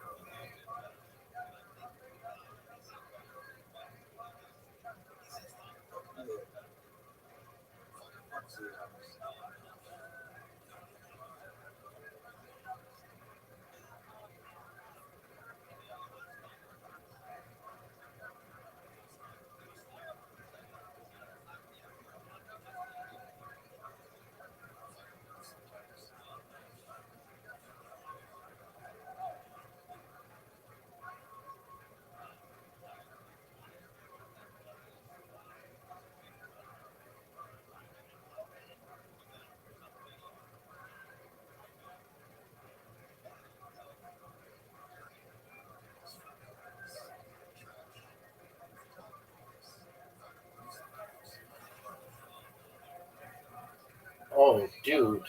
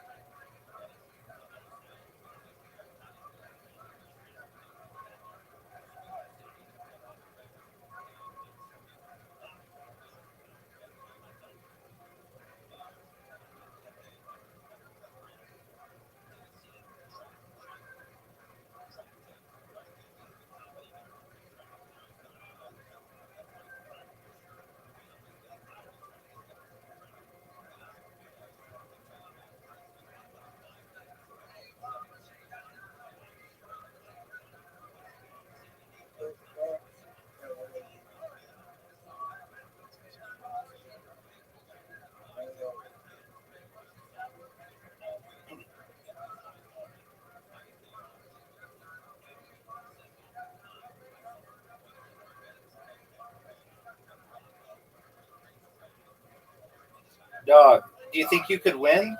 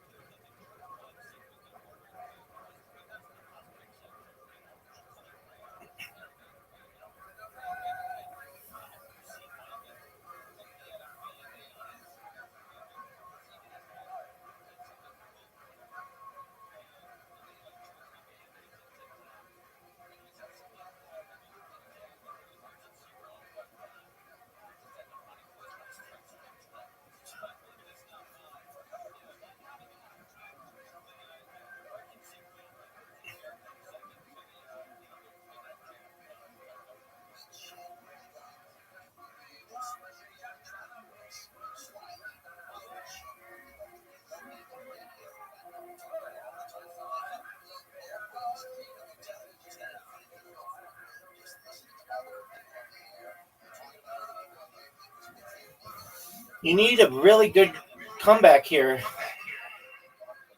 Even though the tiles are stacked in your favor.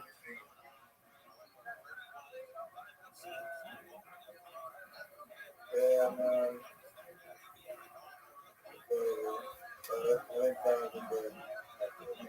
Thanks, baby.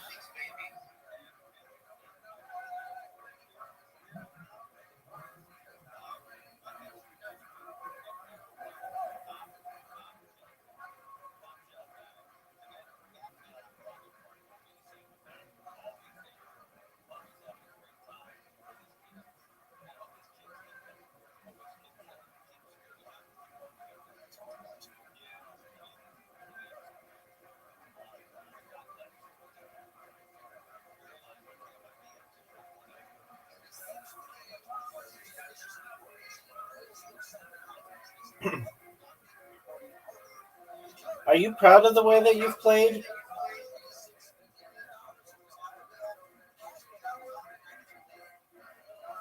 Dog. I got 300, you got 205. That's not very good. That's not very good for you. That's not very good for you.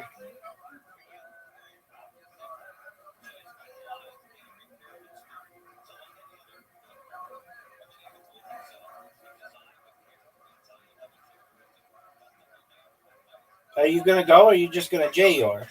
I'm sorry. Dog. My time is valuable. Dog. Dog. Dog. Dog. Dog. Dog. Dog. Dog. Dog. Dog. Dog. Dog.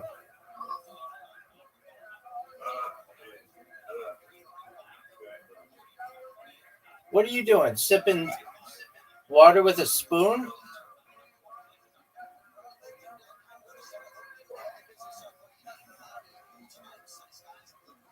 Dog. Oi, are you gonna go?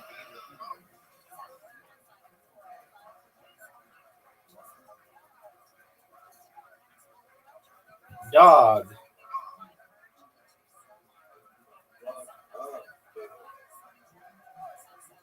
Are you just J-Yoring?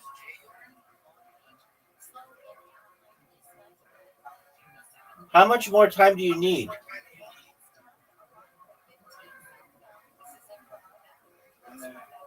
Okay.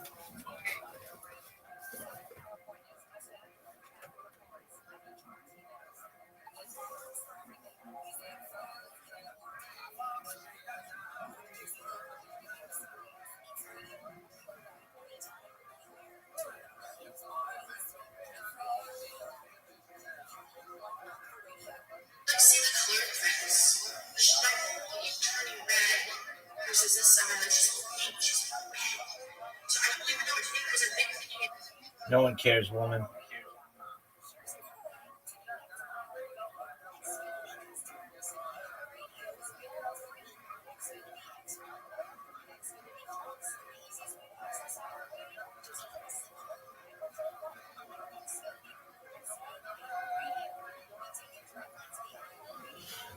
Riser's just J-Yoring. Folks, if you're watching this in the future and you're wondering what the fuck is going on, it's Riser. It's his time to J-Yor. After getting such an ass kicking in Literati, he was so tempted that he couldn't stop J-Yoring.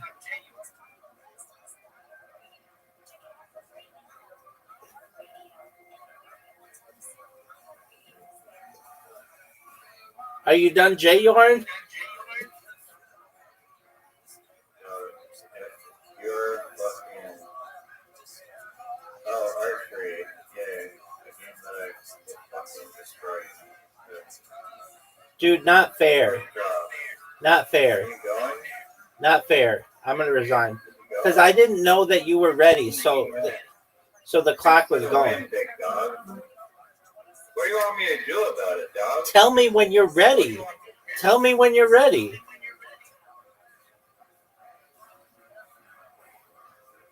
Thanks for the win. That's one in a row. That's a miss.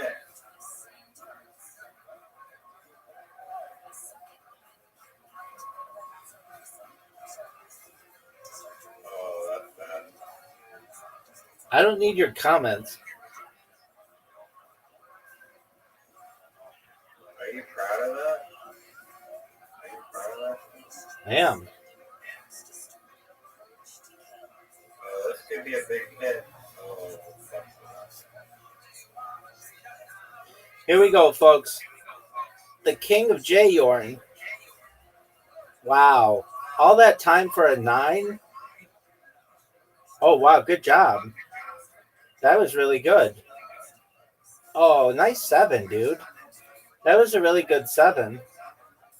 Oh, nice 9. Dog, get another 9.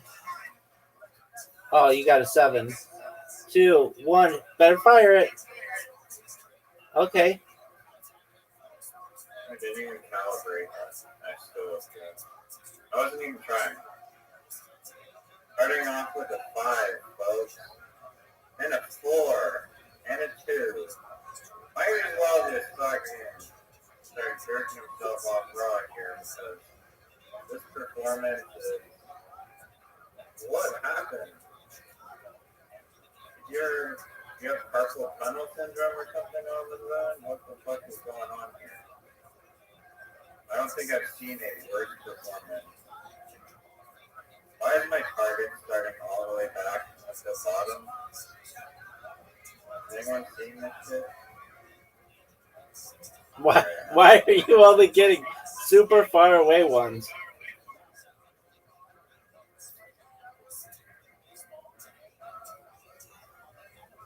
What? Because they saw how embarrassing your performance was last round, so they're like, okay, let's do this guy.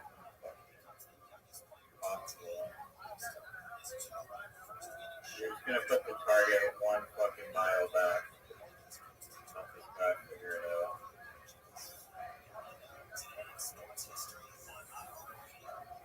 Oh, this round. Wow. Oh, come on. Are you fucking serious? Are you fucking serious? Oh my god. I have no room for error. That's if you land this one. Fuck. I need 50. Well, then just get it, dude, and quit not doing well.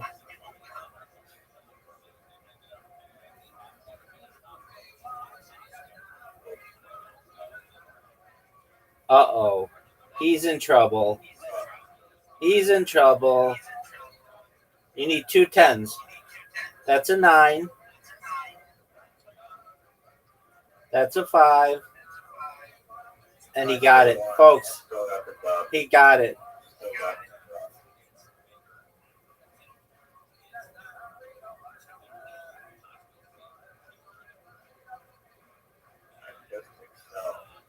Doug, shut the fuck up. No, word box. I haven't beaten you in word box. All right, word box.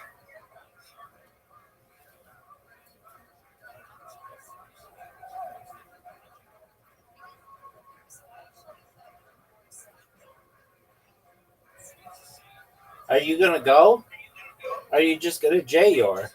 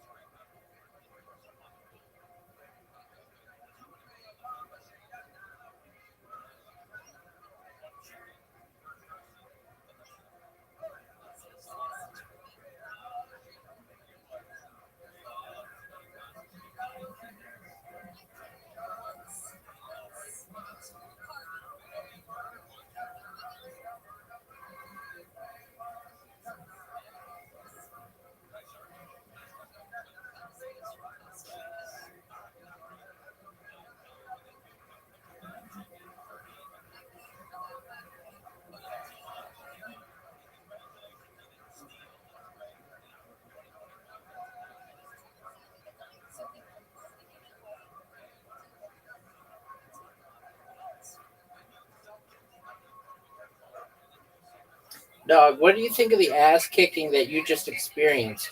Gonk? What the fuck word is gonk? You're not even trying with real words. Gonk. You just. Donk is a fucking word, dude. What's it mean, dog?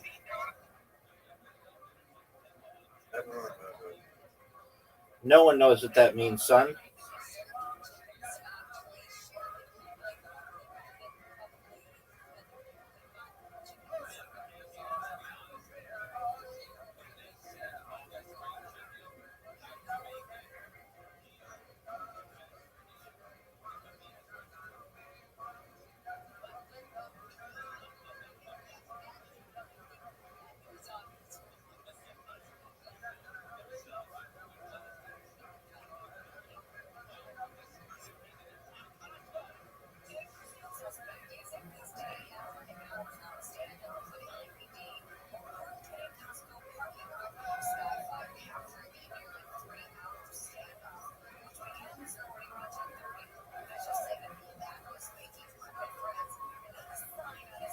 Dog, what are your thoughts about getting your ass kicked? Dog, what are your thoughts about getting your ass kicked? Wait, 1, 2, 3, 4. Dog, Again. You want to lose again? I have fun playing this game. I don't know about you, but I. Yeah, because you just see what kind of fake words you can make up.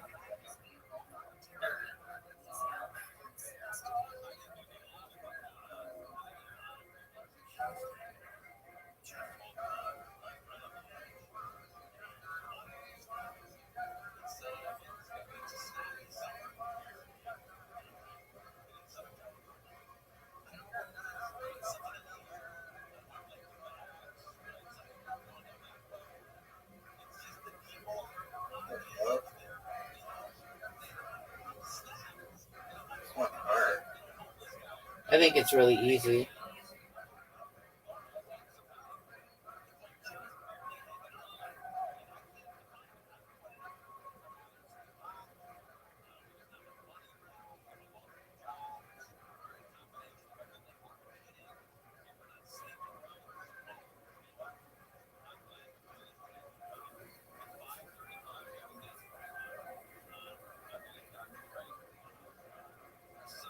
Wow, good job getting 7. But I could have got that when I was a child. What is Kia? I don't know. What is Kia? Everyone knows what Kia is.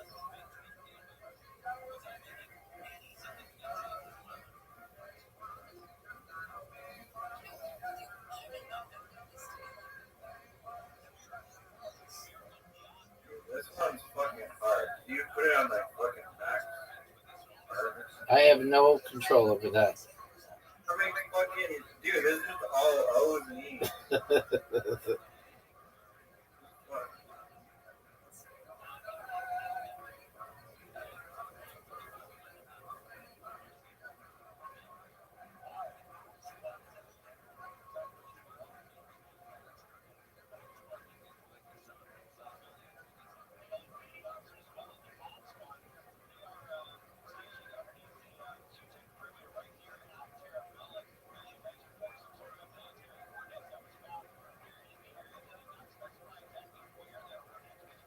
Oh, what happened there, dog?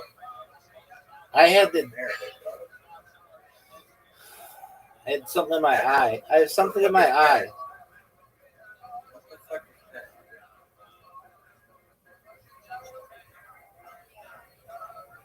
Oh, you're done. I just won. I just fucking won.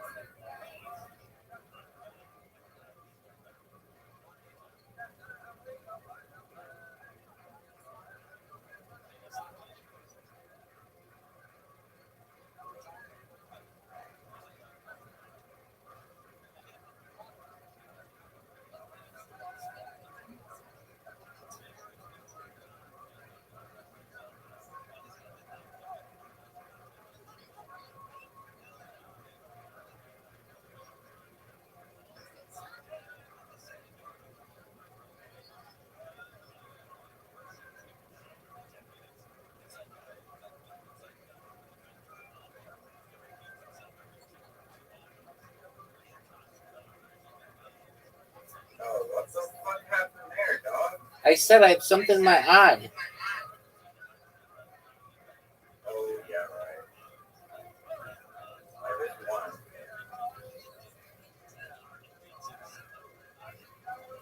Just lost. Oh, this ghost sucks. You love it. Fuck off. Good job sucking dick. There's no fucking way to adjust the sensitivity. I'm finding a game looking at that doesn't suck.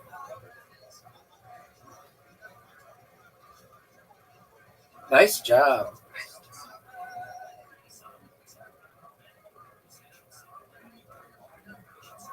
Are you proud of that shot?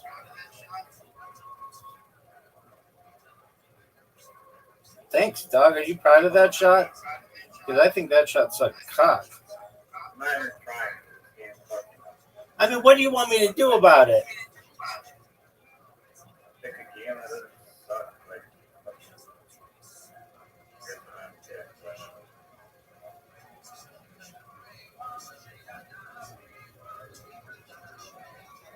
get there.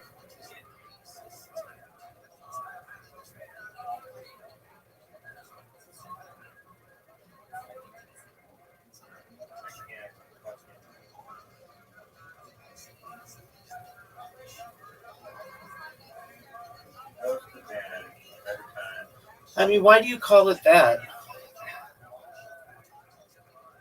Clearly, it's a connection.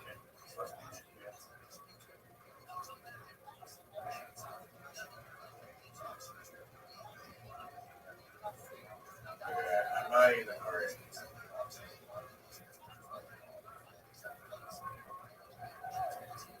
There we go. How do you like that move, dog? How do you like that move? Oh, fuck up.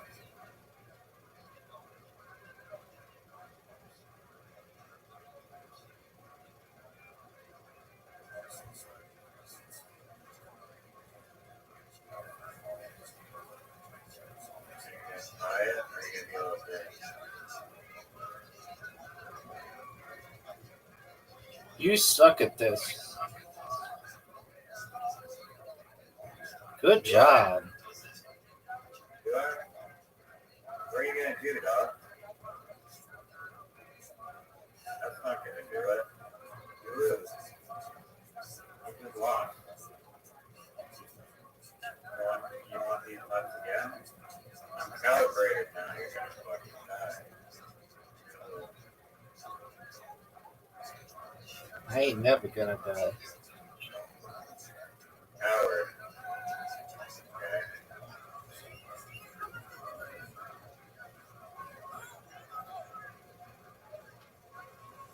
Are you gonna go? Are you just gonna jail? Are you selecting the blue one or no? What blue one? The fucking blue one, dude. Dude, why do I want that dog shit thing?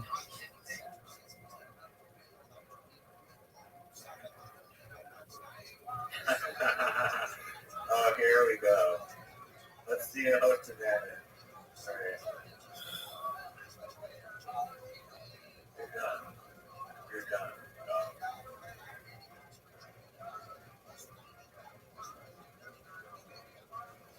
Are you gonna go? Or are you just gonna jail?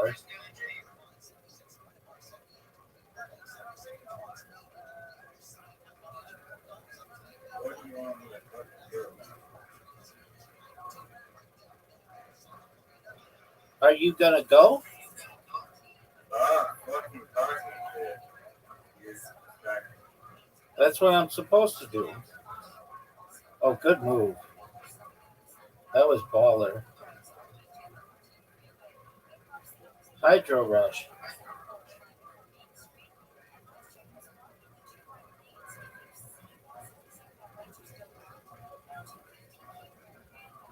Easy club. Easy what? Easy quad. Where's the quad? Yeah.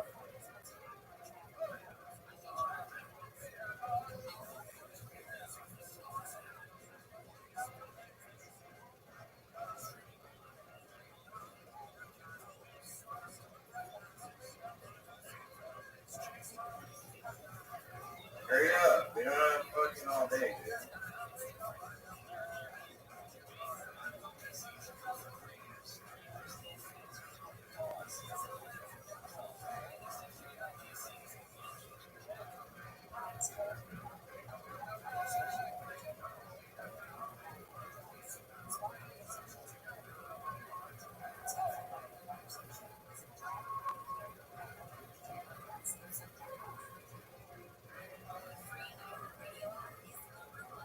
What does the electric thing do?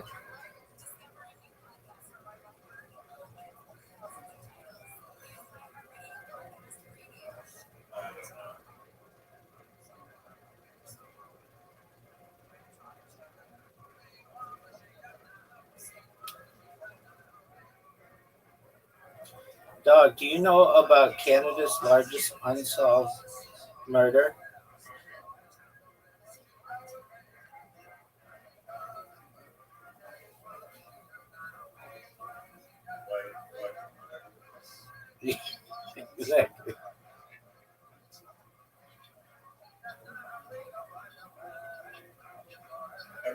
kind of clean in Canada.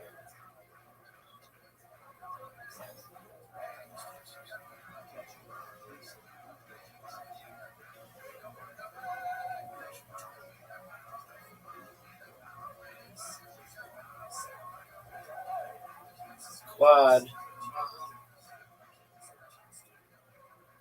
Hydro Rush.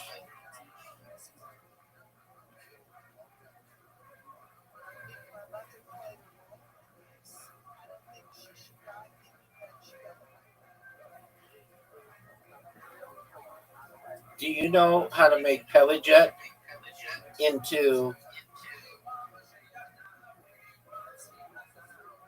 Cephanix?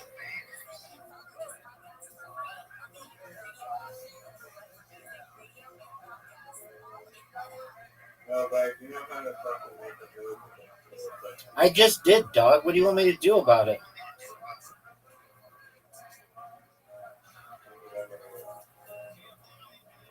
Are you gonna go?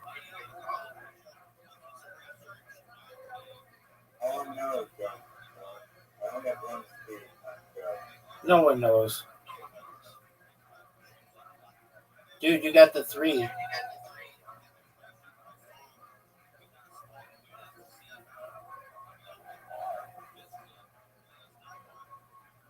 think if we both have the blue one, it just doesn't make any more fucking blue tiles here.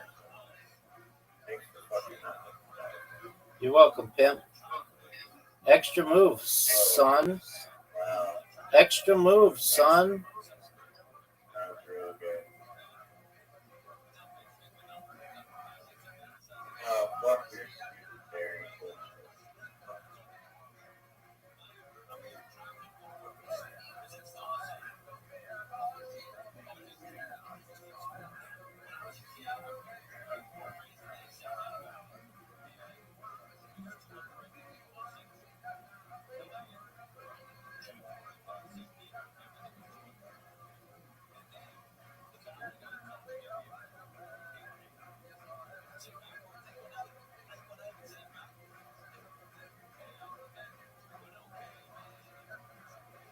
Are you gonna make a move or you just fucking... Oh, it's mine. Fuck. Hello. You just missed a quad. I had one move.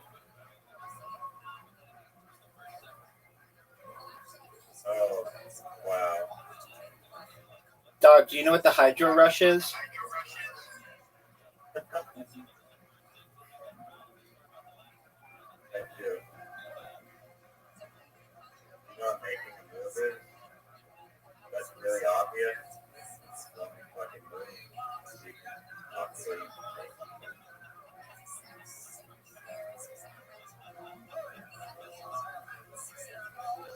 What is this bullshit, dude? Fuck. Are you gonna go?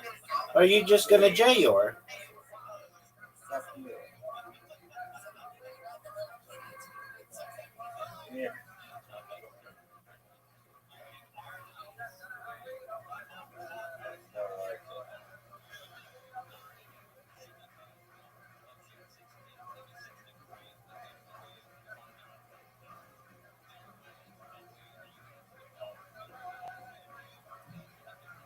How many fucking berries do you need? This is some fucking absolute. This is great. Dog, do you know what the Karagon is? That I fucking have to build in this game. Do you know what the Karagon is, son? You know what a fucking... I fucked up. You did fuck up. And everybody knows it. Alright, what's the best move? Wild again? Oh, there you go. Alright, thank you.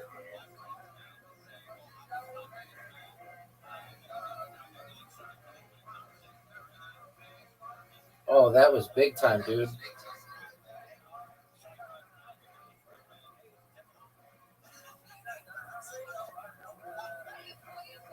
Crazy how you're losing a fucking 2 upgraded.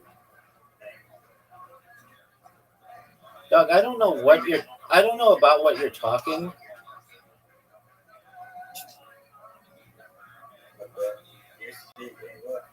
I do, but I generally try to avoid ending sentences with prepositions because I'm a pimp, bitch.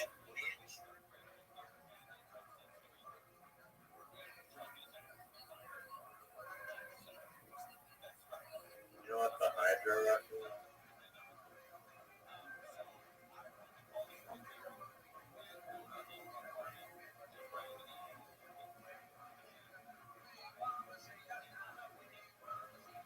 Easy move. Easy move. Very obvious. Do not be taking 15 seconds. It's What's the seriously? What's obvious about it? It's fucking obvious. It's the most obvious move I've ever seen. No, that's not it. That's not it. Fucked up. Fucked up. There's a quad there. There was not a quad. There's a quad. There's a purple quad right there. Oh, I saw that. But I don't think that helps.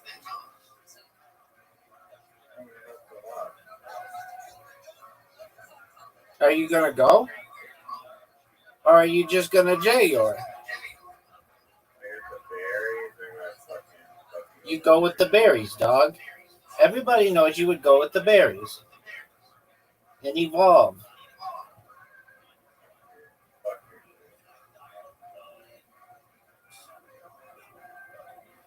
I don't even need the berries to fucking get a victory, dog. Are you gonna go?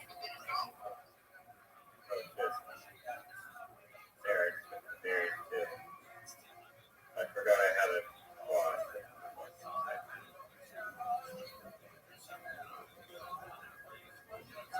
Easy move, dog.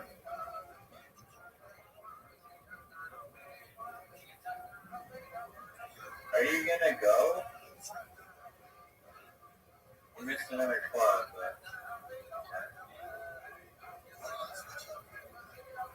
how's it feel missing a quad? Doug, are you gonna go? I want to see this quad in action in real time. You didn't get a quad in real time. I fucked up.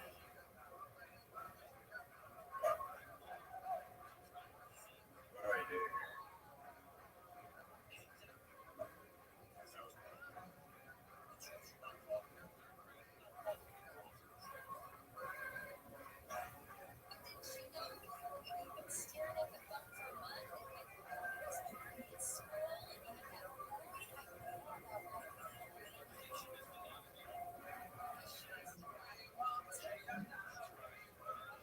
Dude, quit with that garbage.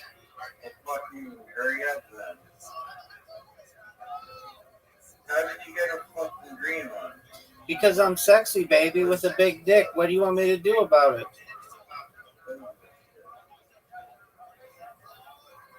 Oh, now you're gonna evolve? I thought, oh, I don't have to evolve because I'm so fucking great.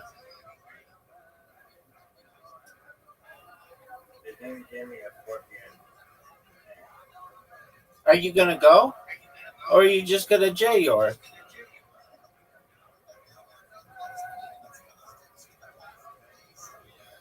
How dare you hydro rush me? How dare you? I lose anyway this turn.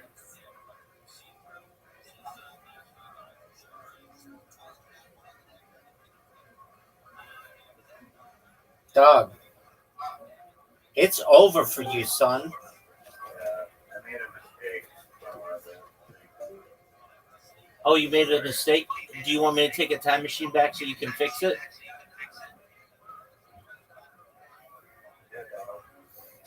All right. Get your flux capacitor. Did you say you have to go? Yeah. All right, we'll come back later. Maybe I have like a lot of shit to do. You don't have jack shit to do. Look, can I give you? Look, are you ready? Are you ready for your to-do list? Number 1, J-Or. Number 2, J-Or. Number 3, J-Or. Number 4, J-Or. Number 5, J-Or. Number You're 6, not funny. You're not funny.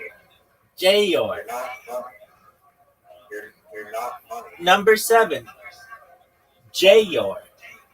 Number 8, You know, some people play rabbi in the Olympics. Play rabbi in the Olympics. Yo, what's going on, Rick? Rick 2412, how you living, pimp?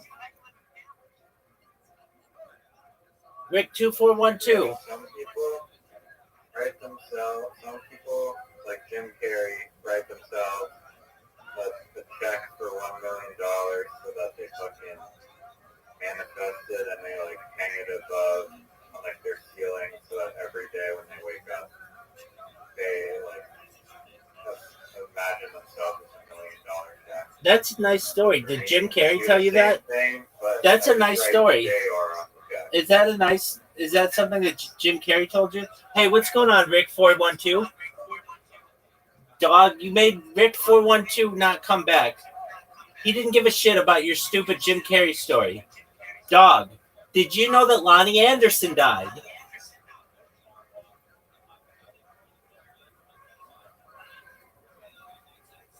Seriously, Riser, did you know that Lonnie Anderson died? Did you know that Malcolm Jamal Warner died? Yeah, there's like some fucking like fighting away to fucking bullshit. No one gives a shit or knows about that fucking got shot down in like fucking Nova Scotia or some bullshit. Hold on. Let's learn about it. What is the largest unsolved murder in Canada's history? It's a flight. Here we go, son. It's Canadian Pacific Airlines Flight 21. Canadian Pacific Airlines Flight 21. Dude, there was a bomb. Dude, it was a bomb. Dog, listen to this motherfucker thinking he's funny. You think you're the first motherfucker to do that? It was not a bomb. It was a bomb. I gotta take a whiz. Alright.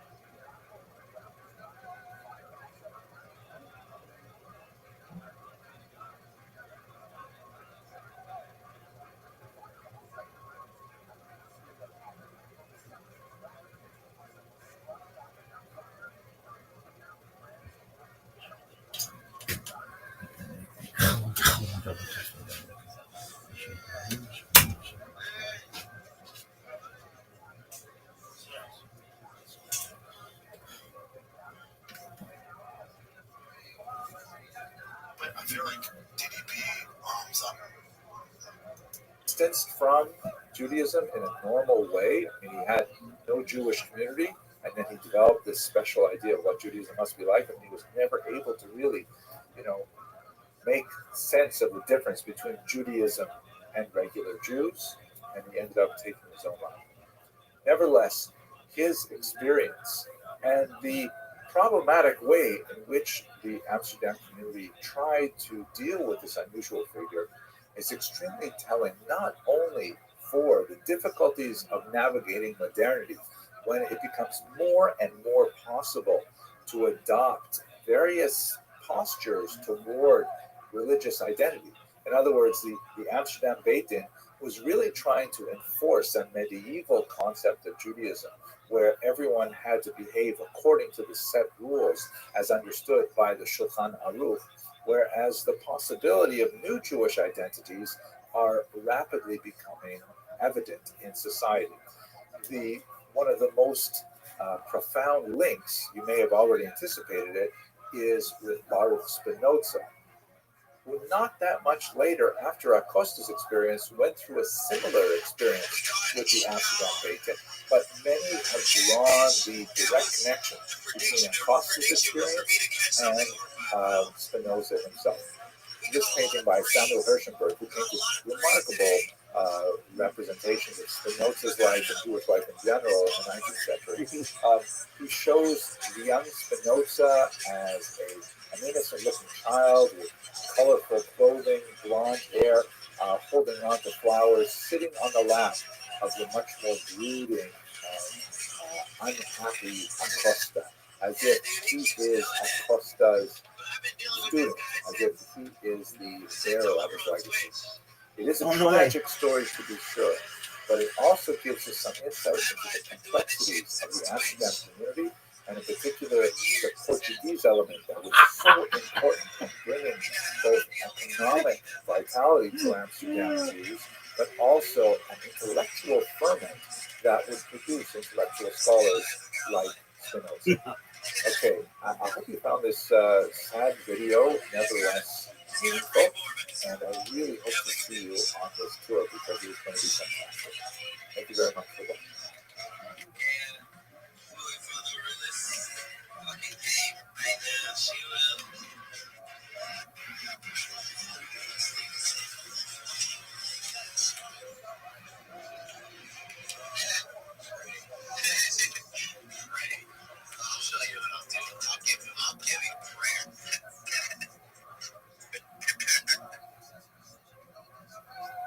Hello and welcome to Jewish History Lab. Let's continue our discussion of the Bible in historical perspective, trying to understand the roots of the Jewish people. And I have to share with you at the very beginning a couple of personal moments. The whole Exodus narrative is so powerful and so central to Jewish identity that I can recall my own first meaningful encounters with this biblical narrative. And I'm sure that's something that most Jewish people can retain as well. I'll tell you two very quick episodes. The first is when I was at a Passover Seder, and I remember this is perhaps the greatest kind of generational pedagogic tool to have this celebration once a year where the elders of the family are commanded to relate, even in whatever imperfect way they can, the teaching of how the Jews were born as a people in Egypt and then in Sinai. And the children, even if they're not interested, they're forced to ask at least 4 questions. And the whole meal is structured around it. It's a kinetic experience. It is an essential experience with all the various tastes, the very special foods associated with things. And in that context, I remember once when I was probably maybe 6, 5, I'm not sure how young I was, but I was at my Aunt Enid's for Passover Seder. That's where we usually went. And my father, of blessed memory, he handed me a spoonful of traditional horseradish. It was mixed with beets. It was not the really strong stuff, but I looked at it and he didn't tell me what it was, and I thought it was something like candy. It had that deep red color, and so I put it straight in my mouth and like, wow! I don't know what my father was thinking, whether he knew I would do that or whatever. He thought maybe I would taste a little bit of it, but my eyes started watering. I looked up at him and he said to me, "Henry, That's what slavery feels like. Very, very powerful impact on a young child. The other thing that I want to share with you is when I was maybe about 8 years old, Cecil B. DeMille's The Ten Commandments, a 1956 film, not exactly kosher, but nevertheless very powerful, like 3-hour epic, came to the one theater in my hometown in Northern Ontario, Canada. And this was a unique experience for me because I was the only Jewish child in that small rural town. And, I just went to the movies as often as I could because I found it so fascinating. It was just up the street from where we lived, on top of my father and mother's store. And I was so totally amazed sitting in this matinee showing of this Ten Commandments because this was story I realized was all about me and my family and where I came from. I'm sitting in this room filled with, Anglophone Protestants and Quebecois Francophones who were Catholics. And I'm looking around saying, I'm the only Jewish guy in here. In fact, I was probably the only Jewish guy except for my parents within about a 100-mile radius. And I was so overwhelmed that I had such an amazing backstory. So this kind of feeling, both the Passover Seder and whatever meaningful encounter a child has with this is transformational. And there's no doubt that the sages were thinking of this when they embedded the Passover ritual so deeply into the Jewish cultural fabric and into the calendar year. Anyways, I've gone on further than I wanted to here. The kind of messages that come out of the narrative of Exodus, as we discussed in Genesis, if you haven't read this, you've got to go read it right away. It's the very beginning of the book of Exodus. Just the first few chapters is like overwhelming.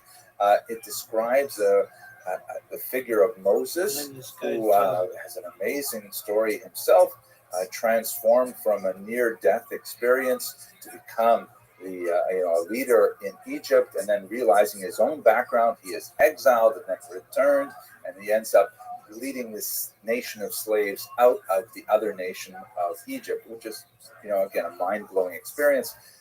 And there's a strong message throughout the book of Exodus that the nascent Jewish people are subservient only to the king who is king over kings, meaning only to God directly, and no human being, even one as powerful as Pharaoh, has any say over their destiny.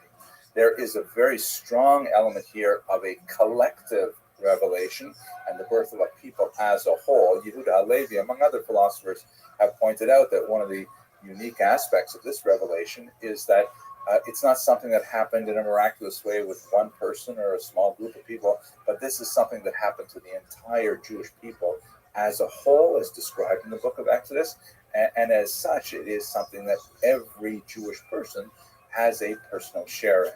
There's also, this is not, some kind of propaganda piece, in the sense that there's a lot of negative history in here as well.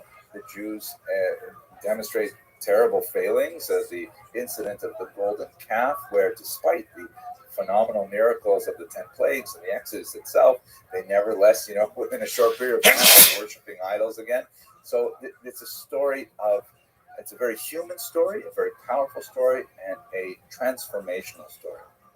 I'm sorry I took so long, because I know you want to get to the historical aspects of it, but I really want to emphasize that it's so important to actually read the text. It's amazing.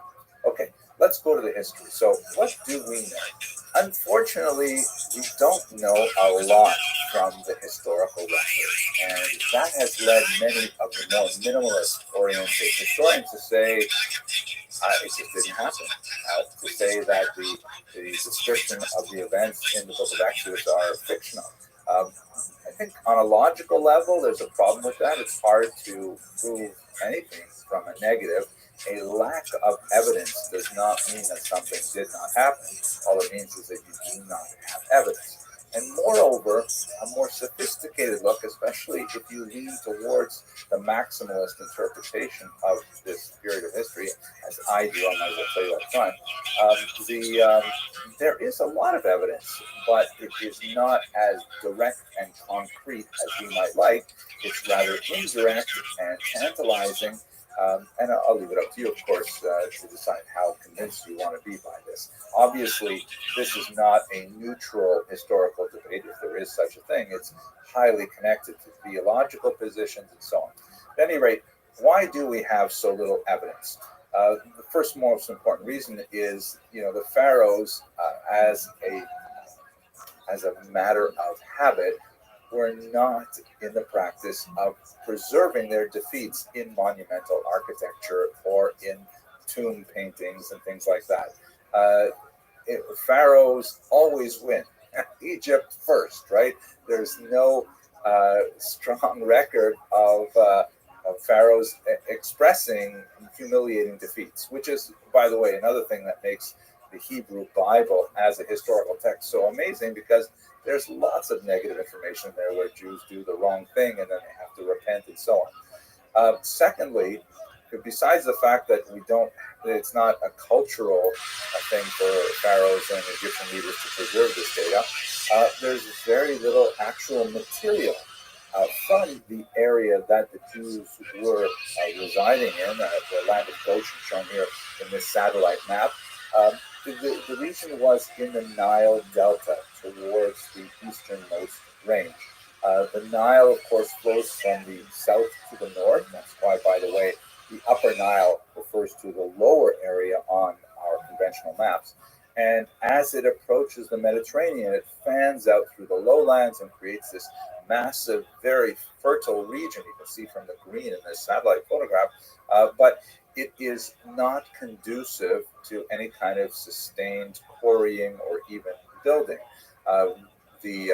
All the stone that is used in the building in this region is imported from southern areas, southern quarries, and the course of the low-lying rivers in the delta were known to have changed. As one would silt up, then the river waters would be redirected, and after a certain period of time, the human settlements would be redirected. There's some fascinating allusions to this even in Rashi in the 11th century knew about this phenomenon.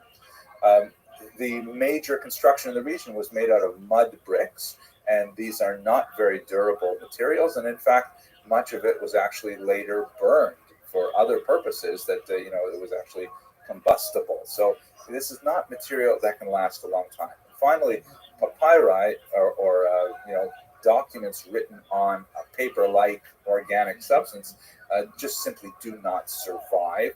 There are a very, very tiny number of scraps of paper from the region that are basically preserved when they're carbonized. If they're burned, like let's say in a scroll on the outside is like very tight, it's very difficult to even unroll that and find out any kind of data from the period, such as at Pompeii. There are similar types of data. So,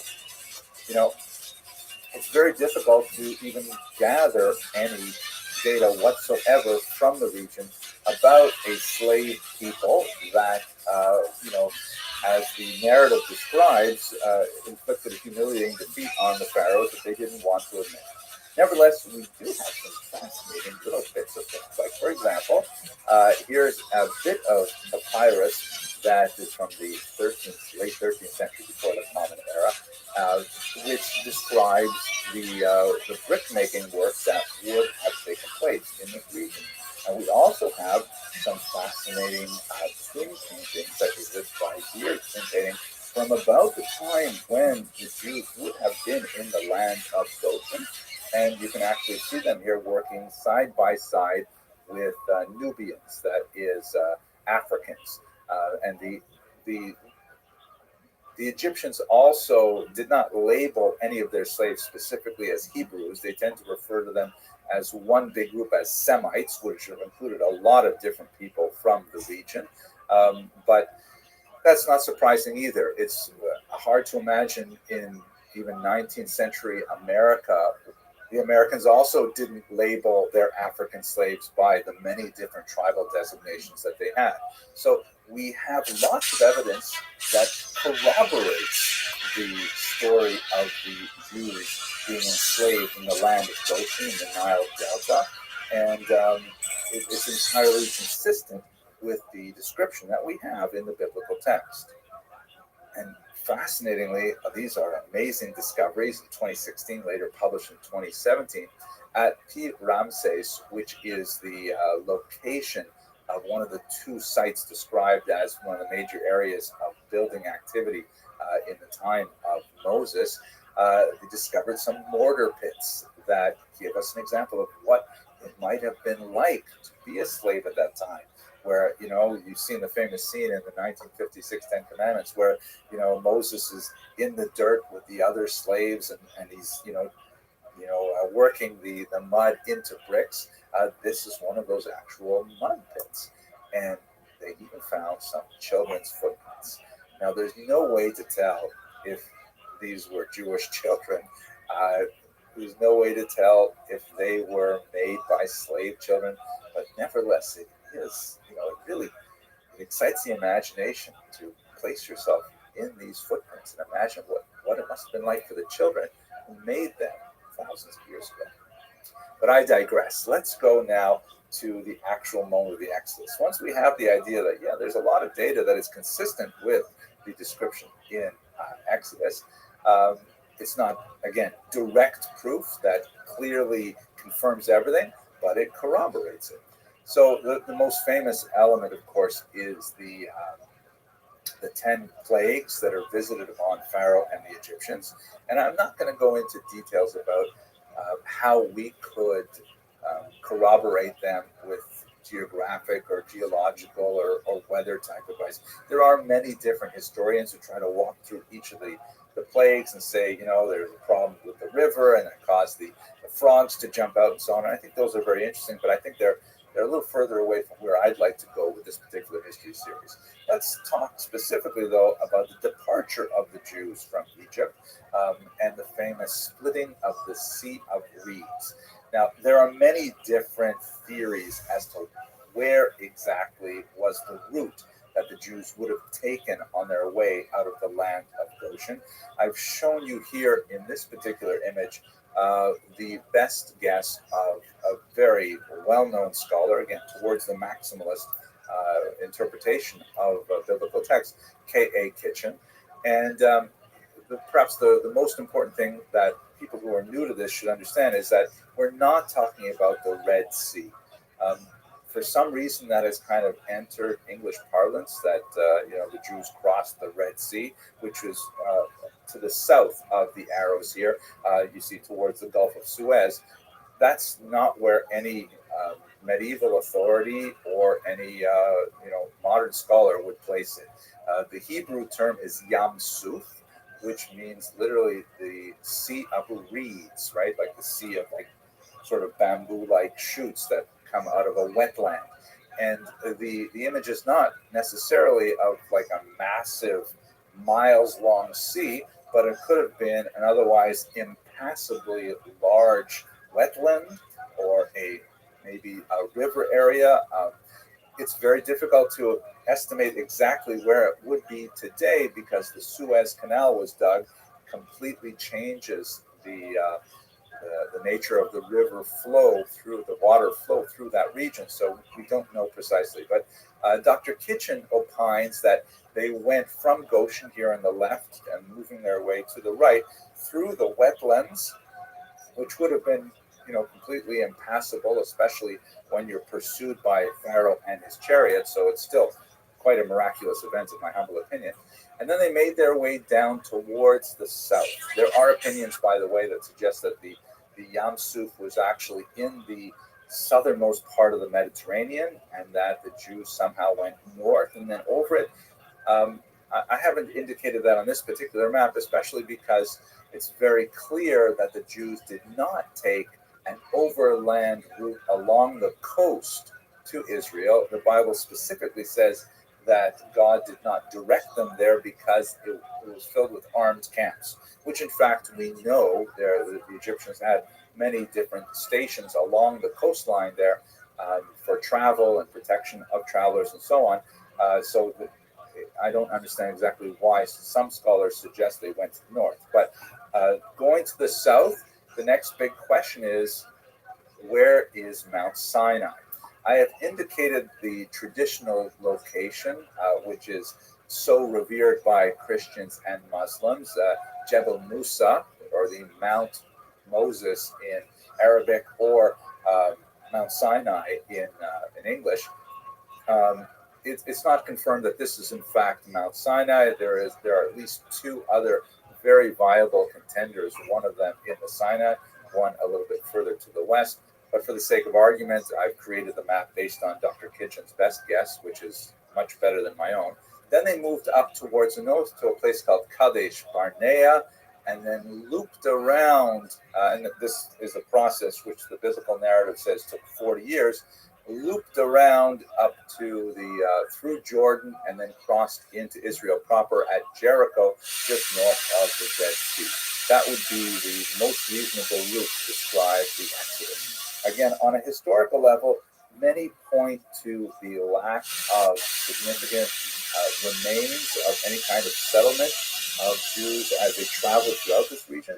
The biblical text describes 600,000 adult males, which would generate a population of 2 to 3 million people, which is a monstrous number in ancient terms, and it's hard to imagine they didn't leave any trace behind.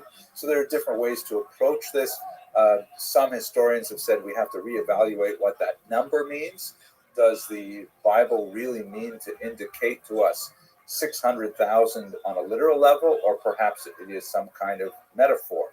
We definitely have a lot of use of metaphoric numbers in the biblical text, so perhaps it's not anywhere near that large. And even if it is a fairly significant number, whatever it might be, there's still, it's hard to anticipate that a nomadic Bedouin-like lifestyle wandering in the desert is going to leave behind anything.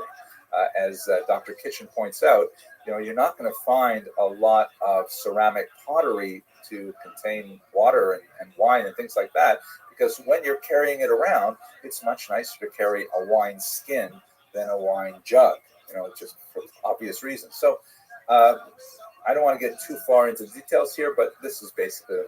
I want to conclude, however, with a couple more corroborating elements that gives us a sense of how, even though we might not have really strong direct proof, there are so many points of similarity between what we know about the culture and the region as a whole and what's contained in the biblical text that suggest very strongly that the biblical text is authentic in its historical depiction of the Exodus. Specifically, let's have a look at Ramses II. Now, this is the pharaoh that is most likely the new pharaoh who was otherwise unnamed in the book of Exodus. He lived at just about the right time. The Egyptian propaganda we have on Ramses is pretty frightening. He was a terrifying warrior, fought many battles, which are recorded, and so we have a sense of what kind of person he was. Here's a picture of him in battle, and you see stomping on the head of one of his enemies and about to drive a spear through the heart of another enemy. And here's a couple of interesting propaganda elements. This is from the Battle of Kadesh, a very important battle that was up in northern Syria. The pharaoh ranged far and wide through the whole land of Israel, as we saw with Shoshank in the last class, and we're going to see again with Merneptah next class. You can see that on the left here, he is mounted in a chariot, very evocative of the biblical text, to give you a sense of what that might have been like. And notice here that in one of his most famous victories, he's driving his enemies into a big river where they all drown. Now, isn't it fascinating that the biblical end of Exodus has an ironic parallel to the enemies in their chariots drowning in water? I don't know. What does that mean if there is an ironic similarity? I'll give you another one, just for you to think about it more. On one of the commemorative wall paintings that describes that particular battle, you see Pharaoh's encampment, and there's a whole bunch of different people here that are performing various functions. But on the right is his sanctuary tent, and you can see there's his cartouche, which has the two wing features, which is ironically reminiscent of the cherubim, that decorated the ark. And that's not the only thing that's similar. A scholar named Dr. Michael Pullman, who's done some fascinating work in this area in particular, he points out that it's not just the cartouche that's similar. Oh my gosh, it's the exact proportions and orientation of the camp and the tabernacle. The book of Exodus has some really exciting parts, let's say about through 2/3 of it, and then it kind of like gets into the nitty gritty of constructing this portable ark that will later be transported to Israel and then eventually be translated into the permanent temple in Jerusalem. And the structure of it is very bare, but look how similar it is to the orientation and proportions of the second camp. Now, this is like an astounding kind of series of coincidences. And what exactly does it mean? It clearly suggests that the biblical text of Exodus is totally aware of how Ramesses the camp was constructed, and is it similar in order to communicate to the young Jewish people that the tabernacle is a place of sovereignty, like the Pharaoh's tent would be at war? Is it intended to be an ironic kind of jab, saying, do you think, a war tent is what protects people rather than this tabernacle of God? These are questions that would cross a rabbi's eyes. I'm going to leave that to the rabbis to discuss, but I do think the similarities are incredibly striking. And I urge you to look at Dr. Holman's work, also Dr. Joshua Berman's work in this area. Absolutely fascinating. I've skipped over a lot of really cool things just to try and give you the highlights. I hope you enjoyed this. We're going to continue with the next lecture as we look at the settlement of Israel, moving towards the golden era of Kings Saul, David, and Solomon. Thanks for watching.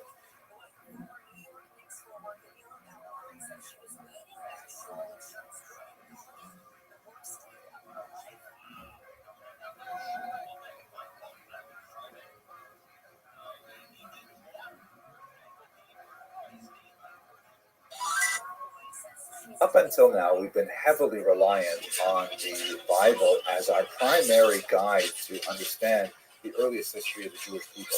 But as the Jews begin to enter the land of Israel, slowly the archaeological record reveals more and more details that in many ways corroborate the accounts that we have in the Bible. In other ways, they pose fascinating questions, and we're just going to have a quick look at some of the references that we have in the archaeological record to the biblical text and try to understand what we can about this early period of Jewish history. So let us recall, first of all, that we can't think in modern terms about the earliest settlement of the Jews in Israel. It's not like they established a modern state with firm borders that clearly delineated what was their territory and so on. We should recall that for centuries after the Exodus, the land of Israel was clearly under Egyptian sway. Egypt was the major geopolitical power, and although the Jews had certainly some autonomy, but they continued to have conflict and moments of coexistence with non-Jewish peoples living in the land of Israel. One of the most fascinating early bits of archaeological evidence that we have regarding this period is a piece left behind by the pharaoh Meremptah, also pronounced Merneptah, who was the son of Ramses II, and the Ramses II is most likely the unnamed pharaoh that's described in the book of Exodus.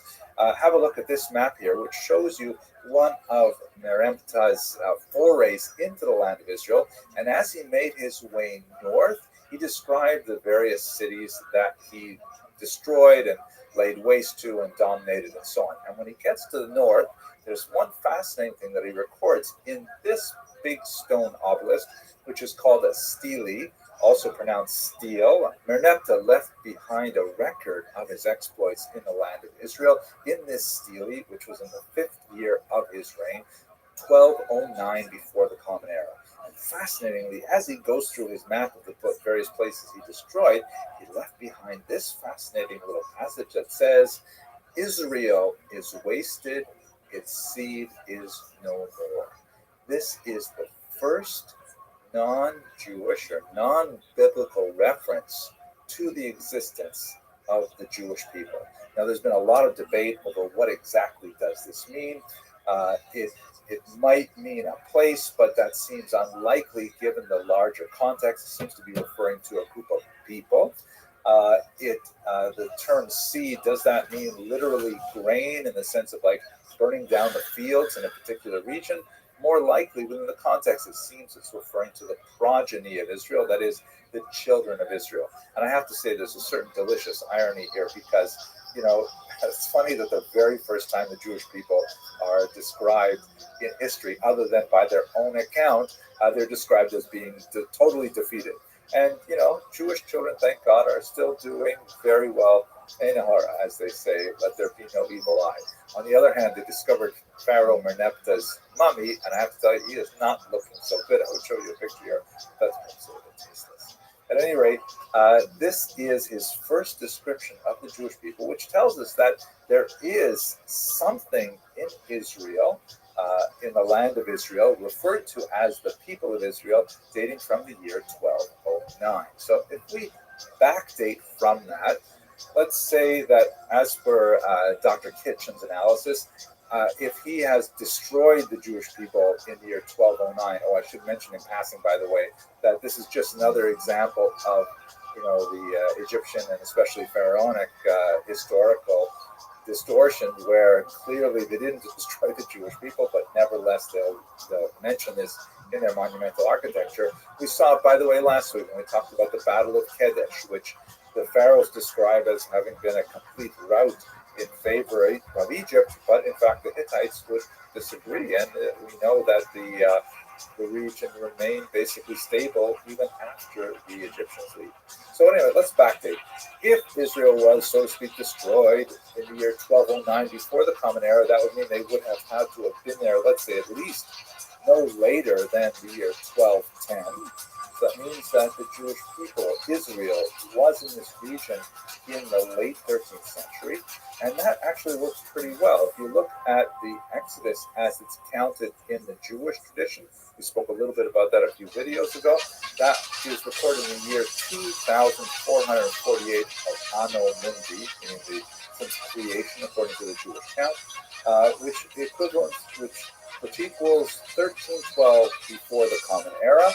And again, working with the biblical account of 40 years wandering in the desert, that means that the entry into the land of Canaan, the land of Israel, would have been in the year 1272 before the Common Era. So it actually lines up pretty well.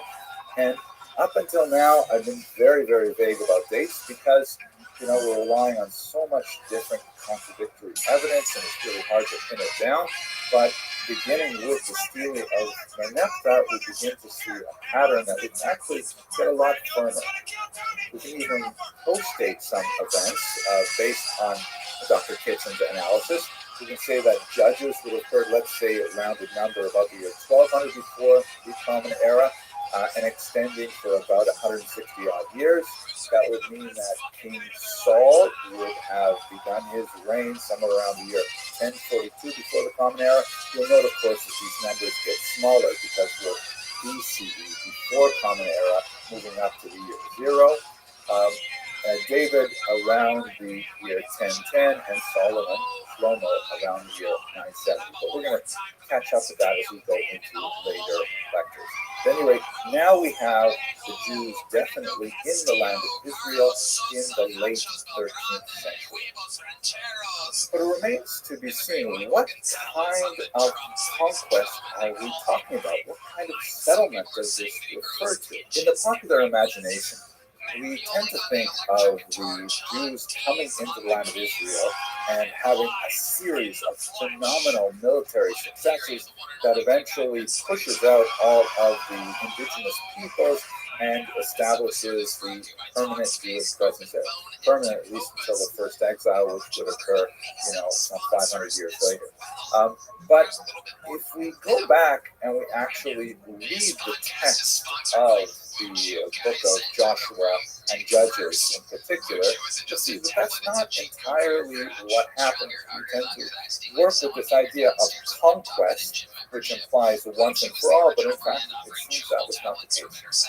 This is especially so when we look at things like the conquest of the city of Jericho, of Jericho, which is certainly one of the most dramatic early conquests of Joshua and his armies. The famous story, they surround the walls of Jericho, the mighty walls, and they blow the shofar and things like that, and the walls come coming down. So obviously, since we know where Jericho is located, there is a tremendous amount of archaeological interest in the late 19th and early 20th centuries in particular about what exactly happened there, and can we line it up with the biblical account. Perhaps one of the most important archaeologists working on Jericho is the great Kathleen Kenyon, who did some phenomenal work in the region. Let's have a look at Jericho itself. Here's an aerial view of the tell, meaning the actual mound left behind by the ancient site of Jericho. And it's been dug over and over again. You can see it's quite scarred by many specific digs. The nature of the wall is not like, let's say, for example, the Kotel, the western wall of the temple, where you have a 90-degree vertical structure that is dramatically distinct from the surrounding territory. Rather, this kind of ancient wall, and as Kenyon described, it goes back way, way before the advance of the Jews into Israel, is really something like a massive kind of ramp, where most of the wall is actually kind of like piled up dirt, and there's like kind of like this ramp-like structure that is separated by two distinct walls, an upper wall and a lower wall. It appears that although this wall was definitely destroyed, it was likely destroyed far earlier than the 13th century. Now, that doesn't line up very well with the biblical accounts, and you have a lot of approaches to this. Some of the minimalist historians, as you see, therefore, it was destroyed and much earlier than Jericho, and that would argue that the Bible's description of Joshua's attack on Jericho is really borrowing from an earlier tradition.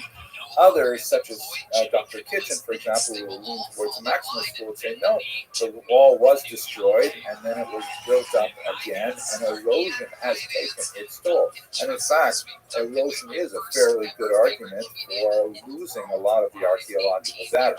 So it's hard to say exactly what would have happened. Much of this remains an archaeological conundrum to try and fit it together with the biblical text. So a lot of archaeologists have scratched their heads at this and look at what other kinds of evidence indicates this massive scale of Jewish settlement. Many have looked at the style of pottery used in ancient Israel, which argues for some significant shifts in change right around the 13th century. And this would argue that perhaps there was a major population that moved into the region and brought different styles with them. But again, as you can imagine, it's hard to argue exclusively from things like pottery finds. Others have focused on the architectural styles, specifically looking at something called the four-roomed house, which seems to be very evident in Israel around the period of time that we're looking at, with an argument that the four-roomed house was distinctly Jewish. And still others have said that, we know that there's interesting things like the lack of pig bones in those settlements, which we estimate to have been Jewish. Also fascinating, but none of these things are kind of like knockout blows for the corroboration of the biblical text. However, recent finds have discovered some fascinating remnants that suggest that there's clearly a very strong connection with the Jewish people living in this region. Okay, I wanted to show you a picture of our knapsack. At least I can show you a picture of your Chinese. At any rate, these jars and rooms arguments and things like that are fascinating, but what do we know in the end? We know for certain that the Jews are in this region, but we have to go back to the actual biblical text and try to understand what was the nature of that conquest. we tend to work with a sort of cartoon caricature of that period. If you go back and read carefully, as Dr. Kitchen suggests very strongly, the books of Joshua, Judges, and Ruth that deal with this period, it's very clear that the advance of the Jewish people was not like kind of like conquer a territory and settle there. A lot of the battles described are sort of like sorties where, you know, something will happen regarding friction between Jewish people and non-Jewish people living there. Joshua or another general will go out with an army and conquer a territory, and then they retreat. And then there's a similar pattern where there's a threat from another region. They'll go out, they'll fight a big battle, they'll win, and then they will retreat. And it seems like the ebb and flow of Jewish settlement in the region is not so much one in which the Jews are like inching further and further towards the sea, as most of these maps indicate. And this is, by the way, largely based on reading earlier parts of the Bible, such as the book of Numbers, where the land of Israel is apportioned to the 12 tribes. And if you look at the regions that are apportioned to the tribes, that may not correspond to the regions that were effectively conquered under Joshua and his successor, Judges.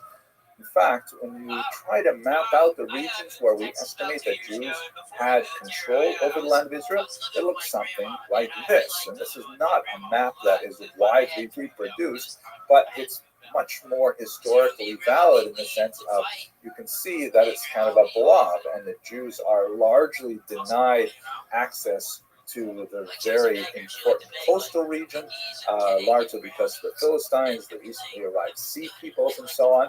But it does give you a sense of a newly implanted people that have come into the land. They have significant conflicts with the local population. They also have significant conflicts with each other. And in fact, that's where we're going to have to pick up the story in the next video, where we speak about the united monarchy under King Saul, which represented a dramatic political and military leap forward for these scattered tribes in Israel. Okay, I hope you found that interesting, and thank you for watching.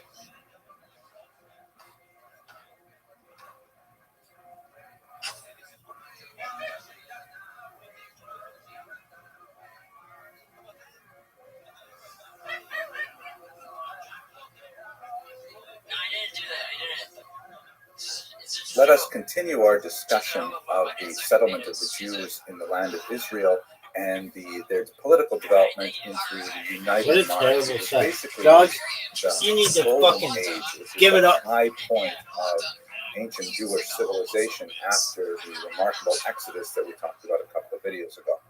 So this background image, by the way, is a detail from Marc Chagall's remarkable depiction of the life of David. At one point towards the end of his life, David faced a rebellion from his son Absalom. Terrifying, terrible story described in Samuel 2, in which, among other things, he has to flee Jerusalem, the capital, barefoot, with a handful of men with him, and he is derided by passers-by. Shimon ben Gera. It's an absolutely terrifying look into the collapse of a person's entire world, really an entire empire, and then his remarkable recovery, which is political in nature but not necessarily familial in nature, because of course Absalom is killed in the civil war that ensues. But Chagall really beautifully evokes the depth of feeling in this light, looks like charcoal depiction of David's life. Okay, let's go straight to the historical period as we have it today. And I want to emphasize that we're going to try and look at the history here. We're not really going to touch the tremendous depth of the biblical text, which is phenomenal, filled with insights, absolutely beyond what I can possibly provide in this very brief historical summary. And so I encourage you, if you're fascinated with this period, as I am, you've definitely got to go to the primary sources. You've got to read the text, particularly of the book of Samuel and early Kings. It's overwhelming, and you'll see what I mean. Okay, so let's go back to where we left off. So The Jews have arrived in Israel under Joshua. He described how they set up a loose-knit series of tribal holdings throughout the land of Israel, engaged in considerable conflict with the other peoples who are still living in the land of Israel, and of course with each other. There's a remarkable array of fantastic figures that are described in the book of Judges in particular, such as Samson, shown here in his battle with the lion. Later, of course, he would have that tremendous battle with the Philistines, but really he has a tremendous battle with himself throughout his entire life. Again, you got to see the text itself. But the biblical narrative that we have in the book of Joshua and the book of Judges, and to a lesser degree in the book of Ruth, tells us a little bit about what it must have been like living, at least from a political standpoint, in Israel. The historical period, just to give you a sense of timeline that we're describing, is roughly from about the year 1300 before the Common Era to the turn of the first millennium before the Common Era. The high point of the United Monarchy will extend for another 150 odd years after that as well. During this period of Judges, as is repeated several times in the biblical narrative, it was a period of near anarchy, really. So all did whatever was right in their eyes. You had individual tribes, making their own decisions, very kind of like, from an American perspective, very states' rights over federalism kind of approach to their political existence, which led sometimes to chaos and indeed violence. These conflicts flared up from time to time, and they really had no unifying figure that could bring them together to meet any mutual challenges. By and large, towards the end of the period of Judges, the Jewish people themselves were quite upset with this, and they implored the prophet Samuel to please give them a king. Samuel actually tries to talk them out of it, saying, no, this is not a good idea. Do you know what it means to have a king? Do you know what the taxation, what the conscription is going to be like? You're not going to be happy with the king. And nevertheless, the Jewish people say to Samuel, give us a king, kechol hagoyim, like all the non-Jews. Like, we want to be a country like every other country. We want to be the same. This is viewed in a critical light. At any rate, Samuel goes ahead with it, and he identifies Shaul, Saul, as the first king of Israel. This is a early 15th century illuminated manuscript, a Christian Bible, that shows you the anointing of Saul by Samuel. Saul was famously much taller than anyone around him. My grandmother, Allah Hashem, used to say, the verse in the book of Samuel is that from his shoulders up, Saul was taller than everyone around him. And my grandmother, who comes from a family of fairly small people, she used to say that that's exactly how your height should be measured, from your shoulders up, which was always a great consolation. At any rate, Saul becomes the king of Israel. He does not reign very long, and in fact, he will be overshadowed by his successor, King David. And the relationship between King Saul and King David is absolutely fascinating, and is really the stuff of Shakespearean discussions later. It is so packed with drama and interpersonal intrigue and psychology, and just absolutely fascinating. Again, you got to read it yourself. But Saul's major political achievement was he was able to unite the tribes under his leadership. It did not happen automatically. There had to be several false steps, but finally, when they met an external foe at one point, Saul, in a very dramatic move, challenged all the other tribes to come together under his leadership, and in fact, he saved the people of one particular town from the marauding of a non-Jewish neighbor, and this cemented the beginning of the United Monarchy. Here, we can speak of the United Monarchy in the sense of it's the union of all the tribes. Later, we'll speak about the divided monarchy, which represents the time when several of the tribes to the north split away from the United Monarchy, which would this time be under Solomon. But nevertheless, his main rival was his own successor, and in fact his son-in-law, David. David is certainly the largest figure to walk across the pages of the Bible since Joseph, that we spoke about in a couple of lectures ago. David's life is absolutely fascinating. He goes through an entire arc of personal development. He is the master of repentance after having made some decisions which he later regretted very deeply, and he occupies a fantastic figure in the Jewish imagination as the greatest warrior in Jewish history, and at the same time the greatest poet in Jewish history, being able to express the depths of emotion in his psalms, among other things, which are recited with great passion by Jews even to this day. Under David's rule, after an extended conflict with his father-in-law, which ultimately ends in Shaul's death at the hands of the Philistines, David is able to consolidate control over the land of Israel such that the map looks something like this.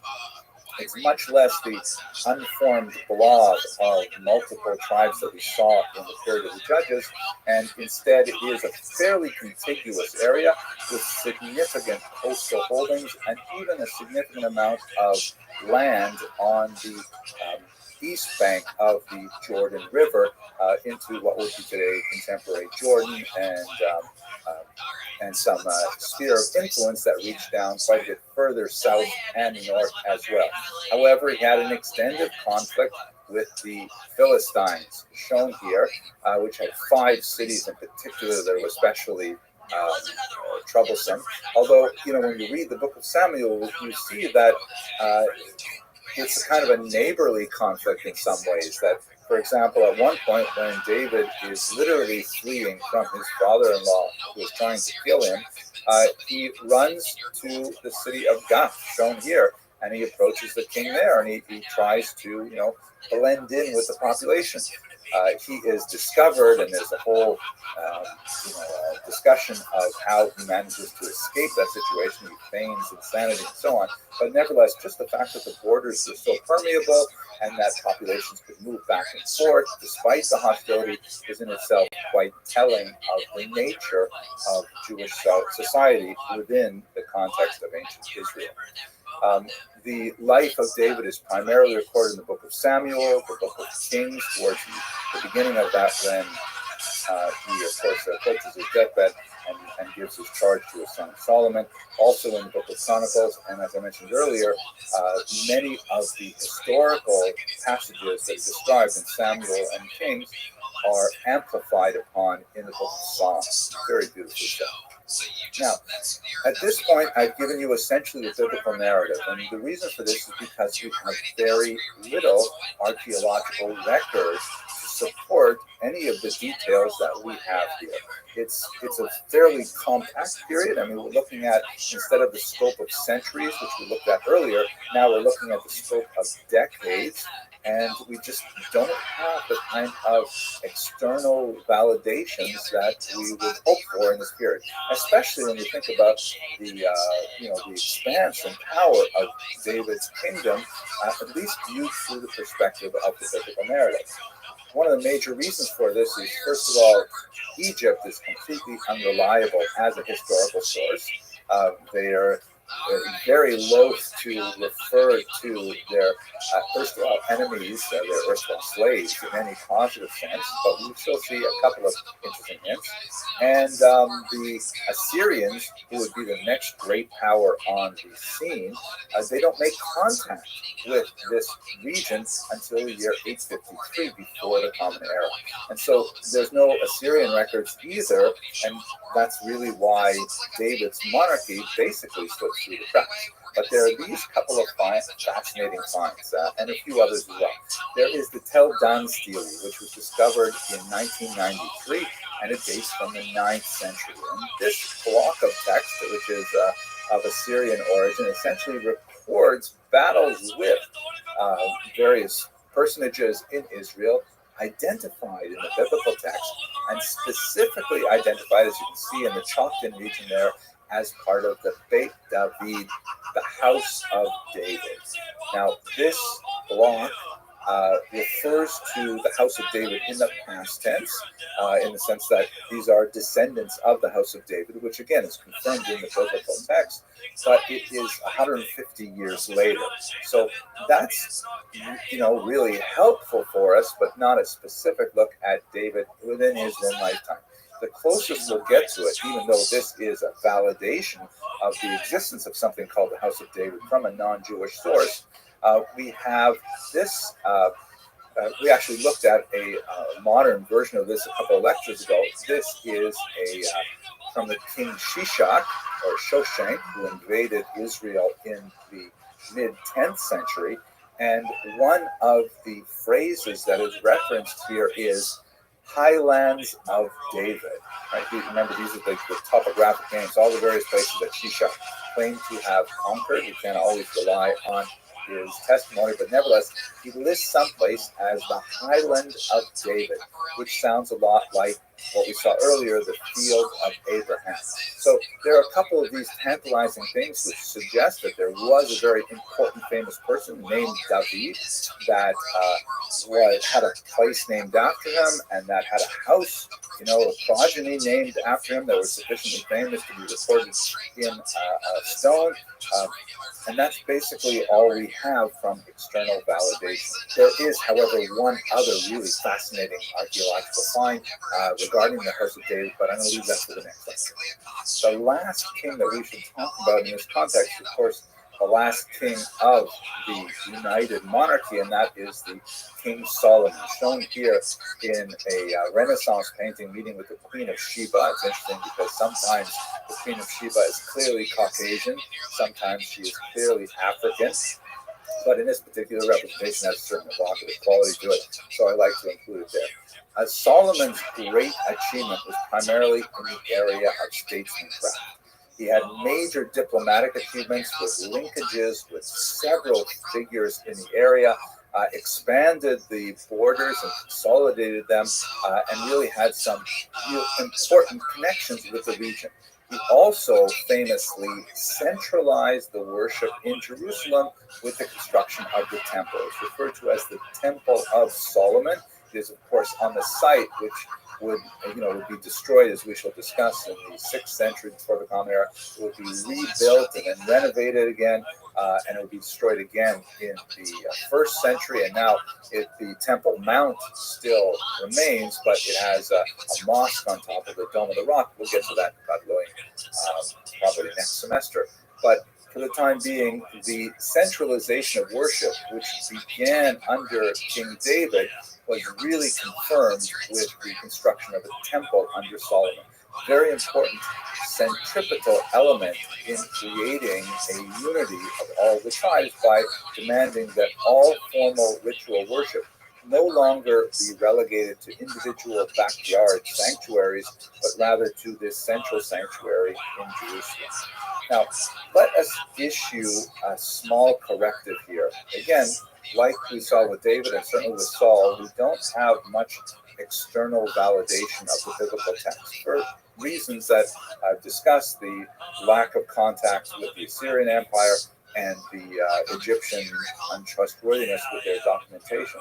But what we also have to realize is that, we're talking now in the early 21st century, after 2,000 years of Christian impact on Western civilization in particular, and we tend to view the Solomonic Empire as being something massive. Just like in our very first lecture, we talked about how the geography of the land of Israel is tiny, but it is, looms large in the Western imagination.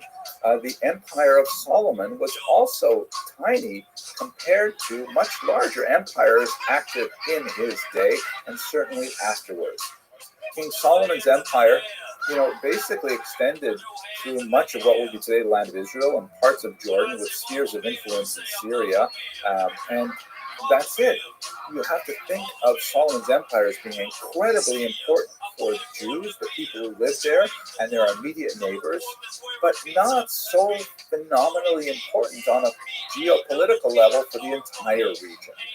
And so what seems so important to readers of the Hebrew scriptures and then the Christian scriptures, when looked at in a narrow historical perspective, it's really a minor, smaller empire that is active for less than a century by the time you get to King Solomon. So it's not surprising that it does not make more of a blip on the radar, so to speak, of other countries at this time. Nevertheless, that blip would extend over centuries and have a phenomenal impact on the development of Western civilization in particular. Okay, that's it for our discussion of the United Monarchy. In the next lecture, we're going to look at the way this unfortunately fell apart with Solomon's successors and the division of the Jewish people in the land of Israel. Thank you very much for watching.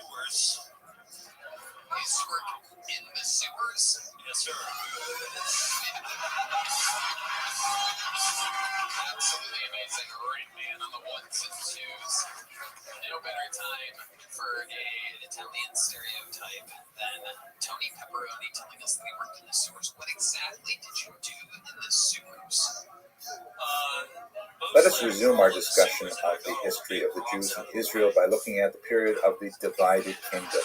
Now, I'd like to begin by going to another Gedanke experiment, another thought experiment that really comes from an old joke. The joke goes like this. This time of year, I'm recording in late October. It's still dark early in the morning, so the joke goes that Reuven comes out of his house one day and he sees down the street is his neighbor Shimon, who's rooting around in the gutter. He goes up and he says to him, Shimon, what are you doing?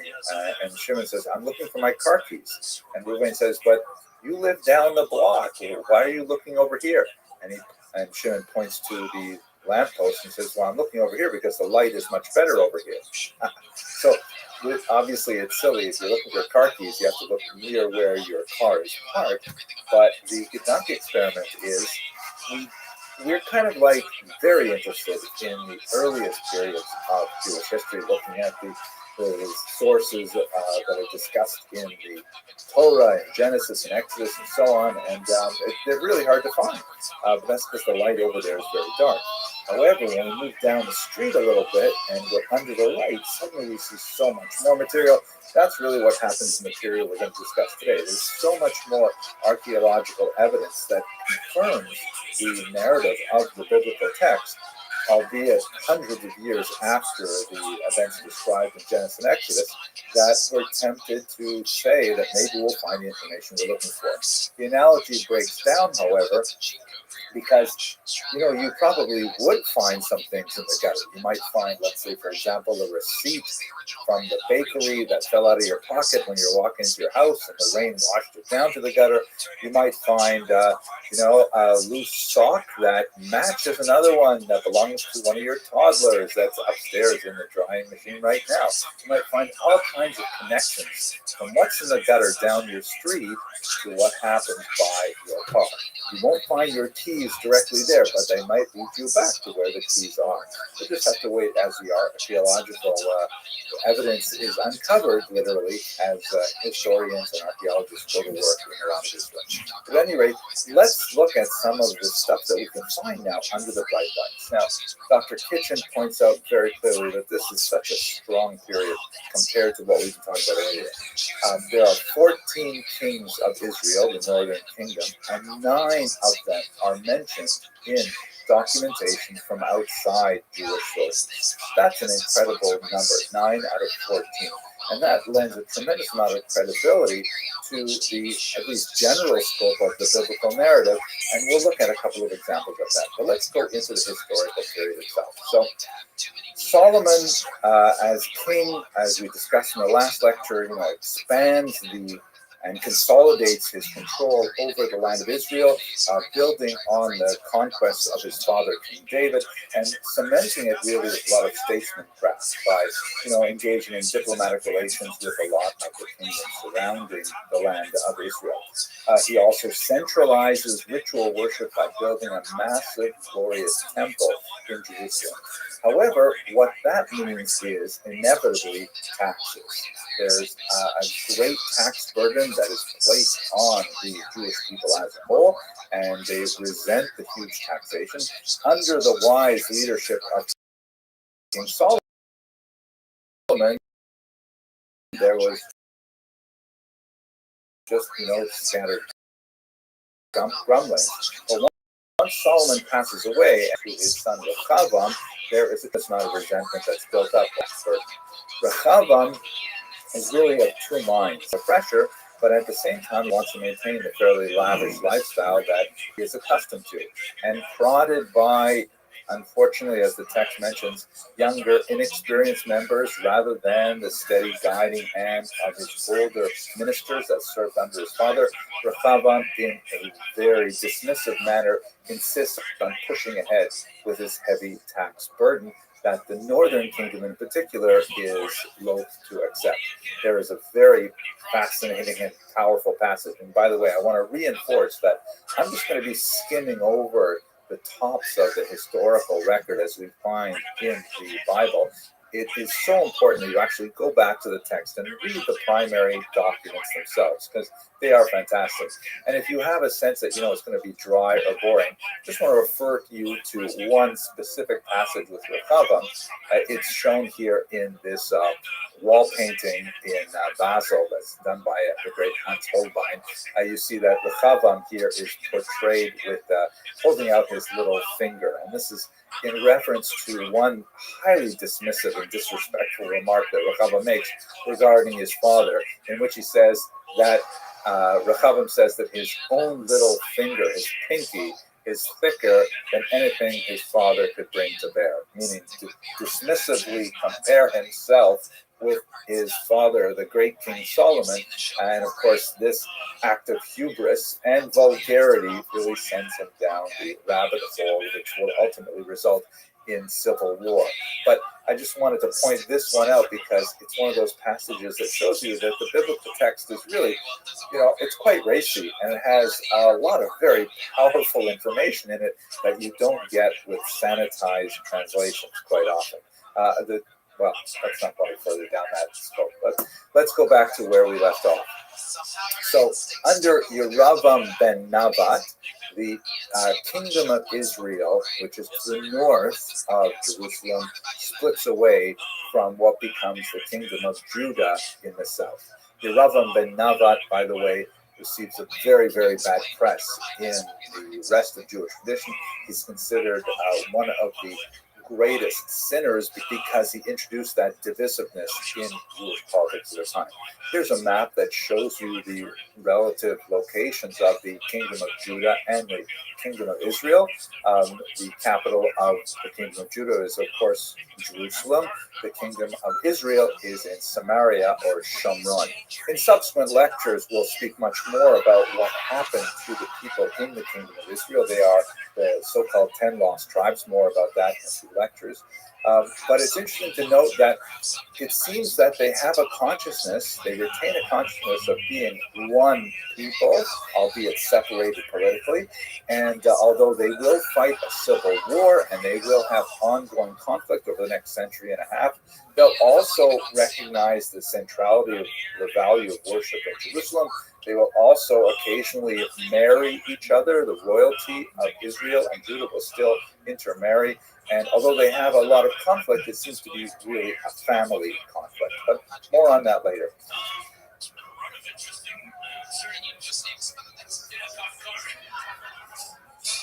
Car accidents, drunk crap, just run the mill. Driving his car, protests. I've been protesting on the way to Circle K or 7-Eleven. Okay, yeah, we're gonna keep it moving. You got a little joke book last time you were on? Fuck no, I didn't. I got a crutch. You got nothing. You got nothing last time. I got silver crutch. I can see why you got nothing last time. I was in ER twice for my legs. Catch that. There he goes, Ian Simon, everybody. There he goes. There he goes, Ian Simon, everyone. He's leaving now. There you go, Ian. There he goes. There goes Ian Simon, everybody. One more time for Ian, everyone. There he goes. Hell yeah. There's a vibe tonight. Anything can happen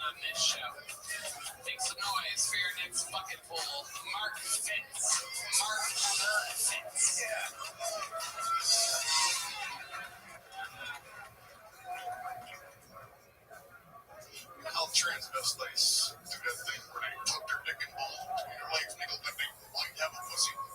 I was wondering what old transvestites do all that saggy, stretchy scrotum.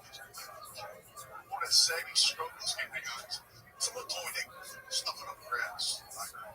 I thought I was high, and I thought, what the fuck would they do if they farted with that giant skin bag inside there? Oh, a giant fucking balloon out there.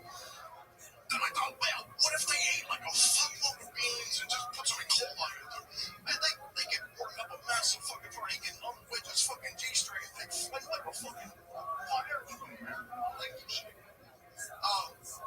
He didn't want to be the next giant hairy scrotum float in the next gay pride parade, man. That's something for an old trainee to put on his bucket list, ain't it? Short tag. Pretty funny. Parade floats bust open sometimes. But that scrotum float was the most open. That would rain down cum all over us. It's like manna from the heavens of the Greek gods. Gay gods. Thank you. Okay, Mark Fentz. Welcome to the show, Mark. This is your first time on, correct? Yeah. I can remember if you've been on before, and I love seeing new faces up here. We like your style, Mark. You got the boys laughing. You got everybody laughing. You did.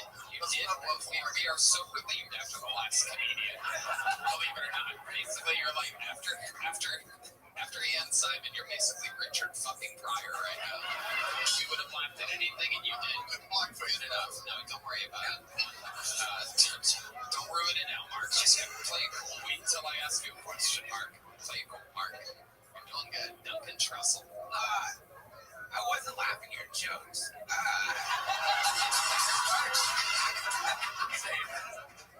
I was laughing because the only funny part of that to me was when you kept saying my legs are shaking. Yeah, when I did the scrotum thing, I looked down, my knees were here, I put my kiss, my knees were like, oh. See, that's real.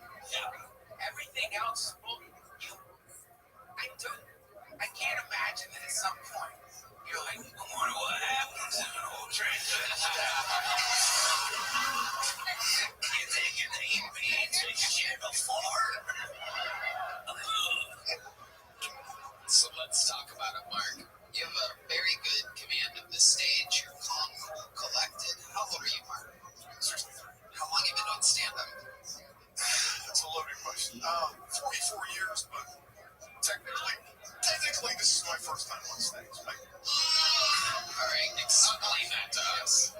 The first time I ever actually did a stand-up act was when I was in 11th grade. I was in this class, it's called a speech class.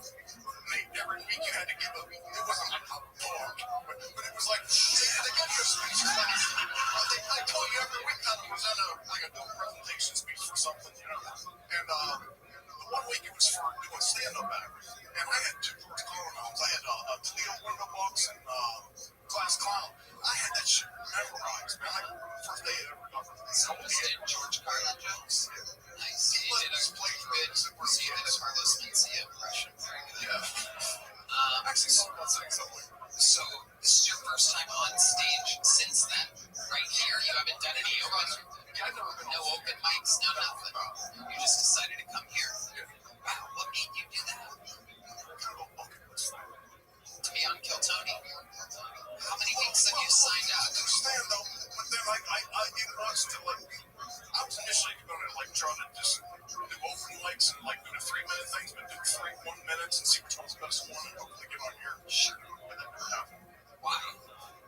My first year I came down to Austin, I had 3 different medical issues that caused me to sit. But I were they? Knee operation, feet operations. No, I don't have plantar fascia and an ACL. All my toes. I had a broken. What happened to your toes? Kind of like getting hammer toe shit. I had which had a correct. Ian can heal you. He does this thing where he sucks on toes. Give me the toe hand. So taking a beer while I do it. How long ago did you move to Austin?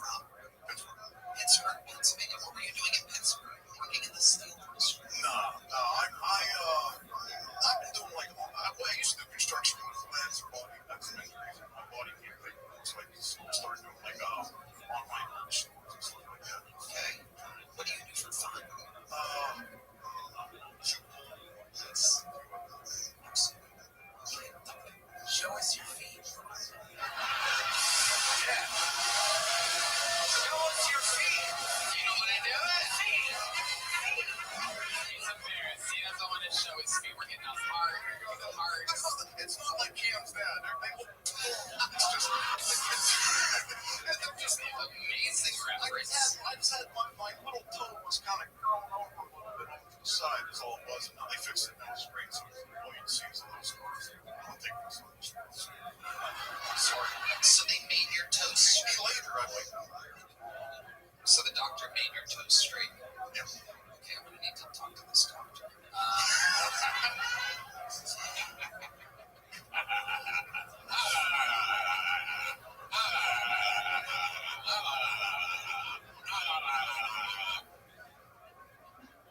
Anyway, do you have any kids? No. Okay. So you were just, you have a wife ever? No. Never married? Gay? No. Christ, all right, homophobe. What are you, Keith's grandmother? Okay. That actually makes sense, because Keith's grandmother, homophobe, and had a penis, could be him. Oh, well, yeah. It was a reference for us. So, do you have girlfriends? Of course. Of course. What's the longest relationship you ever had? A few months. A few months, that's it? Well, how do these things end so fast? You're a handsome man. You look like you'd be a former pro wrestler. I used to. I was wrong. Tell us about that. What do you Yeah, I kind of figured you would. Yeah. Like other people, I don't understand why people don't come prepared, of course, with jokes, but also to talk about something. You literally have an opportunity to do what you're criticizing right now. You're in the moment being like, you know what's crazy is when people don't answer questions honestly. You're in it. But I was a real bad, wild kid. I started stealing when I was 7. That went all off into my young adult life. I spent a bunch of time in and out of jail and prison. What's the longest you ever spent in prison? I did 17 years altogether, but 7 of it was busted up into a bunch of things. Wow. I did 10 years straight. Oh my God. So what did you do to get the 10-year sentence? Robbery and vehicle burglary. What did you rob exactly? Us, our sign.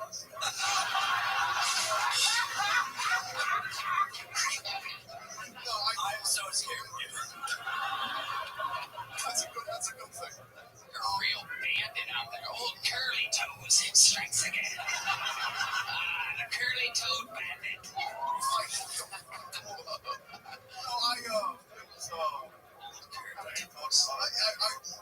You know what the 10-year federal sentence was for. Yeah, I just said we were talking about it. It was, it's long ago. It's over now. You're a great guy now. The safe in the grocery store. You broke open a safe in a No, grocery store. I went in while they were open for business. Called the manager. Had them take me. With an ATV. No. That's a different thing. Giant Eagle. No. Kroger. Different thing. Was it a Kroger? It was one. No. It was one of those. It was in Pittsburgh. It was one. I don't even know the name of the grocery store. It wasn't a chicken number chain. You don't even know the name of the grocery store that you robbed and got 10 years in federal prison for. I think that's the last thing I should have been able to concentrate on. I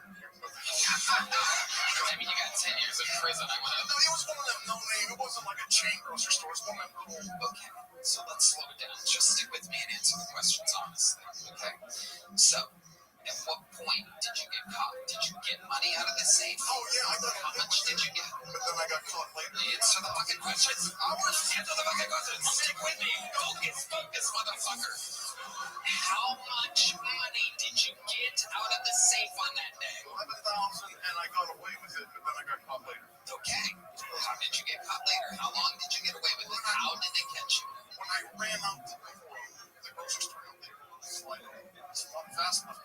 They run fast. And I got down. And I put my hand onto the door and pushed it shut. Oh, in your iris. Yes. Wow. So how long did you get away with it for? 2 months, 1 month, 3 months? A few months. How long? What did you spend? It's like about 6 months, 5, 6 months. Oh, good. What did you spend the $11,000 on? I don't know.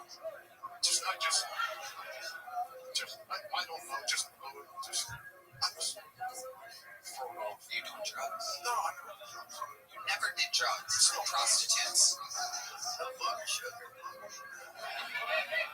You robbed a grocery store of $11,000 and you didn't spend the money on anything in particular. I was a very wild, adventure-seeking kind of a person. I like the thrill of it. And having a fucked up childhood, so I just What's fucked up about your childhood? I was just wild as fuck, just off the chain wild as fuck. I started stealing when I was 7. I did my first burglary when I was 9. When you say burglary at 9, what exactly did you burglar at 9? Somebody's house that we put up doors open. What did you get from their house? Toys, just no,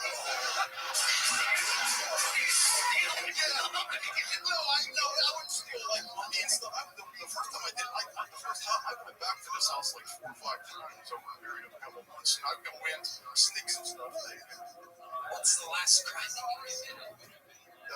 The big one, the grocery store. And when I got into prison that time there, my first year in, I was like typical angry fucking. My second year in, I decided while I was there, it wasn't hard. It was very hard. It wasn't easy. So I master treated prison and took the life. Craziest thing that happened to you in the 10 years in prison. You answer this one good, and then the interview is over. But I want a good fucking answer on this one. I don't want you to go, it was wild. And me go, what do you mean wild? It was really wild. And me go, what the fuck did you do, dude? You're driving me kind of crazy. I got snagged up in a riot, and I got out of it and left. You say snagged up in a riot. What exactly do you mean?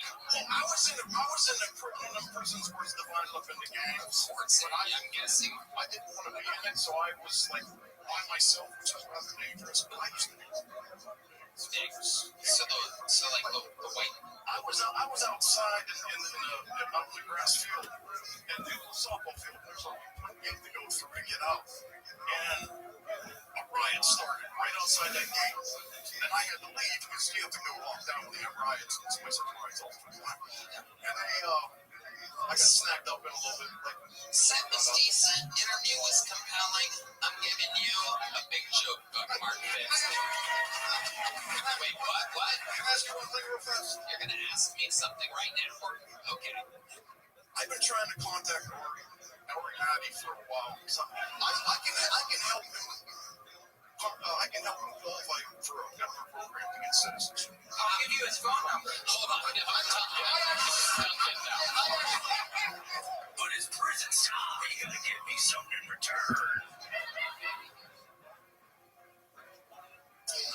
I actually have. Can you explain to us how you, of all people, not me, friends with the current administration or Joe Rogan, who literally decided the presidency of the United States, what can you do that we can't do exactly? It's a long story how I got. I stumbled. I was looking for something for myself because I'm looking for something else. But I noticed this one thing that I read about, and it's something that he can qualify for. It's a pathway to citizenship. I actually, because I was trying to contact them, I did a video and I put it on a tablet. I have the tablet out here to give to you so he can. It explains it in the video. It's too much to explain out here. It's not funny.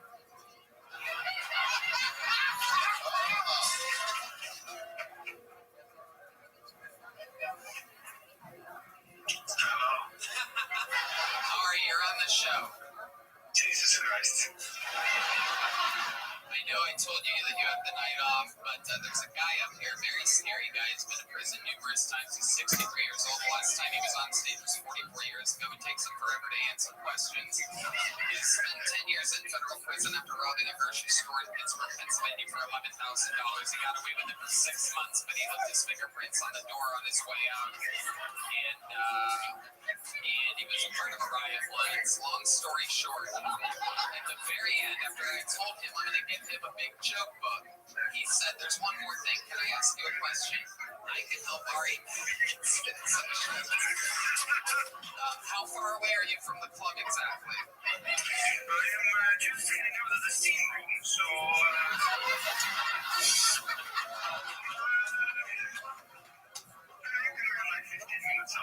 Okay, well, we have a guy here that's going to talk to you about some stuff, and then we'll have some drinks afterwards. Okay. So the guy who's connected criminal,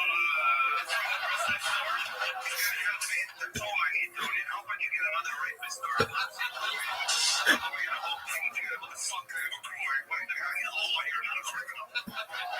Absolutely perfect. Ari, Maddie, ladies and gentlemen, we love you, Ari. We'll see you soon. There you go. And here's your big joke book.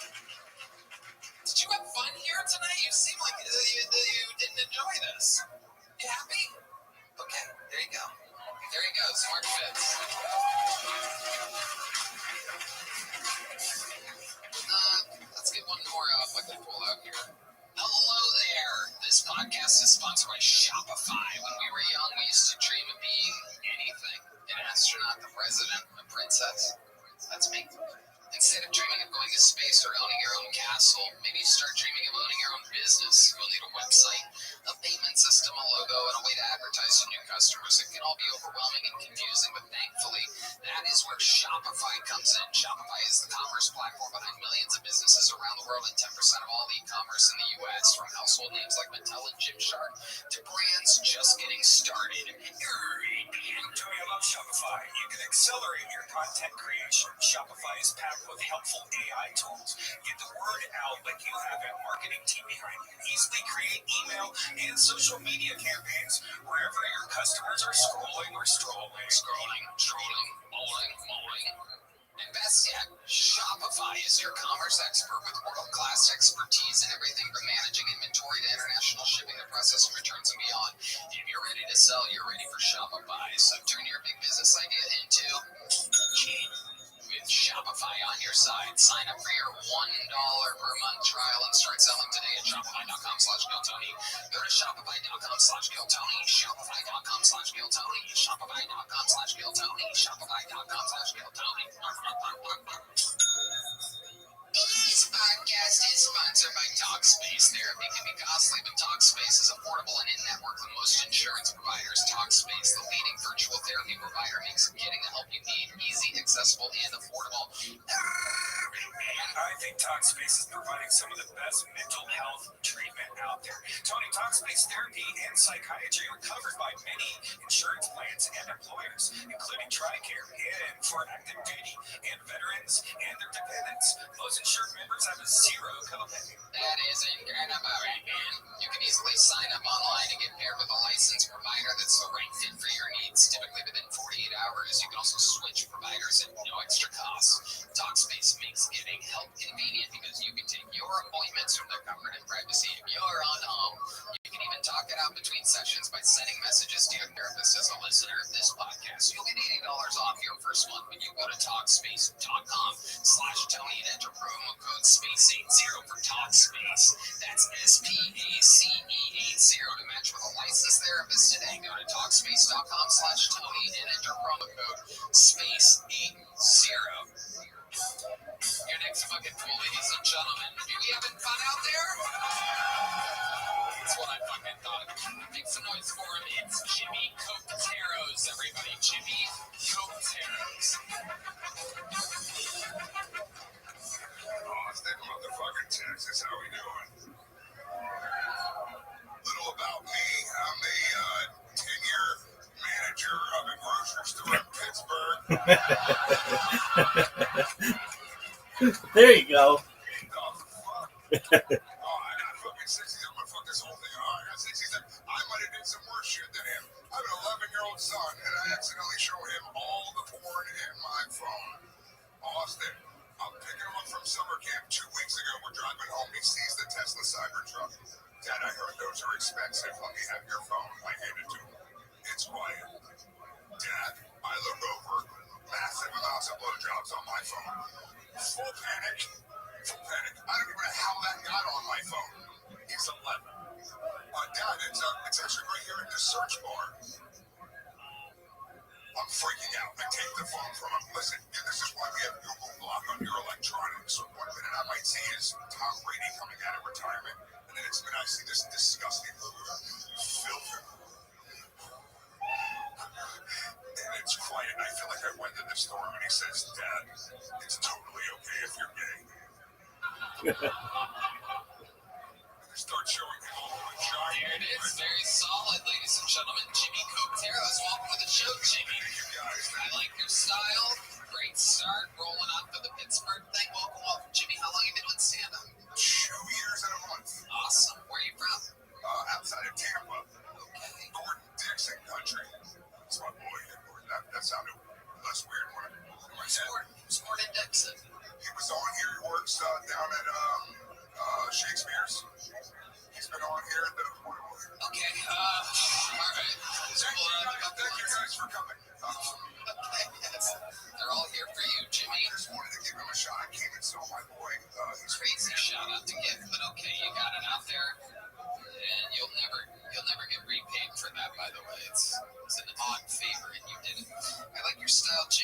for? What type of mechanic are you exactly?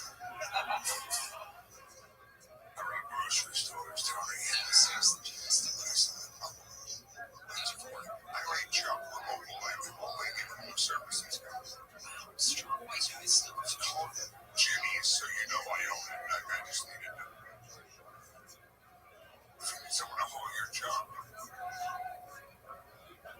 Where were you, Tony? I apologize.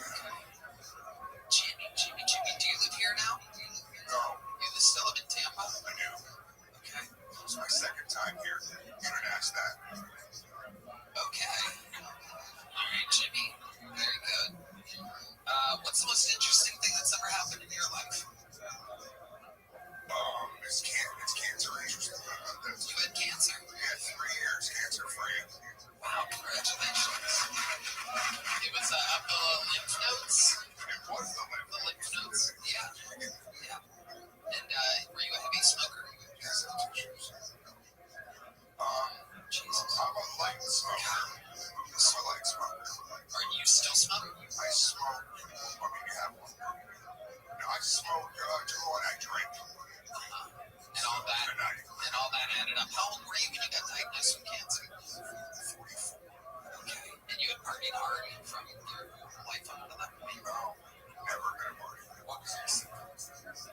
So I was picking a friend up from the airport. I lean over to tie my shoes, and I start salivating. So I go over to the sink, and it's just blood. Jesus. Not part of the show. So then I call 911. I go to it was just a burst abscess. They go, which every doctor has told me your tonsils are massive. Have you ever been told you should remove them? And I go, yeah. And they go, we think it's not. So I had my tonsils removed, like a miracle. They remove my tonsils and they find the smallest. Now, when they'll tell you about cancer, they're looking for like a cluster of grapes. They found like 8. So I had like a 99% cure rate. I knew I was going to be okay. But starting to throw the kitchen sink at it. So 35 rounds of radiation, 7 rounds of chemo, 56 pounds lost, meaning to all the stuff. Yeah. I mean, I can make that funnier. I can then polish that big up if you want. I'm going to say I do have a joke, but I don't want to. What can I say? I think we all have cancer now, Jimmy. It's immoral. Got it. All right, well, you really have kids? Yeah. How many do you have? 8 kids. Just one. How old's he? He's 12 now. Is it true that he found porn on his phone?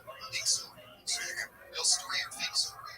It starts out as a real story. He's about 4 or 5, not 2 weeks ago. And he saw it and he goes, Dad, what's this? I go, like it wasn't even a relevant thing that I had to explain. But I felt like it would be a good bit. Yeah, feelings aren't facts.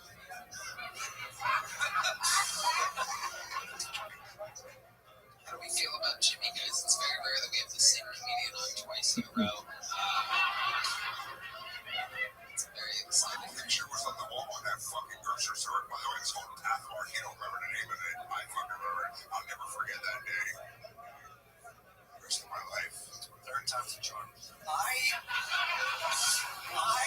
like you, Jimmy. You oscillate between like funny and then like trying to market. I think you're naturally funny. Like some of the stuff, like some of your mannerisms and like lines, I don't like very funny. But then it's like, I don't know, like you try to be fun. I would suggest like just be natural. Like you have a very story to tell. Stick to that. Just be yourself. I was laughing at something. Think all that. Because if you have 60 seconds, you can laugh at some words. Pretty good. It was a little bit of a long walk around the block for the punchline, but you know, it still had a punchline. And I just wanted to take you on that. Thank you.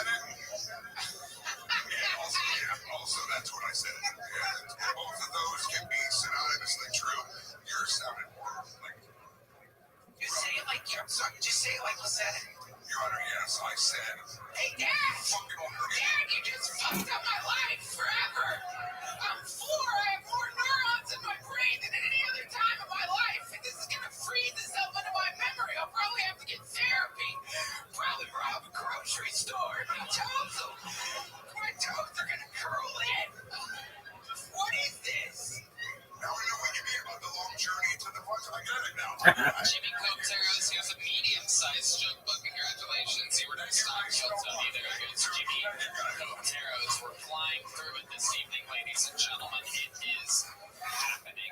People are going to the restroom to do bumps of the old Puerto Rican pound cake. There they go, everybody.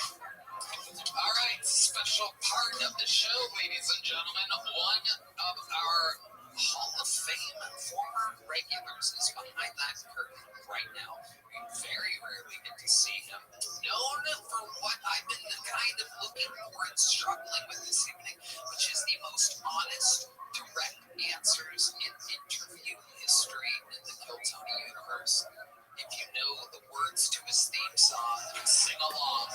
This is Hans Kim.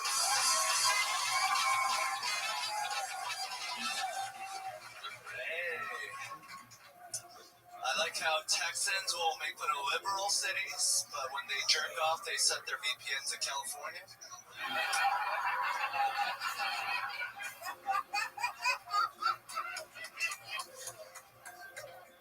That's gay as fuck, bro. I have a gun. Not on me. Somewhere in the room. I don't even leave my door unlocked anymore because I want to use it. Oh, is that my best friend I met an hour ago or the greatest moment of my life?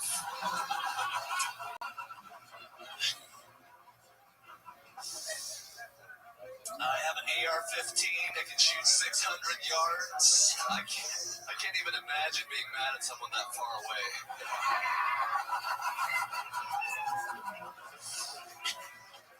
Hey, you better stop doing that at 500 yards.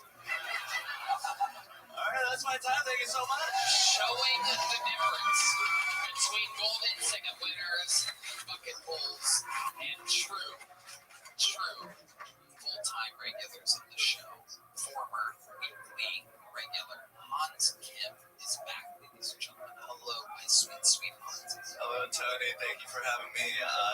Sorry about this weekend. I totally fucked up. Oh, that's right. You guys want to hear a fucking behind-the-scenes awesome showbiz story and how absolutely insanely autistic and retarded Hans Kim is? Let me ask you this before I tell them the story. You don't have to say the number. I'll say the number. Was that the highest paying one-time 15-minute long gig you've ever missed? Yes. Without a doubt, right? Without a doubt. So for 15 minutes, let me just tell you, it was a lot of fun. We will not say the number, but just know, a fucking lot of money, especially for 15 minutes of work. It was scheduled to be in Edmonton, Canada. We all did it. I made it. Ari Maddie made it. David Lucas made it. William Montgomery made it.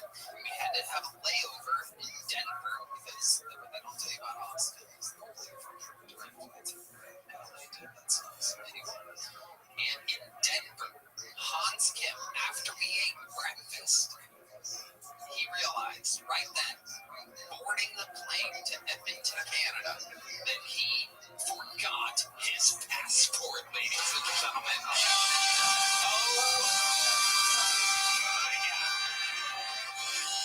Oh my God. And if you're wondering how much money, definitely at least half your salary. Half of your annual salary. Is as much as a teacher makes in a year. Yes. For 15 minutes of work, the only thing that he needed to bring was his passport. Not even a change of underwear would be necessary. We would all have been home 24 hours later. And we were, me, Ari, William, David, richer than ever. And then there was Hans, who had to tell me what happened. I don't even know. I couldn't even talk to you afterwards because it was so stupidly frustrating. Yeah. So what happened? You had to get a flight from Austin? Or from Denver to Austin? I was going to do that, but then I was like, I have a weekend in Appleton that I canceled for that show, so I was like, let me just go to Appleton. So I was just alone in a hotel room while you guys were in a stadium. Oh my God, yes. In Appleton. In Appleton, Wisconsin. So that's even worse. Holy shit. So wait, hold on. Did you cancel the whole weekend? canceled the Friday. So you were gonna fly from Edmonton to Appleton? Yeah. That's great. So that night, can you tell us like what was going through your head? What type of guilt and Like stupid.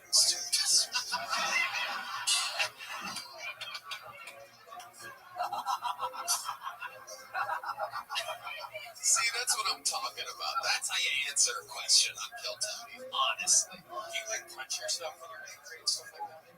I throw out things very hard sometimes, but I try not to do it anymore because, it scares me. That's true. That is true. So, Hans, what else is going on in life? Well, the shows in Appleton were great. There was a... And you had to do, 2-hour-long sets? 2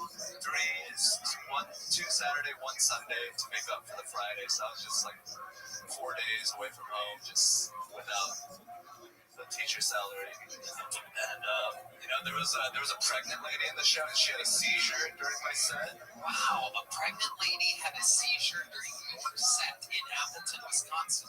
Yeah, she was fine. She could only handle her liquor. No, I'm just kidding. That's the joke the husband made. Okay. Giving credit where it's due. But yeah, I was like, name the kid after me. But yeah, she was seizing up. I guess that's something that women do when they're pregnant. What is it? I don't know, maybe she was a liberal. Was it at a specific joke, or was there something that what it was? Yeah, it was like, the Chinese, a lot of people were racist to the Chinese during the pandemic, which, as a Korean, I say, let them have it. They're the ones that decided to eat bats and pangolins. I was just eating dogs like a good Asian. That's right. Hans still got it. Wow. Everything else is good, Hans? What else is going on? I have a bulletproof vest now. What the fuck is going on with you, Hans? He's a Virginia Tech shooter 2.0. I mean, it's a force multiplier. I have a battle belt. What do you mean? Wait, what? What's a force? What do you mean? Like, if you have a bulletproof vest, it multiplies how much force you can inflict on your enemies. What? What do you mean? Like, if you buy another gun, it's not like you're going to dual wield 2 AR-15s, so it makes more sense to buy, like, gear that'll help you in a gun battle. This is going from an interview to evidence. It is kind of wild. What are you going to do with all of this stuff, Hans? Do you ever have thoughts about it? Yeah, I think about shit, it's the fan, SHTF a lot. Wait, what? SHTF, I've been watching a lot of YouTube about this. Nobody knows what that is. You're a prepper. You're becoming a prepper. Thank you. He bought me a long-range walkie-talkie recently. I don't know. It means I'm safe. A walkie-talkie. Red Man, I give you a gift. Do you want a walkie-talkie? The shit that hit the fan. Meet me at 2:30. I'm sorry. I put the walk in walkie-talkie. What is your plan with the walkie-talkie situation? You're looking for some long-form friendship. Yeah, when we're out in the woods, doing an end. Where do you go out in the woods sometimes here in downtown Austin? The old famous Austin Woodlands? What the fuck are you talking about? When the zombies come, we're like traveling, and you just be like, hey, Red Man, do you have any more bacon or something? Red Man's like, that's literally all I have is some bacon. Have you guys communicated with these walkie-talkies? Walkie-talkie. Wow, what are you guys talking about? We were in the same room when we did it. So. Wow. Trick comes out. That's what I'm talking about. A good It's so much easier than people think. Both parts, really. The stand up, be real. That's what we tell everybody. The interview, answer honestly. It's such a test of the difference between people trying to blow up their answers and just being real. It's so funny picturing you two in the same room. Chance, I would beg to differ because I'm pretty sure it's not. I was on the Secret Show every Thursday, and yeah, we were just like, hey,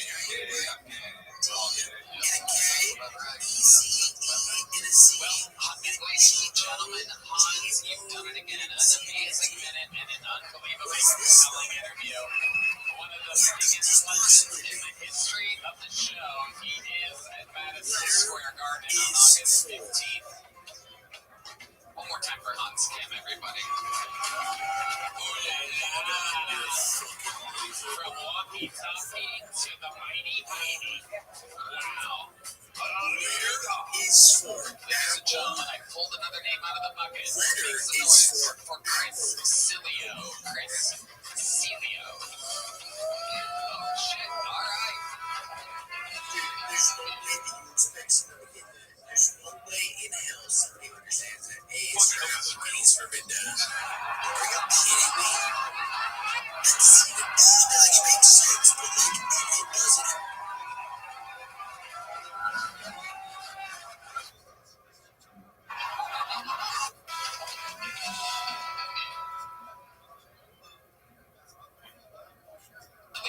Chris Cilio. Oh, shit. All right.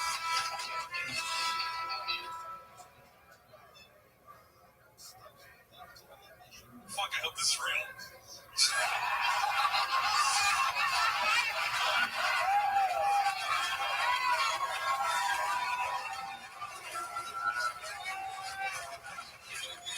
What a hilarious prank that would be. Chris, it's your big prank. It's Kill Tony. It's an empty warehouse. Nobody's here.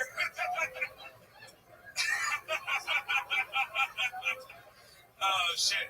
All I did before I went blind was jerk off and play video games. And then God was like, that's enough.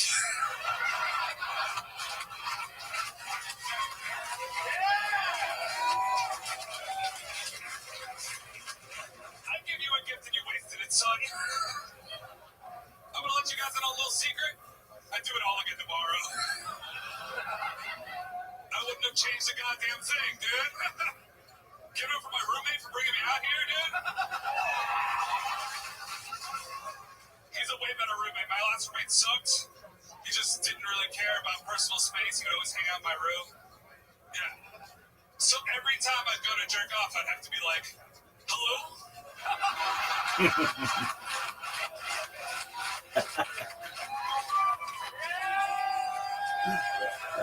That's very good. Is anyone there? Which, by the way, if you ever hear me say hello, is anyone there? You have about 30 seconds before I start jerking off.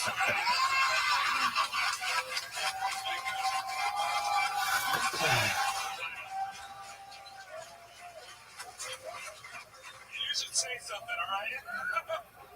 Or else it's on you, not me. I don't want to hear about it in the papers later. Guy who kind of looks like Louis C.K. does exactly what Louis C.K. did.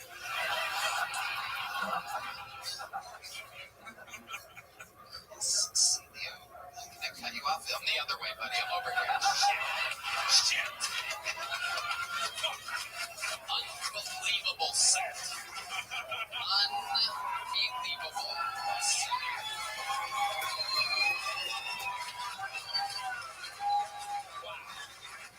Incredible, Chris. I find it all so amazing. I can't believe that you think you look like Louis C.K.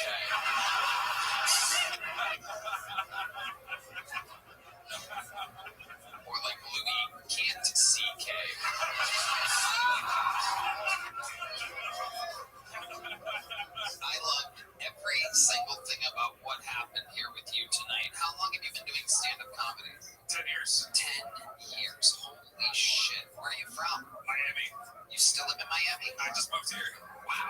Congratulations. How recently did you move here?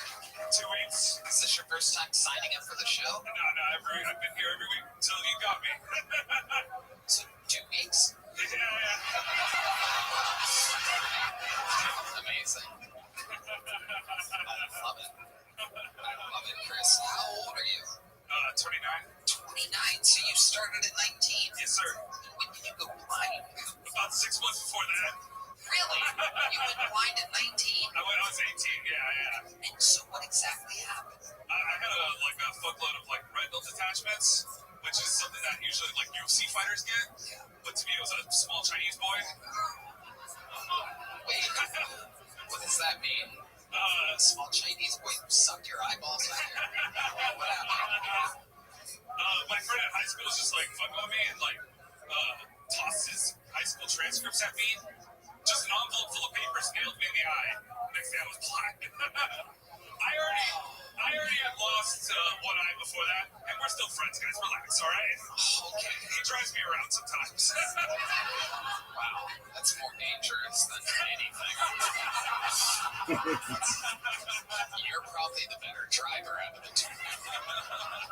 This is incredible because you lost an eye before that. How did you lose the eye before that? Same thing, just a bunch of retinal detachments, but I was like, this one's going good. Nothing's going to stop me on this one eye.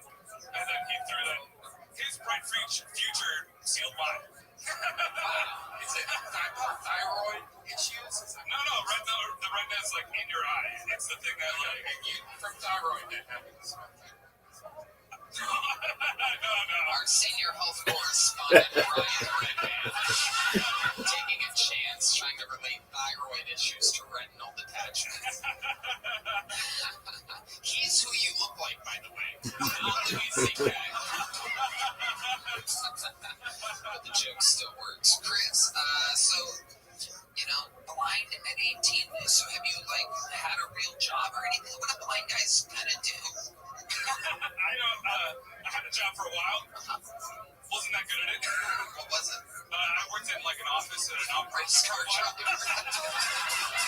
was a crane operator.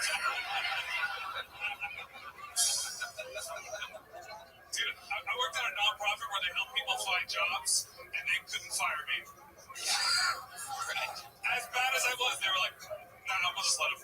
Probably couldn't find your cane. How could you find some job? Incredible, Chris. So what else do you do? What are your hobbies? What are you into? I like to go to music festivals and do drugs. Oh, fuck yeah. Absolutely. Incredible. What's the most fun you've ever had at a music festival? What are your favorite drugs? All of them. Okay. Preferably at once. Acid mushrooms. Everything that some people will make me see something, I put in my mouth. Yeah. Amazing.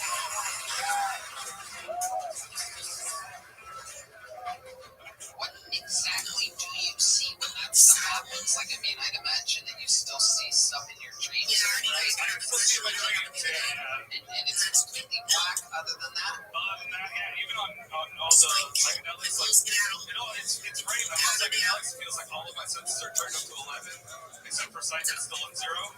It does. I don't get any visuals on psychedelics. Yeah. Daisy Smack, everybody. Visuals on psychedelics. No, I've done all of them.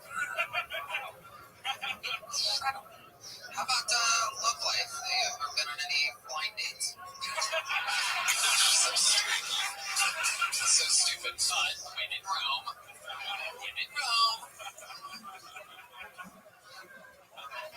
By the way, may I say, D Magnus, I've never seen him more on the edge of his seat during an interview.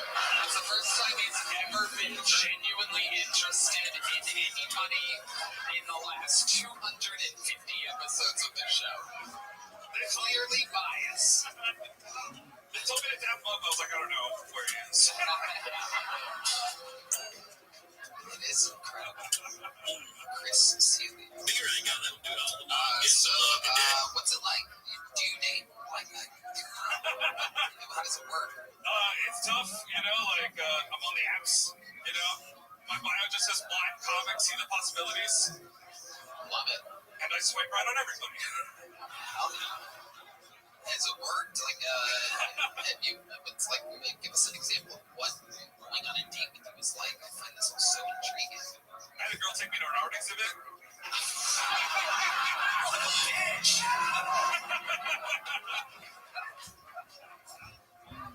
Really? She just tried really hard to describe things to me that I couldn't care about.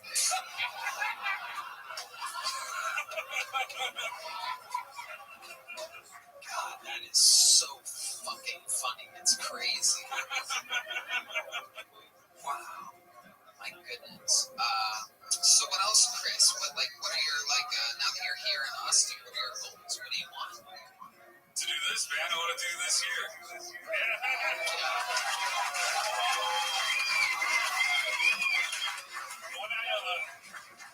When I first went blind, I'd always wanted to be a comic, even before I went blind, but I kind of forgot about that one. Just doing a bunch of surgeries and things like that. But when I went blind, I was just sitting at home in the dark, listening to Kill Tony and shit. So ever since then, I wanted to fucking do this. This is a huge moment.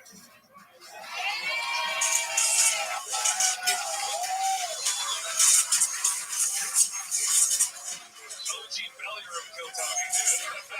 OG belly room Kill Tony. Wow. Amazing. Well, Chris, it has come full circle for you, my friend.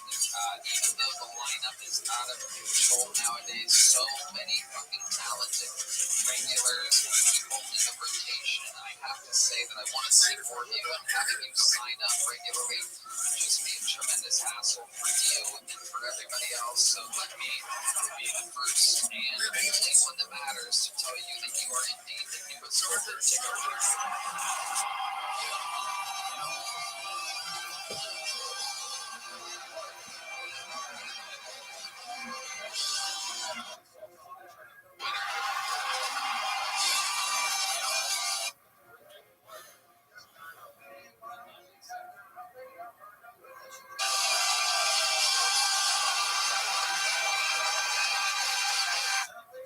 The newest golden ticket winner.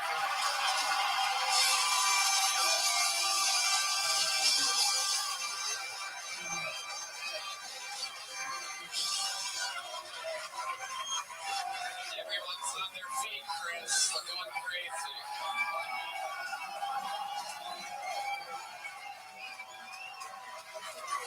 Aaron, how about we have a secret show Thursday?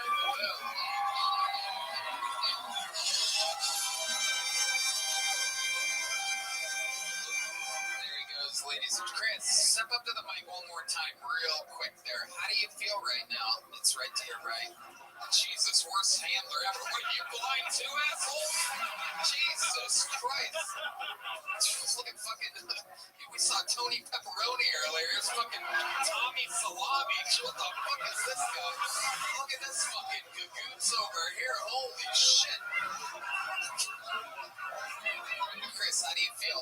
Fucking amazing, man. Thank you so much, dude. Absolutely welcome to Austin, Texas. You're an amazing talent, and we're looking forward to having you on. Hey, and you got a standing ovation. Yeah. Yeah, the place went nuts. Yeah. And that girl in the front row showed her tits. Yeah.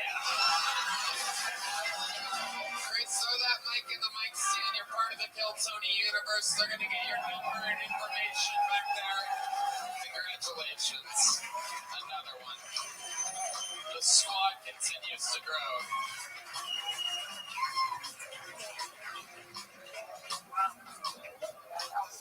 You guys having fun out there tonight, huh?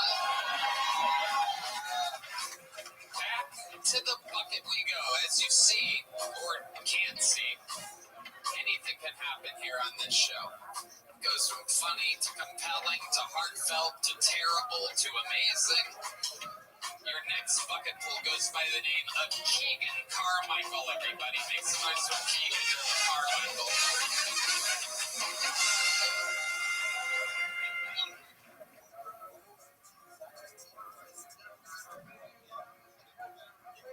My dad would always tell me, alcohol will never fix anything.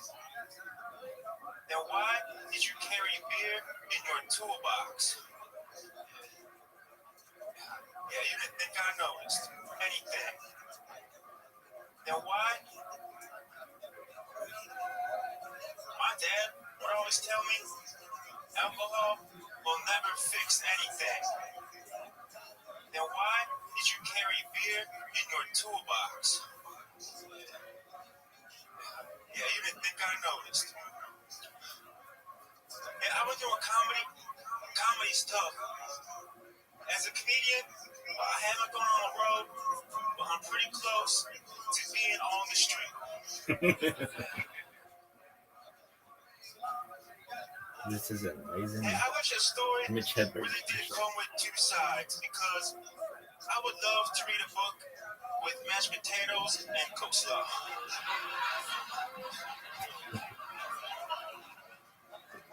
Hey, I would love to read.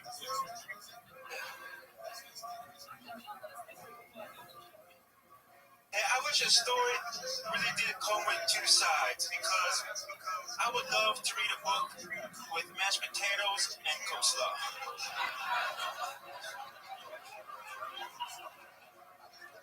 Hey, what'd you enjoy about Huckleberry Finn? The gravy. Hey, are you hungry? Cool. Let's go to the library. All right, thank you. Carmichael. Some people are already calling him the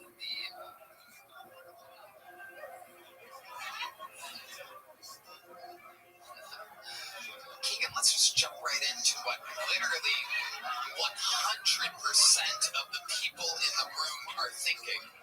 Are you aware that in every single way you were doing a Mitch Hedberg impression? I get reminded every day. Is that on purpose or like accident?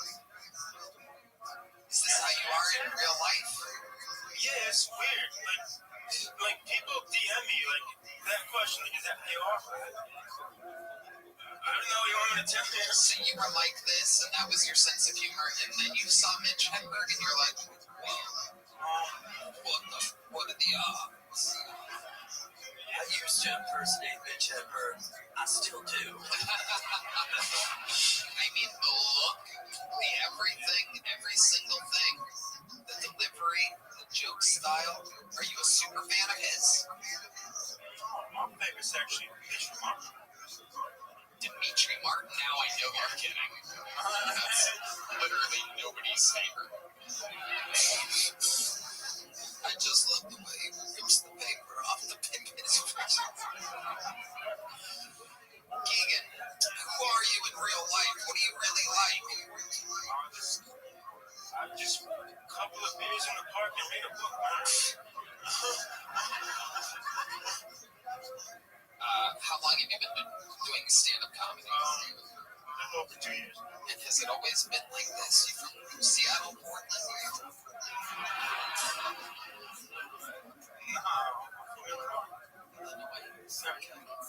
Okay. What do you do for work? DoorDash on an e-bike. What? DoorDash on an e-bike. DoorDash on an e-bike. I hate it in my deliveries. Bikes. Yeah. It's always smushed around. Fuck it up. Nobody understands that better than me. Don't trust me.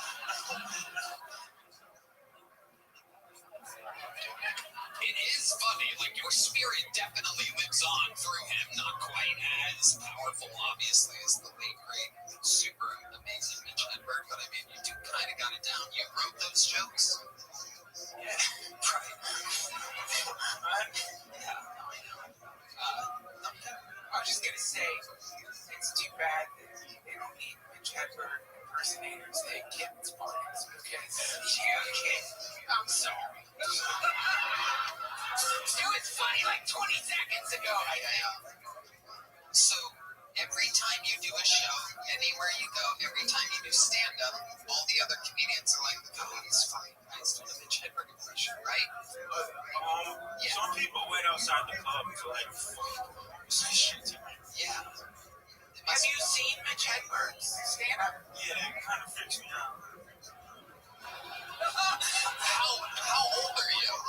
31. 31. So when's the first time you saw Mitch Hedberg stand up? Were you a big fan of his at one point? Oh. Yeah, dude, Dimitri Martin was your guy. Again, I hear you. It's funny and all, but seriously, we're all like witnessing. Like, it is like the Mitch Hedberg impression. Did you always talk like this? Is this how you talk in real life? Yeah, Tony, I don't know what to tell you. Okay. Can you do a Christopher Walken impression? I don't watch movies, man. What? Keegan, most interesting thing about your life, tell us. What would we be intrigued to find out about you? 31 years of experience of being Keegan Carmichael, tell us. I have a cast iron pan.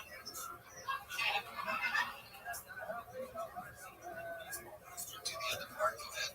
Oh, no, yeah, it's cool because you gotta take care of it. Like, you have a cast iron pan, you have a responsibility.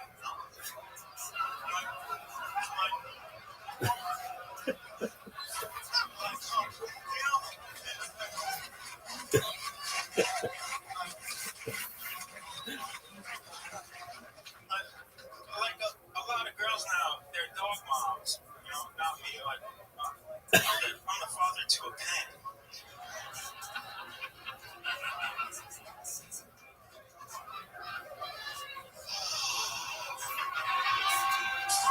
What else, Keegan? Tell us something else interesting about you. Dude, door dashing on the bike, that's a fucked up world.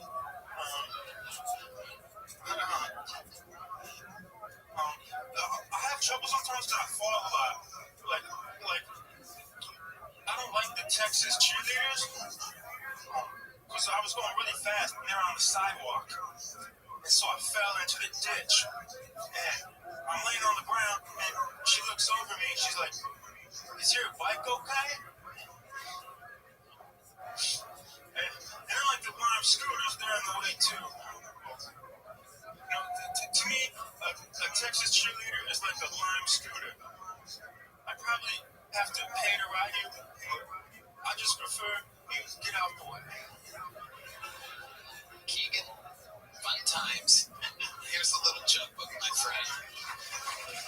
There he goes, Keegan Carmichael.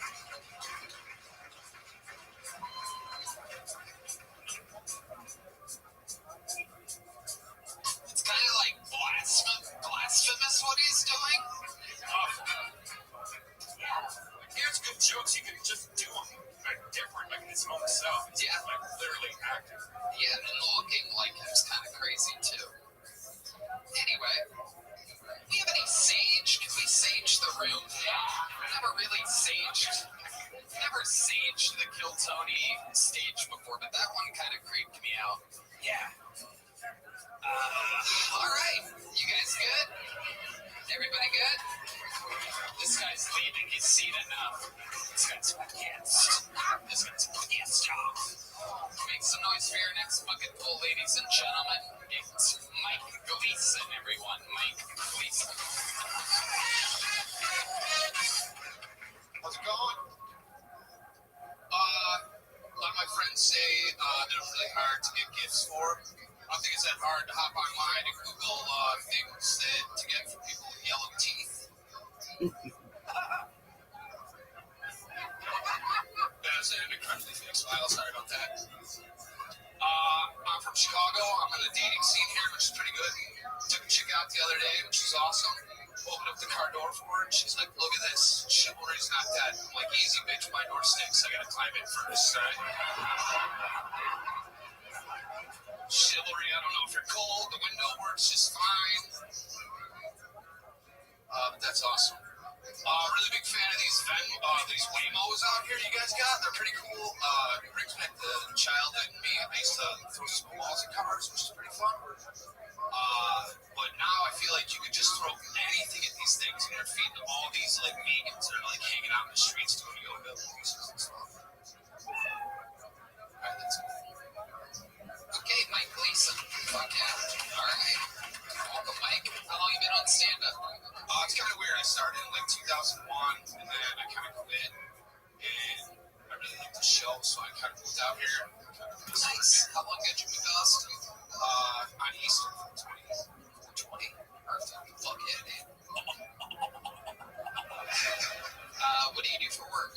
I haven't found a job. Okay, what's your plan? What are you good at? Stealing catalytic converters. No. Where are you from? Where were you at before? Chicago. Chicago. Construction. This is what construction guys look like in Chicago. Yes. Yeah. Okay. Have you looked for a job in construction here? I have. Yeah. How's it going? Oh, not bad. I kind of actually turned down a few jobs. It was weird, but I just wasn't catching up. Okay. How much money do you have saved up? Quite a bit. What? A lot that I don't want, like, my poor friends to reach out to me.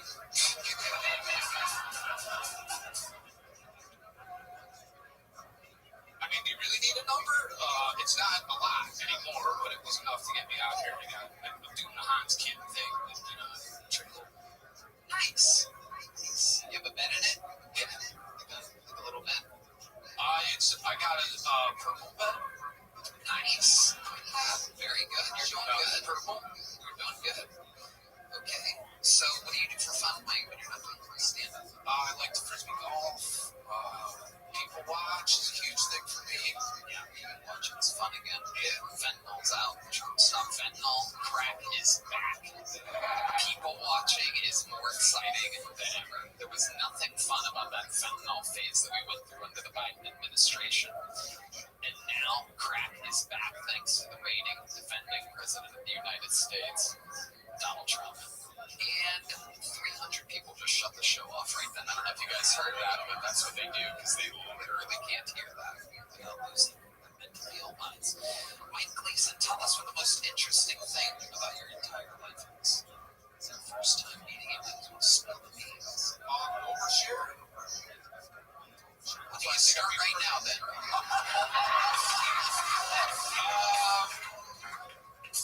Yeah, all right.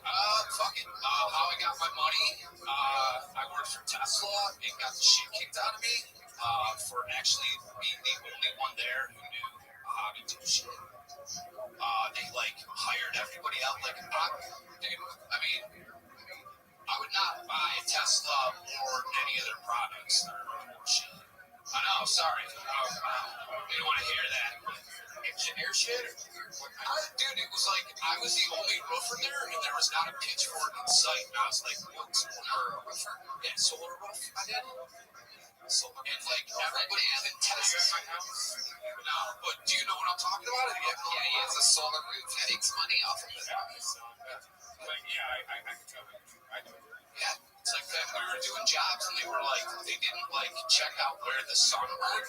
And then we put it on and there was like a huge house behind it and it was blocking all the sun. So we went back like 8 times and they're like, yeah, no, it's definitely the install. And I'm like, no, it's the guy who designed it. Like there's a huge house blocking the sun. Okay. Yeah. So I got a lot of money from him because there was a dude there who also did cedar shake. BT ever living shit out of me. Like, I was with my hands. I'm like, I'm 4 years old. I like the shop. I don't lose it, you know? Like, beat you up. He beat the crap out of me. Punch you in the face, kick you in the ribs, the whole thing. He took my helmet off and smashed it off. Like, if you get my phone, I think I have my, like, you can read what, like, Tesla sent me everything that all the dudes wrote, and it was hilarious. Like, they're like, he was a pussy and all this shit. And then they slammed the helmet off of my head, like everything that this guy said. He kept saying solar panels need sun. What got suggestions to get shut down? And they beat the shit out of you. One guy did. Right. So, but you made a bunch of money because of that. Well, I fucked up my hand in the fall. And then, like, I don't know, the chick who did the surgery, like, left some metal in there. I was, like, Wolverine for a little bit, and then they took 3 bones out. So, like, the settlement, I got a hefty chunk. How much? Again, just can I tell you how much is left? Yeah, it's probably funnier. Sure. Like $20. Okay. I'm buying leather jackets. It's the middle of the summer. Like, I'm not spending well. You had a female surgeon. Yeah.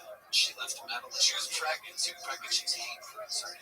Why did pregnant chicks hate you? I don't know. They just smell my, like, singleness. Never settled down. I don't know. They just hate me. chicks hate me. My coworkers hate me. I was really good with every other son hates me.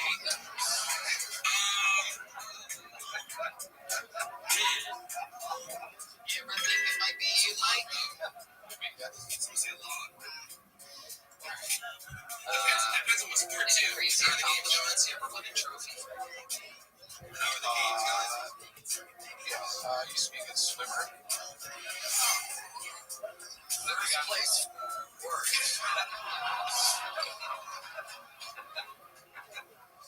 Fun times, Mike. Sign up again. We'll see you again. Mike Gleason, everybody. Oh, shit. Oh, that's his fucked up hand.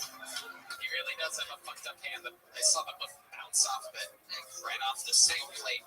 One more time for Mike Gleason, everybody. All right. We're coming around the corner here.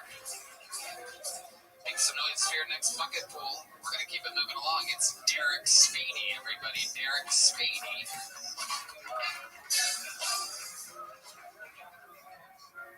I recently dated a girl with an ego so big that she would yell up her own name in bed.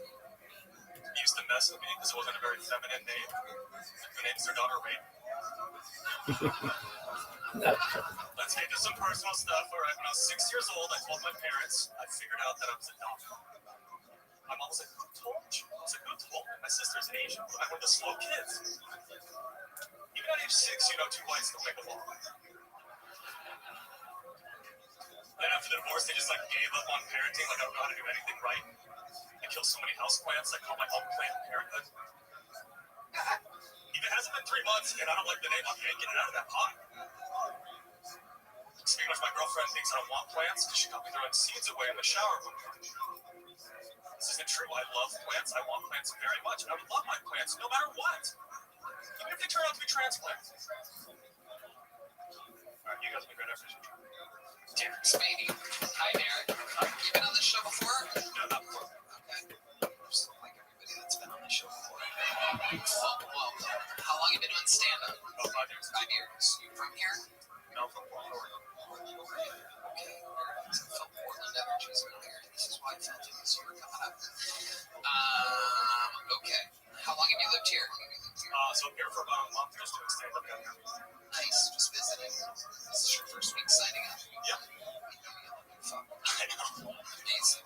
Odds 1 in 300. You nailed it. Are you often lucky in life? No. What do you do for work? So I worked in a Kroger for the last 5 years, and now I'm just taking time off because I stayed. Second Kroger shout out this episode. Absolutely. It's almost as good as HEB. When I got down here, I was pretty cool. You be careful. You be careful what you say. We were raised around Kroger's. We know Kroger's. Kroger's not really that close to HEB. Have you been to an HEB since being here? Yeah. One? 3. 3? Yeah.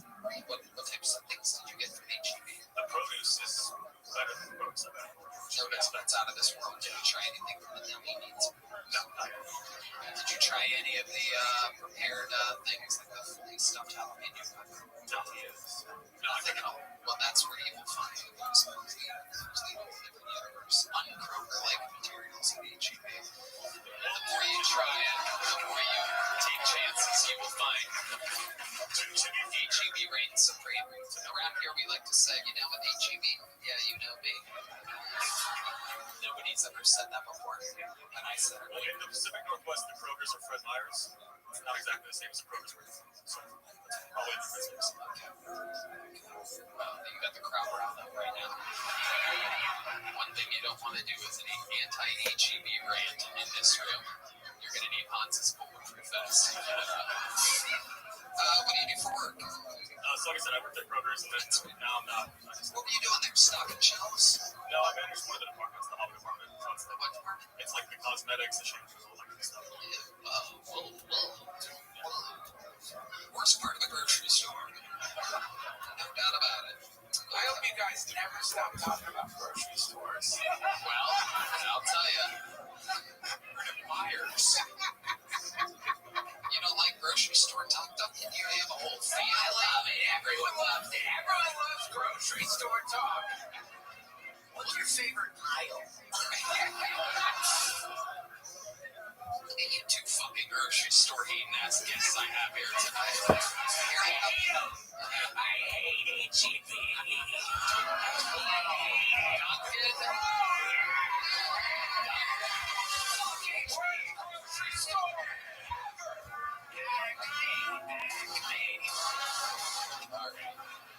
For those of you just listening to the podcast, Ian and Duncan were brutally shot live in the room. Luckily, it was by Chris Celio and D Madness, who hit the ceiling multiple times, and Duncan and Ian ran out of the room.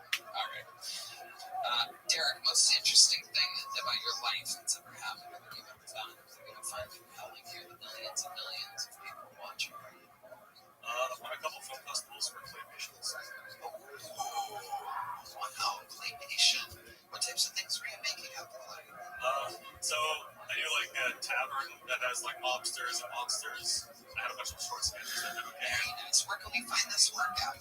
YouTube Bad Banana Studios or Bad Banana Clay's Tavern. It should pop up. It's been a while since I posted stuff, but Bad Banana. Straight to Fat Banana. Very interesting. Very interesting how you spell banana. Banana, according to Redman, is B-A-N-N-A-N-N-A. For those of you who have your how retarded is Redman bingo card out, that is 4 N's in the word banana. Ladies and gentlemen, this is who I worked with side by side every Monday for 12 years, and I have never once shot myself in the head. Anyway, very cool. You must get all the claymation pussy. How's that going for you? I mean, it's so time consuming. You basically spend all the time. I do have a girlfriend best. Nice. What does she do? She also works there. Yeah, what is she? If you were in the cosmetics aisle, I must know what section of the grocery store does your girlfriend work? She took over for me when I left. Wow. So she's in cosmetics. Is she still in Portland? Yes. So you're here and she's in Portland, but it's only for a month. Yeah. What do you miss most about her? So Pussies, right? The answer, no, I'm kidding. Go ahead. No, it's so weird because it's like a professional job, right? Colbert's out there getting fired.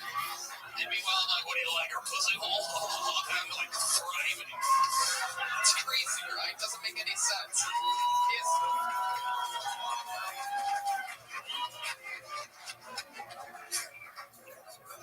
She's really funny. For instance, the other day after we had sex, I was like, no, she's got some activities. We'd love to do some work together. She goes, this is how we just made them. Very fun.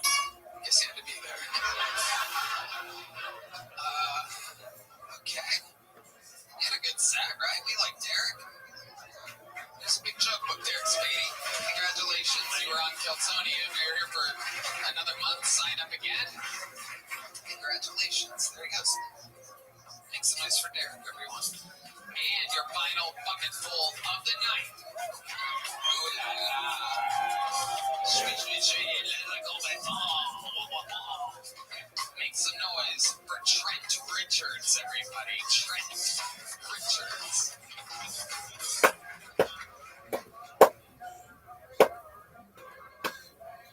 So my wife, she's been telling me for a while that I need to watch this Gypsy Rose documentary. And so, eventually, I finally caved in. I watched it. If you don't know Gypsy, she suffered from Munchausen by proxy. Her mom, she fabricated